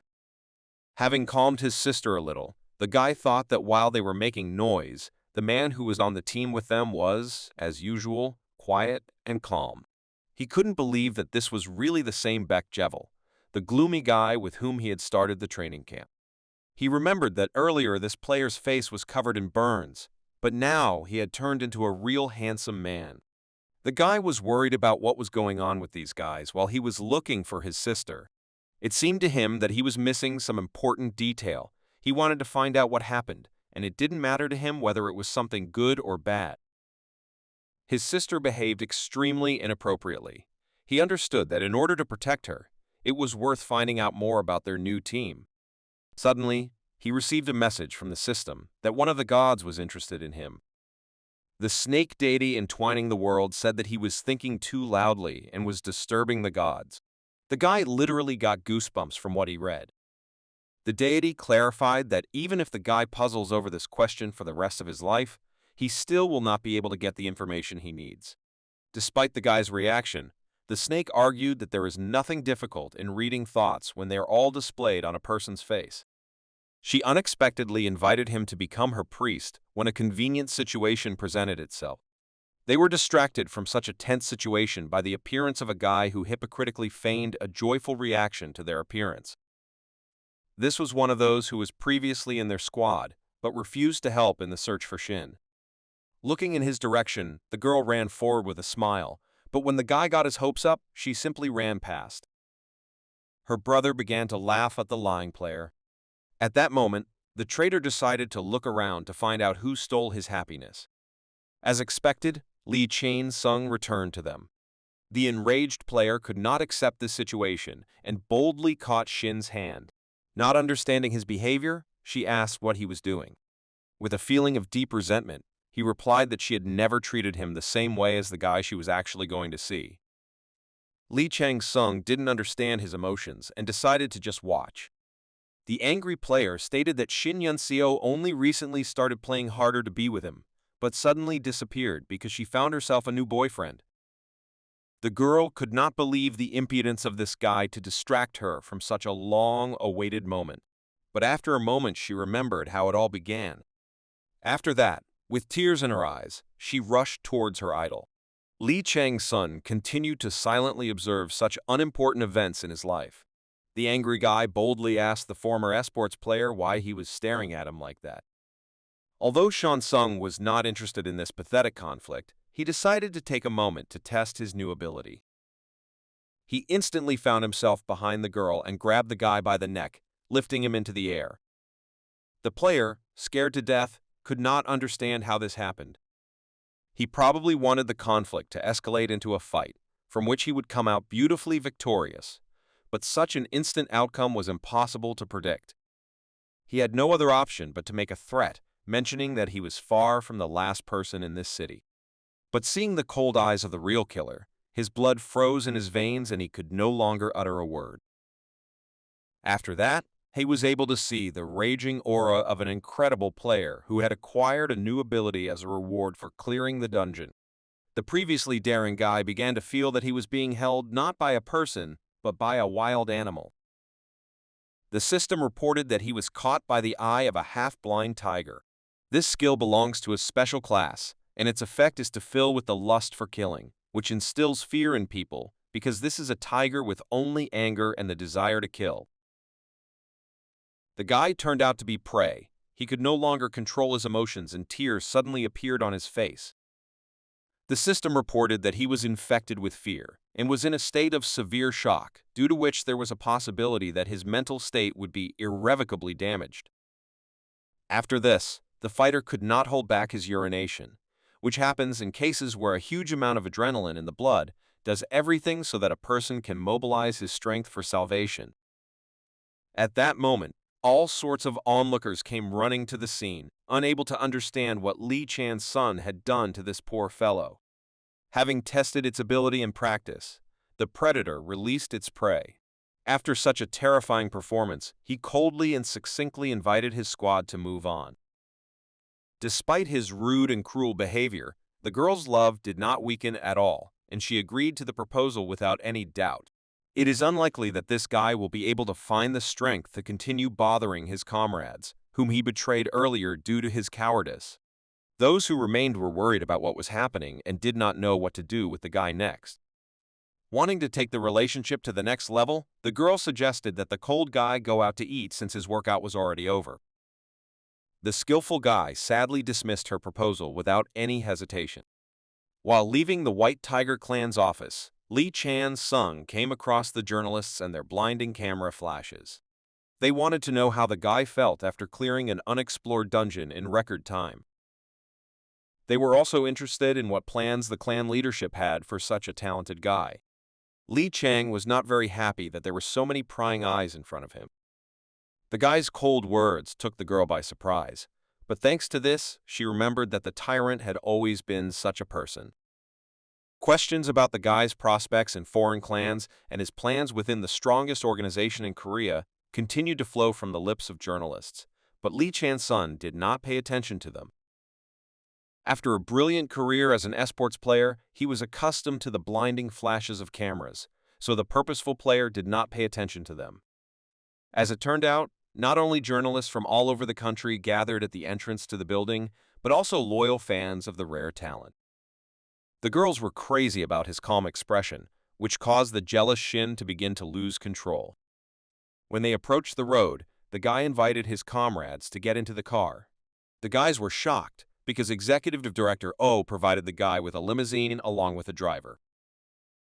This thing was an integral part of such a fast-growing star. While inside, Li Chan asked the brother of the violent girl what exactly he wanted to tell him earlier. The confused guy was thoughtful and did not understand what was going on. Li Chang reminded him that when they left the lobby, they had some kind of conversation planned. He couldn't help but notice it, because he looked extremely restless. Sighing, he decided to tell him what had been worrying him lately. The guy mentioned the name of the deity that was trying to get him as a priest. Businessman Chan Sung replied that he was familiar with him because it was one of the deities that interested him. At the same moment, the system reported that the snake coiling around the world began to bang its tail in protest at the chatterbox for mentioning its name. The concerned brother admitted that the deity spoke to him and asked him to observe every action of his squad leader and report everything interesting that he noticed. In response, the player demonstrated that he could not even think about it. The guy once again confirmed his words, after which he added that he was specifically asked to report in every detail about what could be secret. Shocked by these events, Shin Yunseo attacked her brother and said that he should not have waited so long with this news. She almost tore his ear off, so the guy began to make excuses that not much time had passed. Throwing his leg up importantly, the guy thought that his team was full of simpletons. His behavior seemed strange, and the girl asked if he would be angry with them for what happened. Shin admitted that at the moment when the system began sending him messages from the deity, he experienced conflicting feelings. Continuing the conversation, Li Chan asked if the guy was able to find out something. He answered excitedly that it was absolutely nothing. At that moment, the guy felt as if he was under interrogation. After these words, the talented player simply sighed. To reassure his new comrade, he said that he had done nothing wrong, so he had no reason to feel guilty. This behavior of a very rude former esports player was very unusual. At that moment, the simple guy thought that a man with a capital M was sitting in front of him. In fact, he was more interested in finding out what exactly the deity offered in return. A little embarrassed by such a conversation with the participation of a pet, the snake said that this was not funny and buried its muzzle in the ring of the body. Concerned, Gimme replied that the deity promised to teach him black magic. These words surprised the player a little, and judging by his facial expression, he was interested. Feeling somewhat tense, the guy replied that apparently the snake thought it suited him best. Unexpectedly, Li Chang gave him a very contradictory proposal, which left him in shock. With a smile on his face, the player said that if the deity asked him to watch him and report on anything interesting in exchange for this power, then he should accept the offer and fulfill this request. It is obvious that with this move, Li Shane outplayed everyone. The system reported that the previously mentioned deity began to blink his eyes in confusion. Li Chan decided to share his knowledge that the black magic that the snake owns is one of the best disciplines called the Ouroboros formula. He suggested that the guy learn the basics, since it is extremely difficult to fully master it. He also mentioned that the fact that the deity offered to teach him magic meant that they thought highly of him. Li Chang Sung felt that the snake definitely saw the potential of the brother of the strange girl in their squad. At that moment, the snake opened its mouth in shock, surprised by the words of the shrill young man. While Jimu was wondering whether he really had some kind of hidden talent, the deity began to grumble, telling him not to be too happy, because there were more than enough people willing to study her magic to circle the earth several times if they stood in a row. To instill confidence in the nervous newcomer, Li Chang advised him to act immediately. Having finished the conversation, the guy who had a limousine at his disposal asked the driver to stop the car. When the guys left, the guy admitted to his sister that from that day on, he was also a fan of their leader, whom he had previously been very biased towards. The joyful girl waved her hand and said that her stupid brother had finally realized the greatness of the tyrant, after which she said that she was ready to share with him the details that interested him about the life of the former e-sportsman. The guy replied that he would not act like a crazy sister, because it was a matter of respect. Continuing his pleasant ride, the guy began a conversation with the deity. The snake asked how exactly he acquired such information, and the guy replied that he also had some secrets. Satisfied with the events, the guy thought that he himself wanted to study the Ouroboros formula, but rune magic turned out to be so difficult that he simply gave up. He understood that if Shin Gimyu taught him this formula, it would be very nice. Remembering that he was not alone here, the guy remembered that Beak had previously said that he lived in the Noryangjin area. Taking a piercing look at the guy, he realized that something was wrong here. Averting his eyes, he coldly said that this was a lie. Gyaoval was confused, after which he admitted that although his place is very cramped, he lives in the Goshiwon area. Clenching his fist menacingly, Li Chang replied that when he asks politely, he should only tell the truth, otherwise he will follow him, and if he discovers that the guy lied, he will blow off his head. After such frankness in terms of the seriousness of his intentions, Shan Sung learned that the guy did not have a home, and since he needed a weapon, he had to give up his rented apartment. Li Chan was worried that his friend Xerxes was so stupid that he didn't even know what kind of life his son was leading. He believed that he should help him fully understand the Ghostborn. Sighing, the guy realized that he had only one way out of this situation. Concerned Beck could not even imagine what was going on in the head of this amazing player. Li Chan's son replied that he would stay at his house for the first time, after which he added that they should buy some clothes first. Buck could not contain his feeling of joy in response to such an immeasurable service from his first comrade in his entire hard life. The guys went to the house of a former cyber sportsman. The fact that Li Chan would return home so early came as a surprise to his mother, because he had previously told her that he would be away for more than 3 months.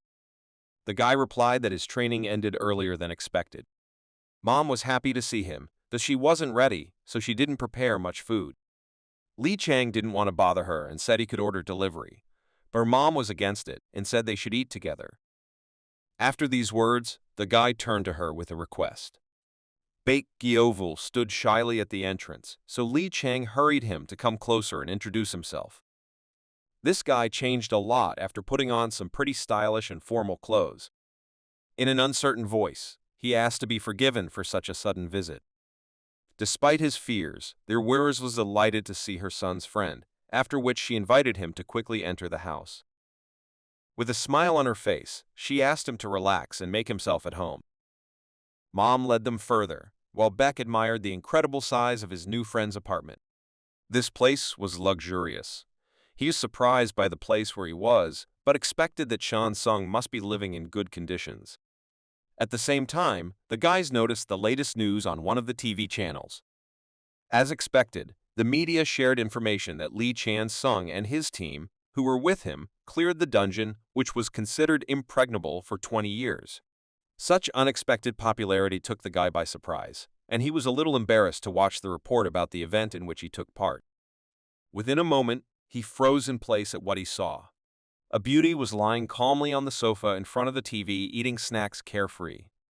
The sleepy girl caught the guy looking at him. Realizing that she had caught the stranger's eye in this form, the girl immediately jumped off the sofa and asked who came with her brother. Instead of any explanation, the emotionless Li Chan simply pointed his finger at the TV. The girl realized that he was not very pleased to see that news. She immediately turned off the TV and made an excuse that she was just switching channels and accidentally stopped at this one. Li Chan replied that he didn't care, after which the girl took off and walked towards her room, saying that her younger brother was annoying her. The dissatisfied daughter slammed the door. The mother did not understand why she so suddenly rushed to her room since they were going to have dinner. Such a harmful character of the girl was unclear to the woman. She wondered where she got such manners from. Addressing her son with a smile on her face, she admitted that it was difficult to understand from her sister's behavior how much she was worried about him, because in fact, the girl watched a video on YouTube every day from his entrance exam. The older sister was furious and, opening the door, shouted that everything was wrong. While the girls of the Chung Sun family were arguing about how worried they were about Li's absence, the guy asked his comrade not to pay attention to this household item and suggested going to the room. When they walked inside, Beck couldn't contain his admiration. Li Chang suddenly asked him to change his communication style from respectful to intimate, allowing him to address him as a brother. The guy was shocked. It's a pity that Xerxes didn't hear his son's words, but Beck said that this room is larger than his previous house. The eyes of our player's friend's son began to wander, because there were a lot of interesting things around him. Just look at the gaming computer of the guy behind whom Lee Chan gradually earned his fame as an esports athlete. Most of all, Beck looked at the game console. He couldn't afford to buy something like that, but he was always excited about games. To relax the situation after difficult events and excess attention, Lee Shane invited his friend to play what he would like. All the benefits of this house were at the disposal of a guy who had never even had his own permanent home. Beck enjoyed the huge bathtub where he could wash his transformed body with hot water. He was very grateful for the opportunities that Lee Chang gave him. After this, it was time for dinner, where at the table there was an unimaginable amount of varied food. Like any housewife, his friend's mother was worried about whether he would like the food. The sincere guy couldn't hide his delight. The woman tried very hard to surprise the guys, so his praise seemed to her the best of rewards. With tears in his eyes, Beck said that she should open her own restaurant. Pleased with the praise, the actress drew attention to her son, who ate without any emotion, and said that it would be nice if he also learned to say pleasant words. At that moment, she couldn't distract herself from how good his son's friend was. His manners were a joy to her, so she suddenly said that she would like to adopt him because she was sure that he would make a better younger son than Chang Sung. The guy was instantly confused, so the woman apologized and added that it was just an inappropriate joke. Communication with this pleasant woman brought back memories for him, because Beck rarely saw such an attitude towards himself. He wondered who that faint sound of laughter belonged to from his memories that never left his mind. With a smile on his face, he guessed it was most likely his mother's laughter.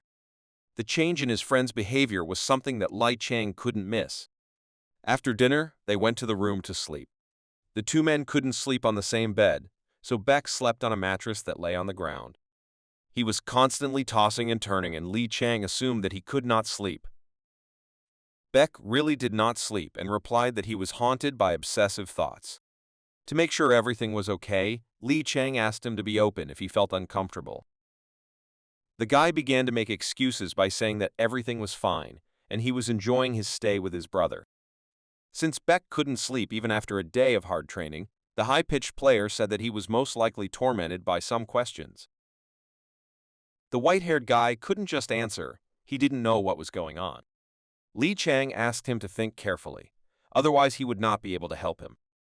After these words, Beb Bagjivil gathered all his courage and replied that he was simply wondering if he had the right to feel comfortable. Hearing such uncertain words, Lee Chang Sung replied that no one has the authority to decide for him, so he himself must decide how to treat any situation. Such words were a mystery for an antisocial guy who had spent his entire life hiding from sharp glances because of his appearance. Lee Chan Sung added that he himself must define his worth, and if he considers himself pathetic, then other people will do the same. After this, Beck thought about how he felt about himself. Lee Chang Sung knew his situation not only from observation. Looking at his brother, he thought that Beck Gyeoval resembled his past. As a shadow god, he was obsessed with fighting, which never demonstrated his true worth.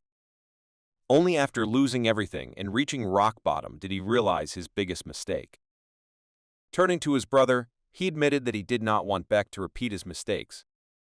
At that moment, Lee Chang felt awkward, because such conversations should be conducted by a father, and Xerxes did not pay attention to his son at all. Late at night, the deities were still watching them. Pabelsag was shocked, and Minerva only looked at their interaction affectionately. The next morning began not with a pleasant conversation at breakfast, but with the indignation of the older sister. She asked her mother not to interrupt, after which she called her younger brother a loser, who suddenly began to behave extremely strangely. The caring mother did not understand what was going on, because her attitude towards her son never changed. The dissatisfied girl explained her words by saying that after passing through the Jamshil gate, Sean's son became a completely different person. He stopped drinking and controls his emotions, and also ignores her when she tries to make him angry. The mother held her head at her daughter's words. The girl continued, saying that it looked as if her strange brother had suddenly matured, and perhaps even developed more talents, although he remained a rude asshole. As it turned out, this was not all that worried her so much. Turning to her mother, she said that she was missing an important detail in his behavior. The sister was surprised that her brother was able to find good friends. Besides, she even thought Beck was quite cute. She didn't even notice how her mother decided to have a teaching moment. The woman was unhappy that her daughter allowed herself to say such rude things about her younger brother. To stop the crazy woman with character, she had to say that she was not finished. Mom thought that her daughter was going to say something stupid again, but the girl justified herself that this time she was serious. The point was that his friend's appearance was completely to her taste, and she wanted her mother to inquire about whether Beck was in a relationship. She was sure that if he could tolerate her brother's temper, then he must have a great character. Her words did not reassure the mother at all, and she continued to raise her daughter in her exquisite way. At the same moment, the guys left the room and distracted the girls from their conflict. Mom asked where they were going. At that moment, as her daughter turned away and began to tidy up her hair in order to appear in front of a handsome man in her best form. Lee Chan replied that they were in no hurry to go to training, so they would go to some restaurant to eat. At one point, the guy noticed something strange. Mom looked as usual. She asked them not to overwork themselves. But what was unexpected was that the older sister began to look charmingly in their direction and even carefully paraphrased her mother's words. Lee Chan sighed heavily, while Beek was a little confused by the beauty's attention. The guy asked not to worry, while his friend bowed and said that they would be back soon. After leaving the building, Beek learned that Lee Chang was planning to change their weapons. Beck Gyoval was a little confused, so his brother explained that he didn't want him to continue using that shabby old thing. When the brother with long hair said that he did not have the money for this, Sean Sung reminded him of the words about the value of a person. In addition, he explained that weapons are needed to protect oneself and kill monsters, but if a person is uncomfortable holding it, then he can only half realize his potential as a warrior. This also applied to armor, amulets, and stones that players use. Li Chang asked his brother not to say unnecessary words, as he himself plans to equip him in order to see his true power. However, the Shadow God became very attached to his friend's son. The first turning point was when he cured this ghost-born boy. To achieve this goal, they went to the blind blacksmith, where Beck could only watch in confusion the conflict between the two guys. Yu Zi was not ready to fulfill the order, so Li Chang did the same as before and motivated the work with good pay. A man in sheet clothes, which were even on his Doberman, began to make excuses that it was not about money. Beck was simply shocked because his brother paid 100 million won twice for this blacksmith to make a weapon for him and not show off. His charisma was incredible, and Li Chang reminded the blacksmith to always address him as his boss. Having no other choice, Yu Yazi agreed with the rude guy's proposal and inquired about what kind of weapon he was talking about. Li Chang Sung said that they need a spear. When Yizi heard about this, he said that he would break the guy's skull if we were talking about the same advanced weapon as last time. The player calmed him down, saying that he shouldn't bother himself so much and that a long, mid-level spear would be enough. When the man inquired about the length of this weapon, Li Chang began to point with his hands, but the blind blacksmith could not understand what he was talking about, so he asked for a normal order reference. In order not to complicate the task for himself, Li Chang asked his brother to take his spear out of his inventory. Taking the weapon in his hands, the man set to work and took upon himself the analysis of the spear, which would be most suitable for the fighter. He walked up to Beck and took his hand, while asking the guy's weight and height.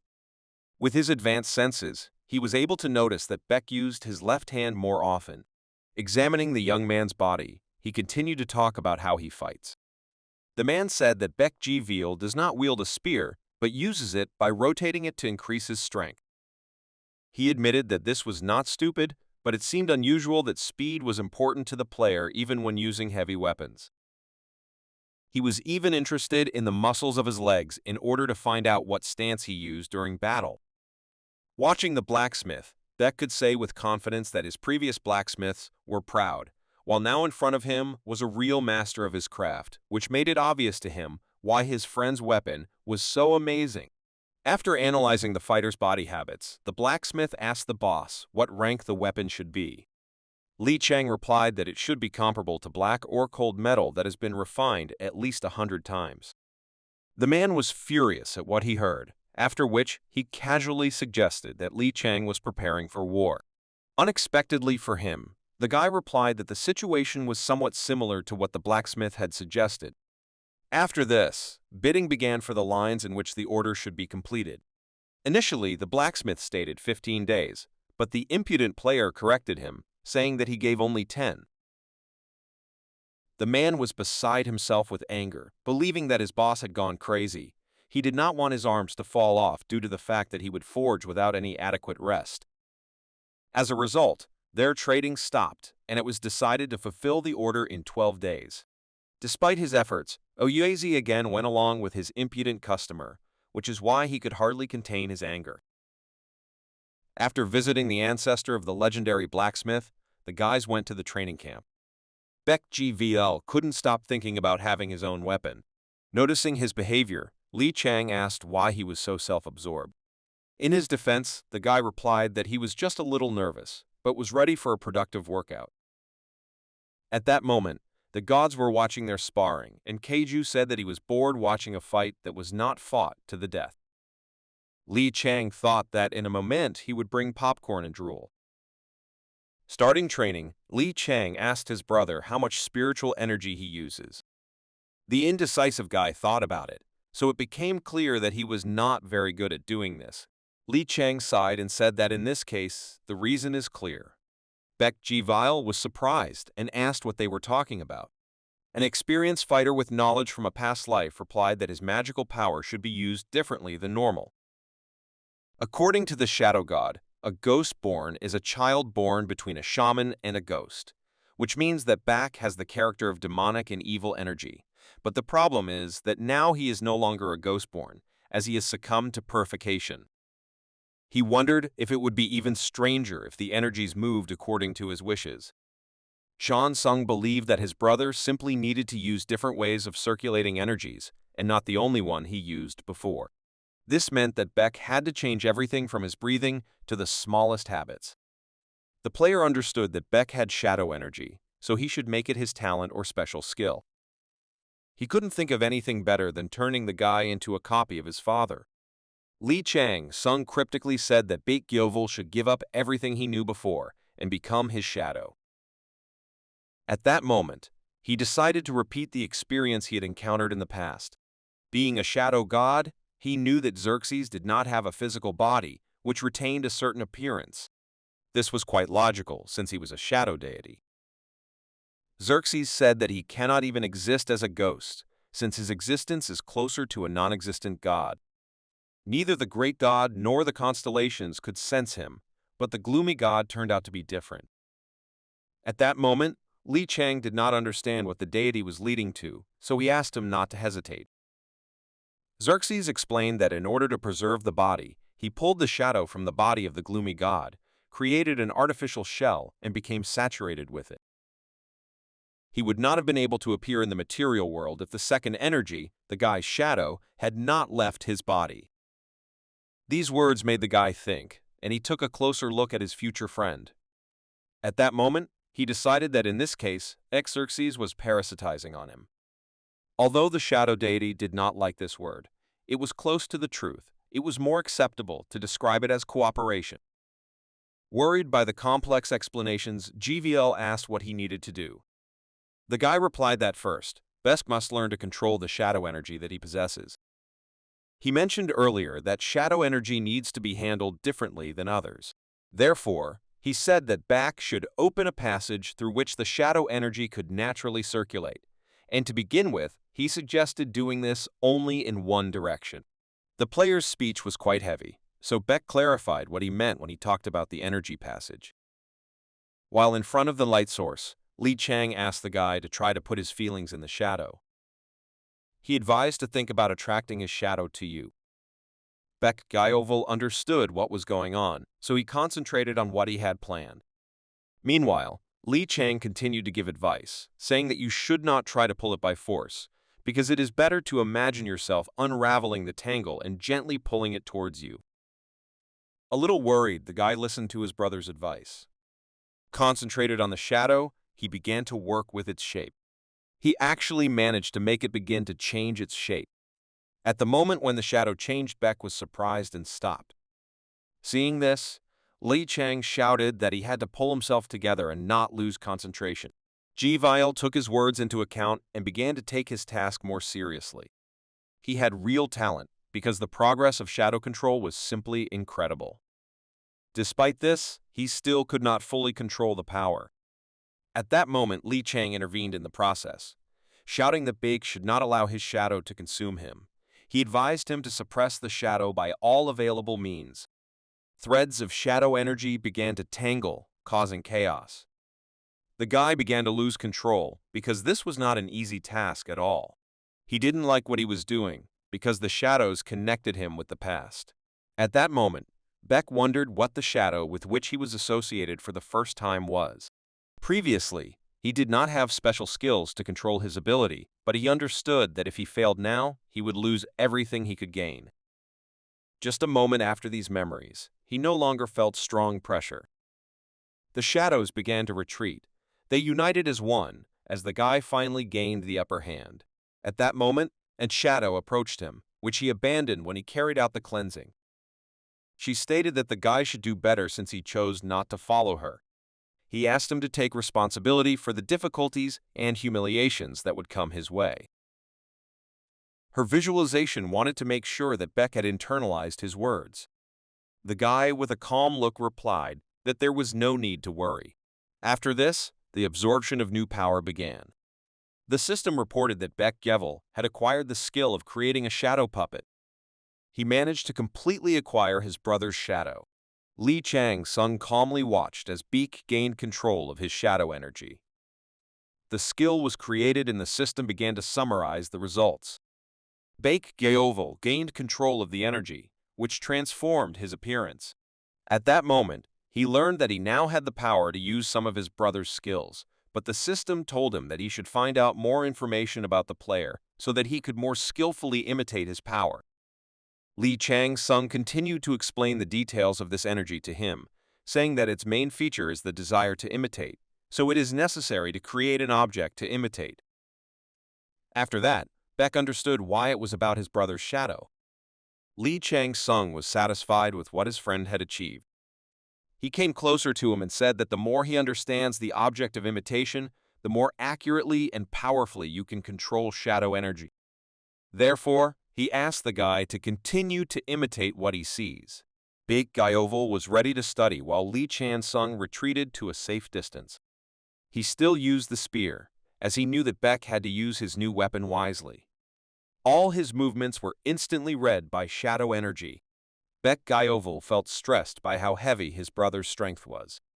The guy continued to demonstrate skills so that Beck could imitate them in his own battles. The gods showed incredible interest in his use of weapons, Minerva praising the affection of her favorite player's new comrade. After this, the system reported that the tiger deity who was in trouble would like to make sure that the player properly mastered their divine ability. Without hesitation, Li Chang began using the half-blind tiger's aura. Kaju watched his achievements with pleasure. After a few moves, Li Chang unleashed his newfound technique. At that moment, Beck Gevel was under incredible pressure and did not understand how he should imitate these movements.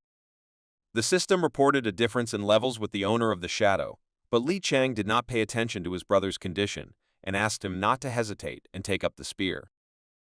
Experiencing incredible difficulties, Beck decided not to stop and took up arms.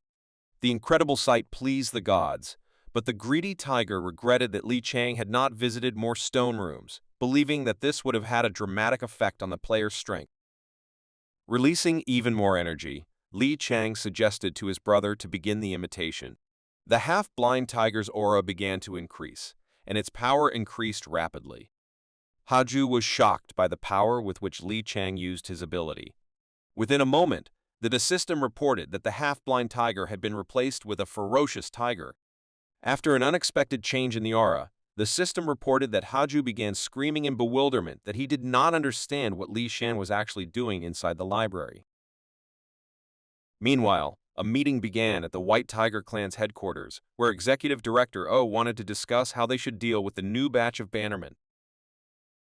The leaders present were worried, as every day the news got worse. They could not ignore the recent events even though they had not had time to deal with the past recruits. The man in the purple jacket wondered what their director was thinking. He believed that there would be fewer problems if at least half of all training had already been completed. Due to such confusion, they all thought that they would have to provide a new training method. At the same time, there was incredible tension between some of the most powerful leaders of this meeting. The man who was investigating the activities of the laboratory inside the recently closed dungeon behaved calmly and reservedly. This was an unusual thing to observe, so those present did not understand what could have changed Director Kwon's behavior. Kim Yong-song, one of the directors of the White Tiger Clan, believed that it would be a good idea to try to unite with the HOV Clan. Due to the conflict that arose between these organizations, Executive Director Oh did not understand what his colleague was going to do. The man shared rumors that the Future Strategy Unit had found the location of the Phantom. Because of this, he thought that they should join the Bannermen to capture the Phantom. He believed that since they had already completed all their basic training, there could be nothing better than participating in an actual battle to gain combat experience. Executive Director Oh asked what they would do if the decision ended up being challenged.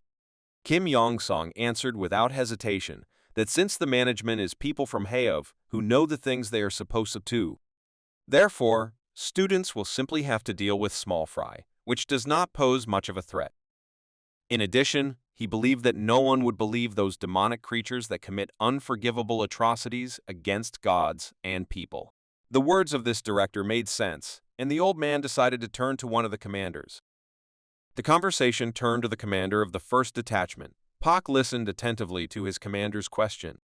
The old man asked what he thought about Director Kim's proposal. The fighter replied that he considered it quite reasonable. After that, there was the question of what the possibility would be that this strategy would end up doing more harm to the fighters. The man believed that if the recruits could not cope with this task, then it would be ridiculous to call them real tigers worthy of the clan. Director Oh took his opinion into account and decided to act on Director Kim's suggestion to replace the remainder of the training with an extermination operation. The grade and position of the students will be set according to their achievements. In addition, he stated that Lee Chang-sung will be separated from the students and transferred to a future strategic unit. Hearing this, the silent Director Kwon smiled, as he understood exactly how the old man planned to leave the game. After these words, the meeting was over. Before leaving, the old man stopped Director Kim. He told him that he wanted him to stay and talk to him alone. Addressing his ward, he stated his hope that the management was not planning any nonsense. The old man sternly asked if they could be trusted. The man was a little confused and hastily declared that he could be counted on without any doubt. The conversation was serious, and the executive director warned the guy that he was not the kind of person who valued his subordinates. He perceived them as tools that could be used to achieve goals and thrown away. After these words, he admitted that this time he discovered the instrument that he liked. He wondered if the person in question turned out to be unworthy, would he feel disgusting? Pressure from the executive director put the man in a difficult situation. To prove his loyalty, he knelt before the old man. After that, he bowed to the ground and shouted that he would personally make sure that the tool that the executive director planned to use would never deteriorate. For this, he was ready to make all the necessary preparations. Executive Director Oh took into account the leader's determination and dedication that he tried to convince him of his worth with such a plea. The following events take us to Director Kim Yong-song's office. Inside was already his son, who looked like his father. As it turns out, this is the same player who previously had a conflict with Lee Chan-sung. The guy was shocked by the state his father was in. The man's forehead was bloody from having so diligently begged the CEO to believe in his good intentions. With incredible anger, he asked his son to kill his competitor. The guy was confused and asked why his father made such a decision. Director Kim replied that at first he wanted to say that Lee Chan humiliated him and therefore he would like to see revenge. But then he chose a more suitable reason and named the competitor as someone who would get in his son's way and overshadow his glory. This order was a preventative measure to ensure that Lee Chang could no longer harass his beloved son. The guy agreed with his father's words.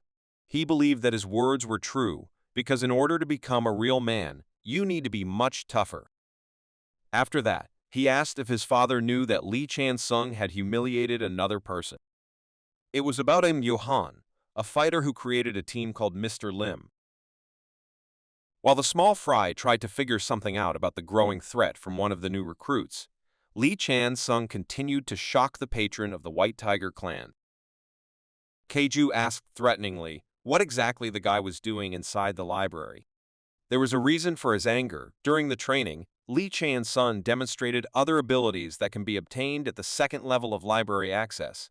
He mastered the techniques of the Furious and Urban Tiger. The rest of the gods began to stand up for the player. They believed that Keiju was worthless because he underestimated the recruit that they liked. Although Lee Chang-sung was dissatisfied with their behavior, he could not deny the fact that they were right.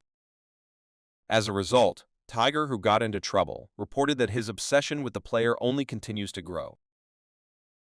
Lee Chang understood that since Haju showed such great interest in his personality, now he would definitely not let him go. Meanwhile, the training progressed at an incredible speed. Baek Jevel perfectly mastered the use of shadow energy and was already able to use the techniques of the owner of the shadow that he had acquired. Lee Chang-sung didn't expect his new shadow warrior to do so well. Taking out an unknown scroll, the guy was thinking about whether he should test the item stolen from the destroyed research center of the White Tiger clan.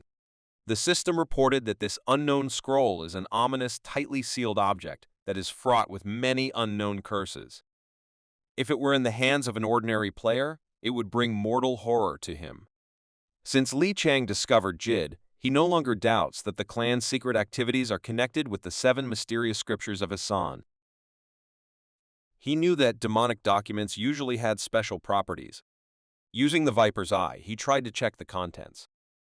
The result was unexpected. It revealed the incredible power of the Royal Tiger Scourge. The guy was surprised. He didn't think he had discovered this power in this scroll. At that moment, he realized that in front of him was not just a recording, but a real object. Keiju watched this situation with admiration, wondering how the guy would overcome the King's Tiger Scourge. This force was in a hurry to swallow the player whole. Lee Chang was at a loss. He couldn't believe that CEO would do such things. The situation worsened, and the power of the scroll began to exceed his resistance. The only way out of this situation was to use Peter's key. The guy didn't want the ruler of the abyss to discover him, but he had no other choice. Keiju was completely stunned by the appearance of the key in the hands of the player he was interested in it. He burst into loud laughter and said that he knew that one day this item would be in his possession. The system reported that Peter's key was able to find a keyhole in an unknown scroll. The locking mechanism was broken, and the guy was freed from the terrifying force. The system reported that the Royal Tiger disaster had been suspended. After this, the hidden contents of the scroll appeared in front of the player. At that moment, the sentences in the scroll began to twitch, looking for a way to disappear. Lee Chang-sung managed to obtain the information, and the system reported that he had acquired the 4th scripture of the 7 mysterious scriptures of Hosan. Excited by the events, Baek could not contain his emotions and turned to his brother, asking if everything was okay. In response, Lee Chang simply extended his hand in his direction, as if wanting to stop him. The guy wielding the shadow understood what was going on. He decided not to interfere, trusting his only friend. Reading the description of this scroll, Lee Chang learned that currently the 4th fragment personifies the power of the Forgotten Stars and contains a lot of secrets and tasks, but only together with the other fragments can be confirmed. At that moment, the guy believed that this was exactly what he was missing. He suggested that Director O himself found and hid the 4th fragment. This is most likely the reason why everyone forgot about Jid's power. While examining the scroll, the guy thought that since it was the deity who created the protective Royal Tiger disaster, the contents must be extraordinary. He understood that Kaju would not tell him anything, but at the same time, he could not keep this sinister thing a secret. The system reported that Mephistopheles was waiting for his answer. The guy could not believe that this deity had been waiting for an answer to the proposal since his training. Mephistopheles claimed that he was ready to make concessions and could give the player incredibly valuable things. In order not to be idle, he gave the guy an advantage effect, thanks to which the player had the opportunity to understand what was written in the scroll. Kaju considered this whole situation ridiculous, while the other deities watched with interest. The first thing Li Chang could read was the constellation's appeal to those who want to be reborn and follow him with the help of this power. He could not understand this text completely, since the beginning was missing, but on the other hand, he had one assumption, which he considered crazy. The system reported that the player received a new task to find a hidden fragment. The guy began to think about the proposal related to deciphering the 7 mysterious writings of Hassan. At the same moment, he remembered his meeting with the head of the White Tiger clan. He could not forget those feelings, and now he had something to compare it with. He realized what power Moon Sun had. Li Chang Sung believed that he must complete this building in order to gain the power that surpasses Jiddu. It was about the light of the forgotten stars that the apostle of the tiger deity used. With a sly smile on his face, he remembered that Director O had also mastered it, but used it too superficially. At that moment, Li Chang realized that the Lord of the Abyss gave him this scroll because he decided that it would be of little use in the hands of the executive director. Determination drove him to action, so he turned to his brother and asked him not to interfere, no matter what happened next. Concerned by the request, the player asked what his friend was planning to do. Li Chang did not answer this question, only asked if Big could do him such a favor. The player loyal to him agreed without any dispute. He believed that his brother was a rather mysterious person. He was sure that Li Chang possessed mysteries that he would not be able to understand, and most likely his plan was one of them. He decided that in this case, he would be like a shadow, blindly following him without questions or doubts. Seeing faith and devotion in his friend's son, the guy accepted a sudden assignment from the system. The system informed him that he would soon be invited to a random dungeon to complete a quest. The goddess of justice Minerva wished him a great victory and gave him the rewards that she had previously put off. The system reported that the player's unyielding spirit and intercom had combined. Li Chang's son turned to his brother and promised that he would return, after which he disappeared. The system reported that he had entered a random dungeon called the Reckless Demon's Cave. Before embarking on such an important stage of his development, the guy thought about his defeat as a shadow god. More than anything else, he dreamed of returning to the past. He wanted to start his journey again from the moment when, during another walk with a beer in his hands, he saw a sudden bright ray of light in the sky. The opening of the gate threw the former sportsman into the thick of a random battle. Then he gave up everything. He continued to fight not just to survive, but to see the heat of a new battle. Before he knew it, he had conquered many constellations. Some called him the god of battles, while others called him a vile god. But since he fought only for the sake of fighting, he was the only one of all his comrades who managed to survive. Among those he lost during the battles, the blue-haired girl was no exception. To save him, the player's beloved sacrificed her own life. He was angry with himself for his weakness, because of which he was unable to protect the people closest to him. Despite this, he did not change his mind to achieve his goal. Driven by rage, the gloomy god challenged the 12 constellations. Although he went through incredible battles, one of them turned out to be his last. His defeat was due to his weak immunity to poisons. By combining their powers, the vile gods overpowered him and destroyed his divine status through divine judgment. He could only think that if he returned to the beginning of his journey, he would also go to war against the constellations, but with thorough preparation. Destroying his enemies was the only goal for which he did not lose hope until the very end. The impunity of the gods was what fueled his rage and desire to destroy. The dungeon mission began. Its task was to survive and fight. Li Chang Sung was deeply cursed by the king's tiger scourge. The system said that this curse would invite him to the tiger-led ghost lair every 24 hours. The ghost lair is a labyrinth that consists of 9 floors. Guiding wraiths instinctively despise humans and do everything they can to kill them and turn them into their subordinates. The player had to survive countless attacks from guiding ghosts, and in order to completely remove the curse, he had to capture all 9 floors. The guy was careful. He calmly examined the territory that would soon become a battlefield. As expected, he started from the first floor. The first task was to survive for 6 hours. Li Chang-sung believed that the royal tiger disaster was the remnants of the energy of the first owner of the scroll. In other words, it was starlight. He knew that if the tiger disaster caught you, then your soul would turn into a guiding ghost. Your body would be infected and you would become a dakini or goblin. The guy believed that in this way Moon Sun gained his strength. The system reported that the tiger deity was curious about how the guy would get out of this dungeon.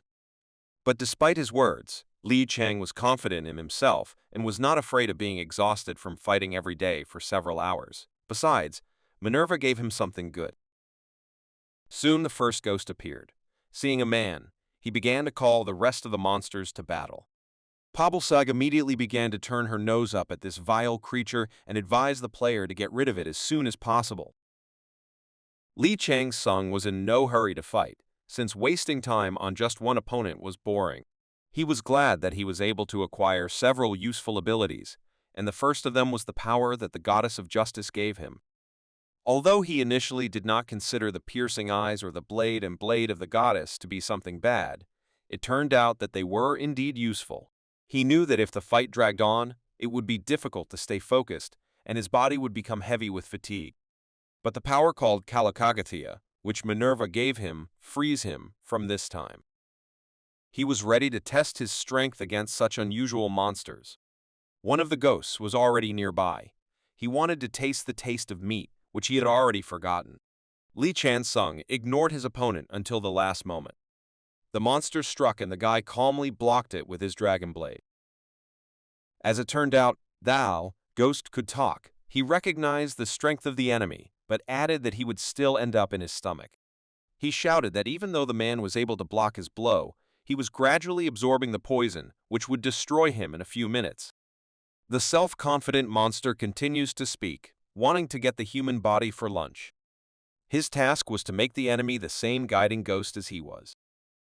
But despite all his efforts, he could not achieve the desired result.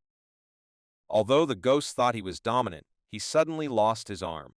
At that moment, he began to understand that the man was just playing with him and he would not be able to make a ghost out of him. The monster was destroyed, and the system reported that immunity to 10 poisons had purified its blood. The victory turned out to be very easy, but during this time, the player realized that the monsters were talking, and this was how information could be obtained. Before finishing off the enemy, the guy asked if all the monsters were as strong as him. The monster could not answer. He began to feel fear before the man's eyes, which were filled with the desire to kill. The system reported that the low-level ghost saw had been killed. After that, the guy absorbed the royal tiger disaster that was in this ghost. His physical body began to change, but the change was still not complete, and he needed to absorb a lot more of this energy. Li Chang knew that if the royal tiger disaster overcomes him, he will also become a ghost or a goblin.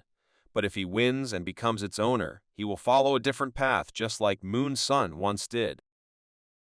But unlike the Apostle, he was not going to stop there.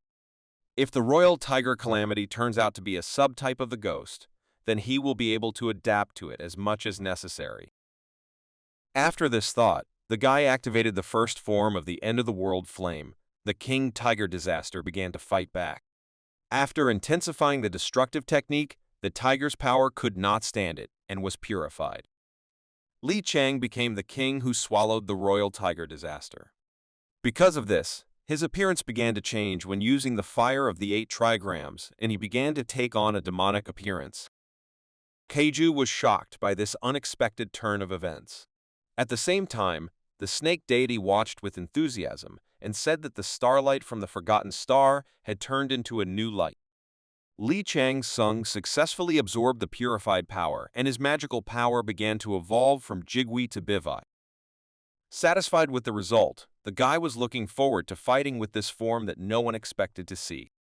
The Bivai are an imaginary race known for devouring the souls of tigers, and since this is associated with the ruler of the abyss, it can now be said that he has become his enemy. The monsters began to notice his presence. Everyone was horrified when they saw a man with such incredible power. At the same time, Li Qiansung began to genuinely enjoy the fight. Countless monsters began to fall one after another. The ghosts were frightened by the power of their enemy, which at first seemed like easy food. Using his new strength and an unimaginable amount of magical energy, the guy quickly moved on and cleared the first floor. While fighting, Li Cheng used the techniques of the White Tiger Clan, and Haju carefully observed his elaborate movements.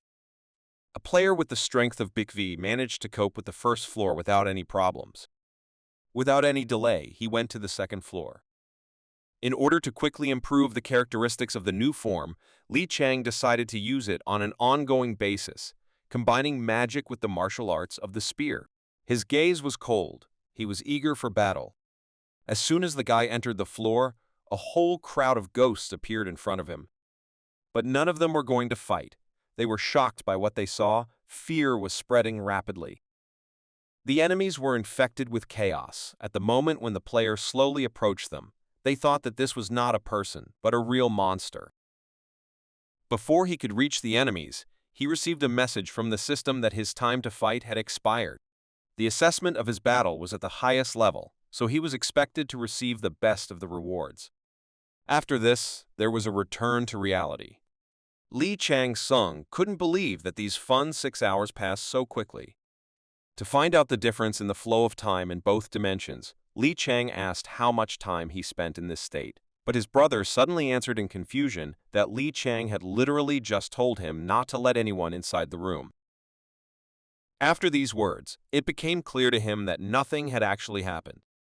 In addition, Baekyo Govel noticed that after these words, his brother's aura suddenly changed. Li Qiansung realized that only a few minutes had passed in this world, and this could be very useful. In the future, he may try to hide and rest in this way if he receives a critical wound. He wondered what the curse of the remaining 6 scrolls would be. It could be anything, a repetition with ghosts, or a completely different mission. Moon Sun received 3 mysterious scriptures, and 3 more were not found, so he believed that he simply had to find them. He assumed that the leaders of Hyo would have some information about these scrolls, but he could not even imagine where to look for them. After these thoughts, he was distracted by an unexpected call from Director O. Li Qiansung went to a bar in the Nanhaiyan area. The old man looked very unusual. He greeted his charges. In order to have a productive conversation, the player asked his brother to wait until he finished. First of all, the director, who was drinking whiskey, asked who Li Chan came with. The guy replied that this was Baekji Vile, the player with whom they had their last training session. When asked whether he could be trusted, Li Chang replied that he trusted him completely. In addition, the guy said that he had begun to assemble his own group, and a good number would be an advantage. The old man agreed with his words, but clarified that they rather needed tools that they would not mind sacrificing rather than people. Returning to the topic, he handed the player a transfer application towards the guy. Executive Director O also decided to mention that tomorrow they will announce a new training for recruits, because unlike Li Chan, the other rookies have not yet taken their first steps. After that, he clarified the details and said that the training would take place with the remaining Heya forces. They had found out their location in advance, so all that remained was to lure out their fighters. The mention of this clan was unexpected but very good news. Li Chang was happy about this, because he was just thinking about how to get valuable information from the enemies of the White Tiger Clan. After this, the guy asked whether this task would be dangerous for a beginner. The old man replied that most of the raid team would be on this mission, as well as the association and other clans that had agreed to help them. He reassured the guy by saying that the recruits would only eliminate the remaining enemies, and this would be a good experience for them. But clarifying the details, he said that unlike the other recruits, Li Chang will be part of the Copper Assault team. This team would have many experienced fighters, but despite this, the directors were still not convinced that the decision to take a talented player with them was a good idea. Director Oh didn't Li Chang like the rest of the trifle, because he had personally seen the guy's incredible skills. He attached information about HOV's hideout to the transfer document. The old man also said that they were leaving in 5 days, so all preparations should be completed before then. Having finished his speech, the man put on a coat with a picture of a tiger and put a beautiful hat on his head, saying that he would communicate the remaining details closer to the operation. Before Executive Director O left the bar with his charge, Li Chang asked if he could fulfill one of his requests. The old man replied that he was ready to listen to him. What was discussed will become clear later. After a conversation with Director O, Li Shansung and his brother decided to have some street food. People around could not understand whether this was really the tyrant known throughout Korea. It seemed to them that such a popular personality would not eat at street stalls. Looking at the information about the enemy's lair, the guy learned that we were talking about a dungeon called Abominable Bigfoot Hill. Addressing his brother, Li Shansung suggested not to stop there, since both of them still have a long road to strength ahead of them. Beck agreed to this proposal without further hesitation. 4 days before the operation, Li Shansung again went to a special dungeon, which he gained access to thanks to a quest related to the discovery of the knowledge of the scroll. All this time he fought against monsters who feared his strength and felt unimaginable fear. He continued to do this in the following days. There was only 1 day left at the start of the operation. Li Changsun was no longer interested in ordinary ghosts, which seemed too boring and weak for him. When the ghost squads began to run out, the guy decided to change his tactics and took out a bow. This time, he wanted a real test worthy of his new strength. Li Chang-sung aimed straight at the Goblin Palace.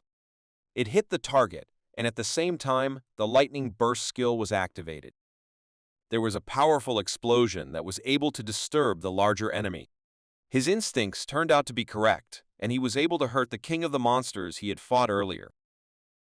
The main monster of this floor was surprised that the man was able to track down his location.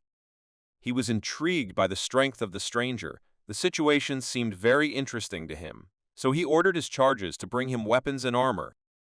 With a smile anticipating a good battle, the king turned to his charges and said that they were free, since only he could deal with that person. This monster with long red hair and a red beard was previously a child of the Freja family, the greatest family of Arcadia. Now, he has become nothing more than an assassin from the curse of the 7 mysterious scriptures of Shang. Although his body had become almost worthless, his will and resentment remained as strong as before. His plans were to subjugate all the lairs of the ghost and return home for the long-awaited revenge. He was going to collect all the light from the scriptures in order to regain divine status. He had heard that some fool had invaded their lands with such grandiose plans, but he didn't even know his name. For the first time in 100 years, the king felt that his blood was boiling not like a strategist, but like a warrior. Li Chang-sung smiled as he was also happy about the battle he was on the verge of. The furious king looked into the system and learned the name of the man who had invaded his domain. He answered in a terrifying voice that his name was Jin, and he was a descendant of Freja, blood relatives of the famous family of the demonic kingdom. Not paying attention to his charges, the huge monster went to meet his enemy. He was going to become the real and only king of this dungeon, so he was not going to spare the enemies on his way. In his hands was a huge sword and gladiator armor with a red cloak. Filled with rage, the demon jumped from his palace, releasing a huge amount of terrifying energy. He had a personal vehicle, one of the huge ghosts, that could support his weight and move quickly. His Majesty summoned the ghost of Hun and all his charges began to run away to avoid being hit during the fierce battle against the invasion. With incredible speed, he headed toward a stranger, against whom strategy was powerless. Within a moment he found himself in front of a stranger who he was about to destroy.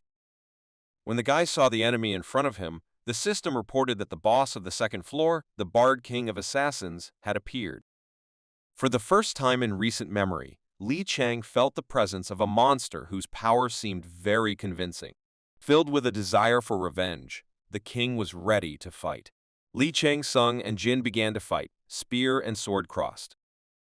Their incredible power scattered all the ghosts that were nearby. Pavelsag shouted at the player to destroy the selfish demon while Haju happily watched the interesting fight.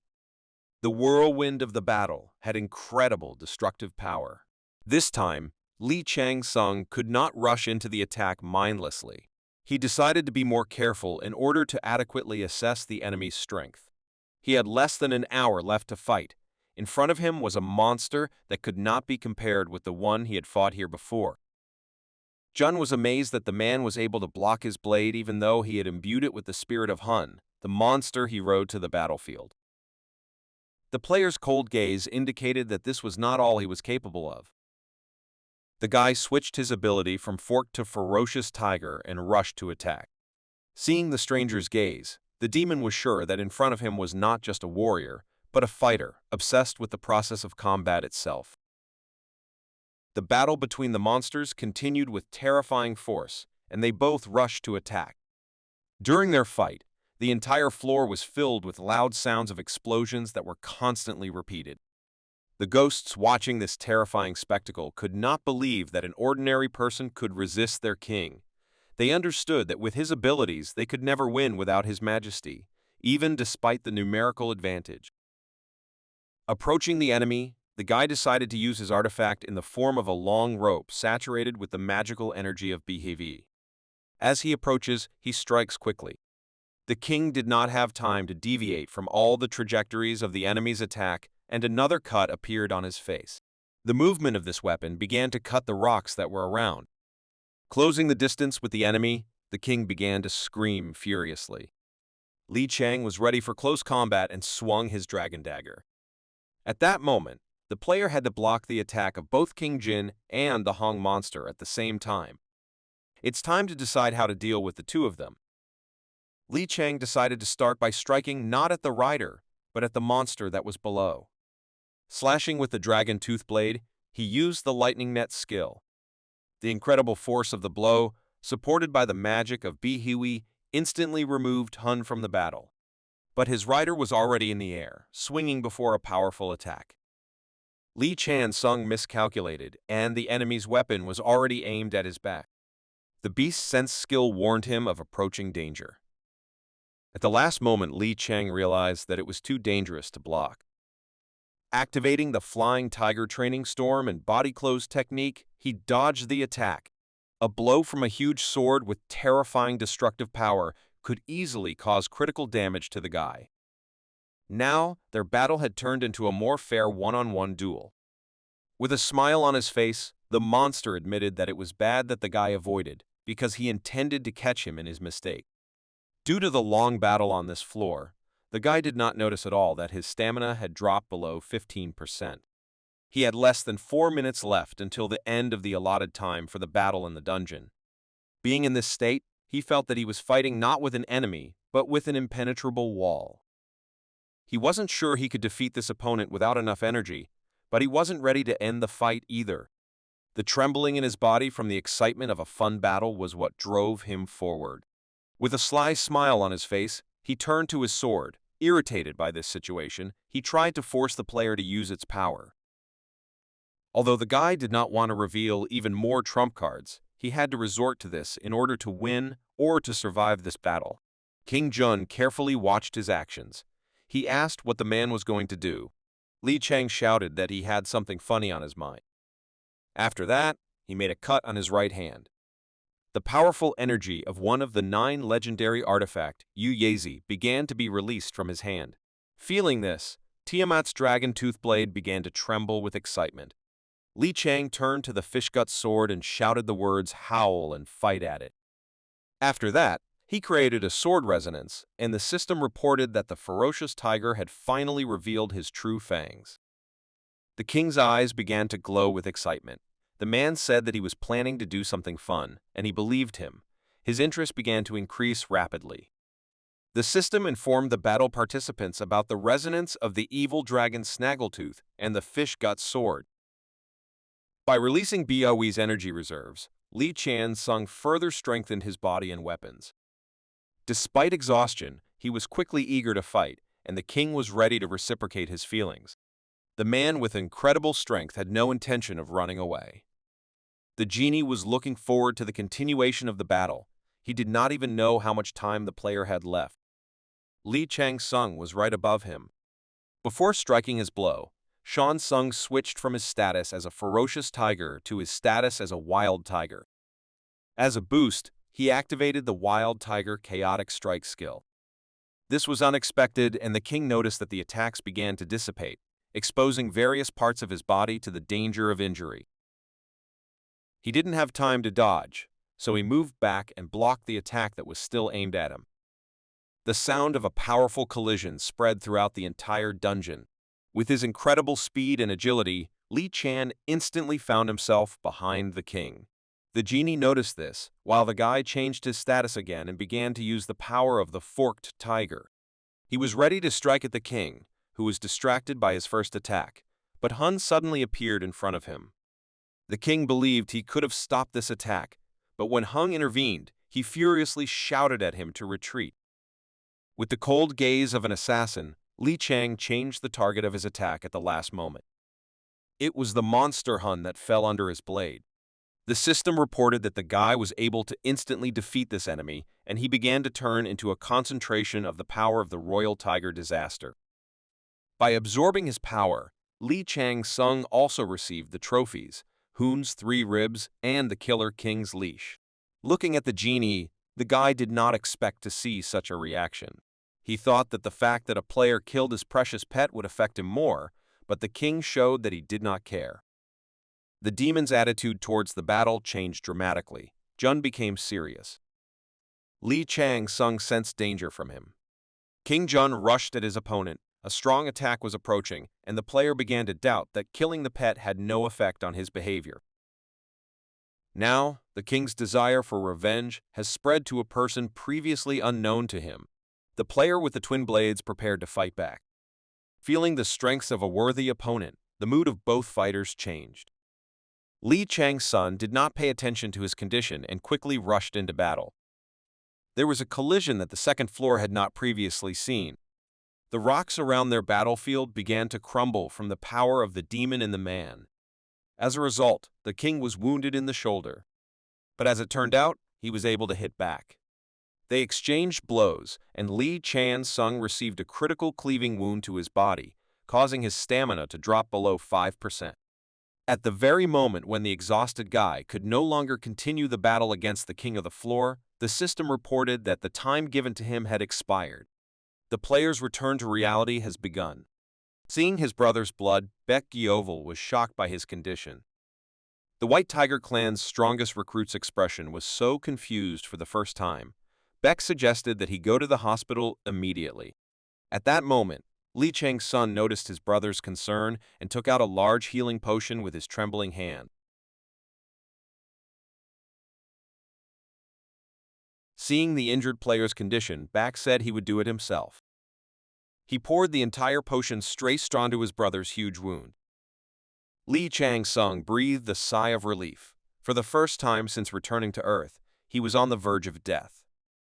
After using the potion, his stamina increased by 50% and his condition improved greatly. When asked by his brother about what happened, he asked him not to worry and replied that everything was fine. In the fight with the king of the second floor, it initially seemed to him that they were on the same level, but at one point, he realized that he was still far inferior to him in strength.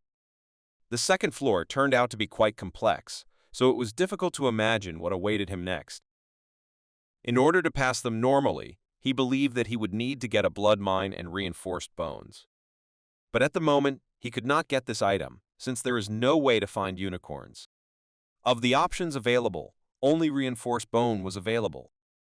With its help, he can gain the ability of indestructibility. But the problem was that in a day, he would have to face the King of Killers again, so he had to act immediately. It could help him that the HOV dungeon is located in a snowy region. He decided to concentrate on this information to gradually come up with a solution. At the same moment, he received a message. Executive Director, O, said that Li Chang-sung was scheduled to arrive at his destination the next morning, so he should hurry up with all the preparations. While leaving the White Tiger Clan building, he was suddenly caught by a journalist who wanted to catch up. The reporter immediately rushed towards him. He managed to introduce himself before pressing the button. But it was too late. The guy's murderous gaze was directed in his direction. The target turned out to be a camera, the flash of which Lee Chan-sung did not want to see after such a hard day. Using his strengths, he managed to avoid the uncomfortable moment, and the arrogant journalist lost his camera. Looking around, he thought with fear about what kind of person this talented newcomer was. He realized that the players were not ordinary people. He believed that they would be a serious threat to society if they were monsters. After training, the guys went straight to Yu Yazi, since he had already made a spear for Baek Gyeoval. The guy was crazy about the result. He really liked the simple and convenient design of this weapon. Lee Chan, as usual, decided to play a joke and said that it looked boring and should have engraved something on it. After these words, he sent another 100 million won and asked the blacksmith if everything was fine. Addressing the boss, Man said that he was worried that he had made a serious mistake about the weapon of his respected customer, and therefore would not be able to complete the task in less than 2 months. The player immediately asked what exactly happened. The man replied that he would need more time because the materials had run out. Lee Chan's son guessed that we were talking about cold steel. Yazi replied that this is so, and now it can't be found anywhere. Besides, not every steel is suitable for such a heavy order. Going into details of his work, the man said that the weapon that the boss ordered required cold steel that had been cooling for decades in the ice. Only in this case will it really withstand even very intense heat. The main problem was that even the small reserves of steel that were in the country were used up, and HOV was to blame for this. As it turned out, the dungeon, where the remnants of the HOV clan live, has the main reserves of this material for Korea. In addition, Lee Chang was interested in that place to obtain basic materials to strengthen bones. When the conversation turned to materials, Yu Yazi admitted that there was an interesting person who wanted to talk to the boss. The guy looked thoughtfully at his charge. Still, he did not refuse the offer and met with a man named Choi Hang-gil. This man is the executive director of a large trading company. Lee Chang immediately noticed calluses on his hands, which is why he concluded that he is a blacksmith. Looking at the business card, the player noticed that we were talking about a large company. Seeing the surname the same as that of his own blacksmith, the guy asked what the connection was between them. Hengul replied that Choi Beong, who is the ancestor of the first Yuyosi, is his older cousin. Yu Yazi did mention that he had a supplier, but it turned out to be a representative of a large company. Now he understood where the blacksmith got such rare materials from. Lee Chan-sung asked what the purpose of the meeting was, and Hyun-gil replied that he came to him with a request. With a sly smile, Lee Chang said that most likely it would be about something from the dungeon of Bigfoot Mountain. Hengul noticed the guy's insight and moved closer to the point. First of all, he asked whether the player was aware of the reason why the HOV group made a refuge there. Lee Chang briefly replied that he did not know the reason. Then the blacksmith explained that the king's icy breath was in that dungeon. This meant nothing to the player, because this was the first time he had heard such a name for an item. The man replied that these are the best crystals of all, and some masters call them endless ice crystals. Hearing this, Lee Chang couldn't contain his shock. This was what he was looking for. It seems the guy has a new goal. In the past, he has already discussed this rare material with the wards of the Lord of the Underworld. Then they discussed a body enhancement called Strengthened Bone.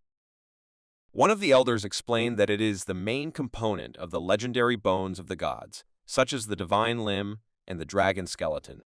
To obtain a reinforced bone, you had to obtain a flaming heart and a coat of arms engraved with frost. During the conversation, the man mentioned that Lee Chan already knows how to kindle a flame, with which he can improve his heart, so he only needed to acquire the so-called coat of arms, which would protect his physical body from the heat of the flame. To do this, he needed an endless ice crystal, which absorbed the pure energy of the moon for a long time, so it would serve as a good ingredient for the coat of arms. Previously, the guy believed that he could get this rare material only in a dungeon located in America. To justify his strong reaction to the mention of the material, Lee Chang replied that he had not heard of the infinite ice crystal before, but now understands that we are talking about something important. As an example, Hengel explained that thanks to it, the levels of ice mages can be greatly increased. In addition, HOV, who are located in that dungeon, believe that it will help them get stronger and get out of their desperate situation. After understanding all the details, the man asked how much would be enough to pay for such a heavy order. Lee Chang-sung replied that he had enough money, so he asked for a favor. After this conversation, Hengel and his brother Baeong met on the roof of the building where the man was resting after a hard day. The younger cousin noticed that ancestor Yu Yazi looked quite sad. The man replied that he simply did not want to be in debt to his boss. But Hengel had a completely different opinion about this situation, and with a sincere smile on his face said that his older brother had finally found a good friend. The sudden situation put the blacksmith in an awkward position. Hengel admitted that Li Shan's son agreed to take on the case, and they made a deal. True, he was excited by the conditions. He still could not understand why the guy needed the breath of Agni, a fragment of the divine suns, lunar records, and a flower dewdrop. Moreover, the famous guy was interested in the whereabouts of the 9 great swords. It was a mystery to him how his brother found such a person and whether Shane's son could cope with the task. The next day, the operation began, and the combined forces of the Korean player organizations gathered at the entrance to the Bigfoot dungeons to get rid of the remnants of HOV, which had gotten out of control. Representatives of the association were also on site. They were concerned that there was still no news from the first detachment, which was the rear one. The Steel Witch suggested that they had failed, and this was the only explanation that could come to mind.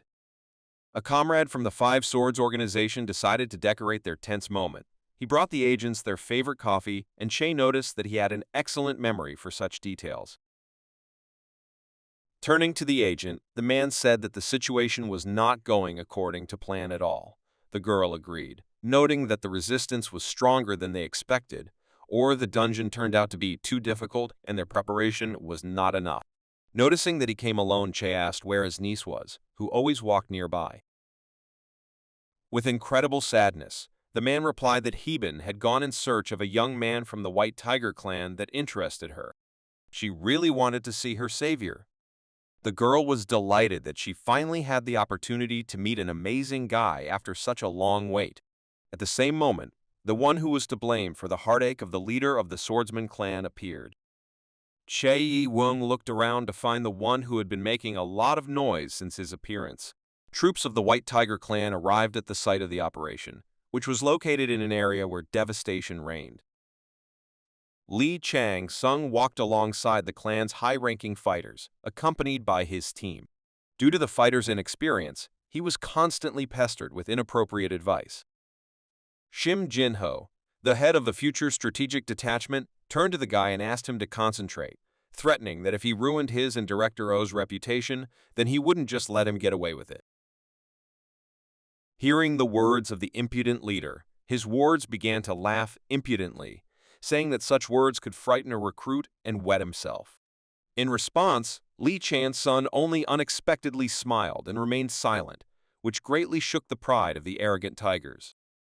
One of them immediately rushed towards him and grabbed him by the clothes, after which he called the guy a scumbag for laughing at the words of his seniors, as if not realizing that the situation was very serious. In response to such insolence, Li Chang-sung ordered him to let go of his clothes with a cold gaze. The behavior of a guy with a lower rank was what hurt the fighter's pride even more, and he began to shout about his own. At that very moment, Li Chang-sung could not tolerate such an attitude. The head of the future strategic department instantly sensed danger. He shouted to his charge to move away from the recruit, but it was too late, and the screaming man suddenly did a somersault over the player he openly despised. There was snow on the ground, but the fighter's landing could hardly be called soft. All the attention of the Allied forces was focused on the conflict between an experienced White Tiger clan fighter and a rookie. To restore his pride in front of the rest of the clan, the man began to put power into his fist before punching, shouting that no one dare treat Kang Wuchang's Thunder Fist like that. Within a moment, his self-confidence visibly weakened. Li Chang-sung was not going to ignore such treatment. He activated the status of the divided tiger and also rushed to attack himself. The guy was serious, as his colleagues, filled with envy of his popularity, wished. Lee Chang-sung struck with the fingers of his palm to counter Korea's famous Thunder Fist. The result was not long in coming, and the bones of the man's hand broke in an instant. For the first time in his life, the arrogant White Tiger clan fighter saw his vaunted might be rendered useless. Feeling the pain of breaking bones, he screamed loudly. At that moment, the guy understood that their conflict would not end there, so he decided to call it a day. At that moment, a third person suddenly intervened. Shim Jinho couldn't afford to lose his comrade because of a joke that got out of control. The concerned man said it was enough of a mess. Lee Chang-sung calmly replied that this person was the first to threaten him.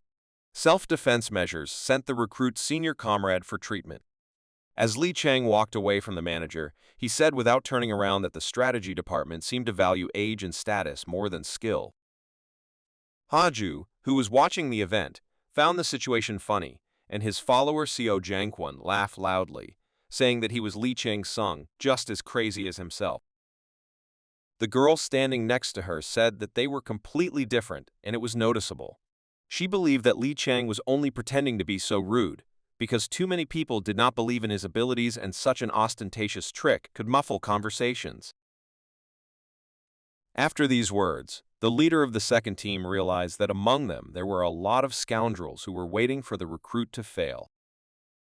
Because the guy beat up Master Kang Wuchang, Jangkwon continued to laugh, believing that they were similar to the player he was interested in. After the battle, no one dared to bother the recruit, but at one moment, a girl he had known for a long time ran up to him. She asked if he remembered her. Lee Chang, without any hesitation, realized that it was Hua Heben. Minerva, watching their reunion, said that she was very touched by this moment, after which she wished them good luck in their love affairs. For the girl, the fact that he remembered her was a real relief, since she was worried that Lee Chang wouldn't be able to recognize her after she became a player. Lee Chan's son admitted with surprise that the girl had really changed.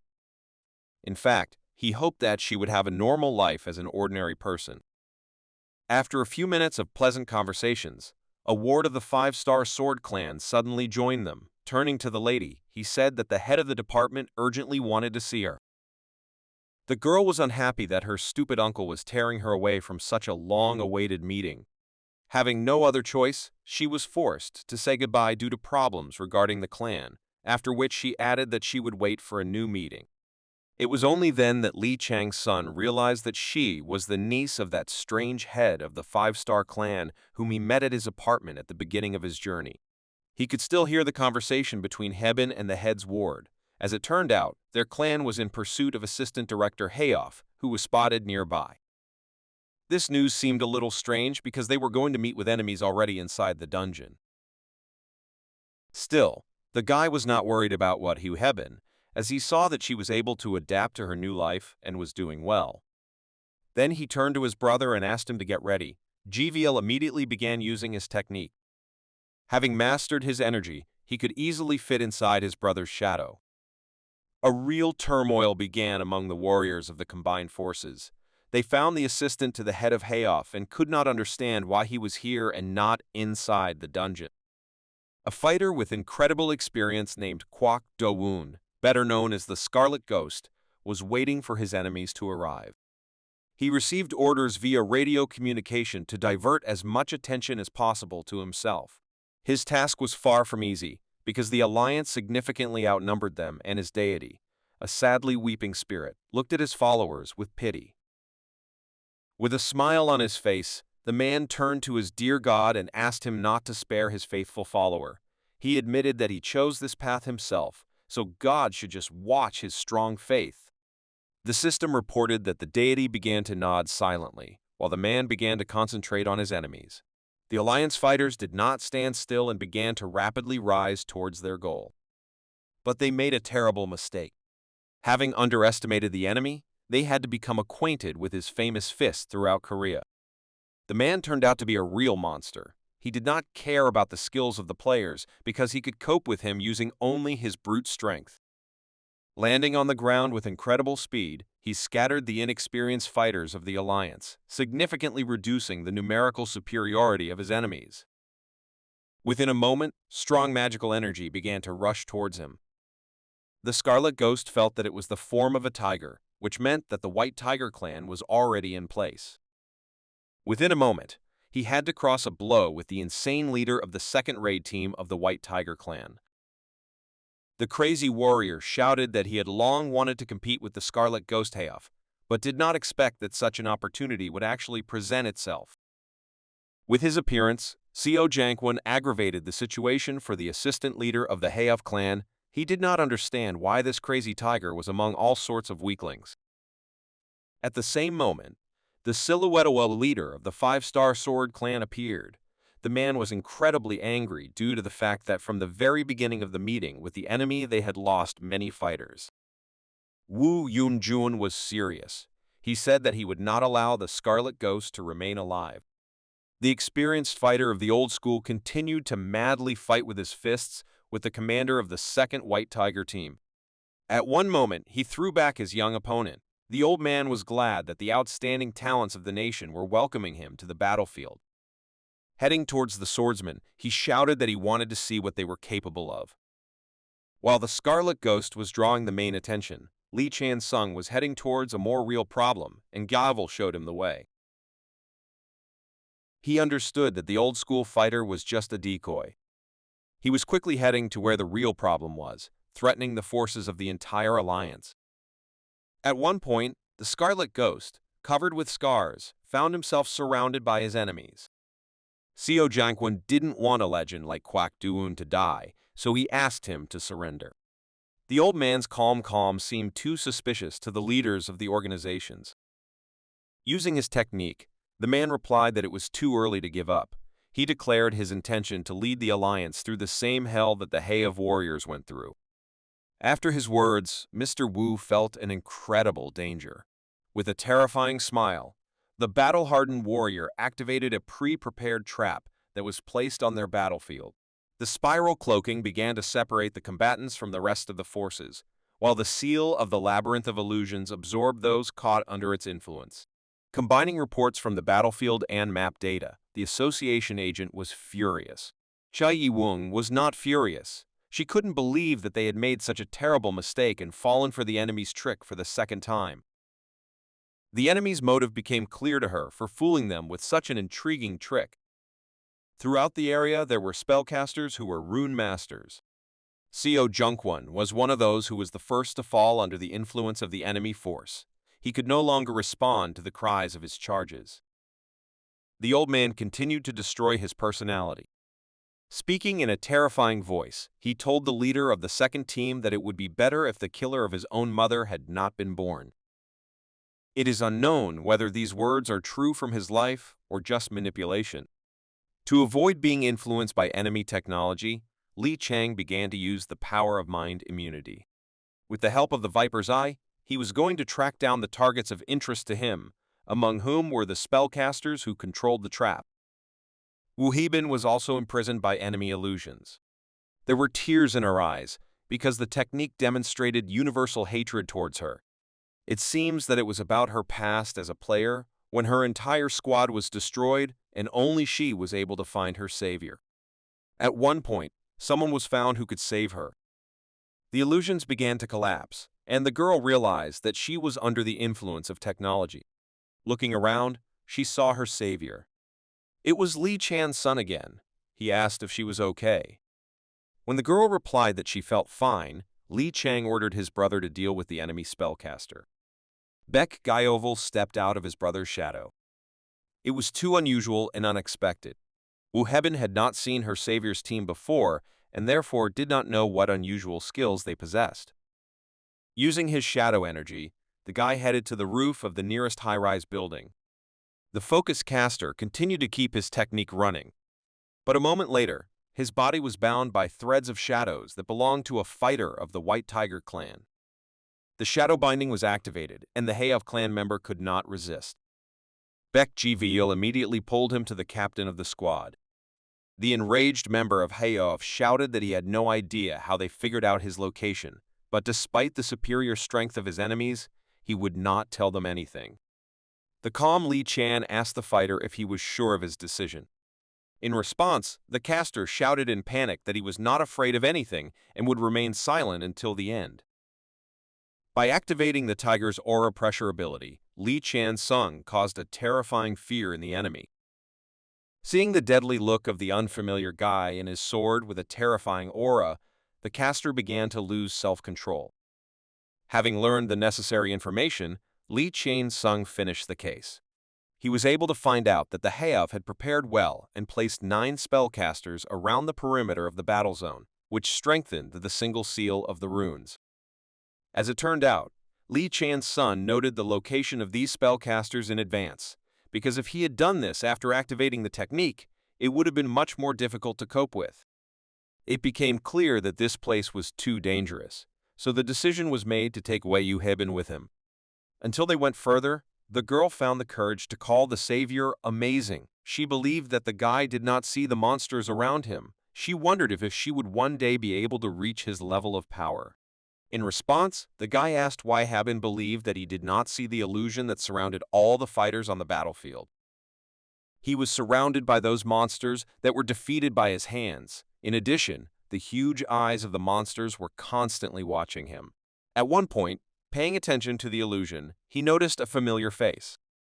Among the not very distinct people, he saw a man with blonde hair, a scar on his face, and a spear in his hands. He turned towards the player and looked him straight in the eyes.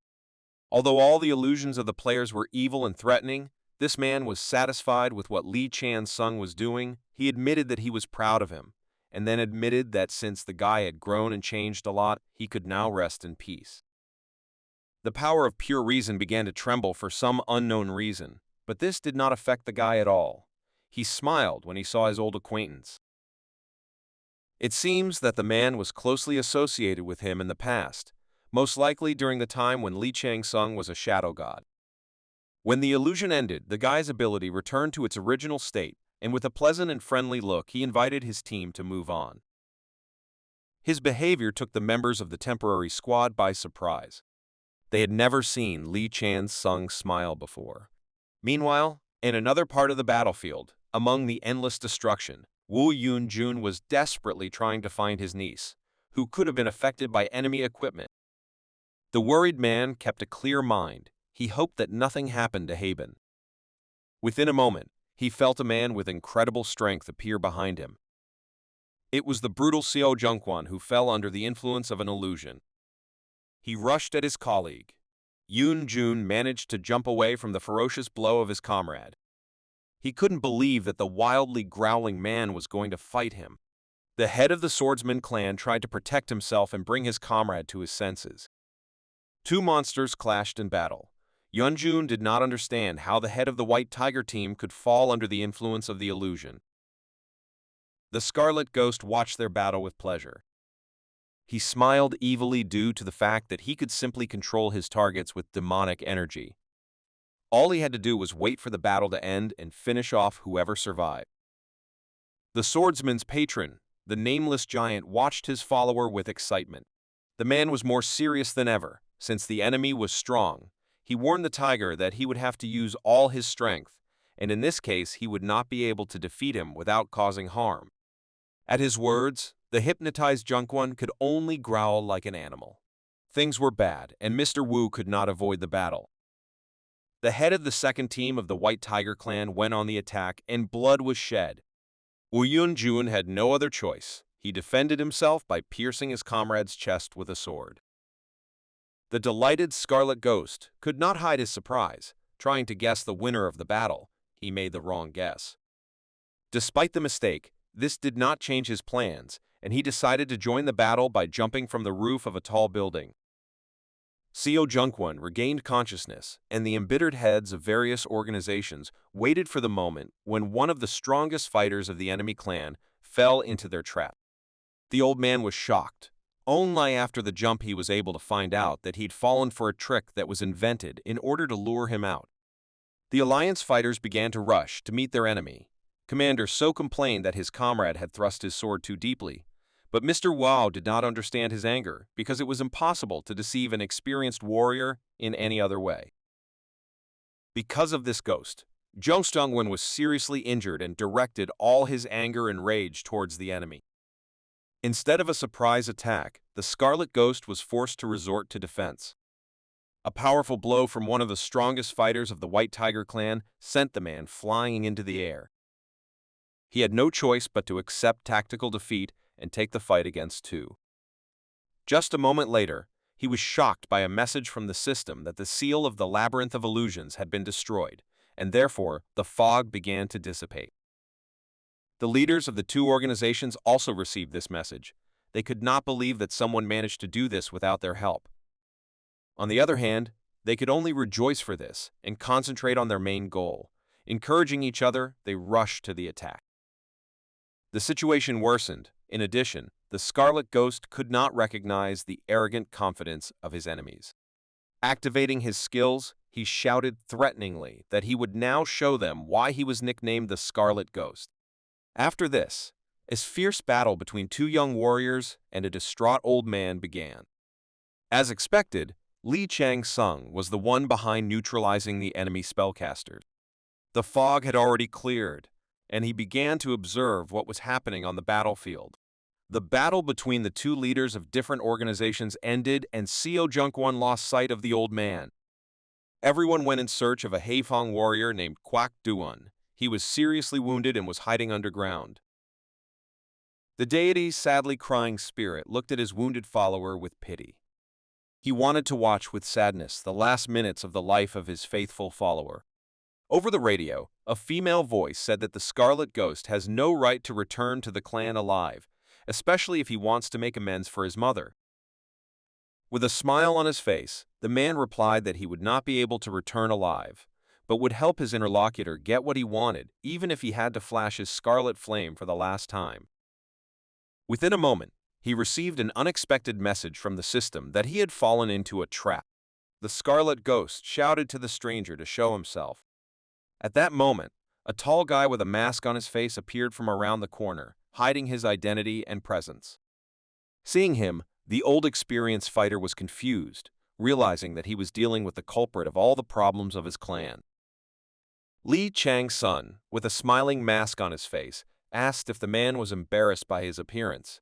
At first, the old man just called him a bastard and began to silently observe. Relaxing a little, he sighed and smiled. The hatred in his eyes continued to grow. Despite the exhaustion of his body, he had long wanted to take revenge on the one who was to blame for the fall of the HOV Clan. According to the fighter HOV, all the subordinates of his clan were just toys in the hands of this cruel manipulator, who destroyed their plans and made them enemies before the country. Their position was determined precisely by his activities. Despite being seriously wounded, the Scarlet Ghost mustered his last strength to destroy his sworn enemy. Looking at the system, he felt even more angry because of the disrespect, because a guy who had not even mastered level 40 dared to set a trap for a veteran, one who had level 70. Turning to his enemy, he shouted that he would fall because of his own arrogance. Rushing into the attack, he shouted that he would tear him into pieces before he accepted his death. But after a moment, the guy suddenly took off the mask from his face.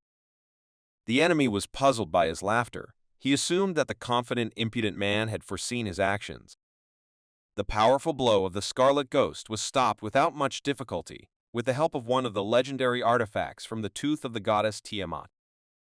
The old man was at a loss. His low-level opponent was able to cut his destructive jade fist, which is known as one of the sacred objects. Despite this, he tried to attack again. He missed, and the blow with his only hand landed on the surface. The player escaped the enemy and activated the Jigui vessel, causing a firestorm to erupt. Seeing this, the man became wary of the presence of the incredible aura of his enemy. Taking the matter more seriously, the guy did not want to take risks, and immediately took out his second legendary sword. A furious battle of two blades against one fist began. The Scarlet Ghost thought that he had previously been close to becoming a high-level ranker. Because of this, he could not afford to lose to some brat. But peering into the terrifying aura of the recruit, he felt that this was not an ordinary scumbag, but a real monster. He knew that if he could get rid of him in this place, then he would cause a lot of problems for his daughter. At one point, his powerful blow simply pierced the air. Li Chang changed his physical form and flew around the man. The Scarlet Ghost suddenly lost sight of his enemy. A moment later, the guy was behind the HOV veteran and struck him with his blades. The old man screamed loudly from the pain of this wound. But the guy with the cold gaze didn't want to end there. His next target was the wounded man's other arm. After losing the battle against the White Tiger Clan player, the man could not believe that his career was over. Using a radio transmitter, he spoke his daughter's name, Eugene. After this, the man fell into the water. Li Chang-sung was satisfied with the result of the battle. He admitted that he had changed and confirmed this by being able to defeat a high-level ranker. Returning to his normal form, he thought that he was already strong enough, even though he had not read any of the 7 writings of Hassan. At that moment, he confidently thought that now he would not allow anyone to take possession of him, not even the gods. The Scarlet Ghost asked the player to end his life, while Minerva stated that evil people must be punished, and then began to praise him for this act. The guy calmly answered the old man that it was too early, since he needed to extract some information from him. The proud Scarlet Ghost replied that it was foolish to assume that he would tell him anything after he destroyed his children overnight. Li Chang-sung responded that Kwok has used people for his own gain so many times that it's funny to hear how he wants to discuss justice. With a smile on his face, the man said that nothing could be learned from him. Li Chang-sung expected this to be the answer, so he said that he would ask someone else and reached out with his hand to the radio transmitter of the HOV fighter. After that, the man began to furiously stop him, but other than words, he was unable to do anything else. Taking the radio transmitter, the guy heard a female voice trying to contact the deputy head of the clan. She realized that she was not dealing with a member of the clan. Li Chang-sung calmly assumed that she wanted to save the fighter Kwok Do-woon. Hearing this, the girl thought. Within a moment, she heard the cries of the Scarlet Ghost. He turned to Eugene and asked her to switch off and not listen to the one who destroyed their clan. The talking head was ruining the guy's life, so he put his foot on him and said that his time for talking was over. After that, he turned to Eugene again and said that the information would help save this old man. He asked directly what she knew about the 7 scriptures of Hassan. Hearing this, the girl assumed that she was dealing with a spy from the White Tiger Clan, but then corrected her words, realizing that they would not ask about it. Li Chang-sung told her that he was sure that she knew where the 5th scripture was, and then asked her to answer. The girl thought about it. Sighing with a sly smile, she found the situation funny. She believed that the guy was bluffing, and if he needed information so badly, he would not kill the prisoner. Confident in her theory, the girl briefly answered the guy to kill the Scarlet Ghost. She was shocked when the guy calmly replied that he would do it now. Her manipulation did not work. The guy returned to the radio transmitter again, saying that he did as she asked, after which he offered to end their conversation. The stranger's impudence began to infuriate her. She was filled with rage. Absorbing the remnants of Kwok Do-woon's power, the guy thought that since he provoked her, then the HOV would definitely come for him at any cost. There was no point in continuing the conversation anymore. The system unexpectedly reported an increase in the soul extortion level, due to which he was able to acquire the enemy's ability. Moving on, he was glad that he had acquired this power, since he needed the ability for hand-to-hand combat.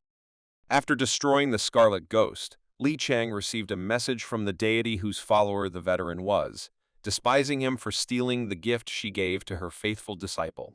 It was the deity of the sad, crying spirit. Shan-sung knew it under the name Lamashtu. In fact, he did not want to spoil the relationship with her, since she did not support the 12 zodiacs in the war against him in life during his time as a shadow god. He thought that if he had the opportunity, he would definitely apologize to her. Meanwhile, somewhere in heaven, Lamashtu was crying in agony over the loss of her valued and loyal follower. Her grief would lead to inevitable consequences. Alliance troops began to return to their strategic center. Seeing this, the agent, stunned by his success, turned to the foreman to look in that direction. The entire crowd was discussing that the trap set by the HOV Clan had been disarmed by the famous newcomer of the White Tiger Clan. They believed that the guy was a real monster because he personally eliminated and captured all the illusionists who supported the seal. When asked how he did it, he simply replied that he was lucky. They believed that his escort's title of tyrant was also his characteristic as a dungeon player. Association Agent Chow couldn't take her eyes off the mysterious guy. She had never seen his power in person before, but she understood that he was a key character in neutralizing the Scarlet Ghost. Another tense situation began in the crowd of surviving fighters. The arrogant leader approached the new recruit from behind and told him that he shouldn't become arrogant just because he was Director O's favorite. With an evil smile, he began to threaten, saying that it wouldn't be strange if Li Chang-sung died fighting with his elder with swords. The calm guy thanked the man for the remark, after which he admitted that he would also like to speak out. He directly asked the senior in rank to stop showing off, after which he said that he was not a very good warrior in sword fights, because of which he could accidentally let go of the weapon, and it could accidentally blow off the impudent man's head.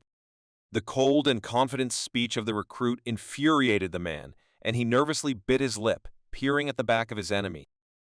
Just a moment later, one of the recruits approached him, who was also the one who truly hated Li Chang-sung. Addressing the head of Shin, he stated in a serious tone that he had some information about their common enemy.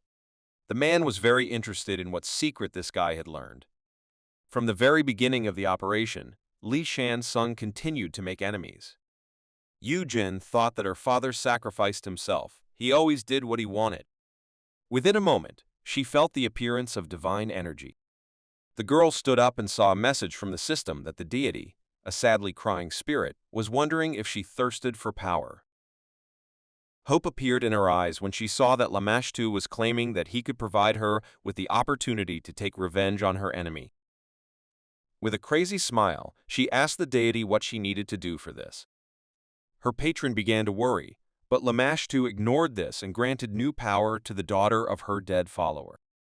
Yo-jin was crazy about receiving an incredible gift from her father's patron.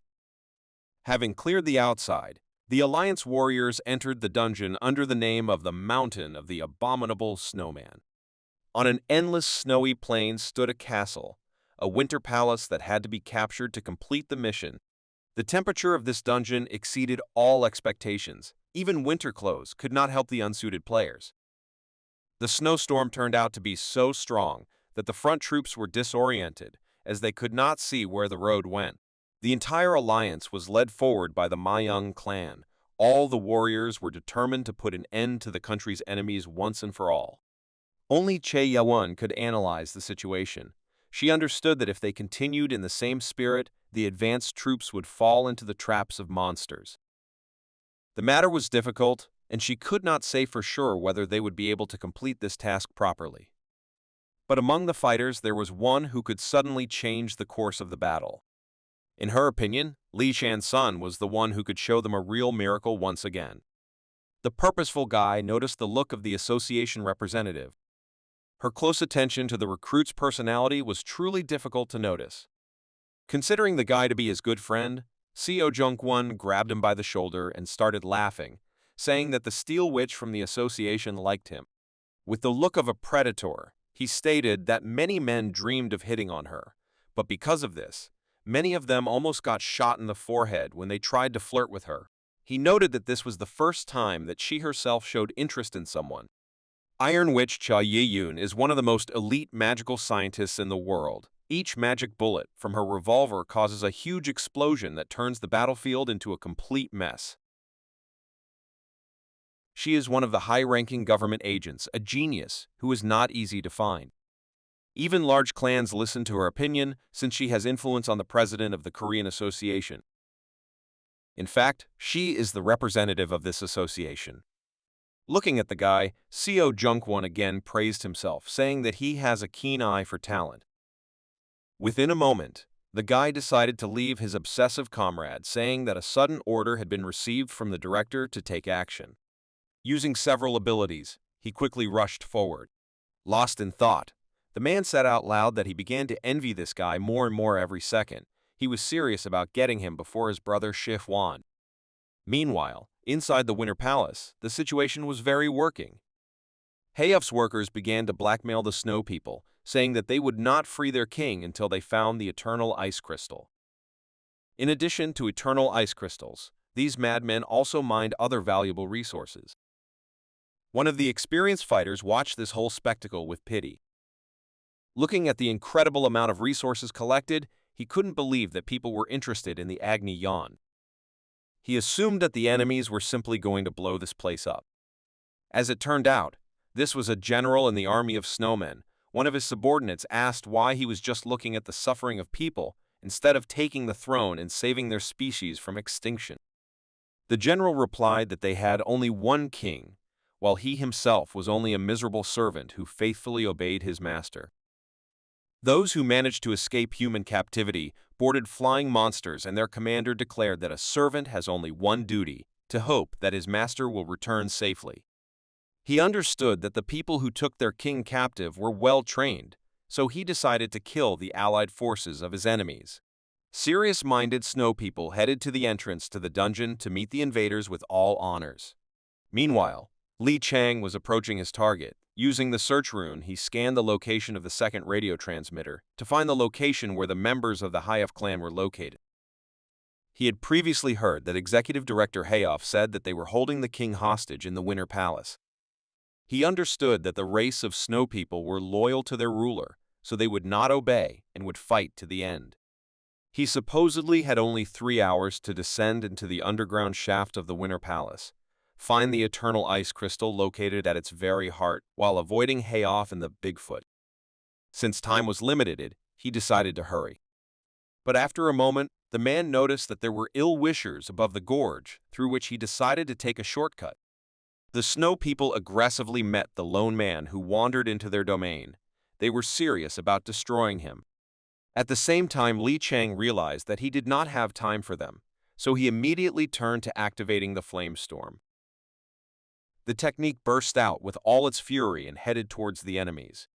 No one could resist his power, so the path was cleared. The guy continued to approach the snow palace, but remained attentive. Within a moment, he noticed traces of surveillance and felt someone's presence. Strangers could prevent him from carrying out his plans, so he stopped and asked them to show themselves. It was one of the White Tiger clan members. He couldn't understand how he was noticed so quickly. The assassin who came with him noticed that their target was stronger than they said, so he asked for additional payment.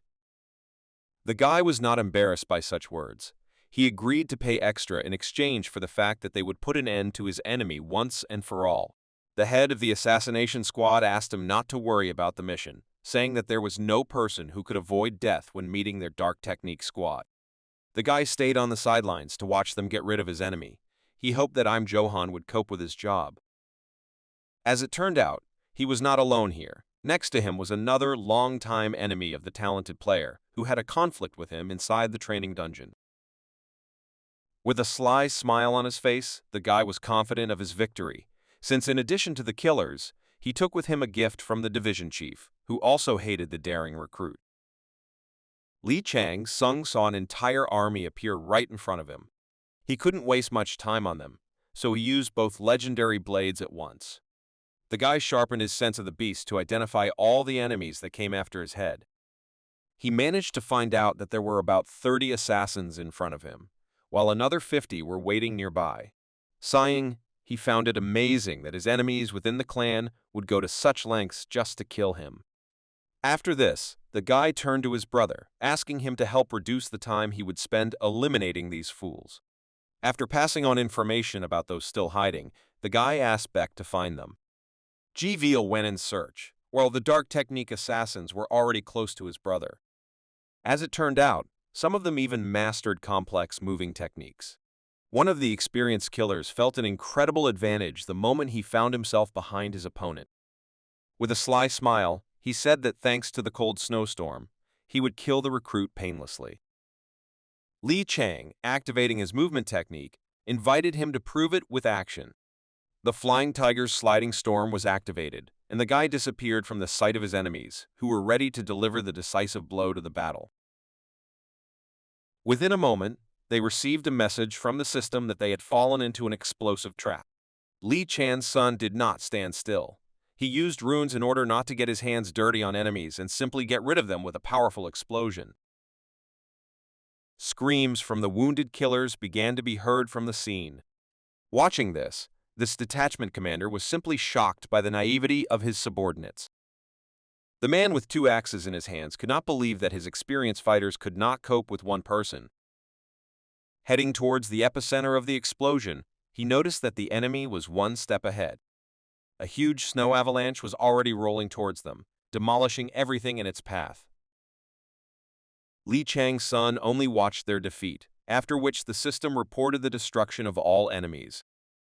The gods were satisfied with his cunning tricks and easy victory. Having finished the job, the player called his brother. Baek Ji-vil, as expected, did not return alone. He brought with him the 2 who were in charge of this pathetic operation. In the face of their enemy, they forgot about their pride. There was panic on their faces, in fear of death. They begged the enemy to spare them and promised that they would do whatever they were ordered to do.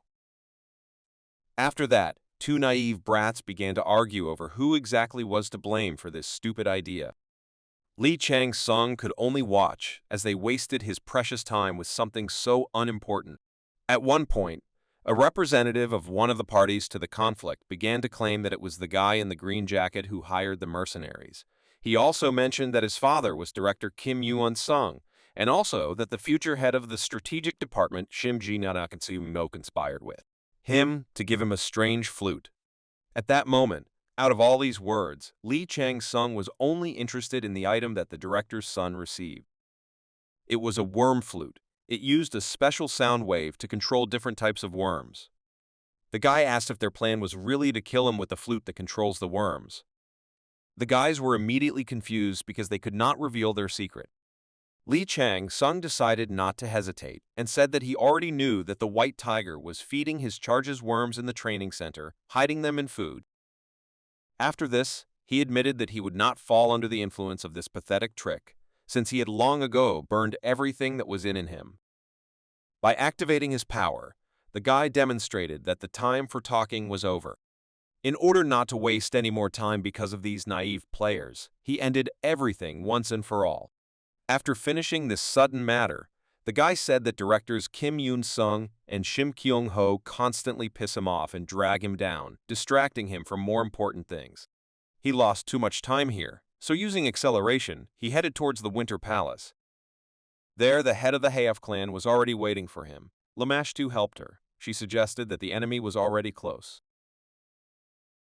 Over time, the guy was able to see the palace building.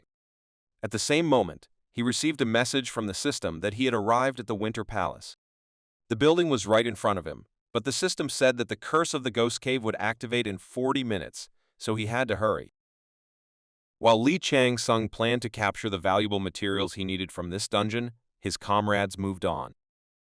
Shin felt an incredible cold, which is why the deity was forced to remind him that he was a magician with suitable spells.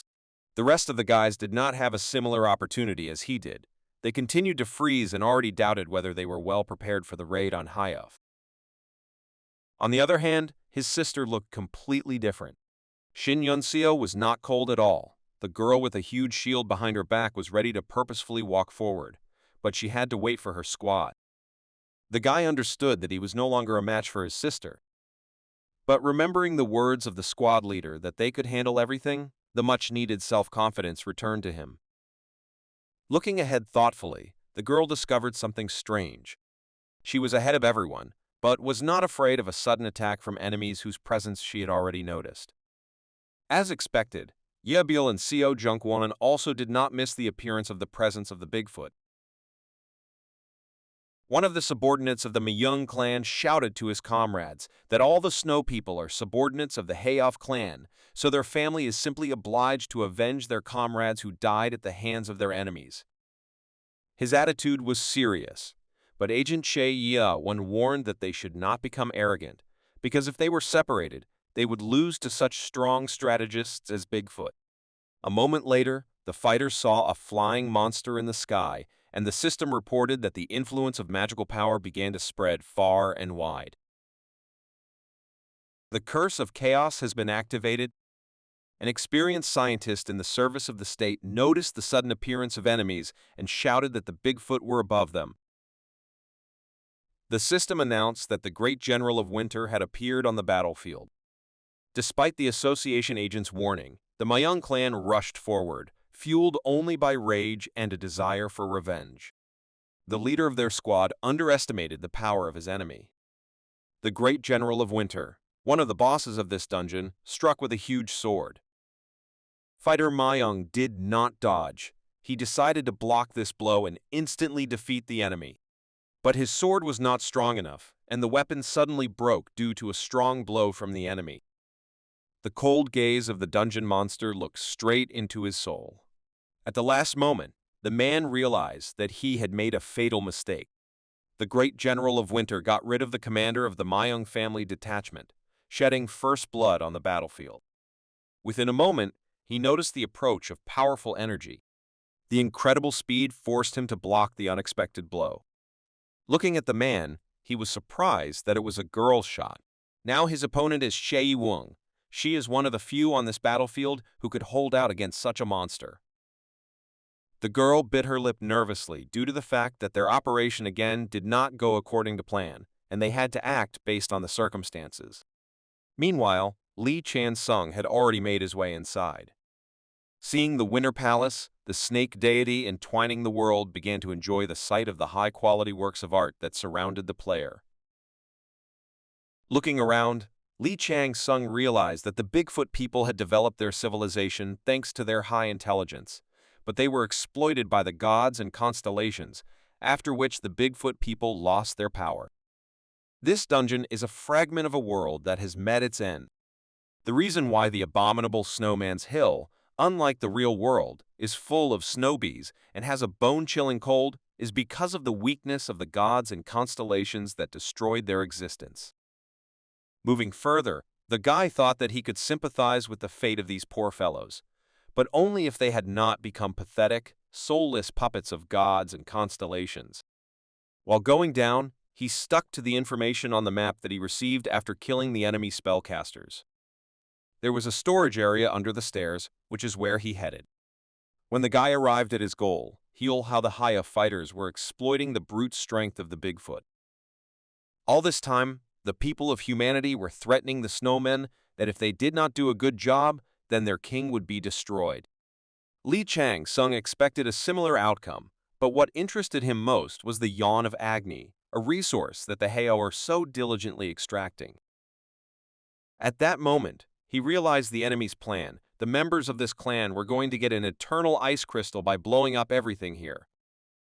The time to think was running out, and the guy resorted to using the GIV vessel. His appearance was still not noticed, and work continued. The snowmen hated the arrogant invaders and promised themselves that they would destroy them all after their king was freed. But a moment later, everyone present noticed a huge fiery flash at the other end of the palace vault. The clan fighters and snowmen were at a loss. A monster with monstrous power was rapidly approaching them, spreading a huge amount of fire magic. The head of the HOV Clan, a girl named Yu Jin, was still inside her chambers. But even at such a distance, she noticed the presence of the one who killed the Scarlet Ghost. The girl began to unleash her terrifying power, while Lameshtu ensured that her new follower would definitely bring justice using the power given to her. While she was gathering all her rage to take revenge, Li Chansung had already cleared out this treasury.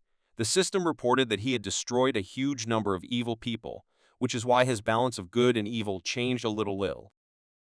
While in this place, he managed to achieve the result that the HOV clan had been striving for so long. Thanks to the Beast's Sense and the Viper's Eye, he discovered a 100-year-old cold iron vault, as well as the breath of the Ice King. Looking at his target, he noticed something unexpected. There were as many as 8 eternal ice crystals located here. Seeing this as an opportunity, the deities immediately began to praise the player and ask him for a favor. They all wanted to get such a rare item of incredible quality, but with a face that did not understand them, the guy thought that he had no desire for anyone giveaway. At first glance, the quality of this rare item seemed good, so Shan Sung thought that it would be perfect for creating divine weapons. Now it became clear to him why the White Tiger clan was desperately holding on to the weak 5-star sword clan, and why the HOV clan was so desperate to get it on the verge of their destruction. Having touched this crystal, the guy felt an incredible cold. It all came from this object, and if it weren't for the flame of the end of the world Jigway,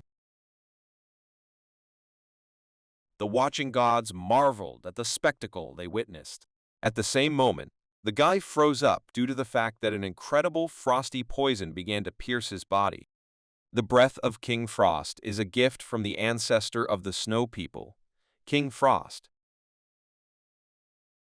The gift emits cold air and rays of blue light all year round, and if someone with a low enough level takes hold of it, then the crystal will absorb their power and body. The Eternal Ice Crystal offered incredible resistance, so the guy resorted to using the Eternal Flame Jigwei.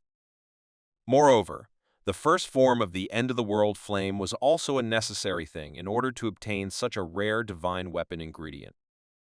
The resistance of the player's form and the breath of the Frost King began to increase rapidly and reached its climax, after which the share of both participants in this conflict was to be decided. But at the same moment, Li Chang's son heard a low and intimidating voice that wondered who he was. Most likely, it was the one who left this treasure here. He threateningly asked who this stranger was, who was trying to hold on to his nature, even if he was not his real successor. A serious-minded Li Chang decided to strengthen the power of his fire ability to silence the enemy. Within a moment, the firestorm crushed all the will to resist the king's breathing. Having overcome the protection of this mysterious component of various weapons, the system reported that the guy had acquired 8 crystals of eternal ice. Looking around, the guy remembered that he had 10 minutes left before the start of the mandatory dungeon from the system. The head of HOV was already rapidly approaching him. The girl who gained the power of Lamashtu was filled with a desire to take long-awaited revenge. Li Chang Sung finished his plan inside this treasure trove and thought about how in the remaining time he would have to fight with this crazy girl.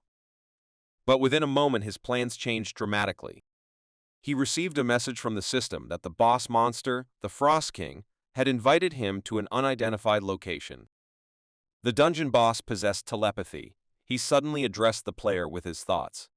The king of the snowmen wondered who dared to take the life of their founder. He could not even imagine that this was done by a person and not someone from their kind. The king asked the player not to worry, saying that the king was now just an old man, counting down the last minutes of his life alone. The old man asked the guy to give him a little time, realizing that the man still had a long way to go. Li Chang Sung did not sense the dungeon boss's malice, so he accepted the offer without hesitation. After accepting the invitation, a portal opened in front of him. The calm guy entered the king's chambers. It was the luxurious hall of the king. The old leader of the snowmen sat on his throne. He turned to the young man, saying that he must be a good person if he nevertheless agreed to fulfill the last request of his natural enemy. Looking at the old man, Li Chan's son was surprised because he was level 90.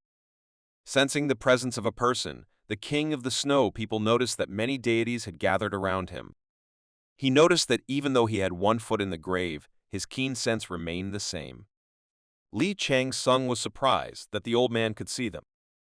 The king replied that if we are talking about messages from the lords of heaven, then they are also available to him. He noticed that some of them look very meaningless. Li Chang Sung had expected this. After learning that the dungeon boss was using telepathy, he immediately knew that he was of the highest level. He was sure that such a creature would not fall for the simple illusion technique used by the HOV. Addressing the old man, the guy said that he was deceiving his people. He believed that the king of the snowmen was not who he said he was, because he did not look like someone who suffered from hallucinations. The young man's words cheered up the monster. He laughed, considering it a compliment regarding the fact that he still looked good. But after that, he turned to the guy and said that he was mistaken. It seemed strange to him that such a smart person as Li Chang Sung still did not understand where this place was. At that moment, the player realized that he had indeed been inattentive and was missing an important detail. To find out what this place was, he heightened all his senses using his beast sensibility. Understanding what was being said, he replied that they were inside the world of the mind. The old man replied that this was a correct assumption. The king was in confusion. He was close to death, so he fell victim to a woman who called herself a phantom. This was the reason why his children began to suffer. Li Chang-sung guessed that the girl must have been very pleased with herself during the death of this exhausted old man. Returning to the main question, the guy asked what the purpose of their meeting was. He knew that in the eyes of the old man he could be as much an enemy as a phantom. The old man replied that he would like the guy to save his poor children, who followed the exhausted king, who could no longer defend his race. It saddened him to see how they had to fawn to save the dying old king. He asked the guy to help, promising that the reward for this would be worthy. After these words, the old man opened his treasury, saying that all these treasures accumulated from the time of the owner of the ice crystals, until the 13th generation of snow people will go to the player. The Feast of Treasures attracted the deities.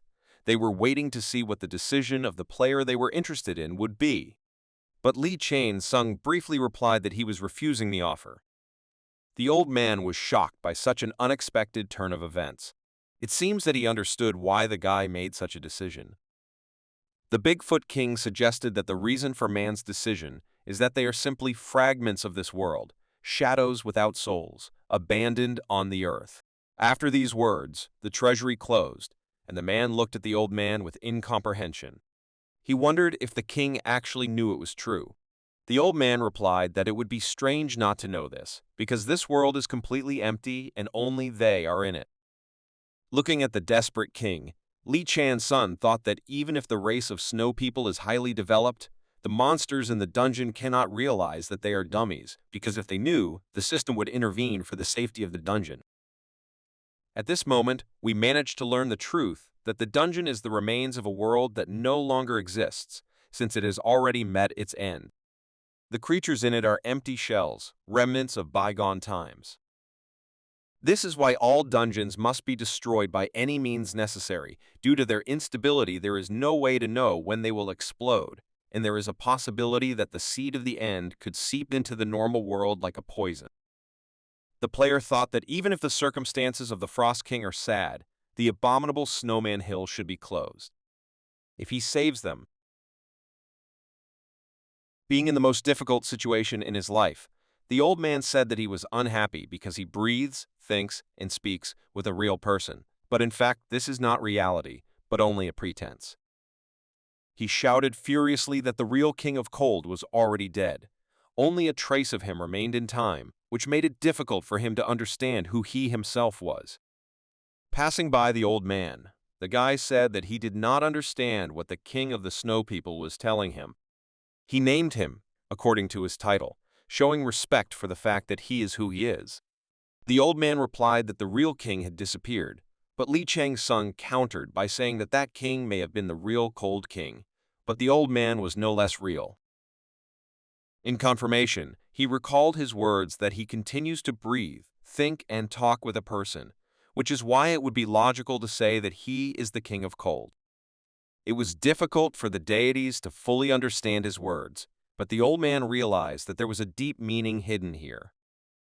After realizing the young man's phrase, he replied that in that case, if he exists in this place, he really is the King of the Cold. He assumed that he had allowed stupidity into his head because he thought he had developed his mind so much. After this, the old man asked if it was possible to ask the player for another favor. The cautious guy replied that first it's worth saying what we're going to talk about. The Cold King replied that he would like to die on his own terms, and not as the system and its endless levels would say. Li Chang-sung understood what was going on and ended his painful suffering as the helpless king of the Bigfoot. He did not doubt for a second that he was doing everything right, because he simply had no other option to help this race. After delivering the blow, he said that such a request was within his power. The old man replied that he did not regret inviting the man into his domain. After that, he thanked the player and returned to his throne to spend the rest of his time on it, until the long-awaited moment of relief. The Cold King's chambers began to close. Li Chang-sung returned to the treasury of the Winter Palace, while the system reported that the boss monster of the dungeon had been defeated. Looking at the guy, Minerva began to console the poor player, who was lost in thoughts. The system reported that the king's order, which restrained all the snowmen, was cancelled, and all the snowmen who lost their leader fell into chaos. Phantom was already eager to fight with hatred for her opponent. Her new patroness was nearby, and was looking forward to exacting revenge for the Scarlet Ghost, who was one of her most devoted followers. The snowmen attacked the Heya fighters, who forced them to work. They were angry that their enemies had manipulated them into killing the king. Due to the effect of surprise and superior brute force, they dealt with their enemies without much difficulty. But soon a clan leader also joined the battle. The Phantom began to use the Song of the Flames of Hell. None of the ordinary soldiers could resist this power. The crazy girl screamed like she was crazy, continuing to look for the main culprit of their failures. The Snow People realized that it was she who had brought their king down, so they were all eager to fight. But a moment later, a powerful explosion occurred from a completely different side of the treasury. It was Li Chan-sung who was hurrying to meet the enemy. He put on a mask in order to appear to the girl as the one who is to blame for all their problems. The Bigfoot people could do nothing to oppose the invaders into their world. Seeing the enemy, the Phantom immediately rushed to meet him. She called the player the HOV mask, after the item that hid his identity. The clash between the Song of the Flames of Hell and the Flames of the Fire Spirit Jigui began.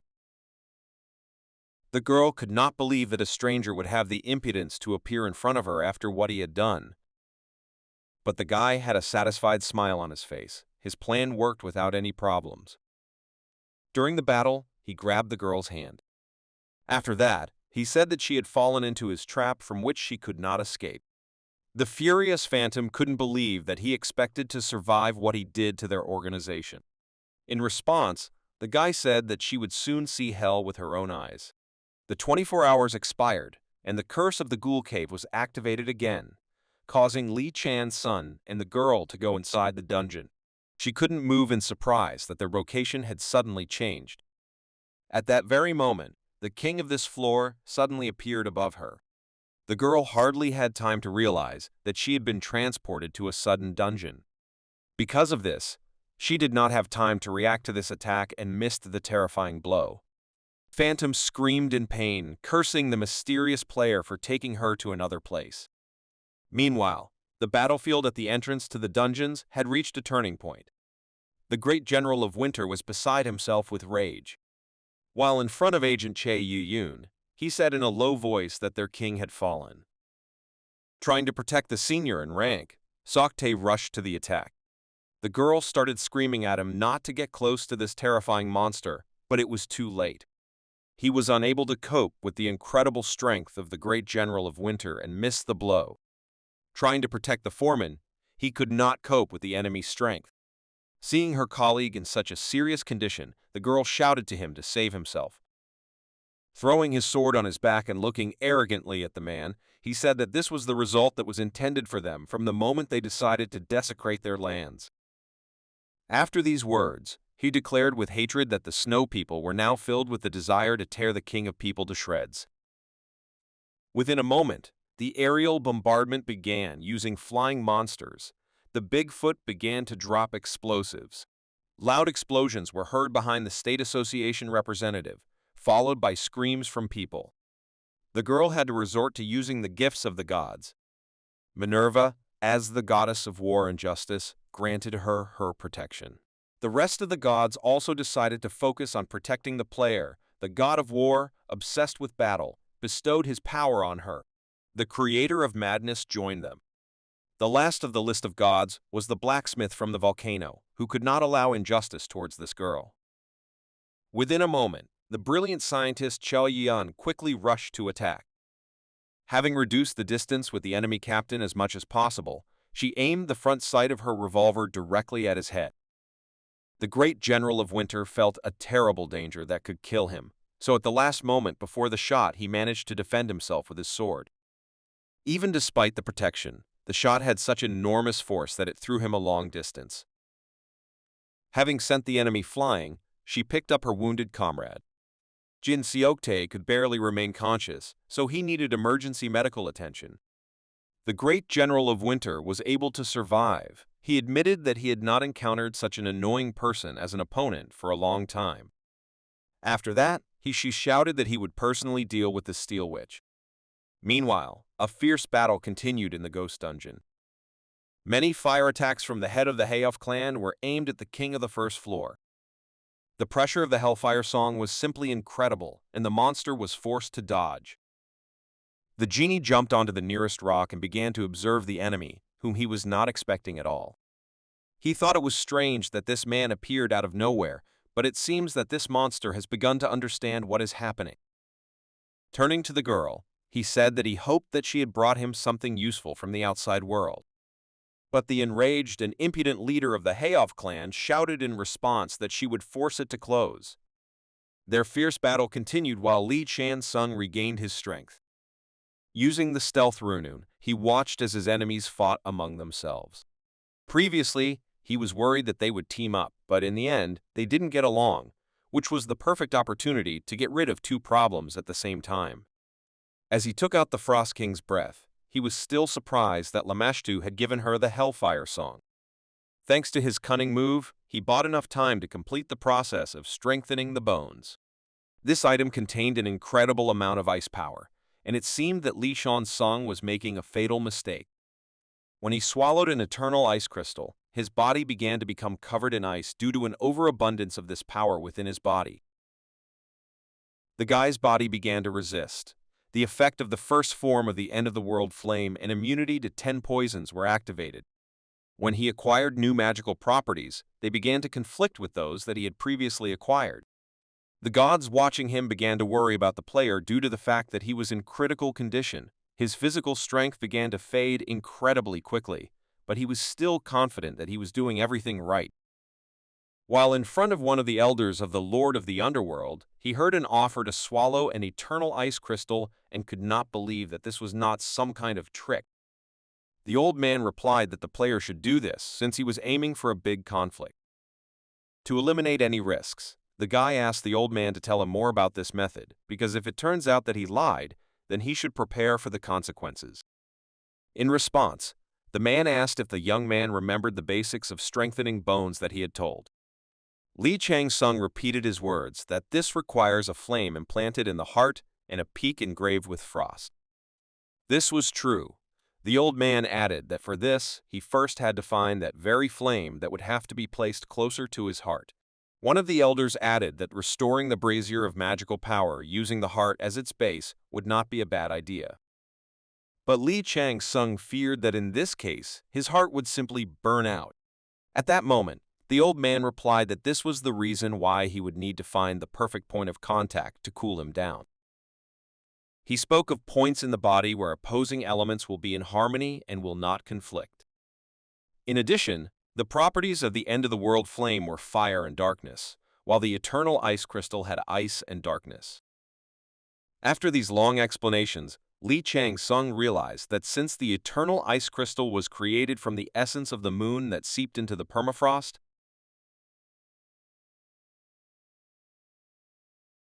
the common denominator of both elements was darkness.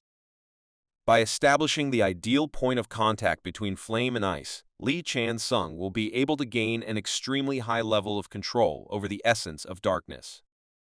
The guy's body structure began to change. He transferred the eternal ice crystal into his bones and the core of the brazier of magical power into his heart. The physical body became as hard as ice and the heart as active as open fire, increasing the body's potential to the maximum. The Lord of the Underworld had warned him that if it so happened that he reconstructed his body, he would have an ability that he did not have before. At this point, Li Qiansung had already restructured everything, including his feelings, cognitive abilities, thinking, physique, and personality. It contained fire and ice, so the properties of magical energy would not be tilted to one side. The player of the human race created an ideal warrior from himself, combining everything necessary for battles. Thanatos mentioned that when the gods see this, they will go mad. And so it happened. many gods watching the players began to react violently, while some constellations were even amazed at the man's strength. At one point, the guy received a message that the twin deity began to show great interest in his personality. It seems Li Chan's son was waiting for this moment. From his previous life, he remembered that the twins' names were Castor and Pollux. He had an evil smile on his face in anticipation of their meeting, but he still didn't know which brother he was talking about. Excessive attention from the gods made itself felt. Within a moment, the guy felt incredible pressure, which could greatly suppress all his senses before he strengthened his body. It was a great demon. He reacted sharply to what happened, burning through the underworld with his eyes. The system reported that a great demon is trying to reach the player with its evil hands. Within a moment, the surface under his feet began to crack. The guy fell into a dark abyss, having no way to resist. Mephistopheles' acute reaction led to him deciding to take the player to his divine lands. Li Chang-sung did not expect such a turn of events. Amidst the darkness, he landed on the surface. He didn't understand what place he was in, so he began to activate his reconnaissance abilities one by one, but for some unknown reason, they all instantly turned off before they provided any valuable information. At that moment, he realized that he was indeed in divine territory, but he still did not know the reason why Pale had pulled him into this place. The system reported that Pale's terrifying gaze was directed towards the player. A huge, omnipotent eye appeared in front of him, after which the forced interference with his mind began. The unimaginable power of one of the deities was so strong that the power of the player's pure mind had difficulty coping with the pressure. In a low and scary voice, the demon asked who the player was. At that moment, Li Chang-sung couldn't control himself and began to lose control. The deity mysteriously uttered a phrase about the abyss that he sees in man. Within a moment, a bright flash appeared behind the player, and the system reported that the owl deity piercing the dim light had descended into the territory of the pale deity. The guy couldn't believe what was happening before his eyes. The goddess of just war, Minerva, came to his defense. Addressing the man, she stated that in divine territory there is no place for a mortal standing in the way of a hero. After these words, she snapped her fingers. Li Chang-sung flew to the side at high speed, breaking through the area. He quickly left the divine domain, but could still hear the conversation of the terrifying creatures. The pale constellation asked the goddess not to stand in her way, while Minerva replied that his actions were contrary to the divine pact, and the person who had fallen into his domain had nothing to do with what he was pursuing. Li Chang-sung returned to the dungeon again. He could not believe what happened in these few minutes. With an angry look, he said furiously that it was disgusting. Returning to the dungeon, he decided to go to the exhausted enemies and activated the Jigui vessel. He considered the recent incident a real shame, because he could easily have died if he had not completed the strengthening of his bones, because there was no way he could resist Mephistopheles. Despite improving his body many times over, Li Chang-sung admitted that he was still weak to fight the constellation. He needed to regain his former strength as a shadow god, but to win, he must be able to surpass it. And first, he was going to absorb everything in this dungeon. While in flight, his Viper Eye ability detected the target. A difficult battle led to the fact that one of the fighters came closer to victory. Looking at the battle, Li Chang-sung could predict how it would end. Jung Eugene is a magician, but the Scarlet King of Murder is a martial artist, so such a battle is difficult for a girl. By the end of the dungeon, there were 20 hours left. He couldn't let her die until she told him about Hassan's 7 mysterious writings. Despite all her efforts, Zhang Yujin, as expected, was inferior in the battle with the king. Lamashtu wondered why he couldn't think of a better tactic, then asked if she was indeed a blood relative of her follower.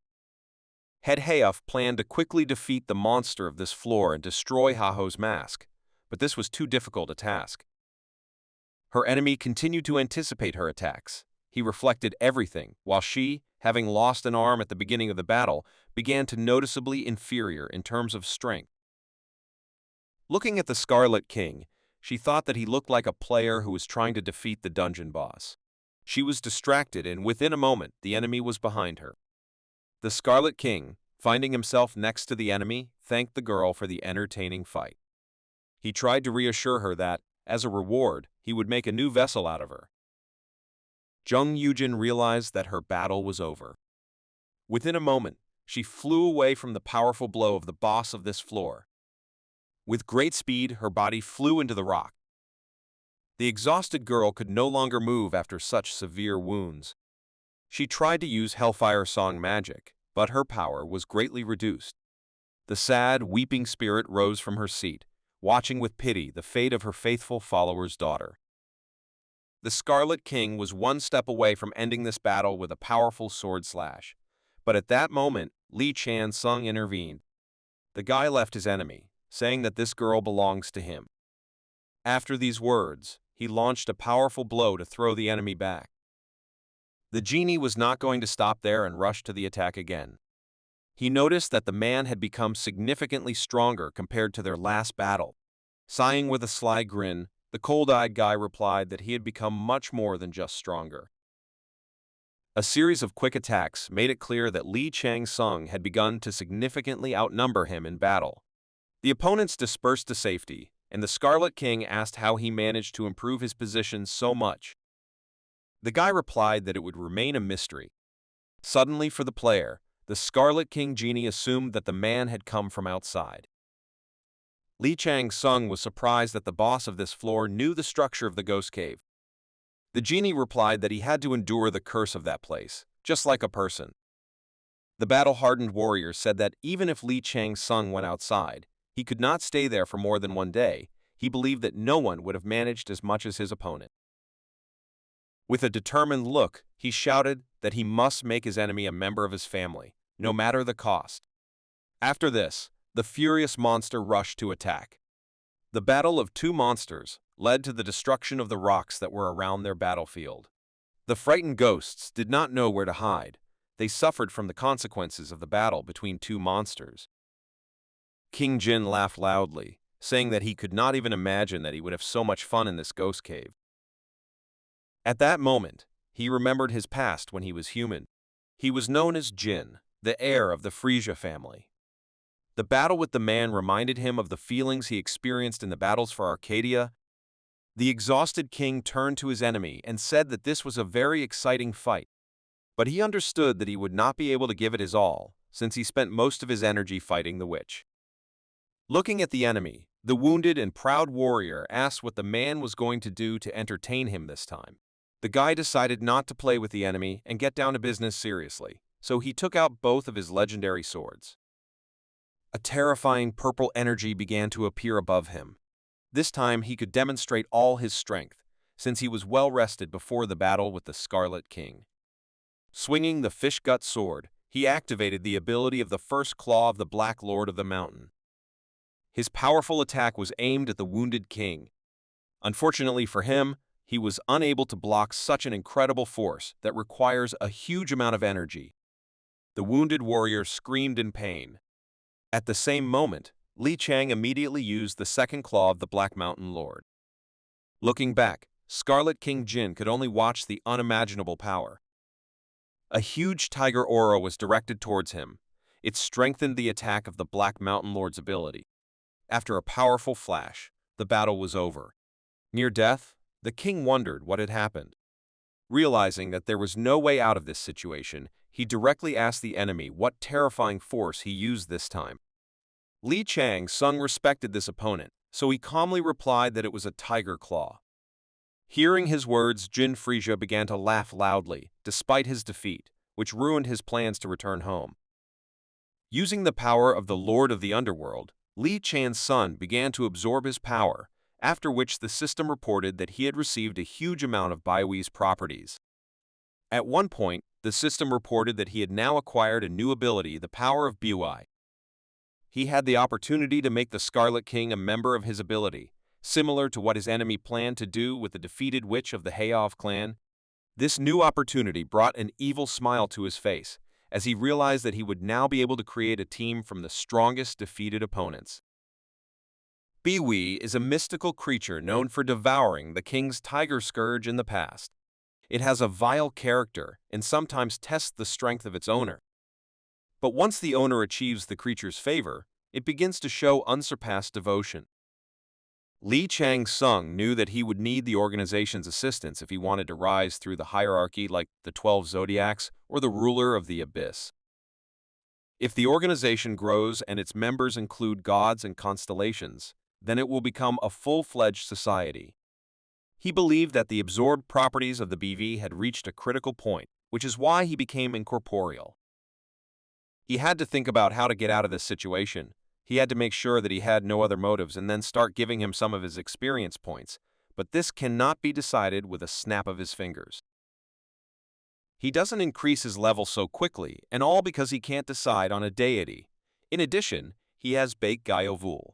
By remembering failures from the past, he could look at this situation from the perspective of experience. He had lost those closest to him in countless battles before. Li Chang-sung was experienced enough to know where he could go on his own. There was nothing to think about. He might not have been able to cope without a team. Using force, he declared that he was choosing the Scarlet King of Murders as his Bihui. After these words, the ability restored the true appearance of the city warrior. Genie Frishwa said he never thought he would awaken like this. He asked the guy if he was really trying to make him a member of his family. Looking at the true appearance of the representative of the big family, Li Chang-sung recognized his strength and asked if he could count on his support. With a cold look, the genie replied that there was no rule against it. After all, this is a ghost cave where the winner takes all. After these words, he added that the recognition of a person as his master will remain with him. Li Chang-sung noticed that most likely Jin did not intend to do this. Perhaps he wanted to rest, but Li Chang could not allow him such luxury. While next to him, he suddenly told his subordinate that he would let him go. After this, the guy suggested that the genie really wanted to return home. The surprised man asked the player what he was hinting at. Li Chang-sung replied that he would not say meaningless things like that. He would like to see him as a devoted servant. In return, he simply asked him to follow him. He admitted that he could not promise that he would take the guy home right now, but he assured that sooner or later they would visit Arcadia. After these words, Herd swore with his flame with a smile on his face. Sighing with tension, the man wondered why he would trust a man with whom he had recently fought to the death. Li Chang-sung replied in a friendly manner that if he just couldn't trust him, then let him have hope in his heart, which would make him less irritated by this situation. In response, Jin held his head and began to laugh, saying that Li Chang-sung is a weirdo who is hard to meet. After looking around, he said that leaving this place in any case would be better than remaining in captivity for the rest of his life. Addressing the player, he asked him to be on his guard, warning him that he was not the submissive type, because he hated being controlled. With an adventurous smile, the determined Li Chang-sung agreed with him. The conversation between the recent enemies took on a friendly character, and the genie admitted that the more he gets to know the player, the stranger he seems to him, which is precisely why he considered this person so interesting. After this confession, he knelt before his new master and asked to give him a new name, so that under it he could serve him.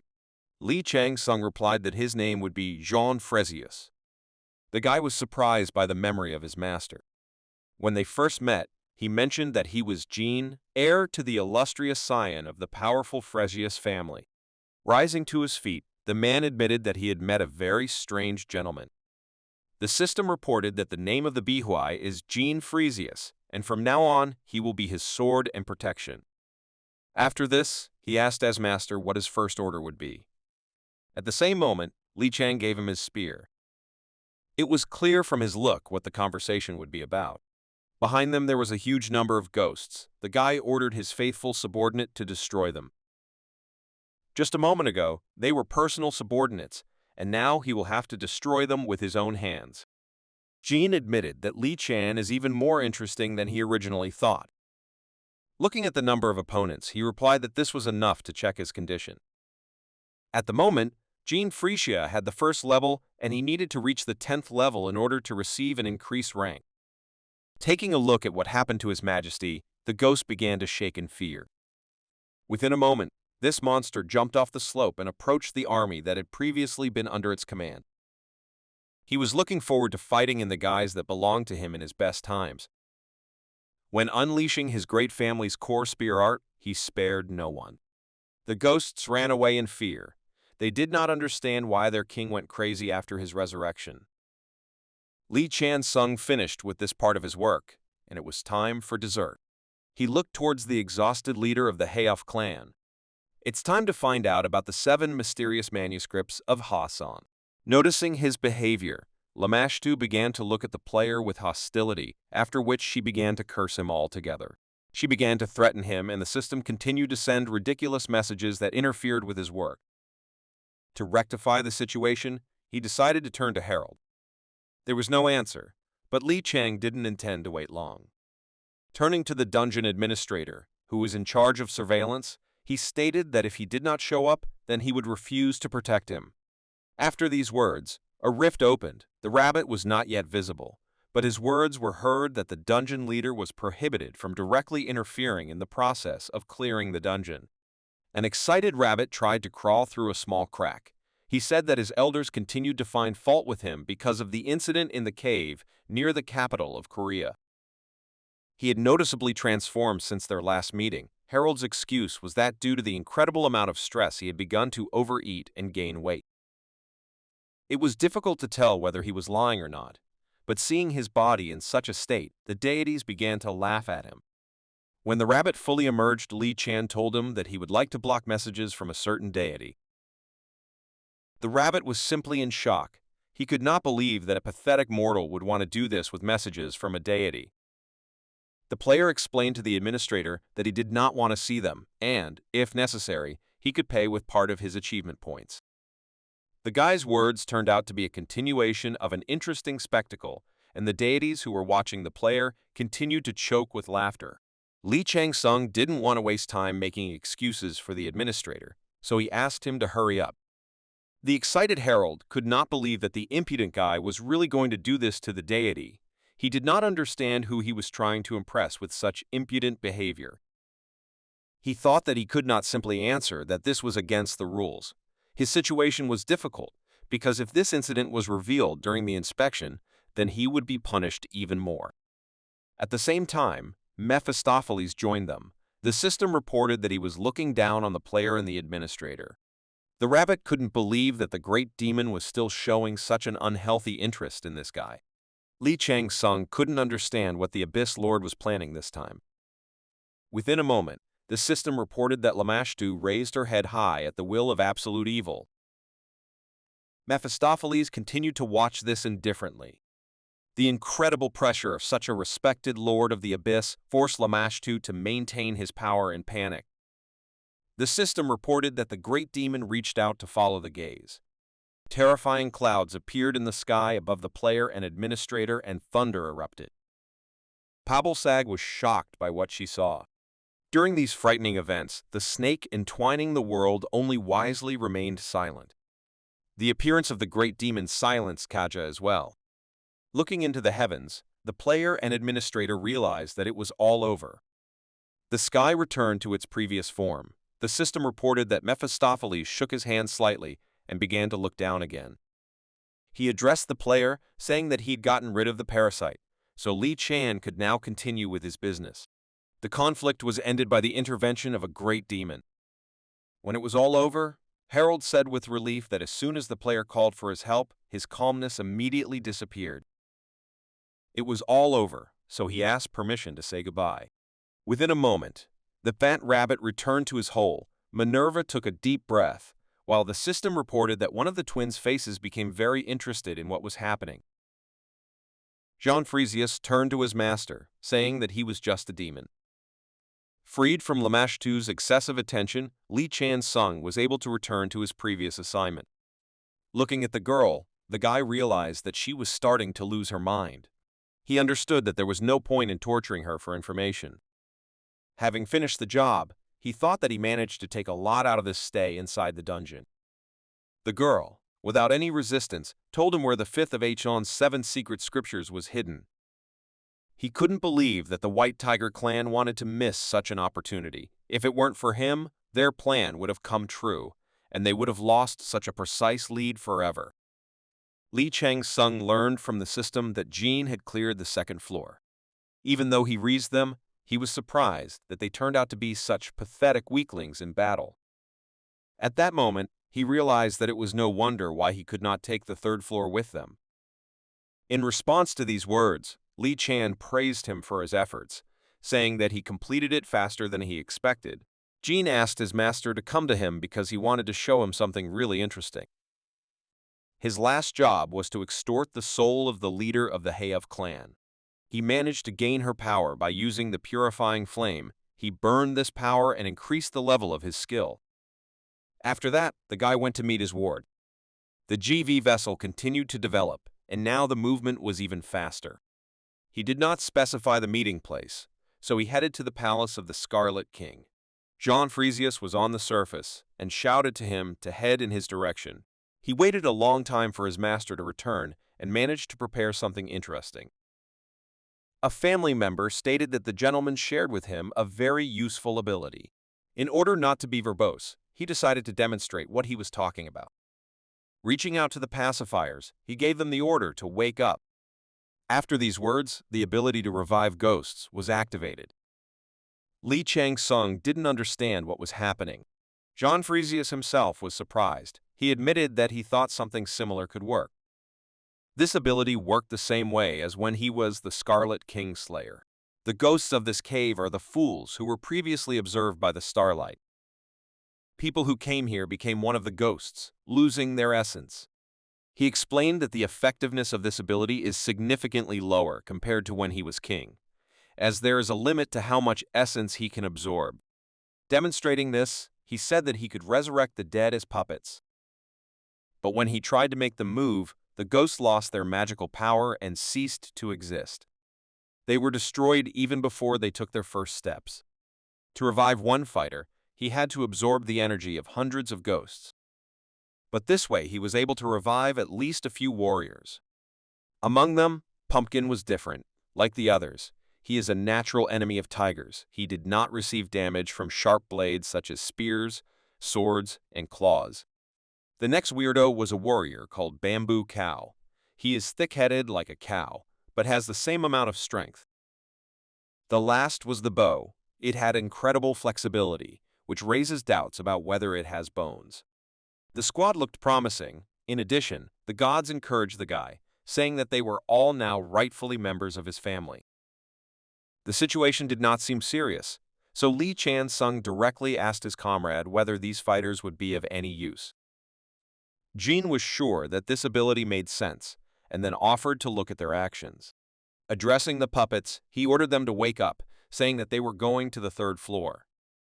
Jin also advised them to try their best while the master is looking at them, because if they turn out to be useless, then their existence will be in question. It was something like training. The monsters unanimously agreed with the order. After these words, Jean Frisius suggested that the gentleman go to clear the next floor. Two incredible fighters and their mind-blowing strike force of hellish creatures set out to attack. Their appearance turned out to be quite loud. The conquest of the various departments of the third floor occurred much faster than before.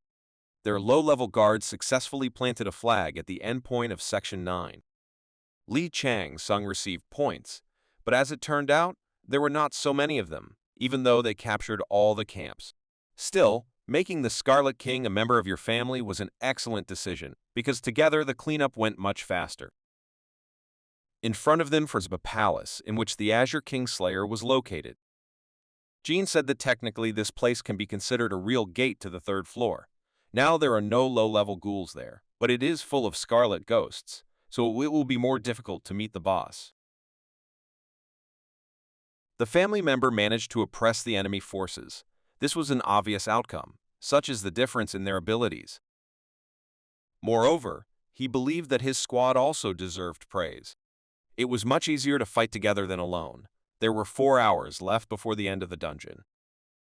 The player thought that if his new ward is really a member of the Frisia family that he knows, then this luck can be considered a huge jackpot, because divine blood flows in the veins of the Frisia family from Arcadia. They are outstanding martial artists, swordsmen, and strategists, which is why an entire nation fears their strength. Li Chang believed that Jin would be the ideal heir, so it seems strange how he ended up in the Ghost Cave. He assumed that this guy might have touched the mysterious sculpture, hoping to proclaim victory over the other heirs. Remembering that sooner or later he would have to face the apostle of the deity Haju, he thought that it would not be easy for him to repel the attacks of the spirit of Moonsong's soldiers. But as long as Jean was with him, there was nothing to worry about. Returning to the conversation with his ward, the guy confirmed his words that the squad was quite good, after which he took out an eternal ice crystal and asked him to finish all the preparations. Seeing this object, a man was surprised, which seemed strange to the player, because there are no such ghosts in the cave. Jean replied that most likely Li Chang had not heard that his Frisian family was quite famous in Arcadia, so he saw all the existing treasures.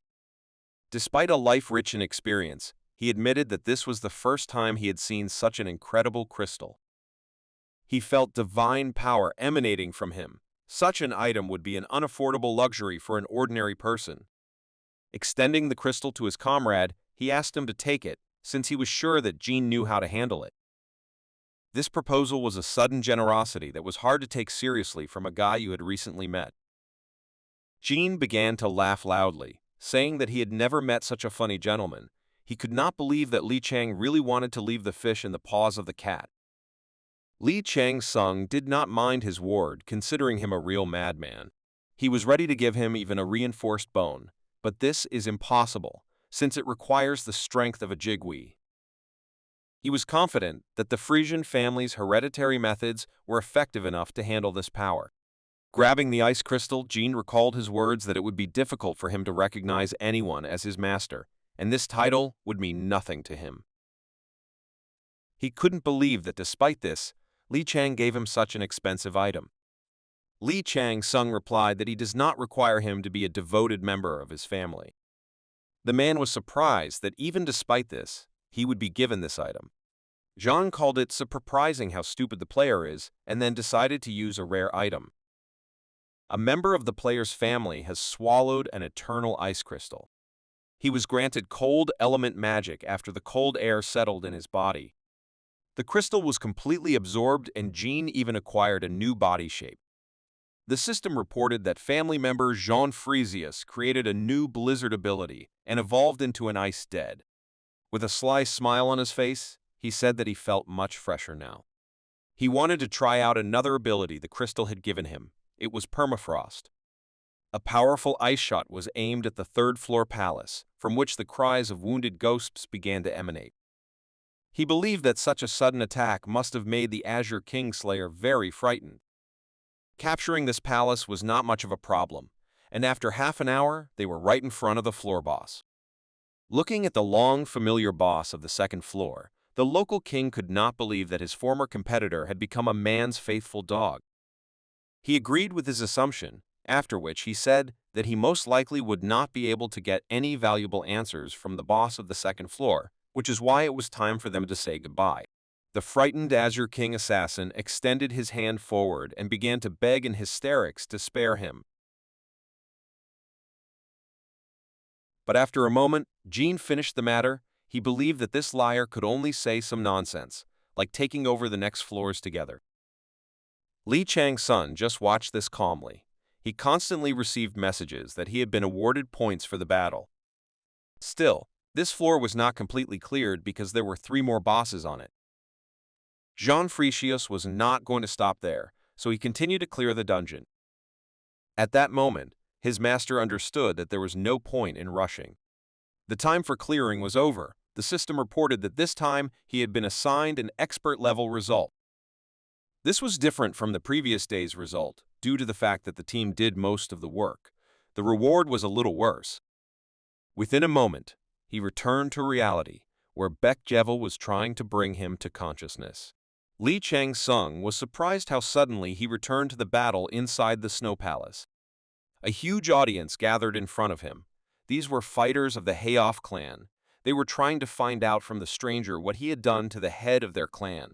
Even though Li Chang Sung showed them his true colors, there was no longer any danger. Without responding to the enemies, the player called his new family member and asked him to get rid of the annoying insects. Jean replied that he would gladly carry out this order. After some time, the Winter Palace was completely captured. Li Chang-sung thanked his comrade for a good job and said that he needed to look somewhere, so he would go first. After these words, the player returned to the guest house of the Winter Palace. He still wanted to take away what was lying idle. It was about the body of the King of the Snowmen. He was seriously wounded at his own request, and after some time, he died the way he wished. The old man looked ugly, but despite this, he had a very high level during his life. Li Chang-sung activated his soul extortion power and used the purification flame to burn the Frost King's body. Looking at this poor fellow for the last time, the guy thought that this king reminded him of himself at the moment when he fell in Arcadia. Addressing the old man who had disappeared from this world, he again repeated his words that he was not a fake. When the body evaporated, he noticed that there was some kind of letter underneath it. Meanwhile, fierce battle continued on the battlefield. The Great Winter General and Agent Che Ye-yoon continued to fight each other using their strongest abilities. Bigfoot's powerful attacks could not hit her, as the agent had incredible speed. After another unsuccessful attack, they found time to talk. Looking at the girl, the General of Winter admitted that she was strong, because usually he ignores all uninvited guests, since most of them are weak. But this was a completely different case, and he recognized the strength of the association agent. After that, he inquired about her rank outside the dungeon and guessed that she was the king of the people. Hearing his words, she was shocked that, being a monster, the Great Winter General could differentiate between the underground and the rest of the world. Hatred for the enemy who injured her colleague haunted her, and so she continued to attack. A powerful explosion obscured her enemy from view. Looking down at the girl, he declared that even with such amazing power, she was still not the king of the human race. After that, he admitted that he could not understand people. Climbing onto the flying monster, he shouted that anyone who is not a king has no right to fight it. With great malice in his eyes, the great General of Winter declared that he simply wanted to kill the King of Men for killing his own.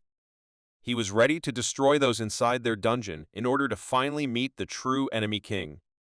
After his words, terrifying anger, the system announced the creation of a sudden task called the King's Killer. From that moment, the players had to stop all the snowmen, including the Great General, because otherwise they would bring misfortune to reality. The girl was shocked that now their battle would go beyond the boundaries of the dungeon. If they fail in this task, then a new rift will appear on their planet, through which the snowmen will penetrate into their cities. Approaching the girl, Mr. Wu told the agent that they must defeat this monster at any cost. After learning the terms of the task, Seo Jungkwon was looking forward to a fierce battle, as he believed that he was the strongest among the people in this dungeon. Within a moment, one of the clan fighters, not paying attention to the words of the commander of the second detachment, declared that it was time to get rid of the general. He could not believe that the Allied forces had still not dealt with the mid-level boss. Seo Jungkwon couldn't stand their impudence, so he shouted that this monster belonged to him. In response, the two guys started laughing at his words, saying that he was injured and not suitable for such a responsible task. Within a moment, all three suddenly rose into the air. This was the effect of Agent Che Ye-yoon's ability. She turned to the children and said that she would not be able to hold the spell for long, but would try to support them with magical blows so that they could fight the monster more safely. After that, all three members of the White Tiger clan simultaneously attacked the enemy. Hu Yun couldn't stand by and just watch. He informed his colleagues that he would attack from the ground, after which he used the 10,000 songs technique. The Swordmaster's powerful blow destroyed all the snow monsters in its radius. But this was not enough, because there was no end to the enemies. The concerned man thought about how he could protect his less powerful comrades. But at the same moment, the enemy attacked him, and he realized that he had no time to be distracted. He did not have time to dodge and thought about whether he could block this sudden attack. At the same moment, his niece appeared nearby, her Storm God blade greatly enhanced by the acceleration of her Storm Run ability. Moving at great speed, the girl without much difficulty got rid of the snow monster that had gotten into her uncle's back. Her appearance was what helped save the head of one of the major organizations from inevitable injury. Having gotten rid of the enemy, The girl shouted to her uncle that he should pull himself together because he is responsible for all the members of his clan of swordsmen. The man was confused and then said that Hyben is much better than him. As it turned out, his father gave his granddaughter 2 blades and artifacts worth more than 100 billion won. Watching her actions, Pabilsag became interested in the hunting skills of this humble player. The dragon's daughter was interested in helping her learn hunting skills, after which she warned that such an opportunity might not arise again. The girl did not know who she was dealing with. She believed that it was worth asking her savior about this. It was natural that she interested the goddess of the hunt. Being in the first dungeon in her life, the girl absorbed everything she saw. She wanted to follow in Li Chang's footsteps. For her, he was not just a savior, but also a mentor. Pabilsag watched her incredible abilities with her mouth open. Accelerating her every movement, the air was not an obstacle for her, and she could fight not only with the snowmen on the ground, but also with those who flew on winged monsters. The girl could not help but notice the attention from the deity. Pabilsag watched with pleasure every move of the talented player. Dungeon battles were something Haben still wasn't ready for. She would like to enjoy a normal life with her friends longer, but her goal was beyond their understanding of the world. The girl's lightning ability hampered the movements of all her enemies within its radius. The system reported that due to the fact that the player Woheben became active, the snow pterodactyls began to lose their ability to fly and fall to the ground. Her actions caused a lot of problems for the army of snowmen, so the great general of the King of Frost drew attention to the girl's actions and ordered his charges to deal with her. Within a moment, a huge number of air warriors from the snow dungeon headed towards her.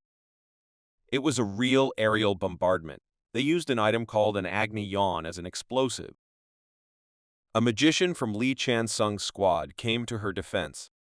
Player Shin Jeumgyo activated the Ouroboros formula ability and created a temporary trap that protected them from the explosions. After this, he turned to his sister for help. Yunseo replied that she would take care of his problem. The girl activated the Tower Strike ability, causing her shield to begin to increase in size.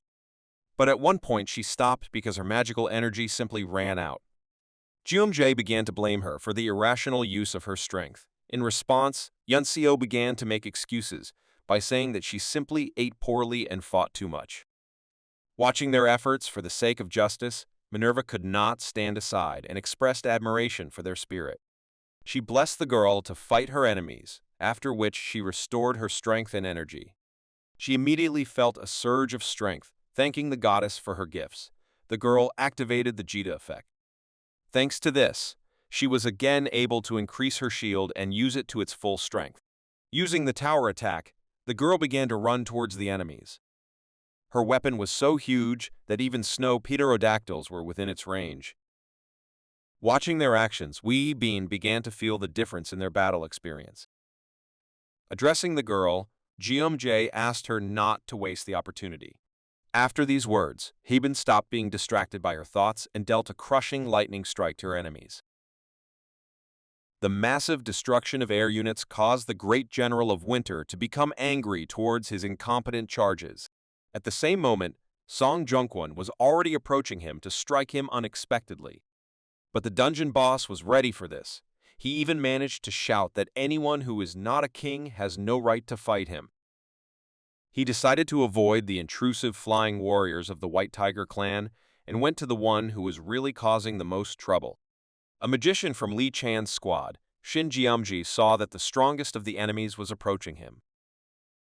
At the same moment, he began to use the Viper Curse, and the system reported that the great general of King Frost and his snow pterodactyl were under the effect of the Chaos Curse. But with one swing of his sword, an experienced dungeon boss could easily cancel any negative effect placed on him. Within a moment, the general delivered a strong blow, from which the magician could not resist. His next target was Weben, who was so infuriating with his ability. The new dungeon boss struck her hard with his sword. The girl lacked experience and strength. The difference in their level did not allow her to completely block such an unexpected attack. From a powerful blow, she flew into the nearest rock. Because of the last attack, She had lost too much stamina and could no longer continue fighting while the enemy was right in front of her.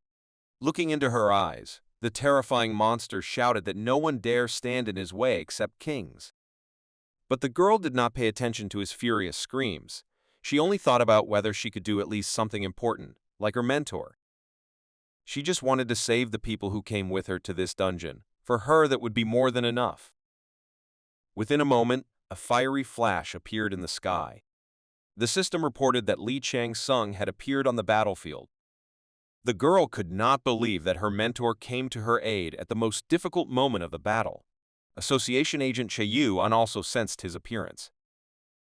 Looking at the one who prevented him from finishing off the problem man, the great general of winter asked who he was. In response, the guy asked if he had any assumptions. With incredible rage, the snowman shouted that this was the same bastard who dared to kill their king of frost. The words of the dungeon boss spread throughout the entire battlefield. The fighters who heard this opened their mouths in surprise. They could not believe that the talented recruit continued to demonstrate incredible skill. Filled with rage, the General of Winter asked if the player was the King of Men.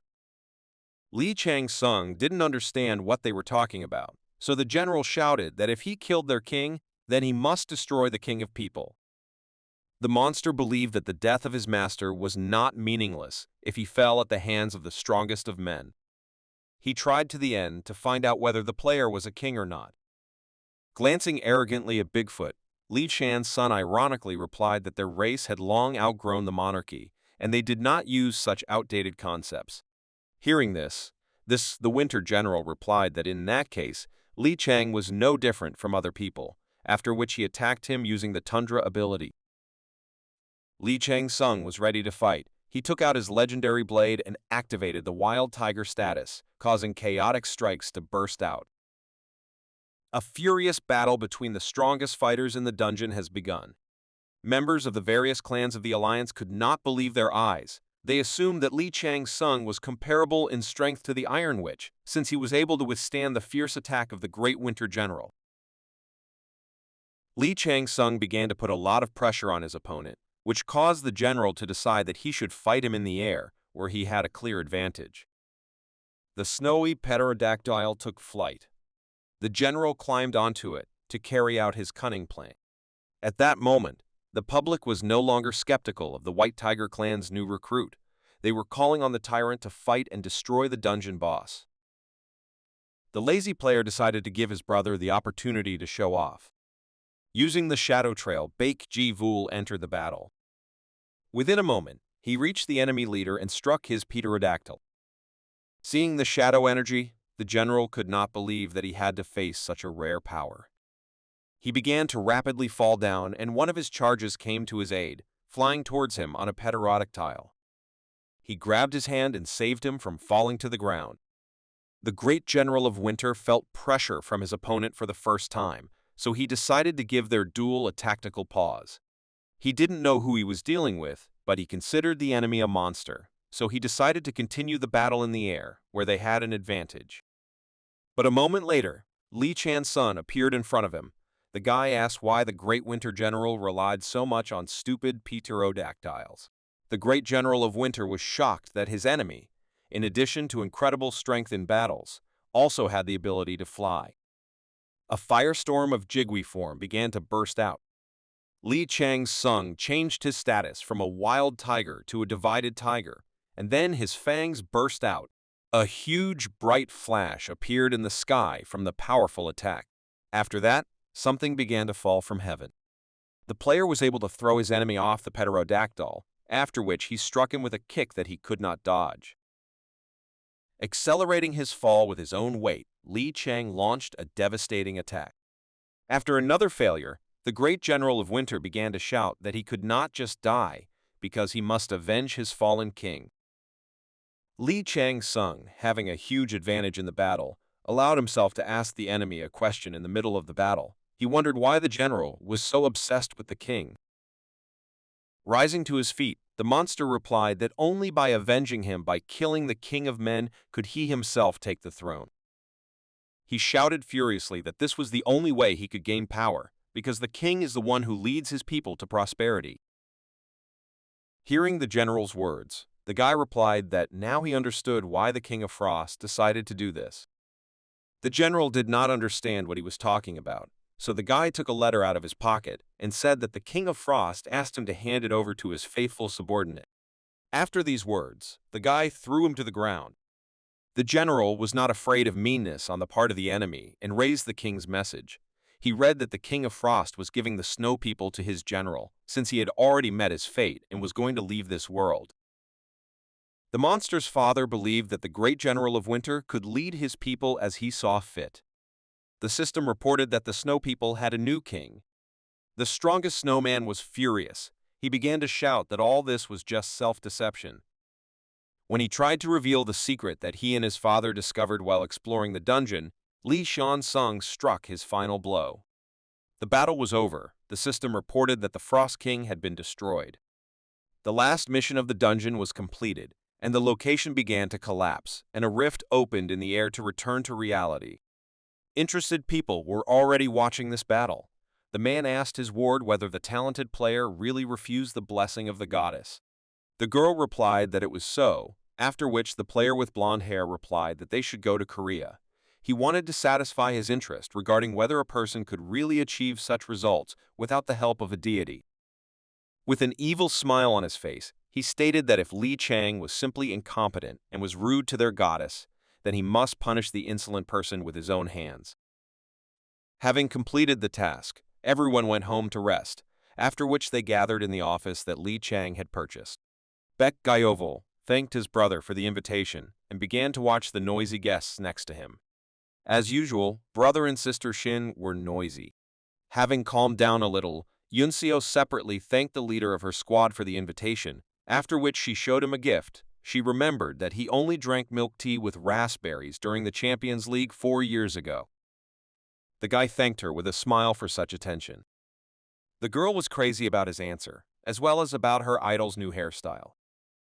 Jumjio tried to say that he actually brought this gift, but a second later he caught a knee strike from his unstoppable sister. A moment later, the last guest came to them. She was a shy girl who had long wanted to see her savior in a calmer environment. Feeling awkward due to the fight in the very noisy environment, she shyly greeted her mentor. Li Chang-sung invited her inside and then said that his office looked a little boring since he had not yet arranged anything. The guys began to eat food from delivery along with pleasant conversations after a difficult battle, while Li Chan-sung went out onto the balcony with a can of beer. He could not afford such a luxury for a long time. Shin Jiam-gyo tried to befriend Wu Haben, so he gave her a coin, which he called a great item. He said with a smile on his face that this is only given to official members of their team, but for her, he is ready to make an exception. And if she takes a photo with this coin and shares it on a social network, she will get access to all the competitions and behind-the-scenes scenes of the leader. Their teams, including explicit content. A little confused, Hwabin thanked her comrade for such an unexpected gift. Pabalsag looked with curiosity at the coin on which her favorite player was depicted. It seems that she would also like to get such a rare item. Looking at the girl, Yunseo thought that she looked truly amazing. She suddenly asked Mrs. Wo how she became a fan of their leader in the first place, despite the fact that he is only popular for being too rude. The girl replied that she was not exactly a fan, but most likely a student of the great fighter for justice. Looking at the guy who was secluded on the balcony, she admitted that she wanted to become a kind person like him. Hearing her words, the guy smiled and thought that she had a chance to succeed. The system reported that Mephistopheles continues to calmly observe the player's actions, while the god Kaju yawns from boredom. Li Chang-sung realized that he was succeeding in pissing off the tiger deity who had fallen into a trap. He suggested that the tiger was tormented from loneliness. In response to this, the deity expressed its displeasure. Li Chang-sung still couldn't handle him like that, so he said that if it sounded offensive, then he apologizes. Keiju replied that if he crossed the line again, then there would be no forgiveness for him. Seeing such a message, Li Chang-sung smiled at what a loser his sworn enemy was. The tiger, who got into trouble, was interested in continuing the conversation. He said that where he lived before, there was someone who emanated energy similar to the player. The deity explained that the man was incredibly ignorant and naive, which was the reason for the downfall of that acquaintance after he became a delight for the tired eyes of those around him. Despite such words, Haju added that in fact, this is why he was respected. At that moment, Li Chang-sung realized that he was talking about his past life when he was a shadow god. Kaju recalled that they first met in a meadow somewhere in Arcadia. Li Chang-sun was surprised that he named exactly the place, because it seemed to him that they only met in the zodiac community. But after a moment he remembered that in Arcadia a very strange man, reminiscent of a tiger, had once appeared in front of him. A beast approached him and asked if the gloomy god was the psychotic god of war that defeated Antares. He wondered what he should do to become as strong as the gloomy god.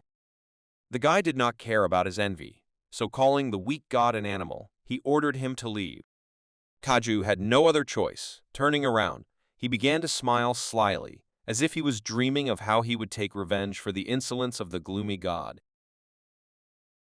The tiger, having gotten into trouble, silently walked away from him. Most likely, this situation was the reason for his impudent smile, which the gloomy god remembered so strongly during his trial.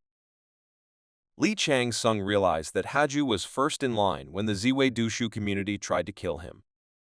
By telling this frank story, Haju wanted to warn him for the future. He argued that the truth about the heavens is that even the stars that seem to shine forever eventually fall. He supported the player and promised that he would make sure that this never happened to him, so he added that he did not need a team that would burden his life. Li Chang-sung agreed with his words, but in fact, he believed that not hanging out with other people and being alone to shine like a star was naive nonsense. The system reported that a tiger in trouble says that the guy should understand his words, since he is a very smart person. Li Chang believed that the chance of Haju knowing who he was incredibly low, since the Lord of the Underworld's defense system was quite good. But he could not say with certainty that the mention of this story was an exceptional coincidence. He believed that if the patron of the White Tiger clan could not be sure of who he really was, then he should save some tricks for another occasion. Kaju asked what plans the player had for the near future. The guy replied that he plans to become a ranker in just 1 month. God couldn't believe that the guy decided to do such a crazy and incredible act. He believed that it was impossible, because it takes people decades to achieve such a goal. But Li Chang-sung is sure that this is not only possible, but in his case it is also very simple. He replied that he knew that with his current strength, it would be difficult to improve his status among the players, so he revealed his goal and admitted that he was going to obtain He Sang's 5th scripture. Leaning on the balcony, he asked if the patron of the White Tiger clan thought that having acquired this power, it would be very easy to become a ranker.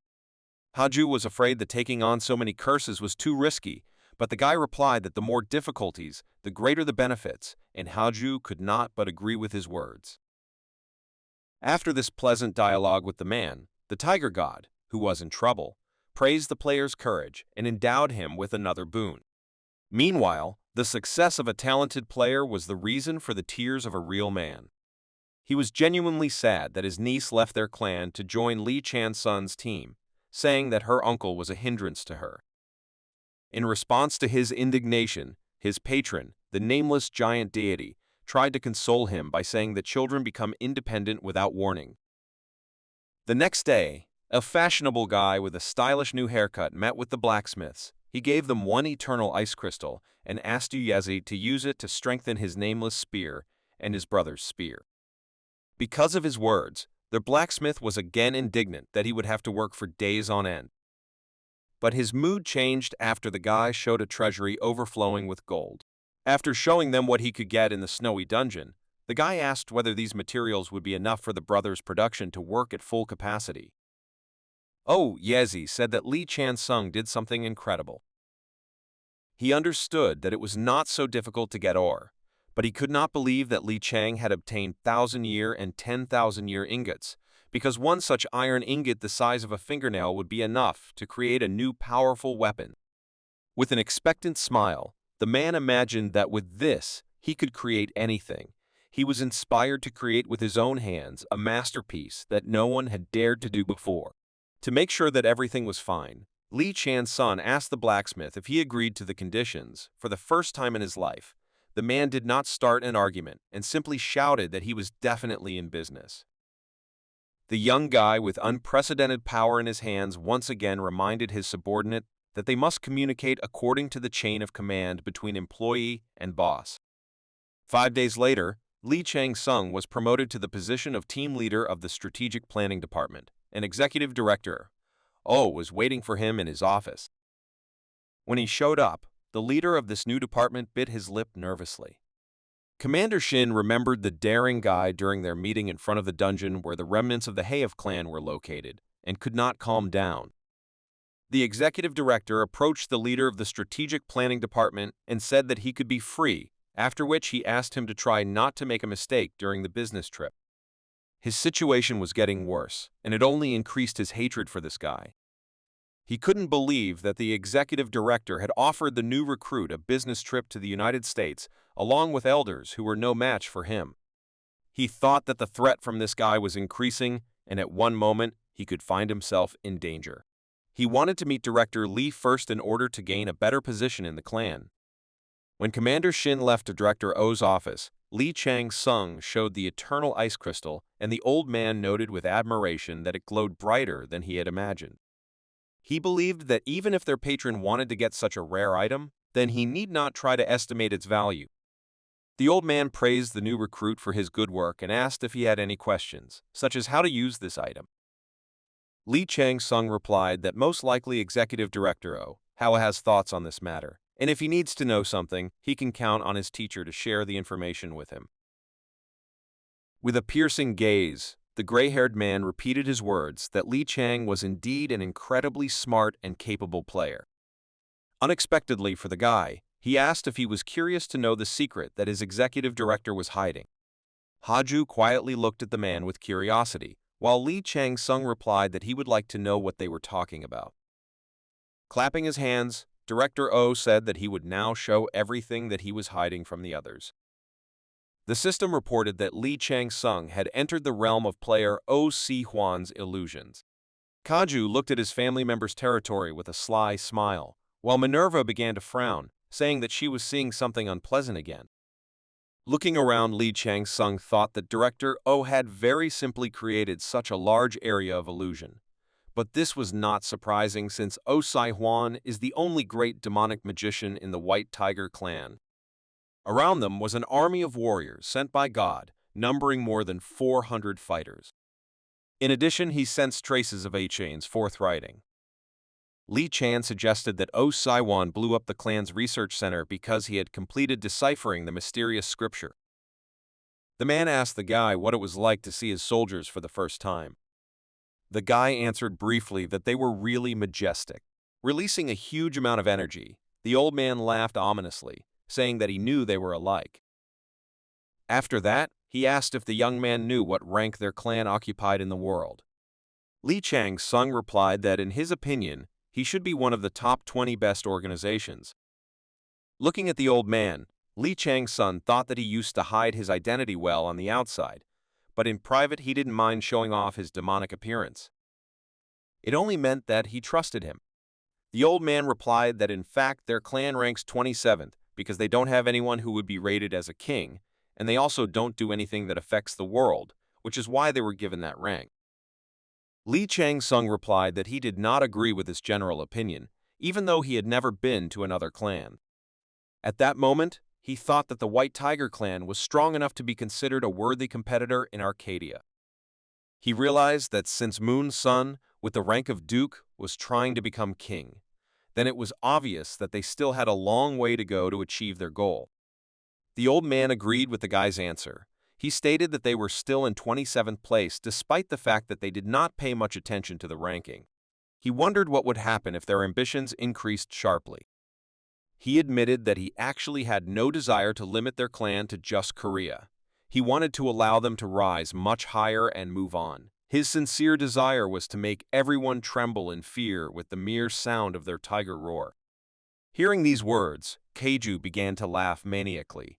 The old man added that their patron shared these goals with him, so very soon many would fall at their feet. Looking at the army of warriors, Li Chang-sung guessed that Director O was planning to take them to the outside world, and then asked if the clan leader thought that the world would criticize him for becoming a demonic person despite the fact that he should paths of justice. The old man replied that everything becomes unimportant in the face of absolute power. After showing him everything he had, Saiwon wanted to see the same behavior from him. After these words, the old man held out an object in his direction that looked like a dream pearl from the laboratory of the dungeon that he had cleared. The guy was puzzled by the man's behavior and asked what it was. The old man replied that it was something that would turn him into something like his warriors, after which he corrected himself and said that this devilish thing would turn him into a greater warrior, adding that all the directors and heads had gone through this process. The system reported that this is actually the Lost Dream Pearl, an enhanced form of the Dream Pearl that smells like those who were defeated by the Tiger Scourge. With a malicious look, the old man guaranteed the guy that he would become the strongest if he did not refuse this gift. At that moment, Li Chang-sung was extremely puzzled as to how he should act in such a difficult situation. Taking the item in his hands, he thought that the flames of the Doomsday Jigui would burn any poison to ashes, leaving only purified energy, but with a closer study of this new form of the Dream Pearl, he might be able to figure out the secrets of the Tiger Scourge. When he was thinking about what to do with this rare item, Jean Frisius approached him and said that he would not mind taking on this item. Li Chang-sung asked what goals his family member was pursuing. Jean replied that this way he would become stronger, not to mention the fact that her constellation method is also in his mind. The guy realized that Mr. Frisius wanted to cleanse her in order to strengthen the BIV element. He asked how he could give him this item. The man replied that it was enough to simply eat it without purification with the help of the end-of-the-world flame, after which he could take care of the rest. In front of the old man's eyes, the guy, without much doubt, consumed the pearl of his lost dream. The enhanced Tiger Scourge began to spread throughout his body as 10 poison immunity tried to get rid of the foreign body. Li Chang voluntarily gave up this passive effect. Within just a moment, the system reported that family member Jean Frisius had suppressed and absorbed the enhanced Royal Tiger calamity of this item. Mr. Frisi replied that he had finished his work and would share the results later. He asked his master to let him know if he had something similar. Having finished his secret business, the demonic man closed the realm of illusion and returned to reality. Looking at the young man, he asked what he felt after eating the pearl of a lost dream. With an angry and purposeful look, the guy replied that he felt great. In response, the old man began to laugh maliciously, saying that usually everyone is fussing, saying that it was terribly difficult to digest this power. But despite this, the young man was doing great. Li Chang's son wondered if he could get more of this power. Saiwon replied that this is so because he will reward his student with pearls for every achievement on his account. He added that soon the Zynex Association from the USA will start a global war and their White Tiger Clan will take part in it as an ally and show the whole world their exploits. It is known that the players of this association are special in that they train not only to complete dungeons, but also study rare weapons and artifacts. This huge clan is ruled by the Golden King, one of the 10 kings in the player world, who is recognized as a real monster. Li Chang's son did not understand what kind of war he was talking about. He thought that it would be a battle for supremacy among organizations. The old man wanted Li Chang-sung to use his fame and influence to draw attention to the White Tiger Clan during his business trip. Hearing this, the guy didn't mind. He believed that the more attention he received, the greater his presence in the White Tiger Clan would be. He believed that if the moment of the rise of the White Tiger Clan was played out correctly, something different and beneficial for him could turn out. To absorb everything for free, he believed that he needed to slowly lay the groundwork, thinking a few steps ahead. To accomplish this goal, the guy asked the old man to first allow him to visit a stone desert in which a cold wind blows in France. He wanted to capture her and then head to the dungeons of the City of the Apocalypse, which is located in Chicago. He believed that he could become a ranker after he completed this plan. The old man began to laugh loudly. He declared that the young man would become a real star after he cleared those dungeons that had not yet been captured. He liked the student's plans. He allowed him to act at his own discretion, but warned that there might be unknown dangers there, so he could send an escort with him. Kaju rejoiced at his subordinate's impending difficulties. As it turned out, Shin Jiongwei became a member of the future planning department. He was overjoyed when he learned about it. While the guy joyfully received this news, Baek looked worriedly at his slow comrade, while Yunseo tried her best to make him hurry up. They trained to be worthy support for their leader. Looking at it, Jiongwei couldn't believe that they started training immediately after their team was officially formed. Li Chan-sung joined him. Seeing the head, Shin was surprised that he had a new weapon in his hands. A shield appeared on the guy's back, and a new sword appeared in his hands. He replied that he had recently prepared it and brought it to test it in practice. When Li Chan-sung approached his brother to talk, Yunseo began to think about how good her idol looked with a new hairstyle, while her brother thought that the two no longer looked like players, but like pop culture stars. Addressing his players, Li Chan said that on this training day they will test their teamwork, and for this, they will stage a real fight. He said that a sudden case had been received from the executive director in one of their clans, which is engaged in mining. There had recently been a collapse while mining mana stones. Therefore, they were given the task to go there after checking the details of the incident. Meanwhile, association agents Yi Wung and Seoktae received the guest. This was one of the strongest representatives of the leading clan in Germany. Xia Yi Wung greeted the Blue Wolf of Enlightenment and said that she was given orders to give him a special task. The man accepted this unexpected meeting with a smile. He admitted that it was hard for him to believe that the Iron Witch, who was blessed by her master, took time for him. He had a good feeling about this trip and said that he would like to meet the tyrant. The girl replied that it would not be easy. She was concerned that Li Chang-sung had become known overseas, even though the White Tiger clan had tried to block all means of contacting him. Although the agent tried to protect the player from interested representatives of more powerful clans, her ridiculous colleague did not understand what she was doing, so he corrected her and said that Li Shan's son was on a mission in the Haitian mine. The clueless Seoktae ruined all her efforts to distract the wolf. She suggested that he not linger at the airport. Still, as an agent in the government service, she thought that she could not ignore the request of a high-ranking officer who had come from afar because of her personal feelings. She was afraid of the situation around the talented newcomer because every time she saw him, she had a feeling of danger that threatened her life. While the association agent was trying to deal with the unexpected situation, Li Chang-sung and his team arrived in Huachin. There were more than 20 workers inside the dungeon, and their colleagues could not believe that Executive Director Oh decided to send recruits to help them. Rumors that Li Chang was already acquainted with rankers seemed exaggerated to them. They did not trust him because they were afraid for the safety of their comrades, which they entrusted to a newcomer in this matter. Having learned information about the number of victims, the team began a rescue mission inside the dungeon of the island of Blue Stones. The guys found themselves on a deserted beach, surrounded by palm trees. Sister and brother Shin could not contain their delight at appearing in such a wonderful place. The leader of the squad warned them that you never know who is waiting for you in an unfamiliar place. He asked them not to let their guard down. To complete preparations for the clash, he decided to use one of the prepared formations. Maeg Shim Gimjui used his ability and raised a ball of light. Yunso, in turn, hurried to cover the team with a shield. While they were preparing, the enemy managed to fire his first arrow. Surprisingly, it hit the magician's head. The injured guy immediately fell onto the warm sand. Seeing this, tears appeared in Yunseo's eyes, and she began screaming to her brother in panic. In this situation, she did not have time to panic. Li Chang shouted to his ward that she should hurry up with her part. The sky darkened from the incredible number of arrows that flew towards them. The girl could not let her team leader down, so she returned to the battle. Using the enlargement of her shield, she easily deflected all the arrows that were aimed in their direction. Within a moment, she felt her brother's energy.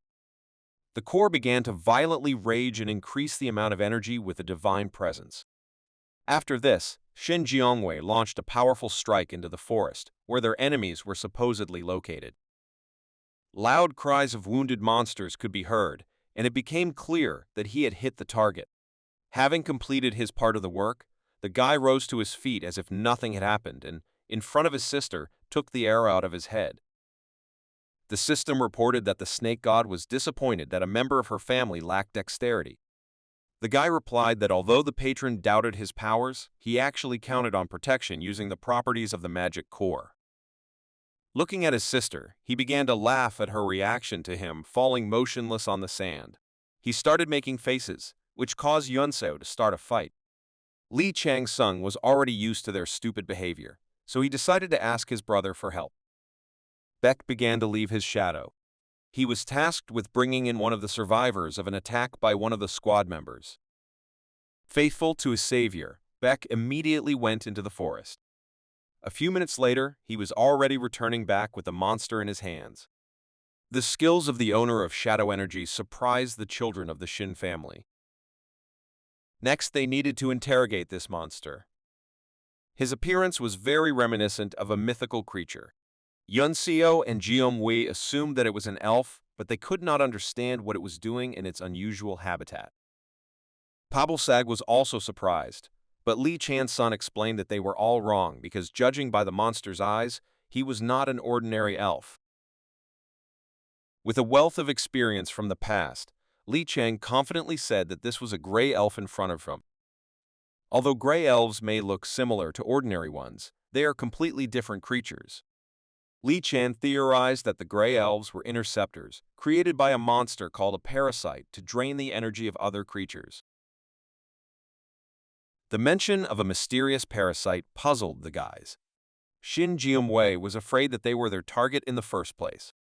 To create a gray elf, the original creature must be an adult. Li Chang found it suspicious that the local parasite was able to obtain a lot of food in such a small dungeon to exploit a huge number of subordinates. Analyzing the area, Li Chang noticed that there are no monsters in the water around the island, but there is a cave with mana stones, which is why this place is attractive to people. It seemed that there was no way the parasite could have developed to this extent without being noticed. He had an idea of how this could happen, but it was only possible with the direct participation of one of the goddesses who was supposed to create a dungeon with the intention of destroying this world. Assessing the risks, Li Chang suggested retreating despite the fact that they still had not reached the people who had fallen into a trap. Before leaving the dungeon, he explained that due to the appearance of the gray elf, one can understand that the parasite has taken over the island. He believed that fighting against such power without much preparation would endanger defenseless people. After explanations, he chose the option to leave the dungeon, but the system refused his request. The team was shocked. The Gaiks received a task from the system on the topic of finding a boss. Their connection with the outside world was interrupted until the moment when they could get the demonic core. Addressing the team, the leader said that they will now proceed according to the original plan. The detachment went forward and began reconnaissance and subsequent clearing of the area. Looking at the defeated monsters, Li Chan considered the events very strange. He knew that gray elves were usually created by a parasite, so they did not bleed. But the ones he fought were very similar to the real ones. They had real flesh and even some blue blood. Moreover, the guy could sense fragments of divinity from them. His worst fears seemed to be reality, because only one parasite was capable of such a thing. He thought about the divine tree that grew from a branch of the tree of the world. Only one god could raise such a parasite. It was the goddess of murder and destruction, who was once his good comrade. Her name is Kali. But it was still not clear where traces of her presence came from in this forgotten dungeon. He could not believe that what was happening here could be the work of his faithful comrade, with whom he had fought countless battles. Then the guys went to the caves in which there were mana stones. From that mountainous area came the cries of people who had fallen into a trap. But when they approached the poor souls, Li Chan-sung felt something strange. Their energy was not like that emitted by ordinary people. He had to stop the team in order to make sure that they were really miners and not monsters. In order to safely obtain more information about those in front, Li Chan-sung turned to his magician. Shin Jeong-wei activated his magic lightning ability.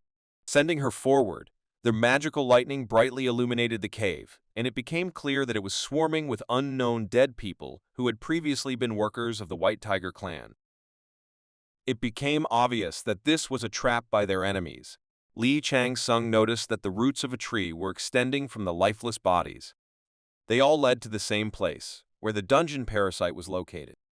Within a moment, the gray elves began to run towards them when the parasite realized that his ambush was useless.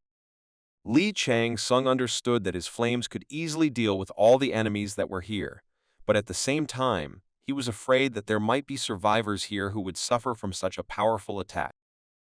Addressing his brother, the team leader asked him to create a passage. Baek Gyeoval carried out this order with ease.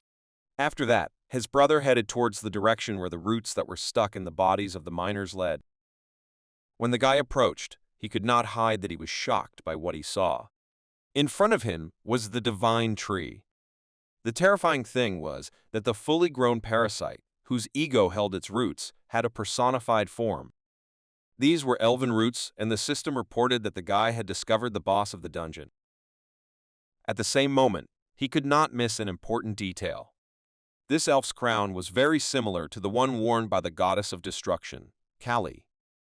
Li Chang-sung decided to use his unknown spears while his clan's deity watched the events inside the dungeon with great interest. The guy couldn't believe that his friendly deity could do such a thing, so he thought that one of the divine trees that Kali had grown had simply lost its way and ended up in this place. The assumption was simply wild, but since Keiju was interested in events, there was reason to believe that it was possible. All the news that he could receive regarding his comrades from the past was disappointing. The pattern indicated that most likely the events were not an accident. Combining the spears, the guy thought only about how to deal with this ominous problem. Within a moment, the system announced the start of the raid, and the boss launched an attack on the player. His speed seemed unimaginable, but Li Chang-sung managed to fight back. He was sure that energy emanated from this elven root, which belonged to the goddess Kali. It was the crown that spread the most energy. Not only was its shape similar to the original, he could literally feel its divinity. He believed that it was most likely a copy of the goddess's crown, but it had at least a treasure level, and maybe even sacred. This meant that the monster in front of him was at least a bishop or even a priest from the Kali family. Haju watched what was happening with great delight. At the same time, the system reported that one of the faces of the twin deities was watching the actions of an interesting player. Li Chang-sung understood that they were showing interest, not only because it was just a fight with a strong guy, but most likely these deities have some kind of connection with the god of shadow and the goddess of destruction, which he does not know about. The battle was in full swing, and Li Chang had no time to be distracted. He decided to get down to business more seriously. Knowing that the tree has a weakness only to 1 in 5 elements, he used the fire element. Activating the Jigui vessel, the guy furiously shouted that he would incinerate everyone. At the same time, his team continued to fight against weaker opponents. The sheer number of enemies was something that gradually improved their interaction within the team. The guys supported each other, and Baek Ji-vil was with them. His shadowed tsunami was beyond everyone's expectations, so brother and sister Shin thought that he was not an ordinary player at all. The squad leader's brother was truly incredible. He far exceeded all expectations and was willing to continue the battle despite the enemy's numerical advantage. But at one moment he felt the presence of an unfamiliar energy. Within a moment the stranger rushed towards him. Baek Jevel managed to block his furious attack with his sword. Seeing that there was a player of the human race in front of him, the guy asked who he was. The excited man replied that he was Lieutenant Park's son. He got into trouble again and said he was trapped here while trying to rescue buried workers on orders from the association. After he answered the unfamiliar warrior's question, the lieutenant asked whether his opponent was human. In response, Bonzal Siek Gyoval stopped protecting his face with a shadow and revealed his true human form and introduced himself as a member of the White Tiger team. Hae-sung had previously heard about Team L. He knew that it was controlled by Li Shan-sung, and then excitedly asked where Tyrant was. Baek replied that their commander was busy fighting the boss. The lieutenant asked them to help, since he knew where the wounded were who needed emergency help. Within a moment, they all felt a powerful earthquake. Jin contacted his master's brother and told him that Li Chang had asked him to tell him that they should go first. In addition, he said that chaos would soon reign in this place, so you should be more careful. Beck had heard a similar voice before, but wondered if he could be trusted. Jean Frisius was surprised at the insight of this descendant of the God of Shadows, because the guy easily found out where exactly he was and was able to give an answer.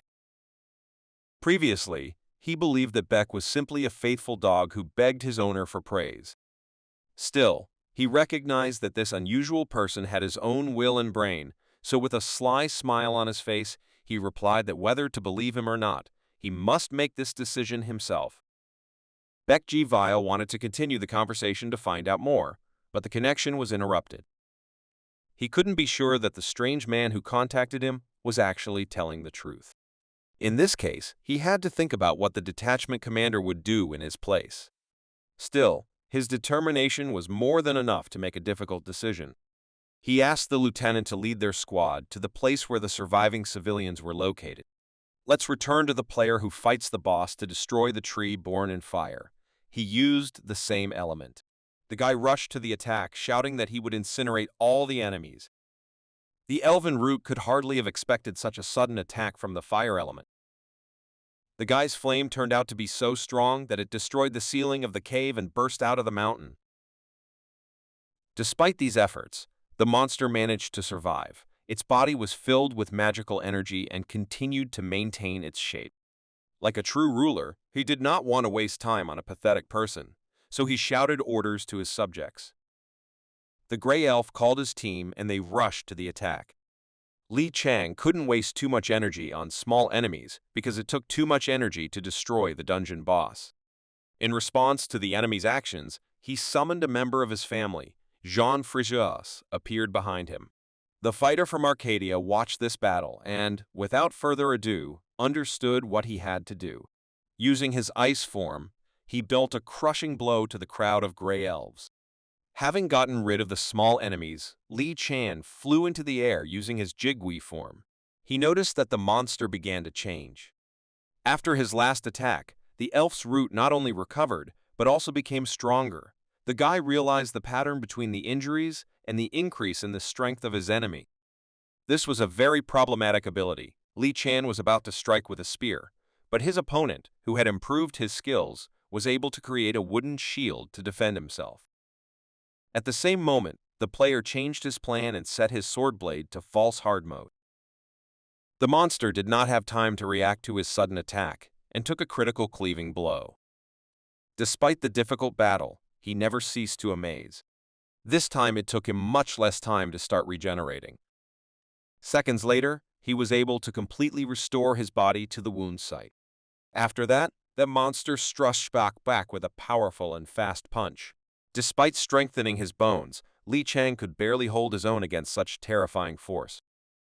He noticed that not only did the dungeon boss recover faster, but the recovered part also became harder. The Shadow God believed that Kali had always been superior to him in terms of traditional martial arts, so he expected that her priest would also have an advantage in this area. Also, because his recovery was only getting faster, the physical difference between them continued to widen. He was able to reach this point thanks to the power of the element, which was superior to the priest's body. He wasn't sure about elimination, but he knew that if he was difficult to overpower now, then he would have to suppress the enemy with such a huge explosion that he would be unable to control it, no matter how hard he tried. In the past, while in the goddess's domain after another training session, Li Chan's son admitted that it was difficult to catch up with her solely through martial arts. He noticed how her powers suddenly changed, so he wondered what it was and if he could use this skill. Kali replied that this was her last weapon. She asked the Twilight to be careful, because this weapon can only be used in case of real danger. Thanks to this rule, the Shadow God was the only one left alive after seeing her power used. Li Chan's son resorted to using the Himavata breathing technique, which was created in order to replenish oxygen deficiency and strengthen his own energy. Using this technique for the first time in his life, the guy noticed how just one breath had already begun to provoke his hidden power extracting even more than possible.